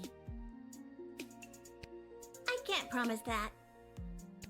But I'm not gonna let you in. I understand. You're just doing your job. I guess I'm taking the long way to Lake Scream and Die. If I don't get the job because I was running late, I'll come back and tell you all about it.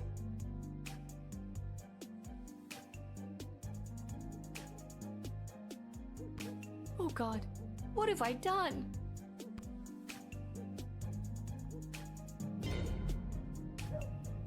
Sorry, I forgot I cut your phone line and didn't fix it. I hate to leave you vulnerable. That's very considerate of you, Stabitha. Sure you don't want to change your mind about letting me in?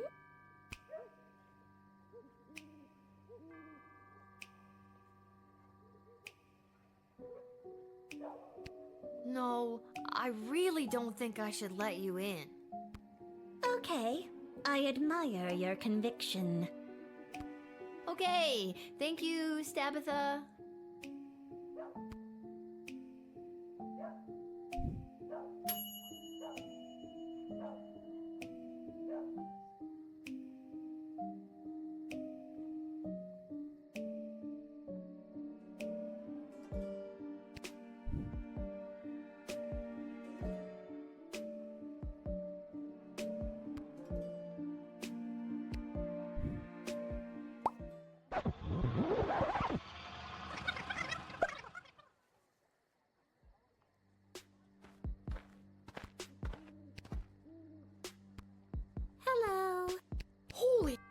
it the...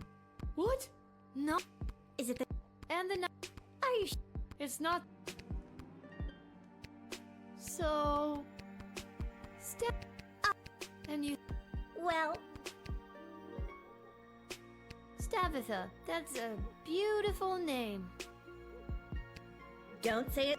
I'm gonna take your...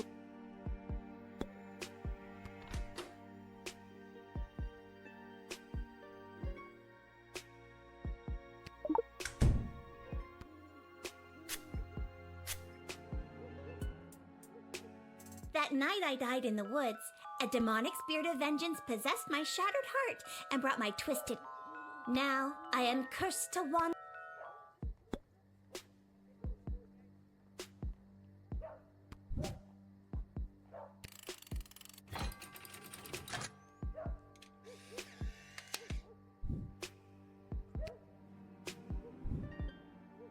Tabitha Greaves, you are hereby under arrest for the crime of wanting to kill a bunch of teenagers. I don't want to kill them. It's just been my sole purpose, driven by demonic motivation since I was raised from the dead. Save it for the courts. So long, Tabitha.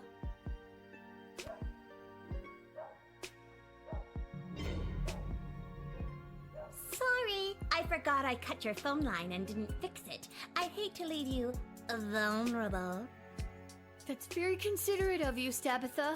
How did you escape the guards taking you to prison? Oh, I killed them. Anyways, guess I'm taking the long way to Lake Scream and Die.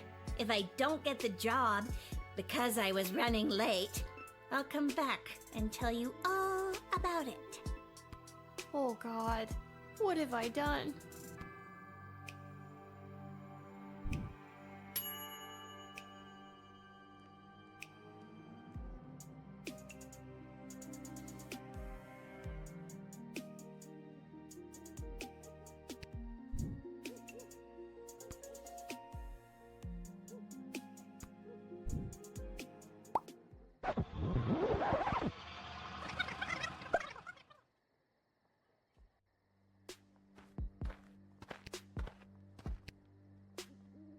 Hello. Holy... Is it... What? Is it the... And the knife... Are you It's not...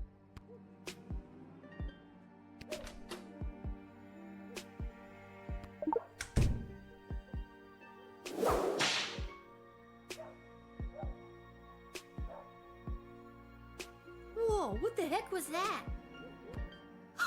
What was what? That flash in your chest with all the weird writing. Oh, that old thing? That's a demonic hex that appeared over my heart the night that I died. It gives me the unnatural strength and endless stamina I need to hunt down camp counselors in the woods at night. Looks good on you.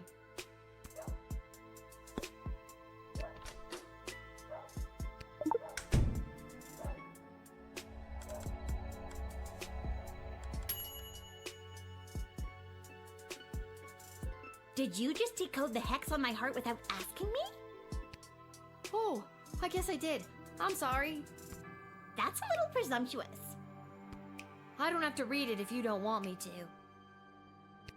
No, go ahead. I'm curious what it says myself. It translates to, if this hex is read out loud, the cursed shall return to whence they came. Wait, on second thought, no!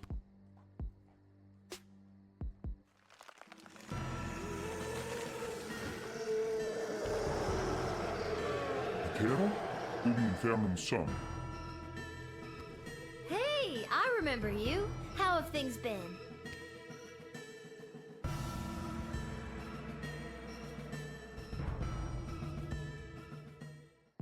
Well, this has been one for the books.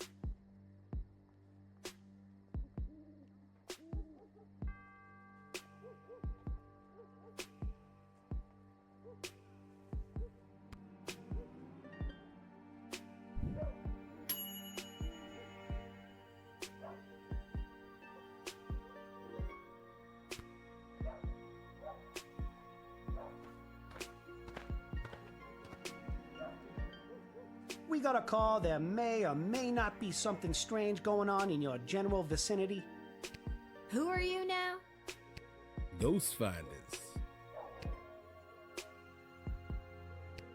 Ghost finders? So what, you find ghosts? That's right. People call us when they suspect some paranormal activities. We come in and we find out what's what.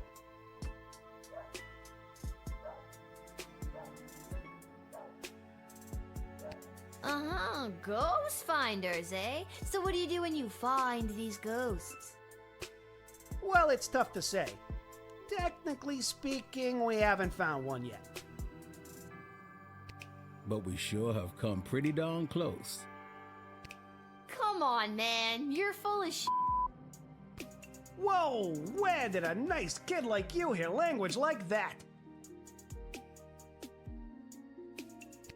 My dad. That's what he says about the Goblin Ball referees.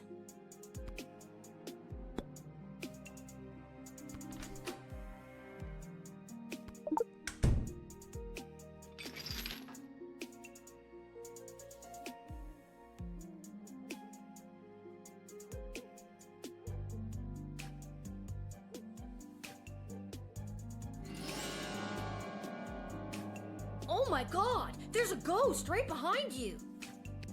Nice try, kid. You gotta wake up pretty early to get the jump on the ghost finders. Take a look for yourself if you don't believe me. Oh my god! A ghost! Ah! Let's get out of here!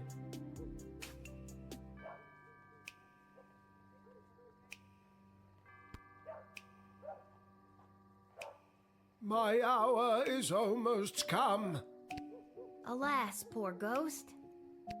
Pity me not, but lend thy serious hearing, revenge my foul and most unnatural murder. Murder? Who done it? That villainous mage Tyronius Athanatos. How? With juice of cursed Hebenon in a vial, and in the porches of mine ears did pour the leprous distilment. He poured poison in your ear? That's a really weird way to kill someone. Remember me.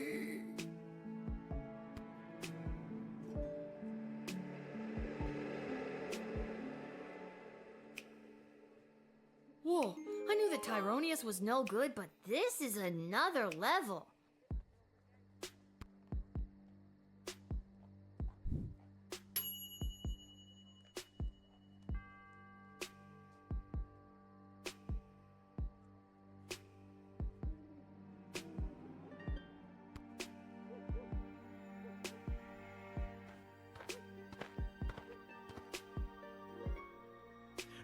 It is imperative that you invite me in. The sun is coming up.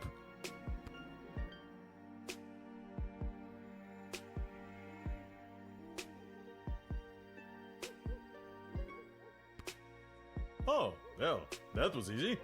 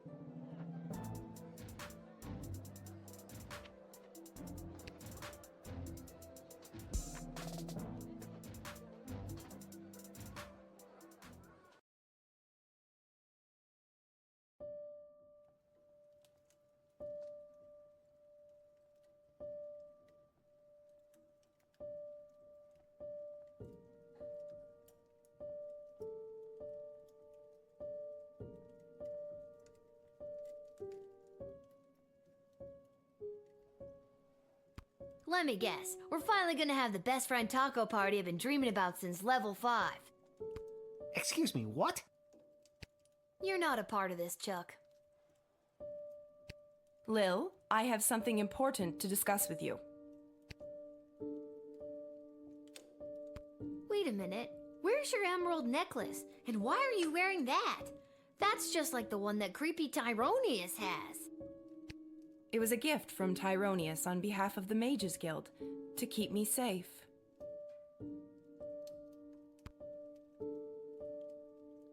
Tyronius has been giving me big bad guy energy since level 1. I would ditch that amulet immediately. That is for me to decide. Lil, I have something I need to tell you. Desi, I know we talked about this, but are you sure? Lil's done a lot for us. I am not having this conversation again. It is entirely inappropriate what you've been put through. That is why tomorrow will be your last guard shift.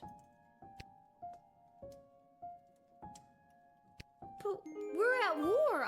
I've been doing a good job, I think.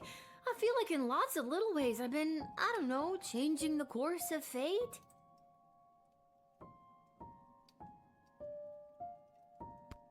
Desi, sure, she's a kid. And no, it's probably not fair, but she's proven she's more than meets the eye plenty of times. You were the reason I asked her to uncover the spy in the GLA. True as that may be, it's time she was relieved of her duty. Where is all of this coming from? I thought we were, you know, friends. Friends? With you? Someone who has been acting in her own self-interest against the crown? Tyronius has told me the true nature of your character. Tyronius? He's nuts, and he gives off real main villain energy. Why would you believe anything that creepy ghoul factory has to say? Because he has accepted the role as my advisor.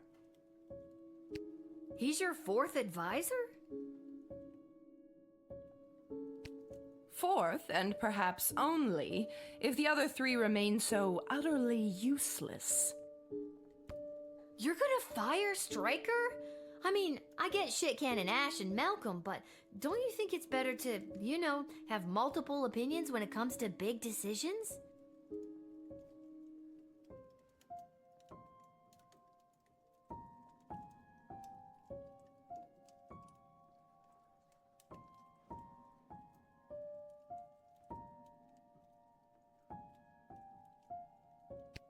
Not anymore. And neither does Tyronius. He also thinks it is time for this little game to be over. These don't sound like your words. She's right, honey. They don't. Listen to me. I have made my decision. Tomorrow will be your final shift. We will not suffer those who speak against the Queen of the Sprawl. Desdemona, listen to yourself. I will not be spoken to like that by a filthy... I'm sorry. I'm under so much pressure.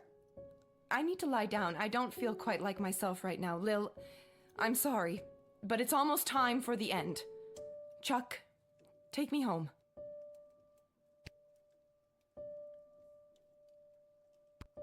This doesn't make any sense. I have worked my ass off for you and the Bloody Sprawl, not to mention the idiot triplet advisors, and now you're following that Tyronius asshole's advice? Fine, I quit.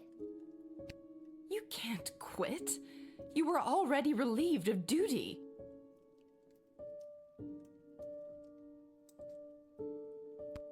This sucks. I'm sorry, Lil. I'll try to talk to her. Good night.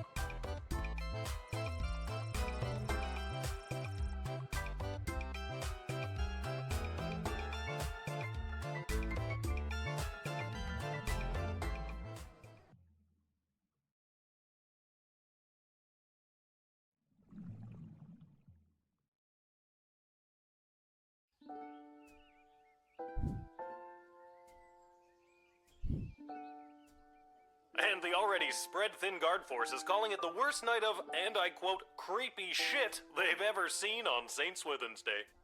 And that's saying a lot. So if you see any of the few guards trying their darndest to keep things together inside our fair city walls, just go up and give them a hug, because Po Buddy's nerfect. I'm sorry, there appears to be a typo in that last statement. You're listening to The Morning Crawl, where we won't be playing any of today's top hit music because we will be keeping all frequencies clear in the event of an emergency broadcast. This is Dodger, signing off alone because all of my animal co-hosts were turned into food rations.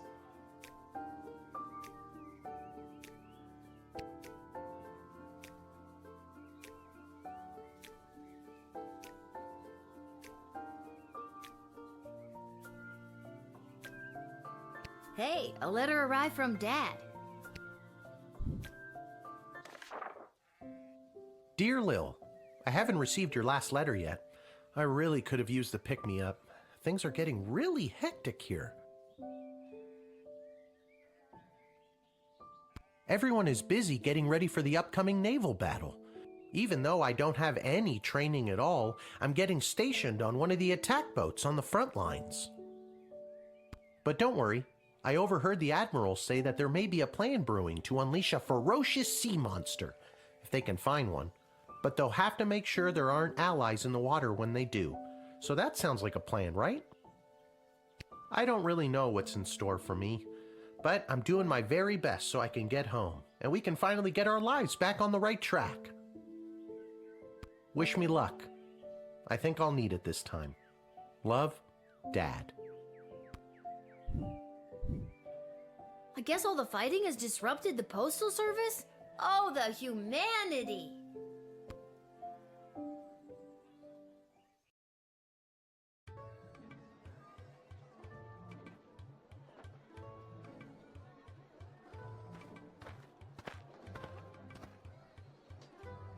I heard the news this is your last shift down here at the shed.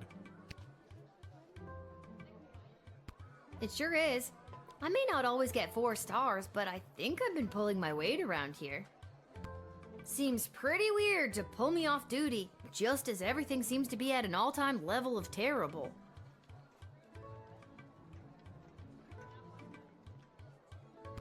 Speaking of things being terrible, let's make sure you're all stocked up for your shift.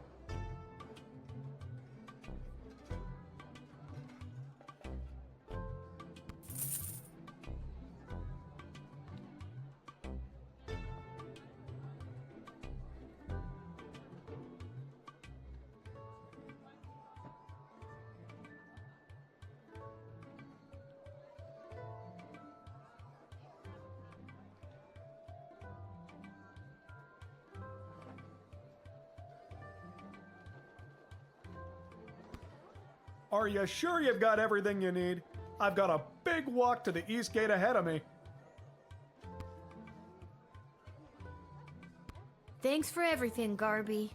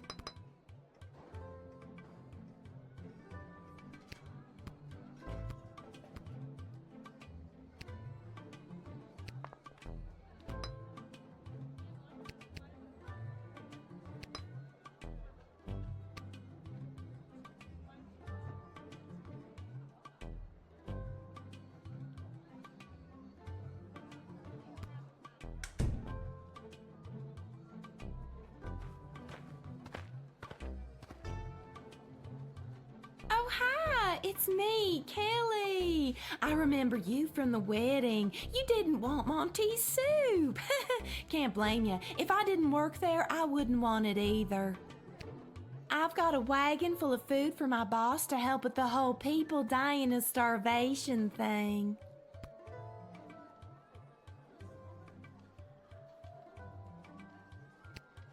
I didn't know Monty's was part of the war effort. Oh, yeah, we have been slammed at Monty's lately. What with all the food rationing, we're running out of soup. I had to go all the way to the Monty's in Caladar to get supplies. Heck of a trek for a cyclops in heels.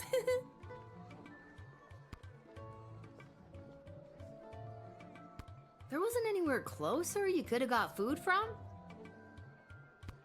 No, the Monty's in Scarborough was burnt down when the duchy was sacked, and the only other Monty's is in Fireball Canyon. But their food is all weird and pixelated, so Caladar it is.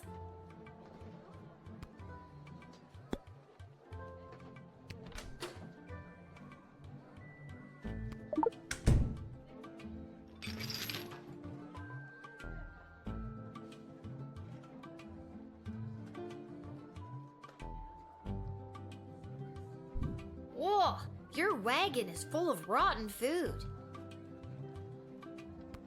Well, it wasn't rotten when I picked it up 2 weeks ago. That's really not great.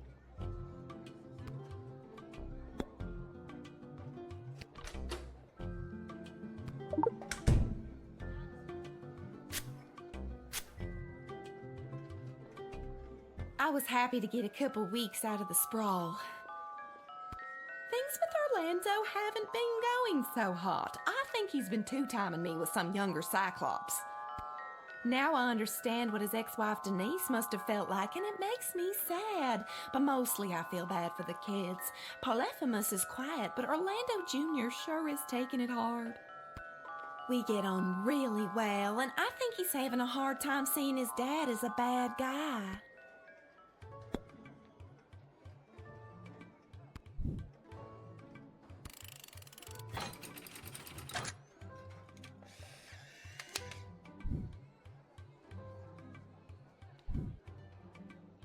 Kid, I don't gotta take this from you too.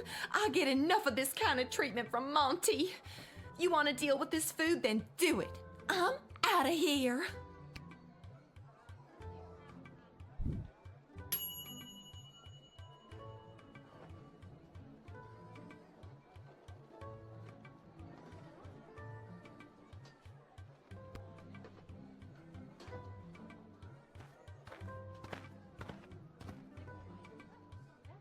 Well, well, well. Well, well, well, well. If it isn't the plucky little guardsman who set me up with her pal the princess, only to pull the wool over my eyes and ruin my wedding day. Yes, I remember you. Well. Personal feelings aside, I was sorry to hear that this dreadful war has all but ruined your precious kingdom. Much in the same way that you ruined my precious wedding day. I doubt you could even help us if you wanted to. Bertrand is no match for the might of the Marvog Empire. Reverse psychology, eh? Nice try, but there's no way that will work. That's what Praetor Kargan said too. She figured you'd be too dumb to understand what it was. She said that? Too dumb, eh? I will destroy the Marvog Empire myself.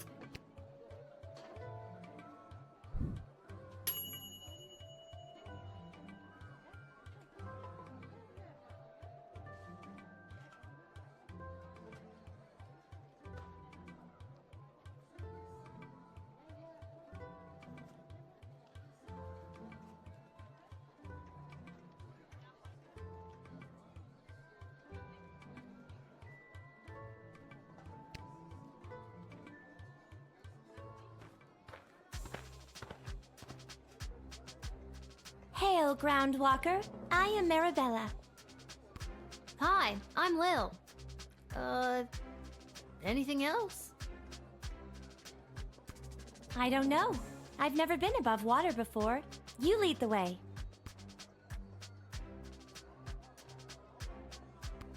Okay, what you doing here, Marabella? I have an official message from the leaders of my people. This is an official notice that the thalassocracy of...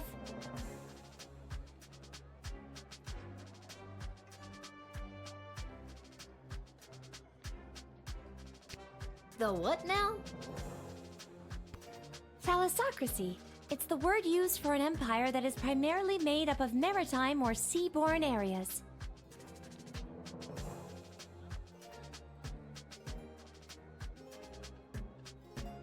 Huh, learned a new word today. Continue. Okay. The thalassocracy of Bubbletown is committed... Sorry, one more time. Bubbletown? Uh-huh. That's the name of my thalassocracy. Bubbletown. Got it. On you go. Okay. The thalassocracy of Bubbletown is committed to the defense of the sprawl. That's the end. That's wonderful news. A new ally in our hour of need? Oh, thank you, good Marabella of Bubbletown, for your message. Are you a warlike people? Well, we don't like it, but we are quite good at it. We used to be a peaceful people, skilled more in song and art, but we lost our song many years ago, and now we know only war. Oh, that's rather sad.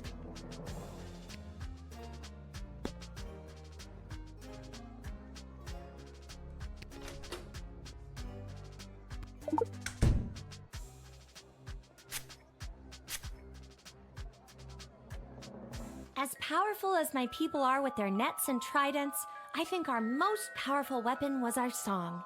It could move the ocean itself, but we have lost it. Legend has it that our song has been sealed away somewhere secure, and one day it will be recovered. But where or when that is remains a mystery to me.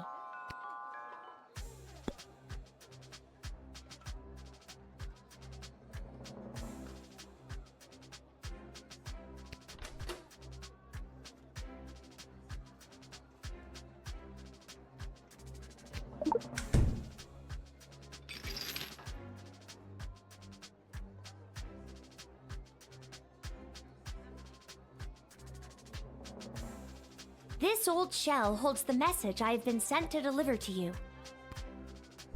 This shell retains sound. They say it can even hold on to sounds from many years ago, like an archive or time capsule. I've always wondered what other sounds might be hidden in this shell.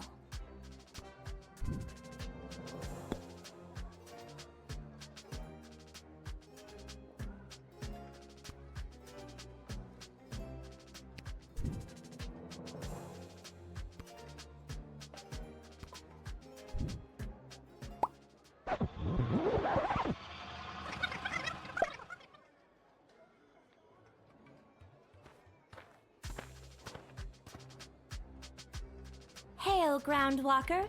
Hi. I don't know.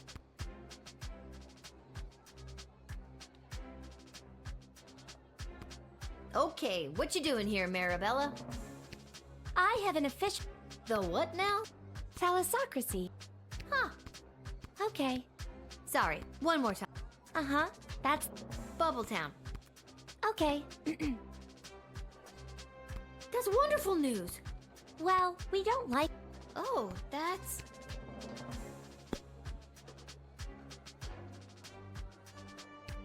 I was given the message to deliver to you in this old shell. This shell retains sound. They say it can even hold on to sounds from many years ago, like an archive or time capsule. I've always wondered what other sounds might be hidden in this shell. That's cool. How can you hear what else is inside the shell? That I don't know. I only know how to access this message. They say the instruction manual for it was lost many years ago. They say a lot of things, don't they?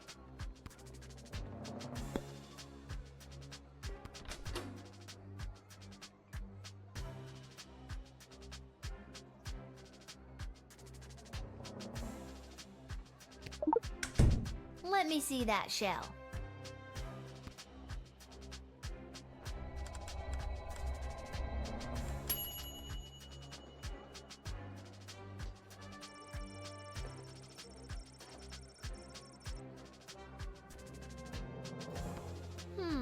Hope this works. Yeah! Oh no, my shell!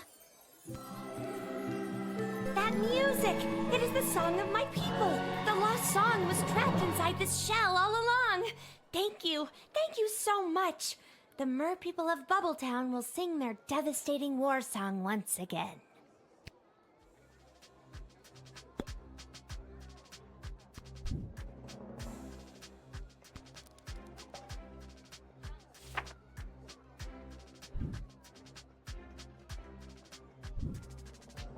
All right, Marabella, get in there and sing your heart out. You're officially drafted. Thank you, Lil, and thank you for helping me find my song. And with that song in my heart, I will rip out the enemy's heart and feel their warm blood fall upon my scaled body. You do you, Marabella.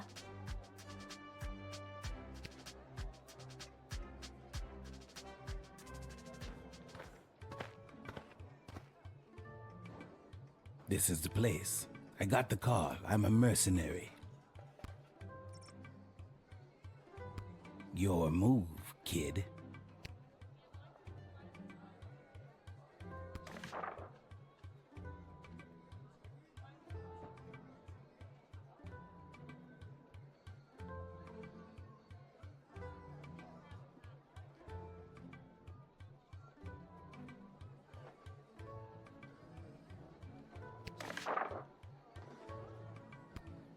Okay, what's your deal? The deal is simple, kid. You let me in, and I will jumpstart your city's defenses and give your leadership precious information about your enemies. Oh, cool. Not so fast. You don't let me in, I'm taking the same info about the sprawl and selling it to the highest bidder. Okay, come on in. Not so fast. It'll cost you. How much? Well, that's up for negotiation. You tell me how much it's worth. All right, 1,000 gold.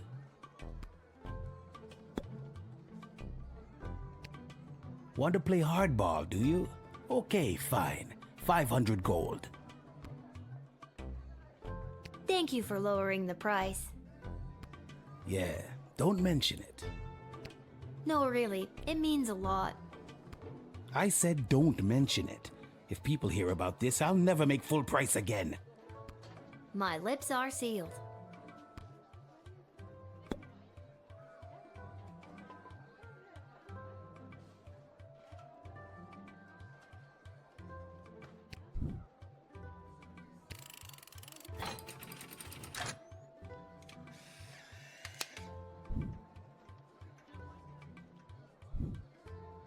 I'll assist your city with its defenses and provide enemy intel for the agreed upon price of 500 gold.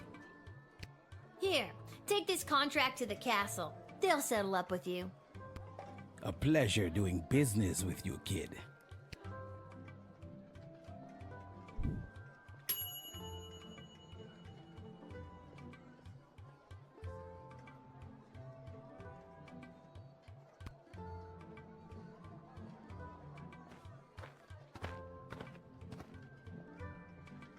Charmed to make your acquaintance, young gateminder.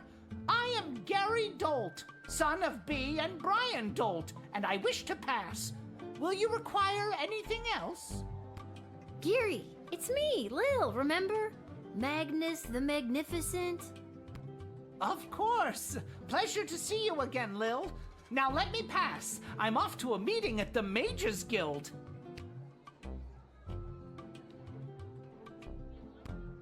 I don't know if you heard, but I'm well on my way to becoming a full-fledged mage, a card-carrying member of the guild. Heading in right now to meet with my tutor, Master Tyronius Athanatos. He's not much for having a laugh, but I've learned so much from him.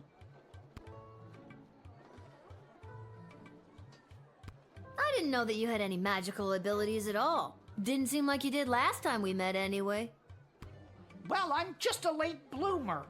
Master Tyronius has told me that I show great potential as a student, or apprentice, as we are called in the guild.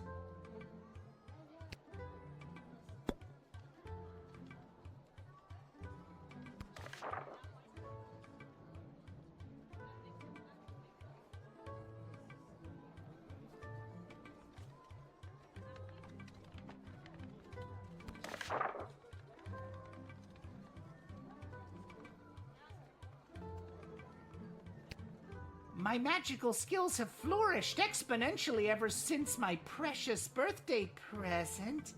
Julian, that sweet simpleton, gave me this.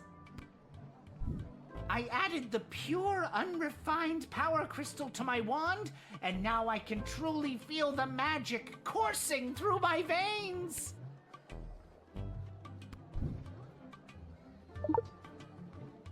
My wand! My power crystal! You tricked us into giving it to you! The tricksy little gate guard stole it from us! Our power! Our present!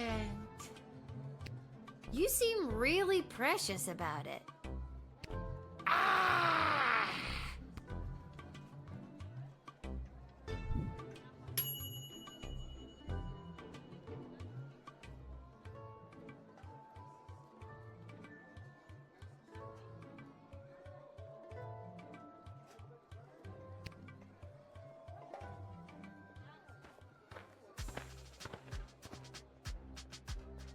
Avast, Petey! There blows a fine, upstanding guardsman.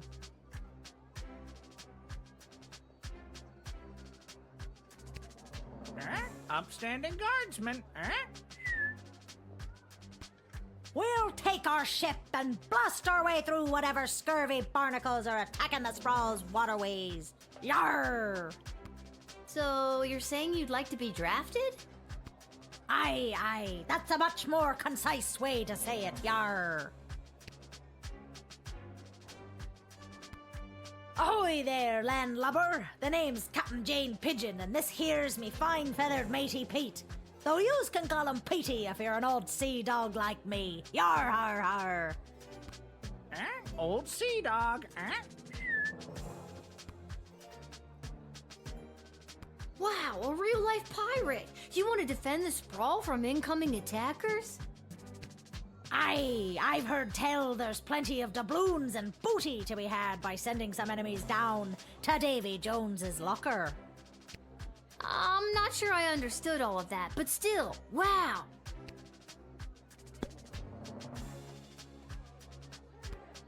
I be captain of the good ship Fermentor, the scourge of the seas. She's plenty yar and holds a crew of the scurviest scallywags to ever set sail.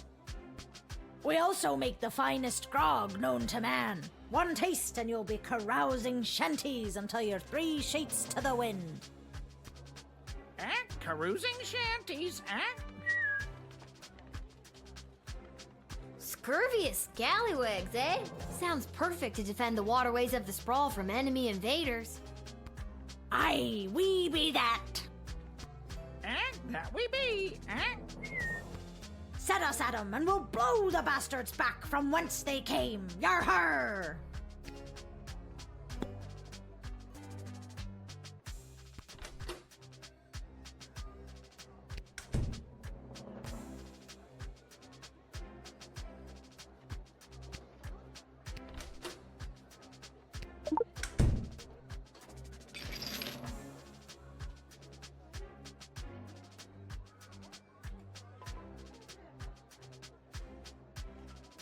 Yar, I do like the cut of your jib, young scallywag. Take ye this, a tank of some of the Fermentor's finest, to remember me by. Think of me when you're singing your pirate shanty. I'm 12, but I'll take it for my dad when he gets home. Thanks for the grog. Actually, it's an IPA. big juicy IPA, huh?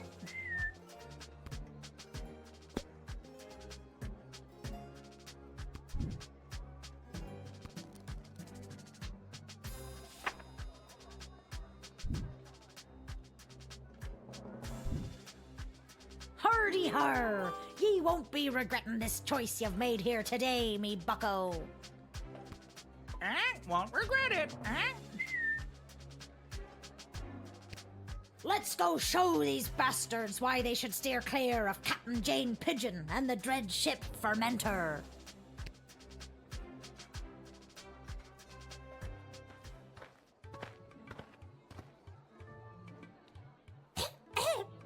Hello, I'm here to join my family in the refugee camp at the docks.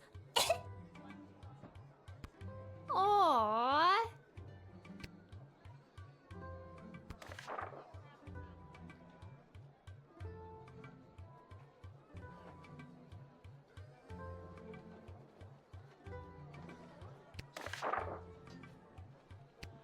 What's your name, little buddy? My name's Teeny Tom McGoblin on account of I'm so teeny, and my last name's McGoblin. Me dad and mum and sisters already came through the gates. I was lagging behind on account of me bum leg. Aw, what happened to your leg? It fell off. Aren't limbs supposed to, stay attached? I'm too poor to have limbs that stay attached.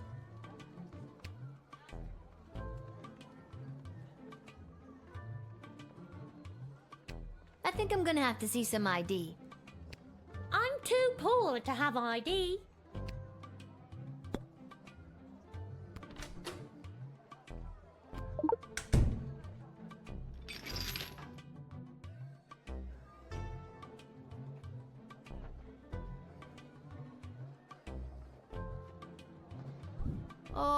Is that a knife you have on you?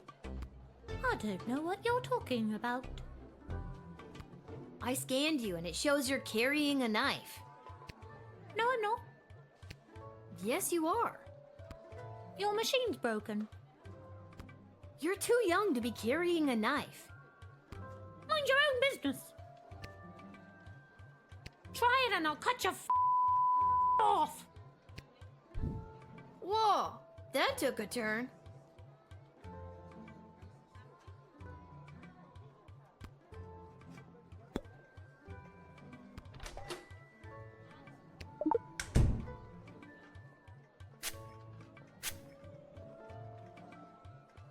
I love me dad and me mum and even me sisters so much.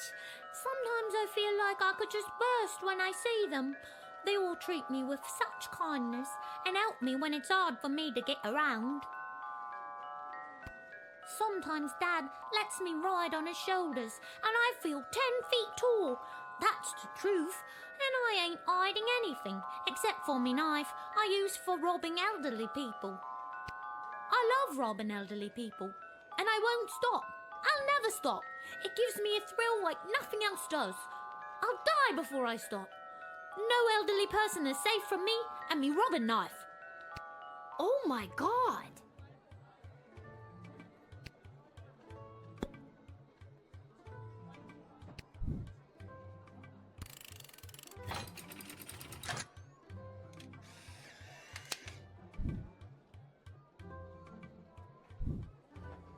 Teeny Tom, you're going to jail for a long time. Is this because I like to rob elderly people at knife point? Yes, 100%. That's the reason.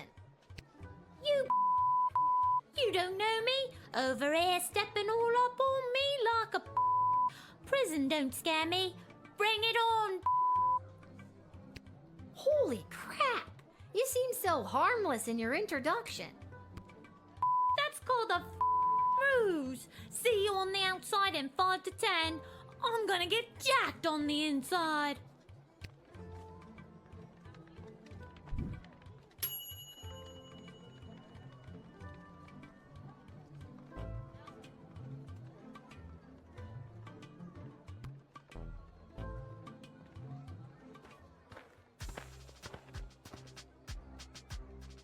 Hi. Is this where to sign up for the draft? Yes, it is. Wonderful. Would you like to be drafted to fight in the war? Oh no, it's not for me. It's for him. For who? My pet fish, Dennis.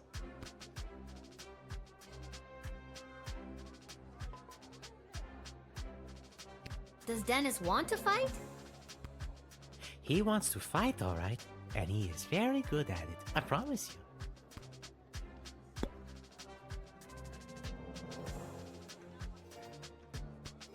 He really is quite a violent fish. Will it be safe to have him out there fighting? So long as no one else you want to keep safe is out there, he'll tear right through anyone or anything in his path.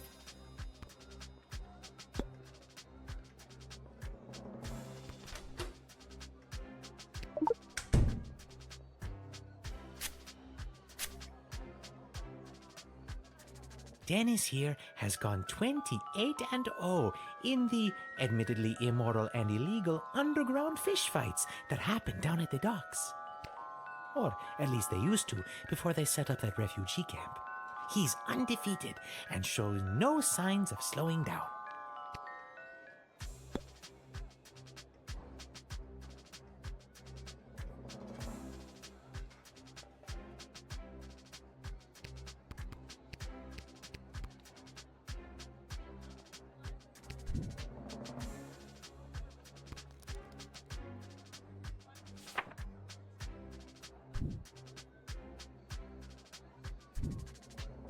Okay, here's your paperwork. Welcome to the war effort.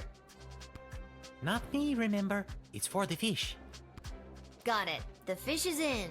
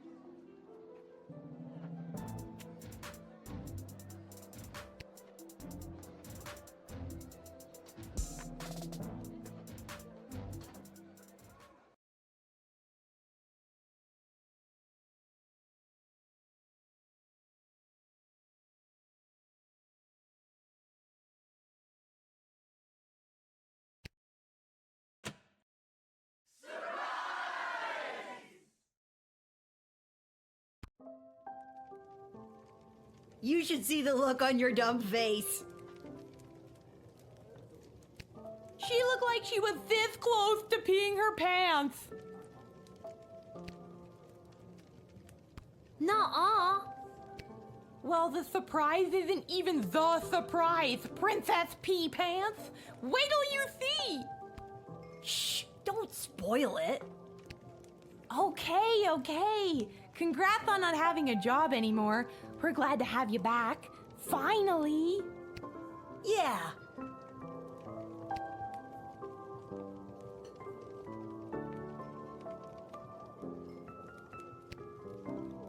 Hey, Arda, mind if I write a quick letter to my dad? Yeah, maybe later, Lil, okay? Maybe later? No, I have to send him one now. It can wait. Enjoy your party. And your surprise is over there by the fire. But first, I know you're just a kid, but I'll mix you up any drink you'd like, on the house, to celebrate everything you've been doing around here. What'll it be?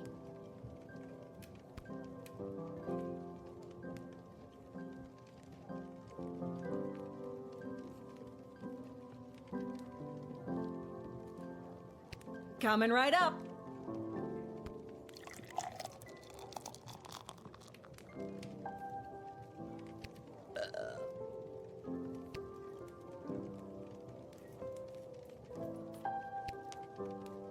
I'm sure between my job at the city council and as an administrator with the Guard Corps, if the sprawl was on the verge of catastrophic collapse, from within and without, Mike Melroy would know about it. I may be baked out of my gourd as per usual, but I'm telling you, I'm seeing bad omens everywhere. Something very bad is about to go down. Oh, Lil, congratulations! What a party! Are you having a good time? Honestly, I am. I'm really feeling the love, Echo. What's a love echo? I'm gonna miss this. I'm here to collect your badge and your gun. What badge and gun? No one gave you a badge and a gun? How the hell did you navigate your way through 11 levels without your badge and your gun?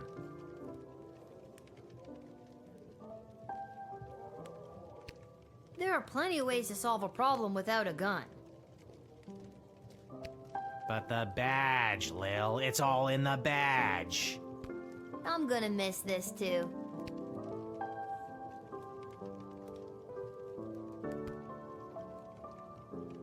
I'll be sure to tell your tale in my travels if we survive this. Peace, little sister.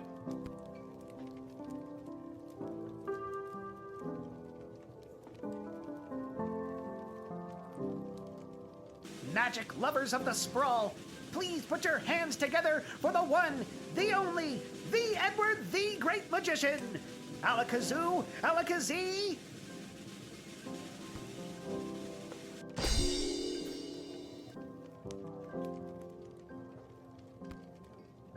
By the beard of Bertram Bartleby the Bloated, I appear!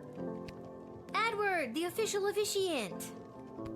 It's the Edward, the Great Magician again. Come out of retirement to play one more preteen birthday party. How old are you today, little girl? I actually picked up a few tricks from a true blue real deal mage I met. Lil. I am small but nimble, with a bushy tail. In trees I scamper, never to fail. I gather my food and store it with care. Do you know what animal I am? Do you dare? That's right! A sparrow! Ta-da! What? Sparrows don't have bushy tails, and since when do they scamper through trees? When they're not flying, of course. Yeah, okay, you got me there, the Edward. Do you have time for another? Well, I'll be here with my second trick when you're ready.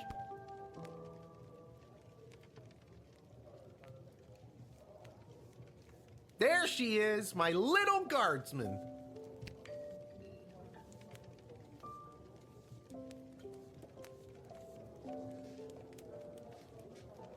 Dad? What are you doing here? Oh, I missed you so much. What is going on? You stopped writing letters. I got worried something had happened to you. What could happen to me? I wasn't the one off fighting a war, remember? Yeah, but you get some pretty tough customers coming through that gate. Sometimes if you try to whip them, or even just talk to them in the wrong way, it's game over. I got worried.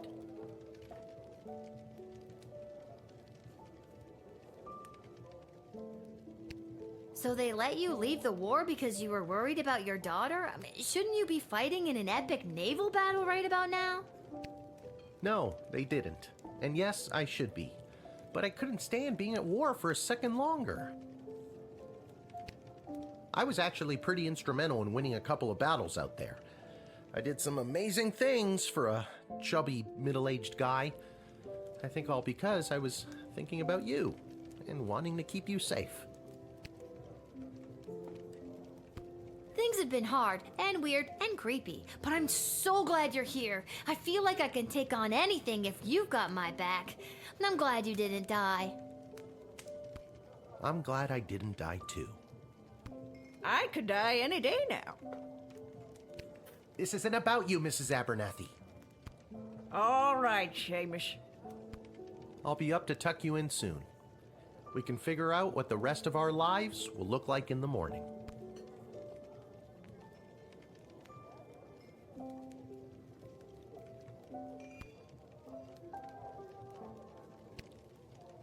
This hat, it is not as fantastic as my previous hat. What? Really? Because I have to say, that's a pretty fantastic hat. You should have seen my previous hat. Aye, my journey, it continues. There's no pleasing some people.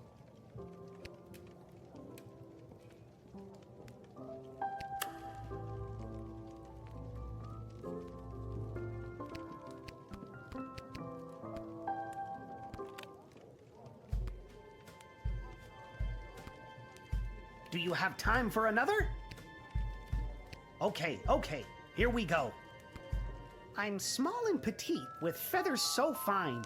I sing sweet melodies, a sound so divine. I flit and flutter through the air with ease, and build my home high up in the trees. Who am I? Can you guess my name? I'm a little bird that's known for its fame. That's right! It's another sparrow! Ta-da! Okay, this time it actually made sense. Made sense and amazed you! Honestly, that was pretty great. Thanks for being at my party, the Edward. I'm gonna miss you.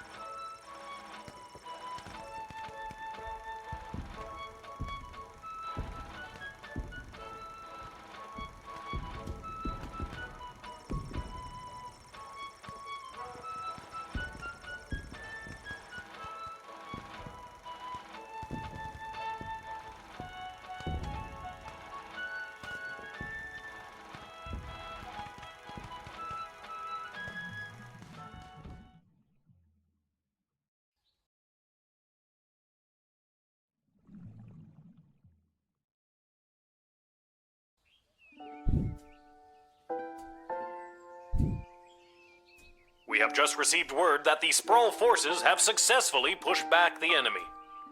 While some of the invading forces still remain just outside of the Sprawl, the remainder of the Marvogian detachment has been defeated or is retreating. While it is still too soon to declare victory, things are finally trending in the right direction. You probably can't tell by my voice, but I am very happy. We will be keeping this channel clear for further updates.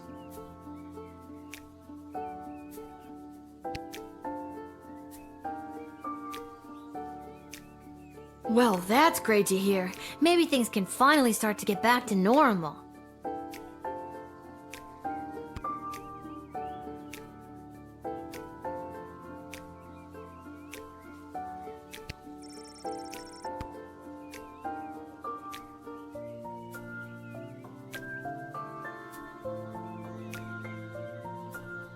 Hey, you two. Welcome to my bedroom, Cecil. Did you hear the news? We aren't going to be slaughtered by an invading army after all. Sorry for the intrusion, but this is official business. I was sent by Queen Desdemona herself to retrieve the Chronometer 3000 device.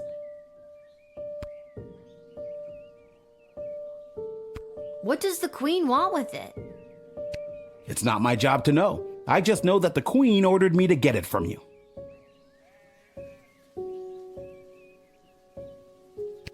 You mean the Queen that's definitely not acting like herself? The Queen that's almost acting like she's being mind-controlled by someone?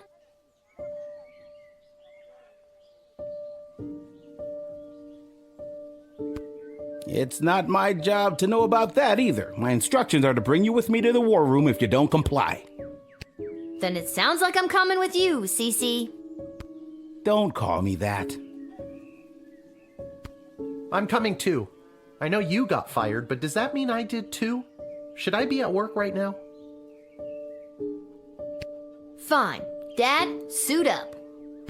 What makes you think I've got a suit? Right. Let's go.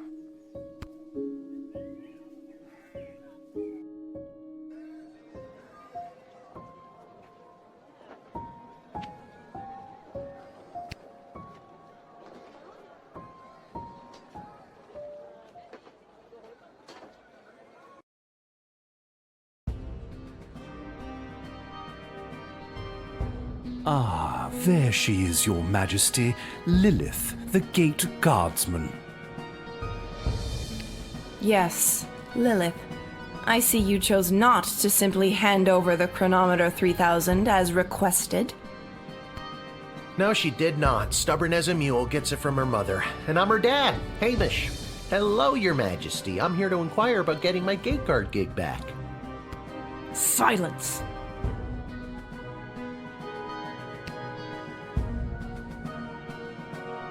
Where's Chuck? Who? The Goblin Revolutionary is securely under lock and key on charges of treason against Her Majesty. That's crazy! That's enough. Lilith, the Chronometer 3000, hand it over now. No. I beg your pardon? Dr. B entrusted me with the Chronometer 3000 to test it out at the guard shed, so I could make sure that only the right people would make it into the sprawl. A position you sullied with your own personal agenda and no longer hold. You do not need the chronometer any longer. Tyronius does. I'm sorry, does that mean there's an opening?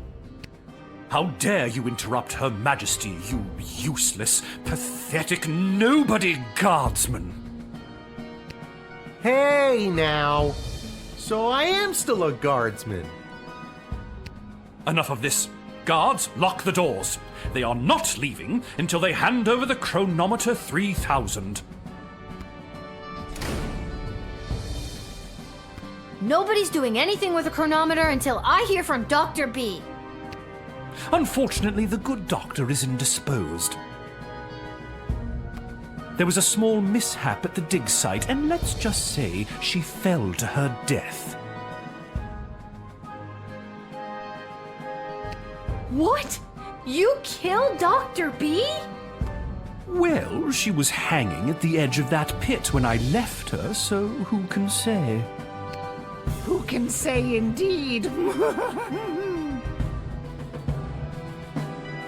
Your Majesty, are you hearing this? Desdemona, snap out of it! She can't help you now, child.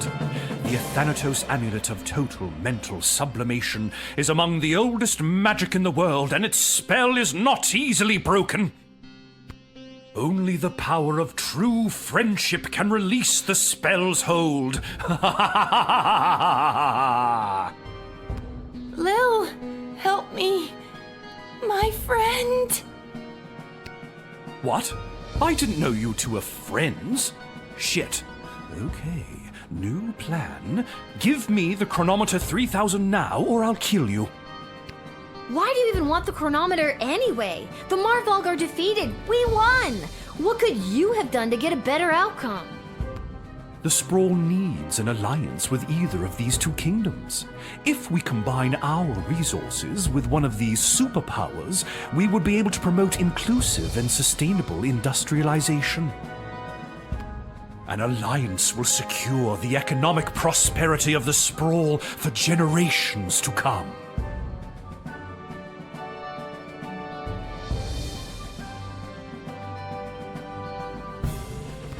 Wait, did I get the boring economics lesson ending? What the hell kind of crap is this? It's not boring, it's ingenious. There are some really exciting ways the Sprawl's industrial development could blossom with either the scientific advancements of Petrad's energy sector or through Marvog's reach and influence within the trade caravans. Industrial development? Blossoming? This is the worst ending! Just go ahead and kill me. Lil, I feel like I'm dropping the ball as the adult in the room. Should I be interjecting more?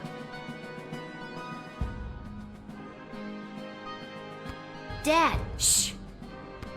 At the very least, it will be exciting for the rich and powerful. Of course, we may have to exterminate a few non-human races here or there in order to fulfill our true potential.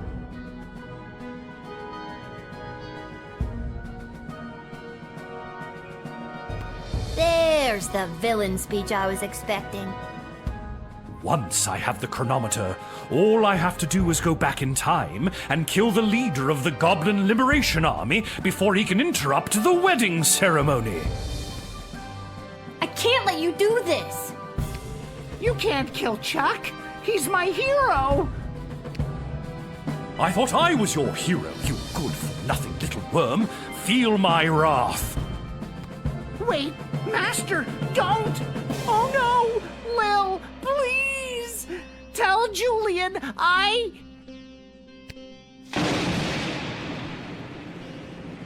Gary! No! Dad, let's get out of here. But the doors and the guards. I'm not sure if this is gonna work, but hold my hand. There it is. The chronometer 3000. Give it to me!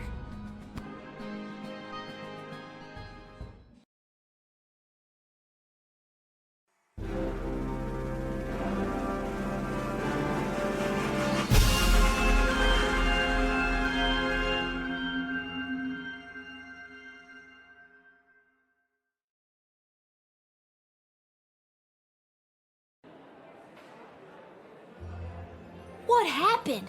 Where am I? The palace. Oh, the wedding! But it's not the same. Desdemona's gonna marry Praetor Kargan? And there's that bastard Tyronius, and he's got my chronometer. What is he gonna do? I now pronounce you married. You may now kiss. Oh my god, Dad! No! No, no, no, no, no, no, no!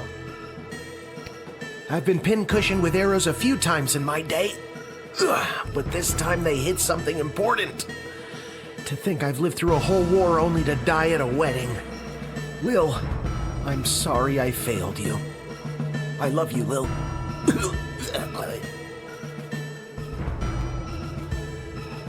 Dad? Don't do this to me. This can't be happening. Dad, please, come back.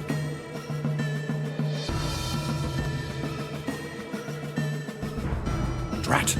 Even without that infernal goblin interfering, things still escalate. This won't do at all. Oh well, off to another timeline with more favorable variables.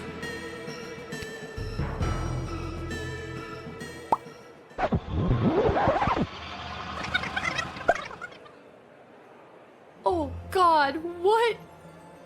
Dad, you're alive! What? I'm unarrowed? What's going on? I don't have time to explain. I'm sorry, I'm inconveniencing you? I've got no time for another tutorial.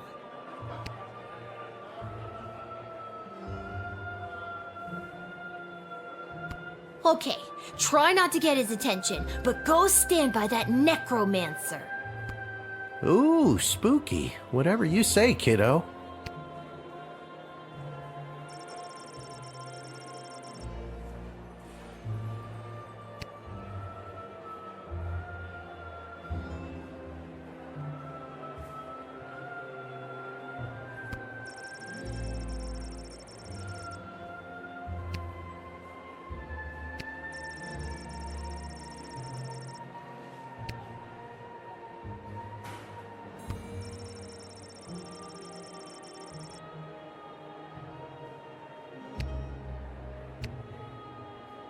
Again, despite your humble background, lovely work planning this wedding.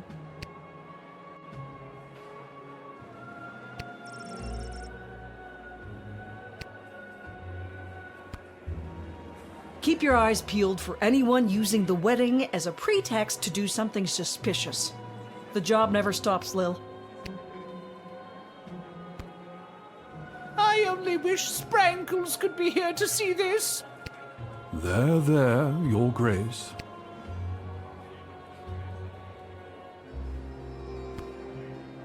Articulus, I need your help. You see that necromancer by the altar? I didn't until you pointed him out. How very strange. Well, he's protected by a force field. Do you have a spell or something that could help me with that? I know spells that might work, but I'm not technically licensed to cast it. This is a matter of life and death. Spill it.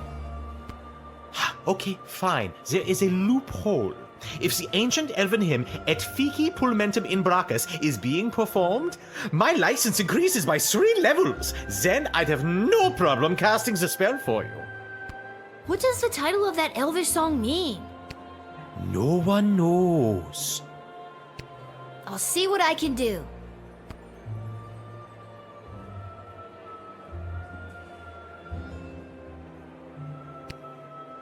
Oh, darling, a wedding is a terrible bore without a truly delicious bubbly.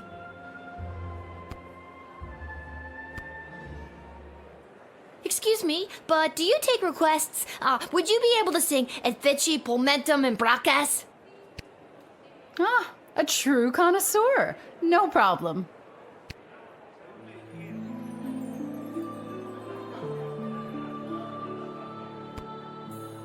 Do you hear that? Ah, I can feel the prohibitive and arbitrary restrictions placed on my spellcasting fading away. Behold.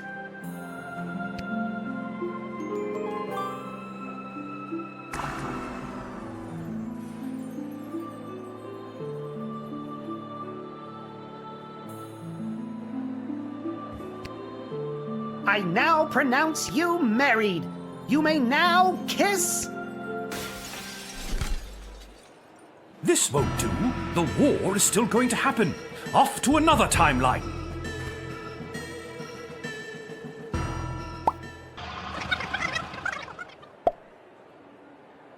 What's going on? I don't have time to explain. I'm sorry, I'm inconveniencing you?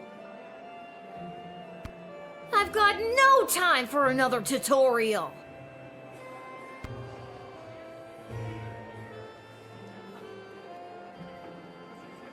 Okay, try not to get his attention, but go stand by that necromancer. Ooh, spooky. Whatever you say, kiddo.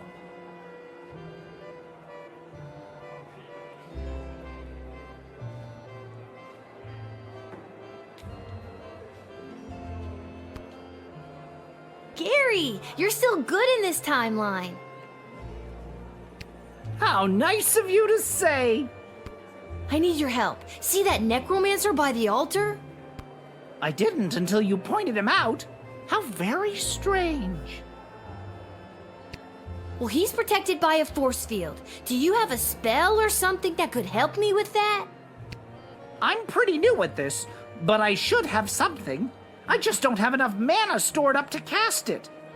But... Oh, I shouldn't say. This is a matter of life and death. Spill it. Okay, fine, but you didn't hear it from me. The secret ingredient in Monty's soup is narcotics-grade pixie dust. That's why everyone around here is so obsessed with it. It's really not all that great. And narcotics-grade pixie dust is a favorite of students at the Mages Guild because it gives them a major mana boost. Get me some soup, and I should be able to execute the spell.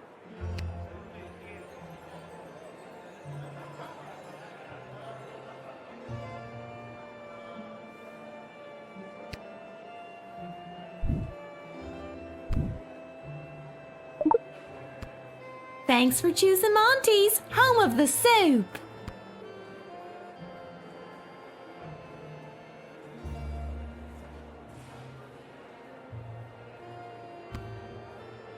I've got it.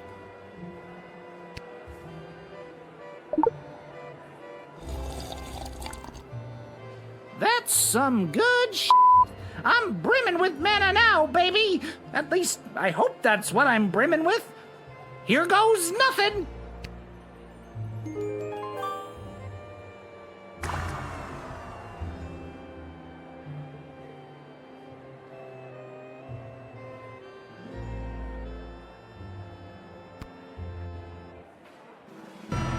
Now I've got you. Dad, give me a hand with this clown. How's this for being a useless, pathetic nobody? You continue to annoy me. Lightning!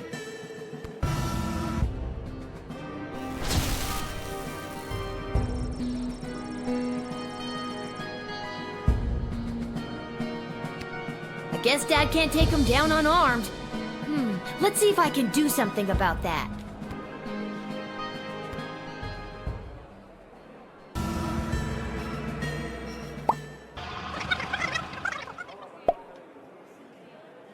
What are we doing up here? I don't have time to explain, but I need to find you a weapon. And when I give the signal, I'm gonna need you to fight somebody. No problem. I showed up pretty drunk and ready to go. Who am I fighting? See that necromancer-looking guy? That guy. Oh, that might be tough. He looks spry. I can try my best, but I'd feel better if I had some kind of weapon to protect you with. I'm on it.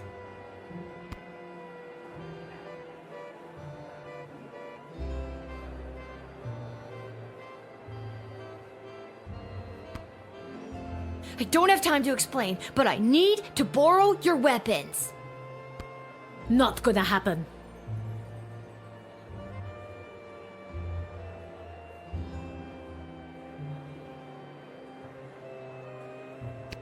It's really important.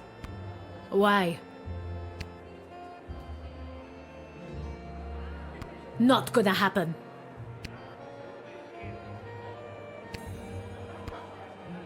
But I really need a weapon. Why? I wanna join the ballet. Well, in that case, take these. You'll need them.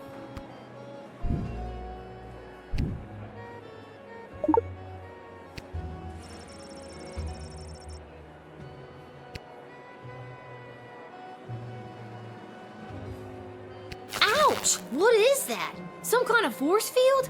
I can't get anywhere close to Tyronius while it's up.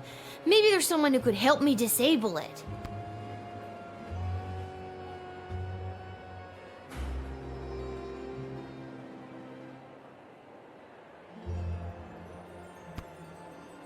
Echo! I need your help. See that necromancer by the altar? I didn't until you pointed him out. How very strange. Well, he's protected by a force field. Do you have a spell or something that could help me with that? I'm an old wizard, Lil. I don't know if I still have it in me. This is a matter of life and death. Spill it. Okay, fine. I need a shard of pure ice to complete this here magical elixir to cast the spell you need. You're drinking what looks like a glass of straight vermouth. That's right. My magical elixir. Ice for your drink, and then you'll cast the spell. Great. Abso-toodalutely.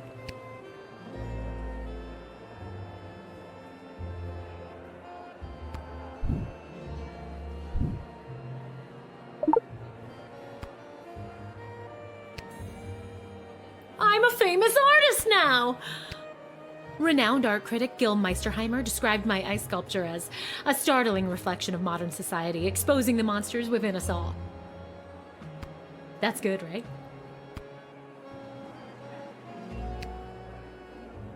I got it! Cheers, Lil. Bottoms up. Now for the spell.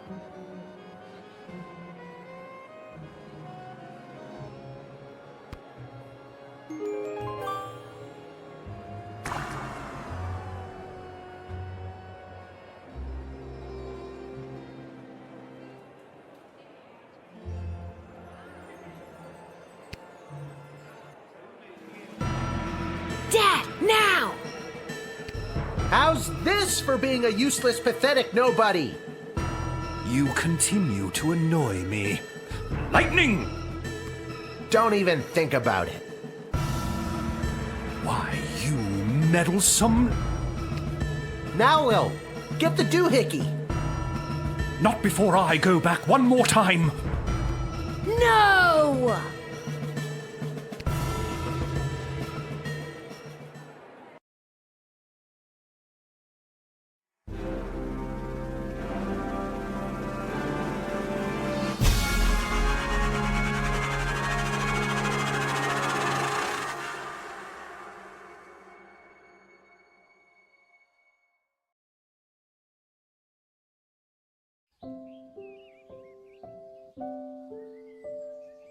Lil! Lil! What, Dad? I just had the strangest... Wait a minute. Where am I? What happened?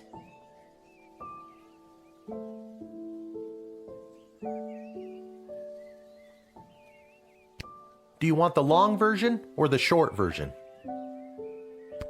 Don't be cute. I remember we were back in time at the royal wedding. Tyronius had the chronometer. You distracted him and I grabbed for it and...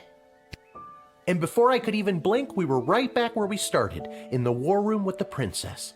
Except Tyronius wasn't there and you were unconscious. You've been in bed for a week. You've been muttering some very strange stuff. A scary tree monster became a mayor? Ridiculous.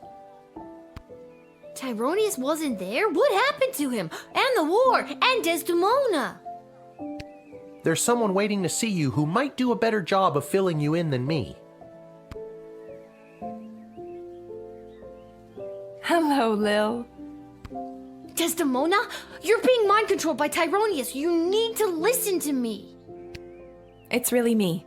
I'm not under Tyronius' spell anymore.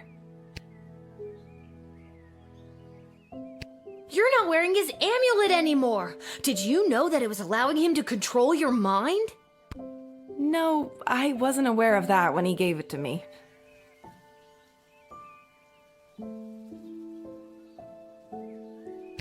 And that a spell could only be broken by true friendship, and then you started to break free because I was your true friend. So are we like besties now?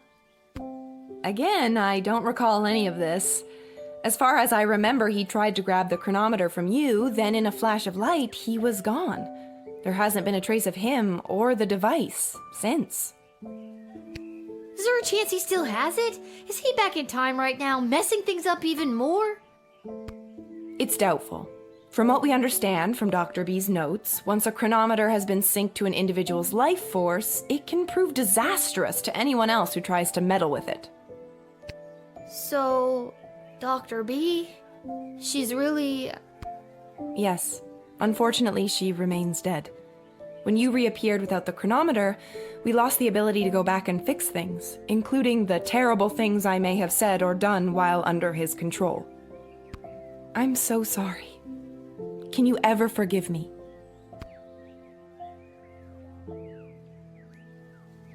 Of course I can. You weren't you. I can only imagine what it would have been like to be under that creep spell. Thank you, Lil.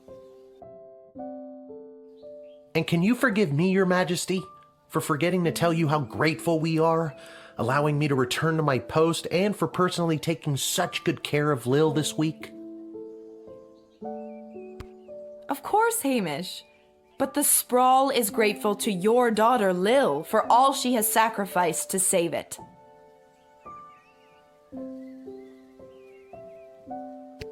But the war!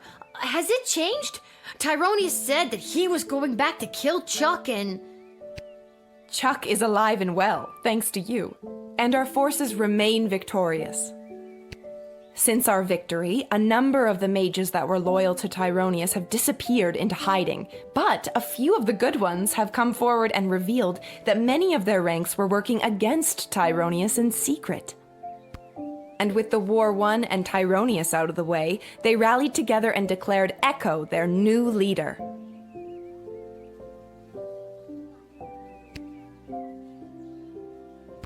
Well, that's great news. Echo is the best choice for the job.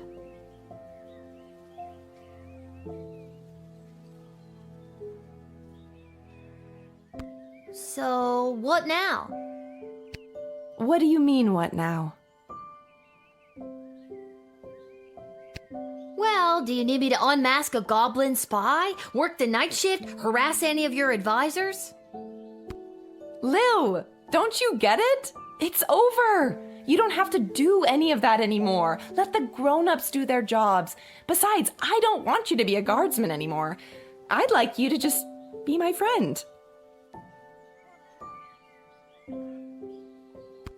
That sounds good to me. Join me at the palace once you're feeling up to it. I'll have the kitchen cook up some tacos. Finally!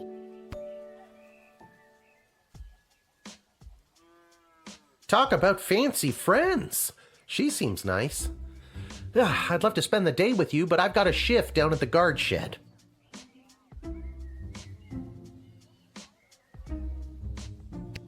You can do whatever you want. Chill. Go play. Have that childhood you keep talking about. Or, join me for another shift.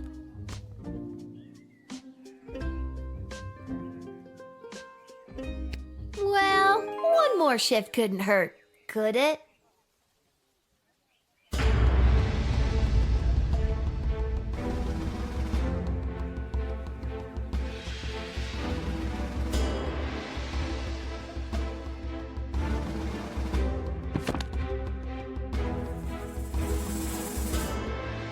Without the burden of Tyronius' amulet affecting her judgment, Desdemona became a great, kind, and fair ruler to the sprawl.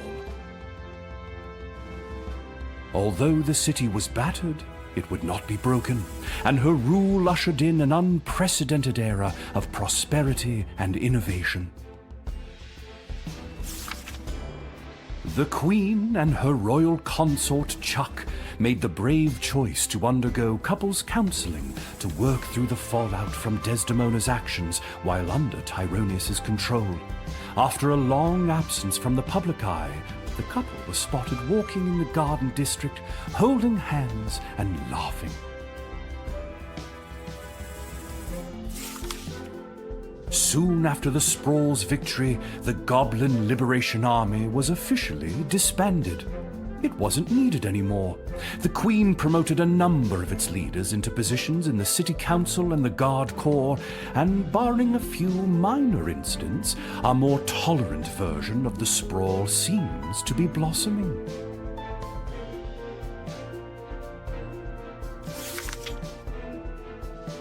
On the final day of the war, a power-hungry Tyronius used the wicket on his 3 rival advisors. Thankfully, he was confused by the contraption and accidentally denied them instead of sending them to the dungeon. Ousted, they walked to the nearest tavern outside of the sprawl and began to plot how to overthrow Tyronius and save the queen. It wouldn't be necessary in the end, as Lil did their jobs for them, again, but the act of plotting over drinks really brought the trio together. Councilwoman Ash's power on the city council waned after the sprawl's victory. As a result of the newly appointed non-human council members, she received a number of reprimands for her outdated and offensive attitudes towards goblins. She has been seen meeting with a number of wealthy and powerful merchant families in recent days, but her full intentions are not yet clear.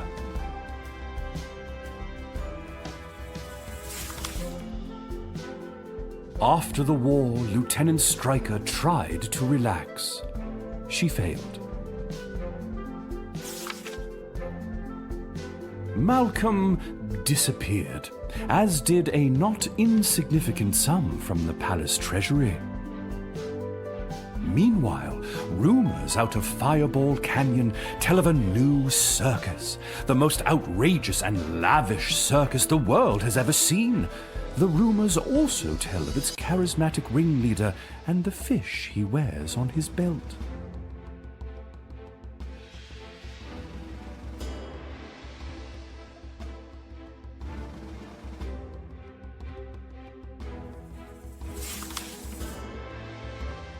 Dr. Beatrix von Matterhorn's body was never recovered.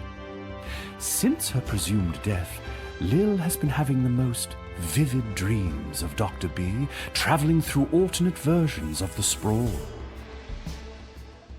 In these dreams, the lost scientist seems to be trying to tell her something, but Lil can never remember exactly what it is upon waking.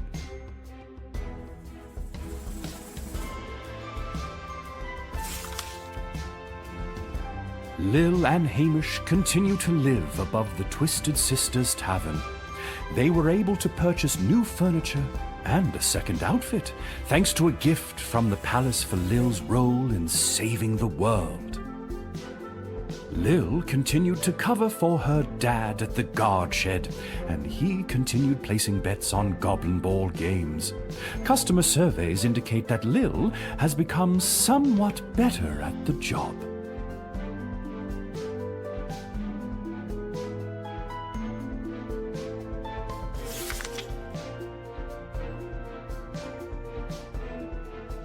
What about old Echo the Wanderer, you ask? Well, that's me! I'll continue to chronicle the happenings of the sprawl, from the migration of the birds to the illegal fish fights down at the docks. So remember, when you get a snoot full of pungent peace blossom in your nose, I'll be there.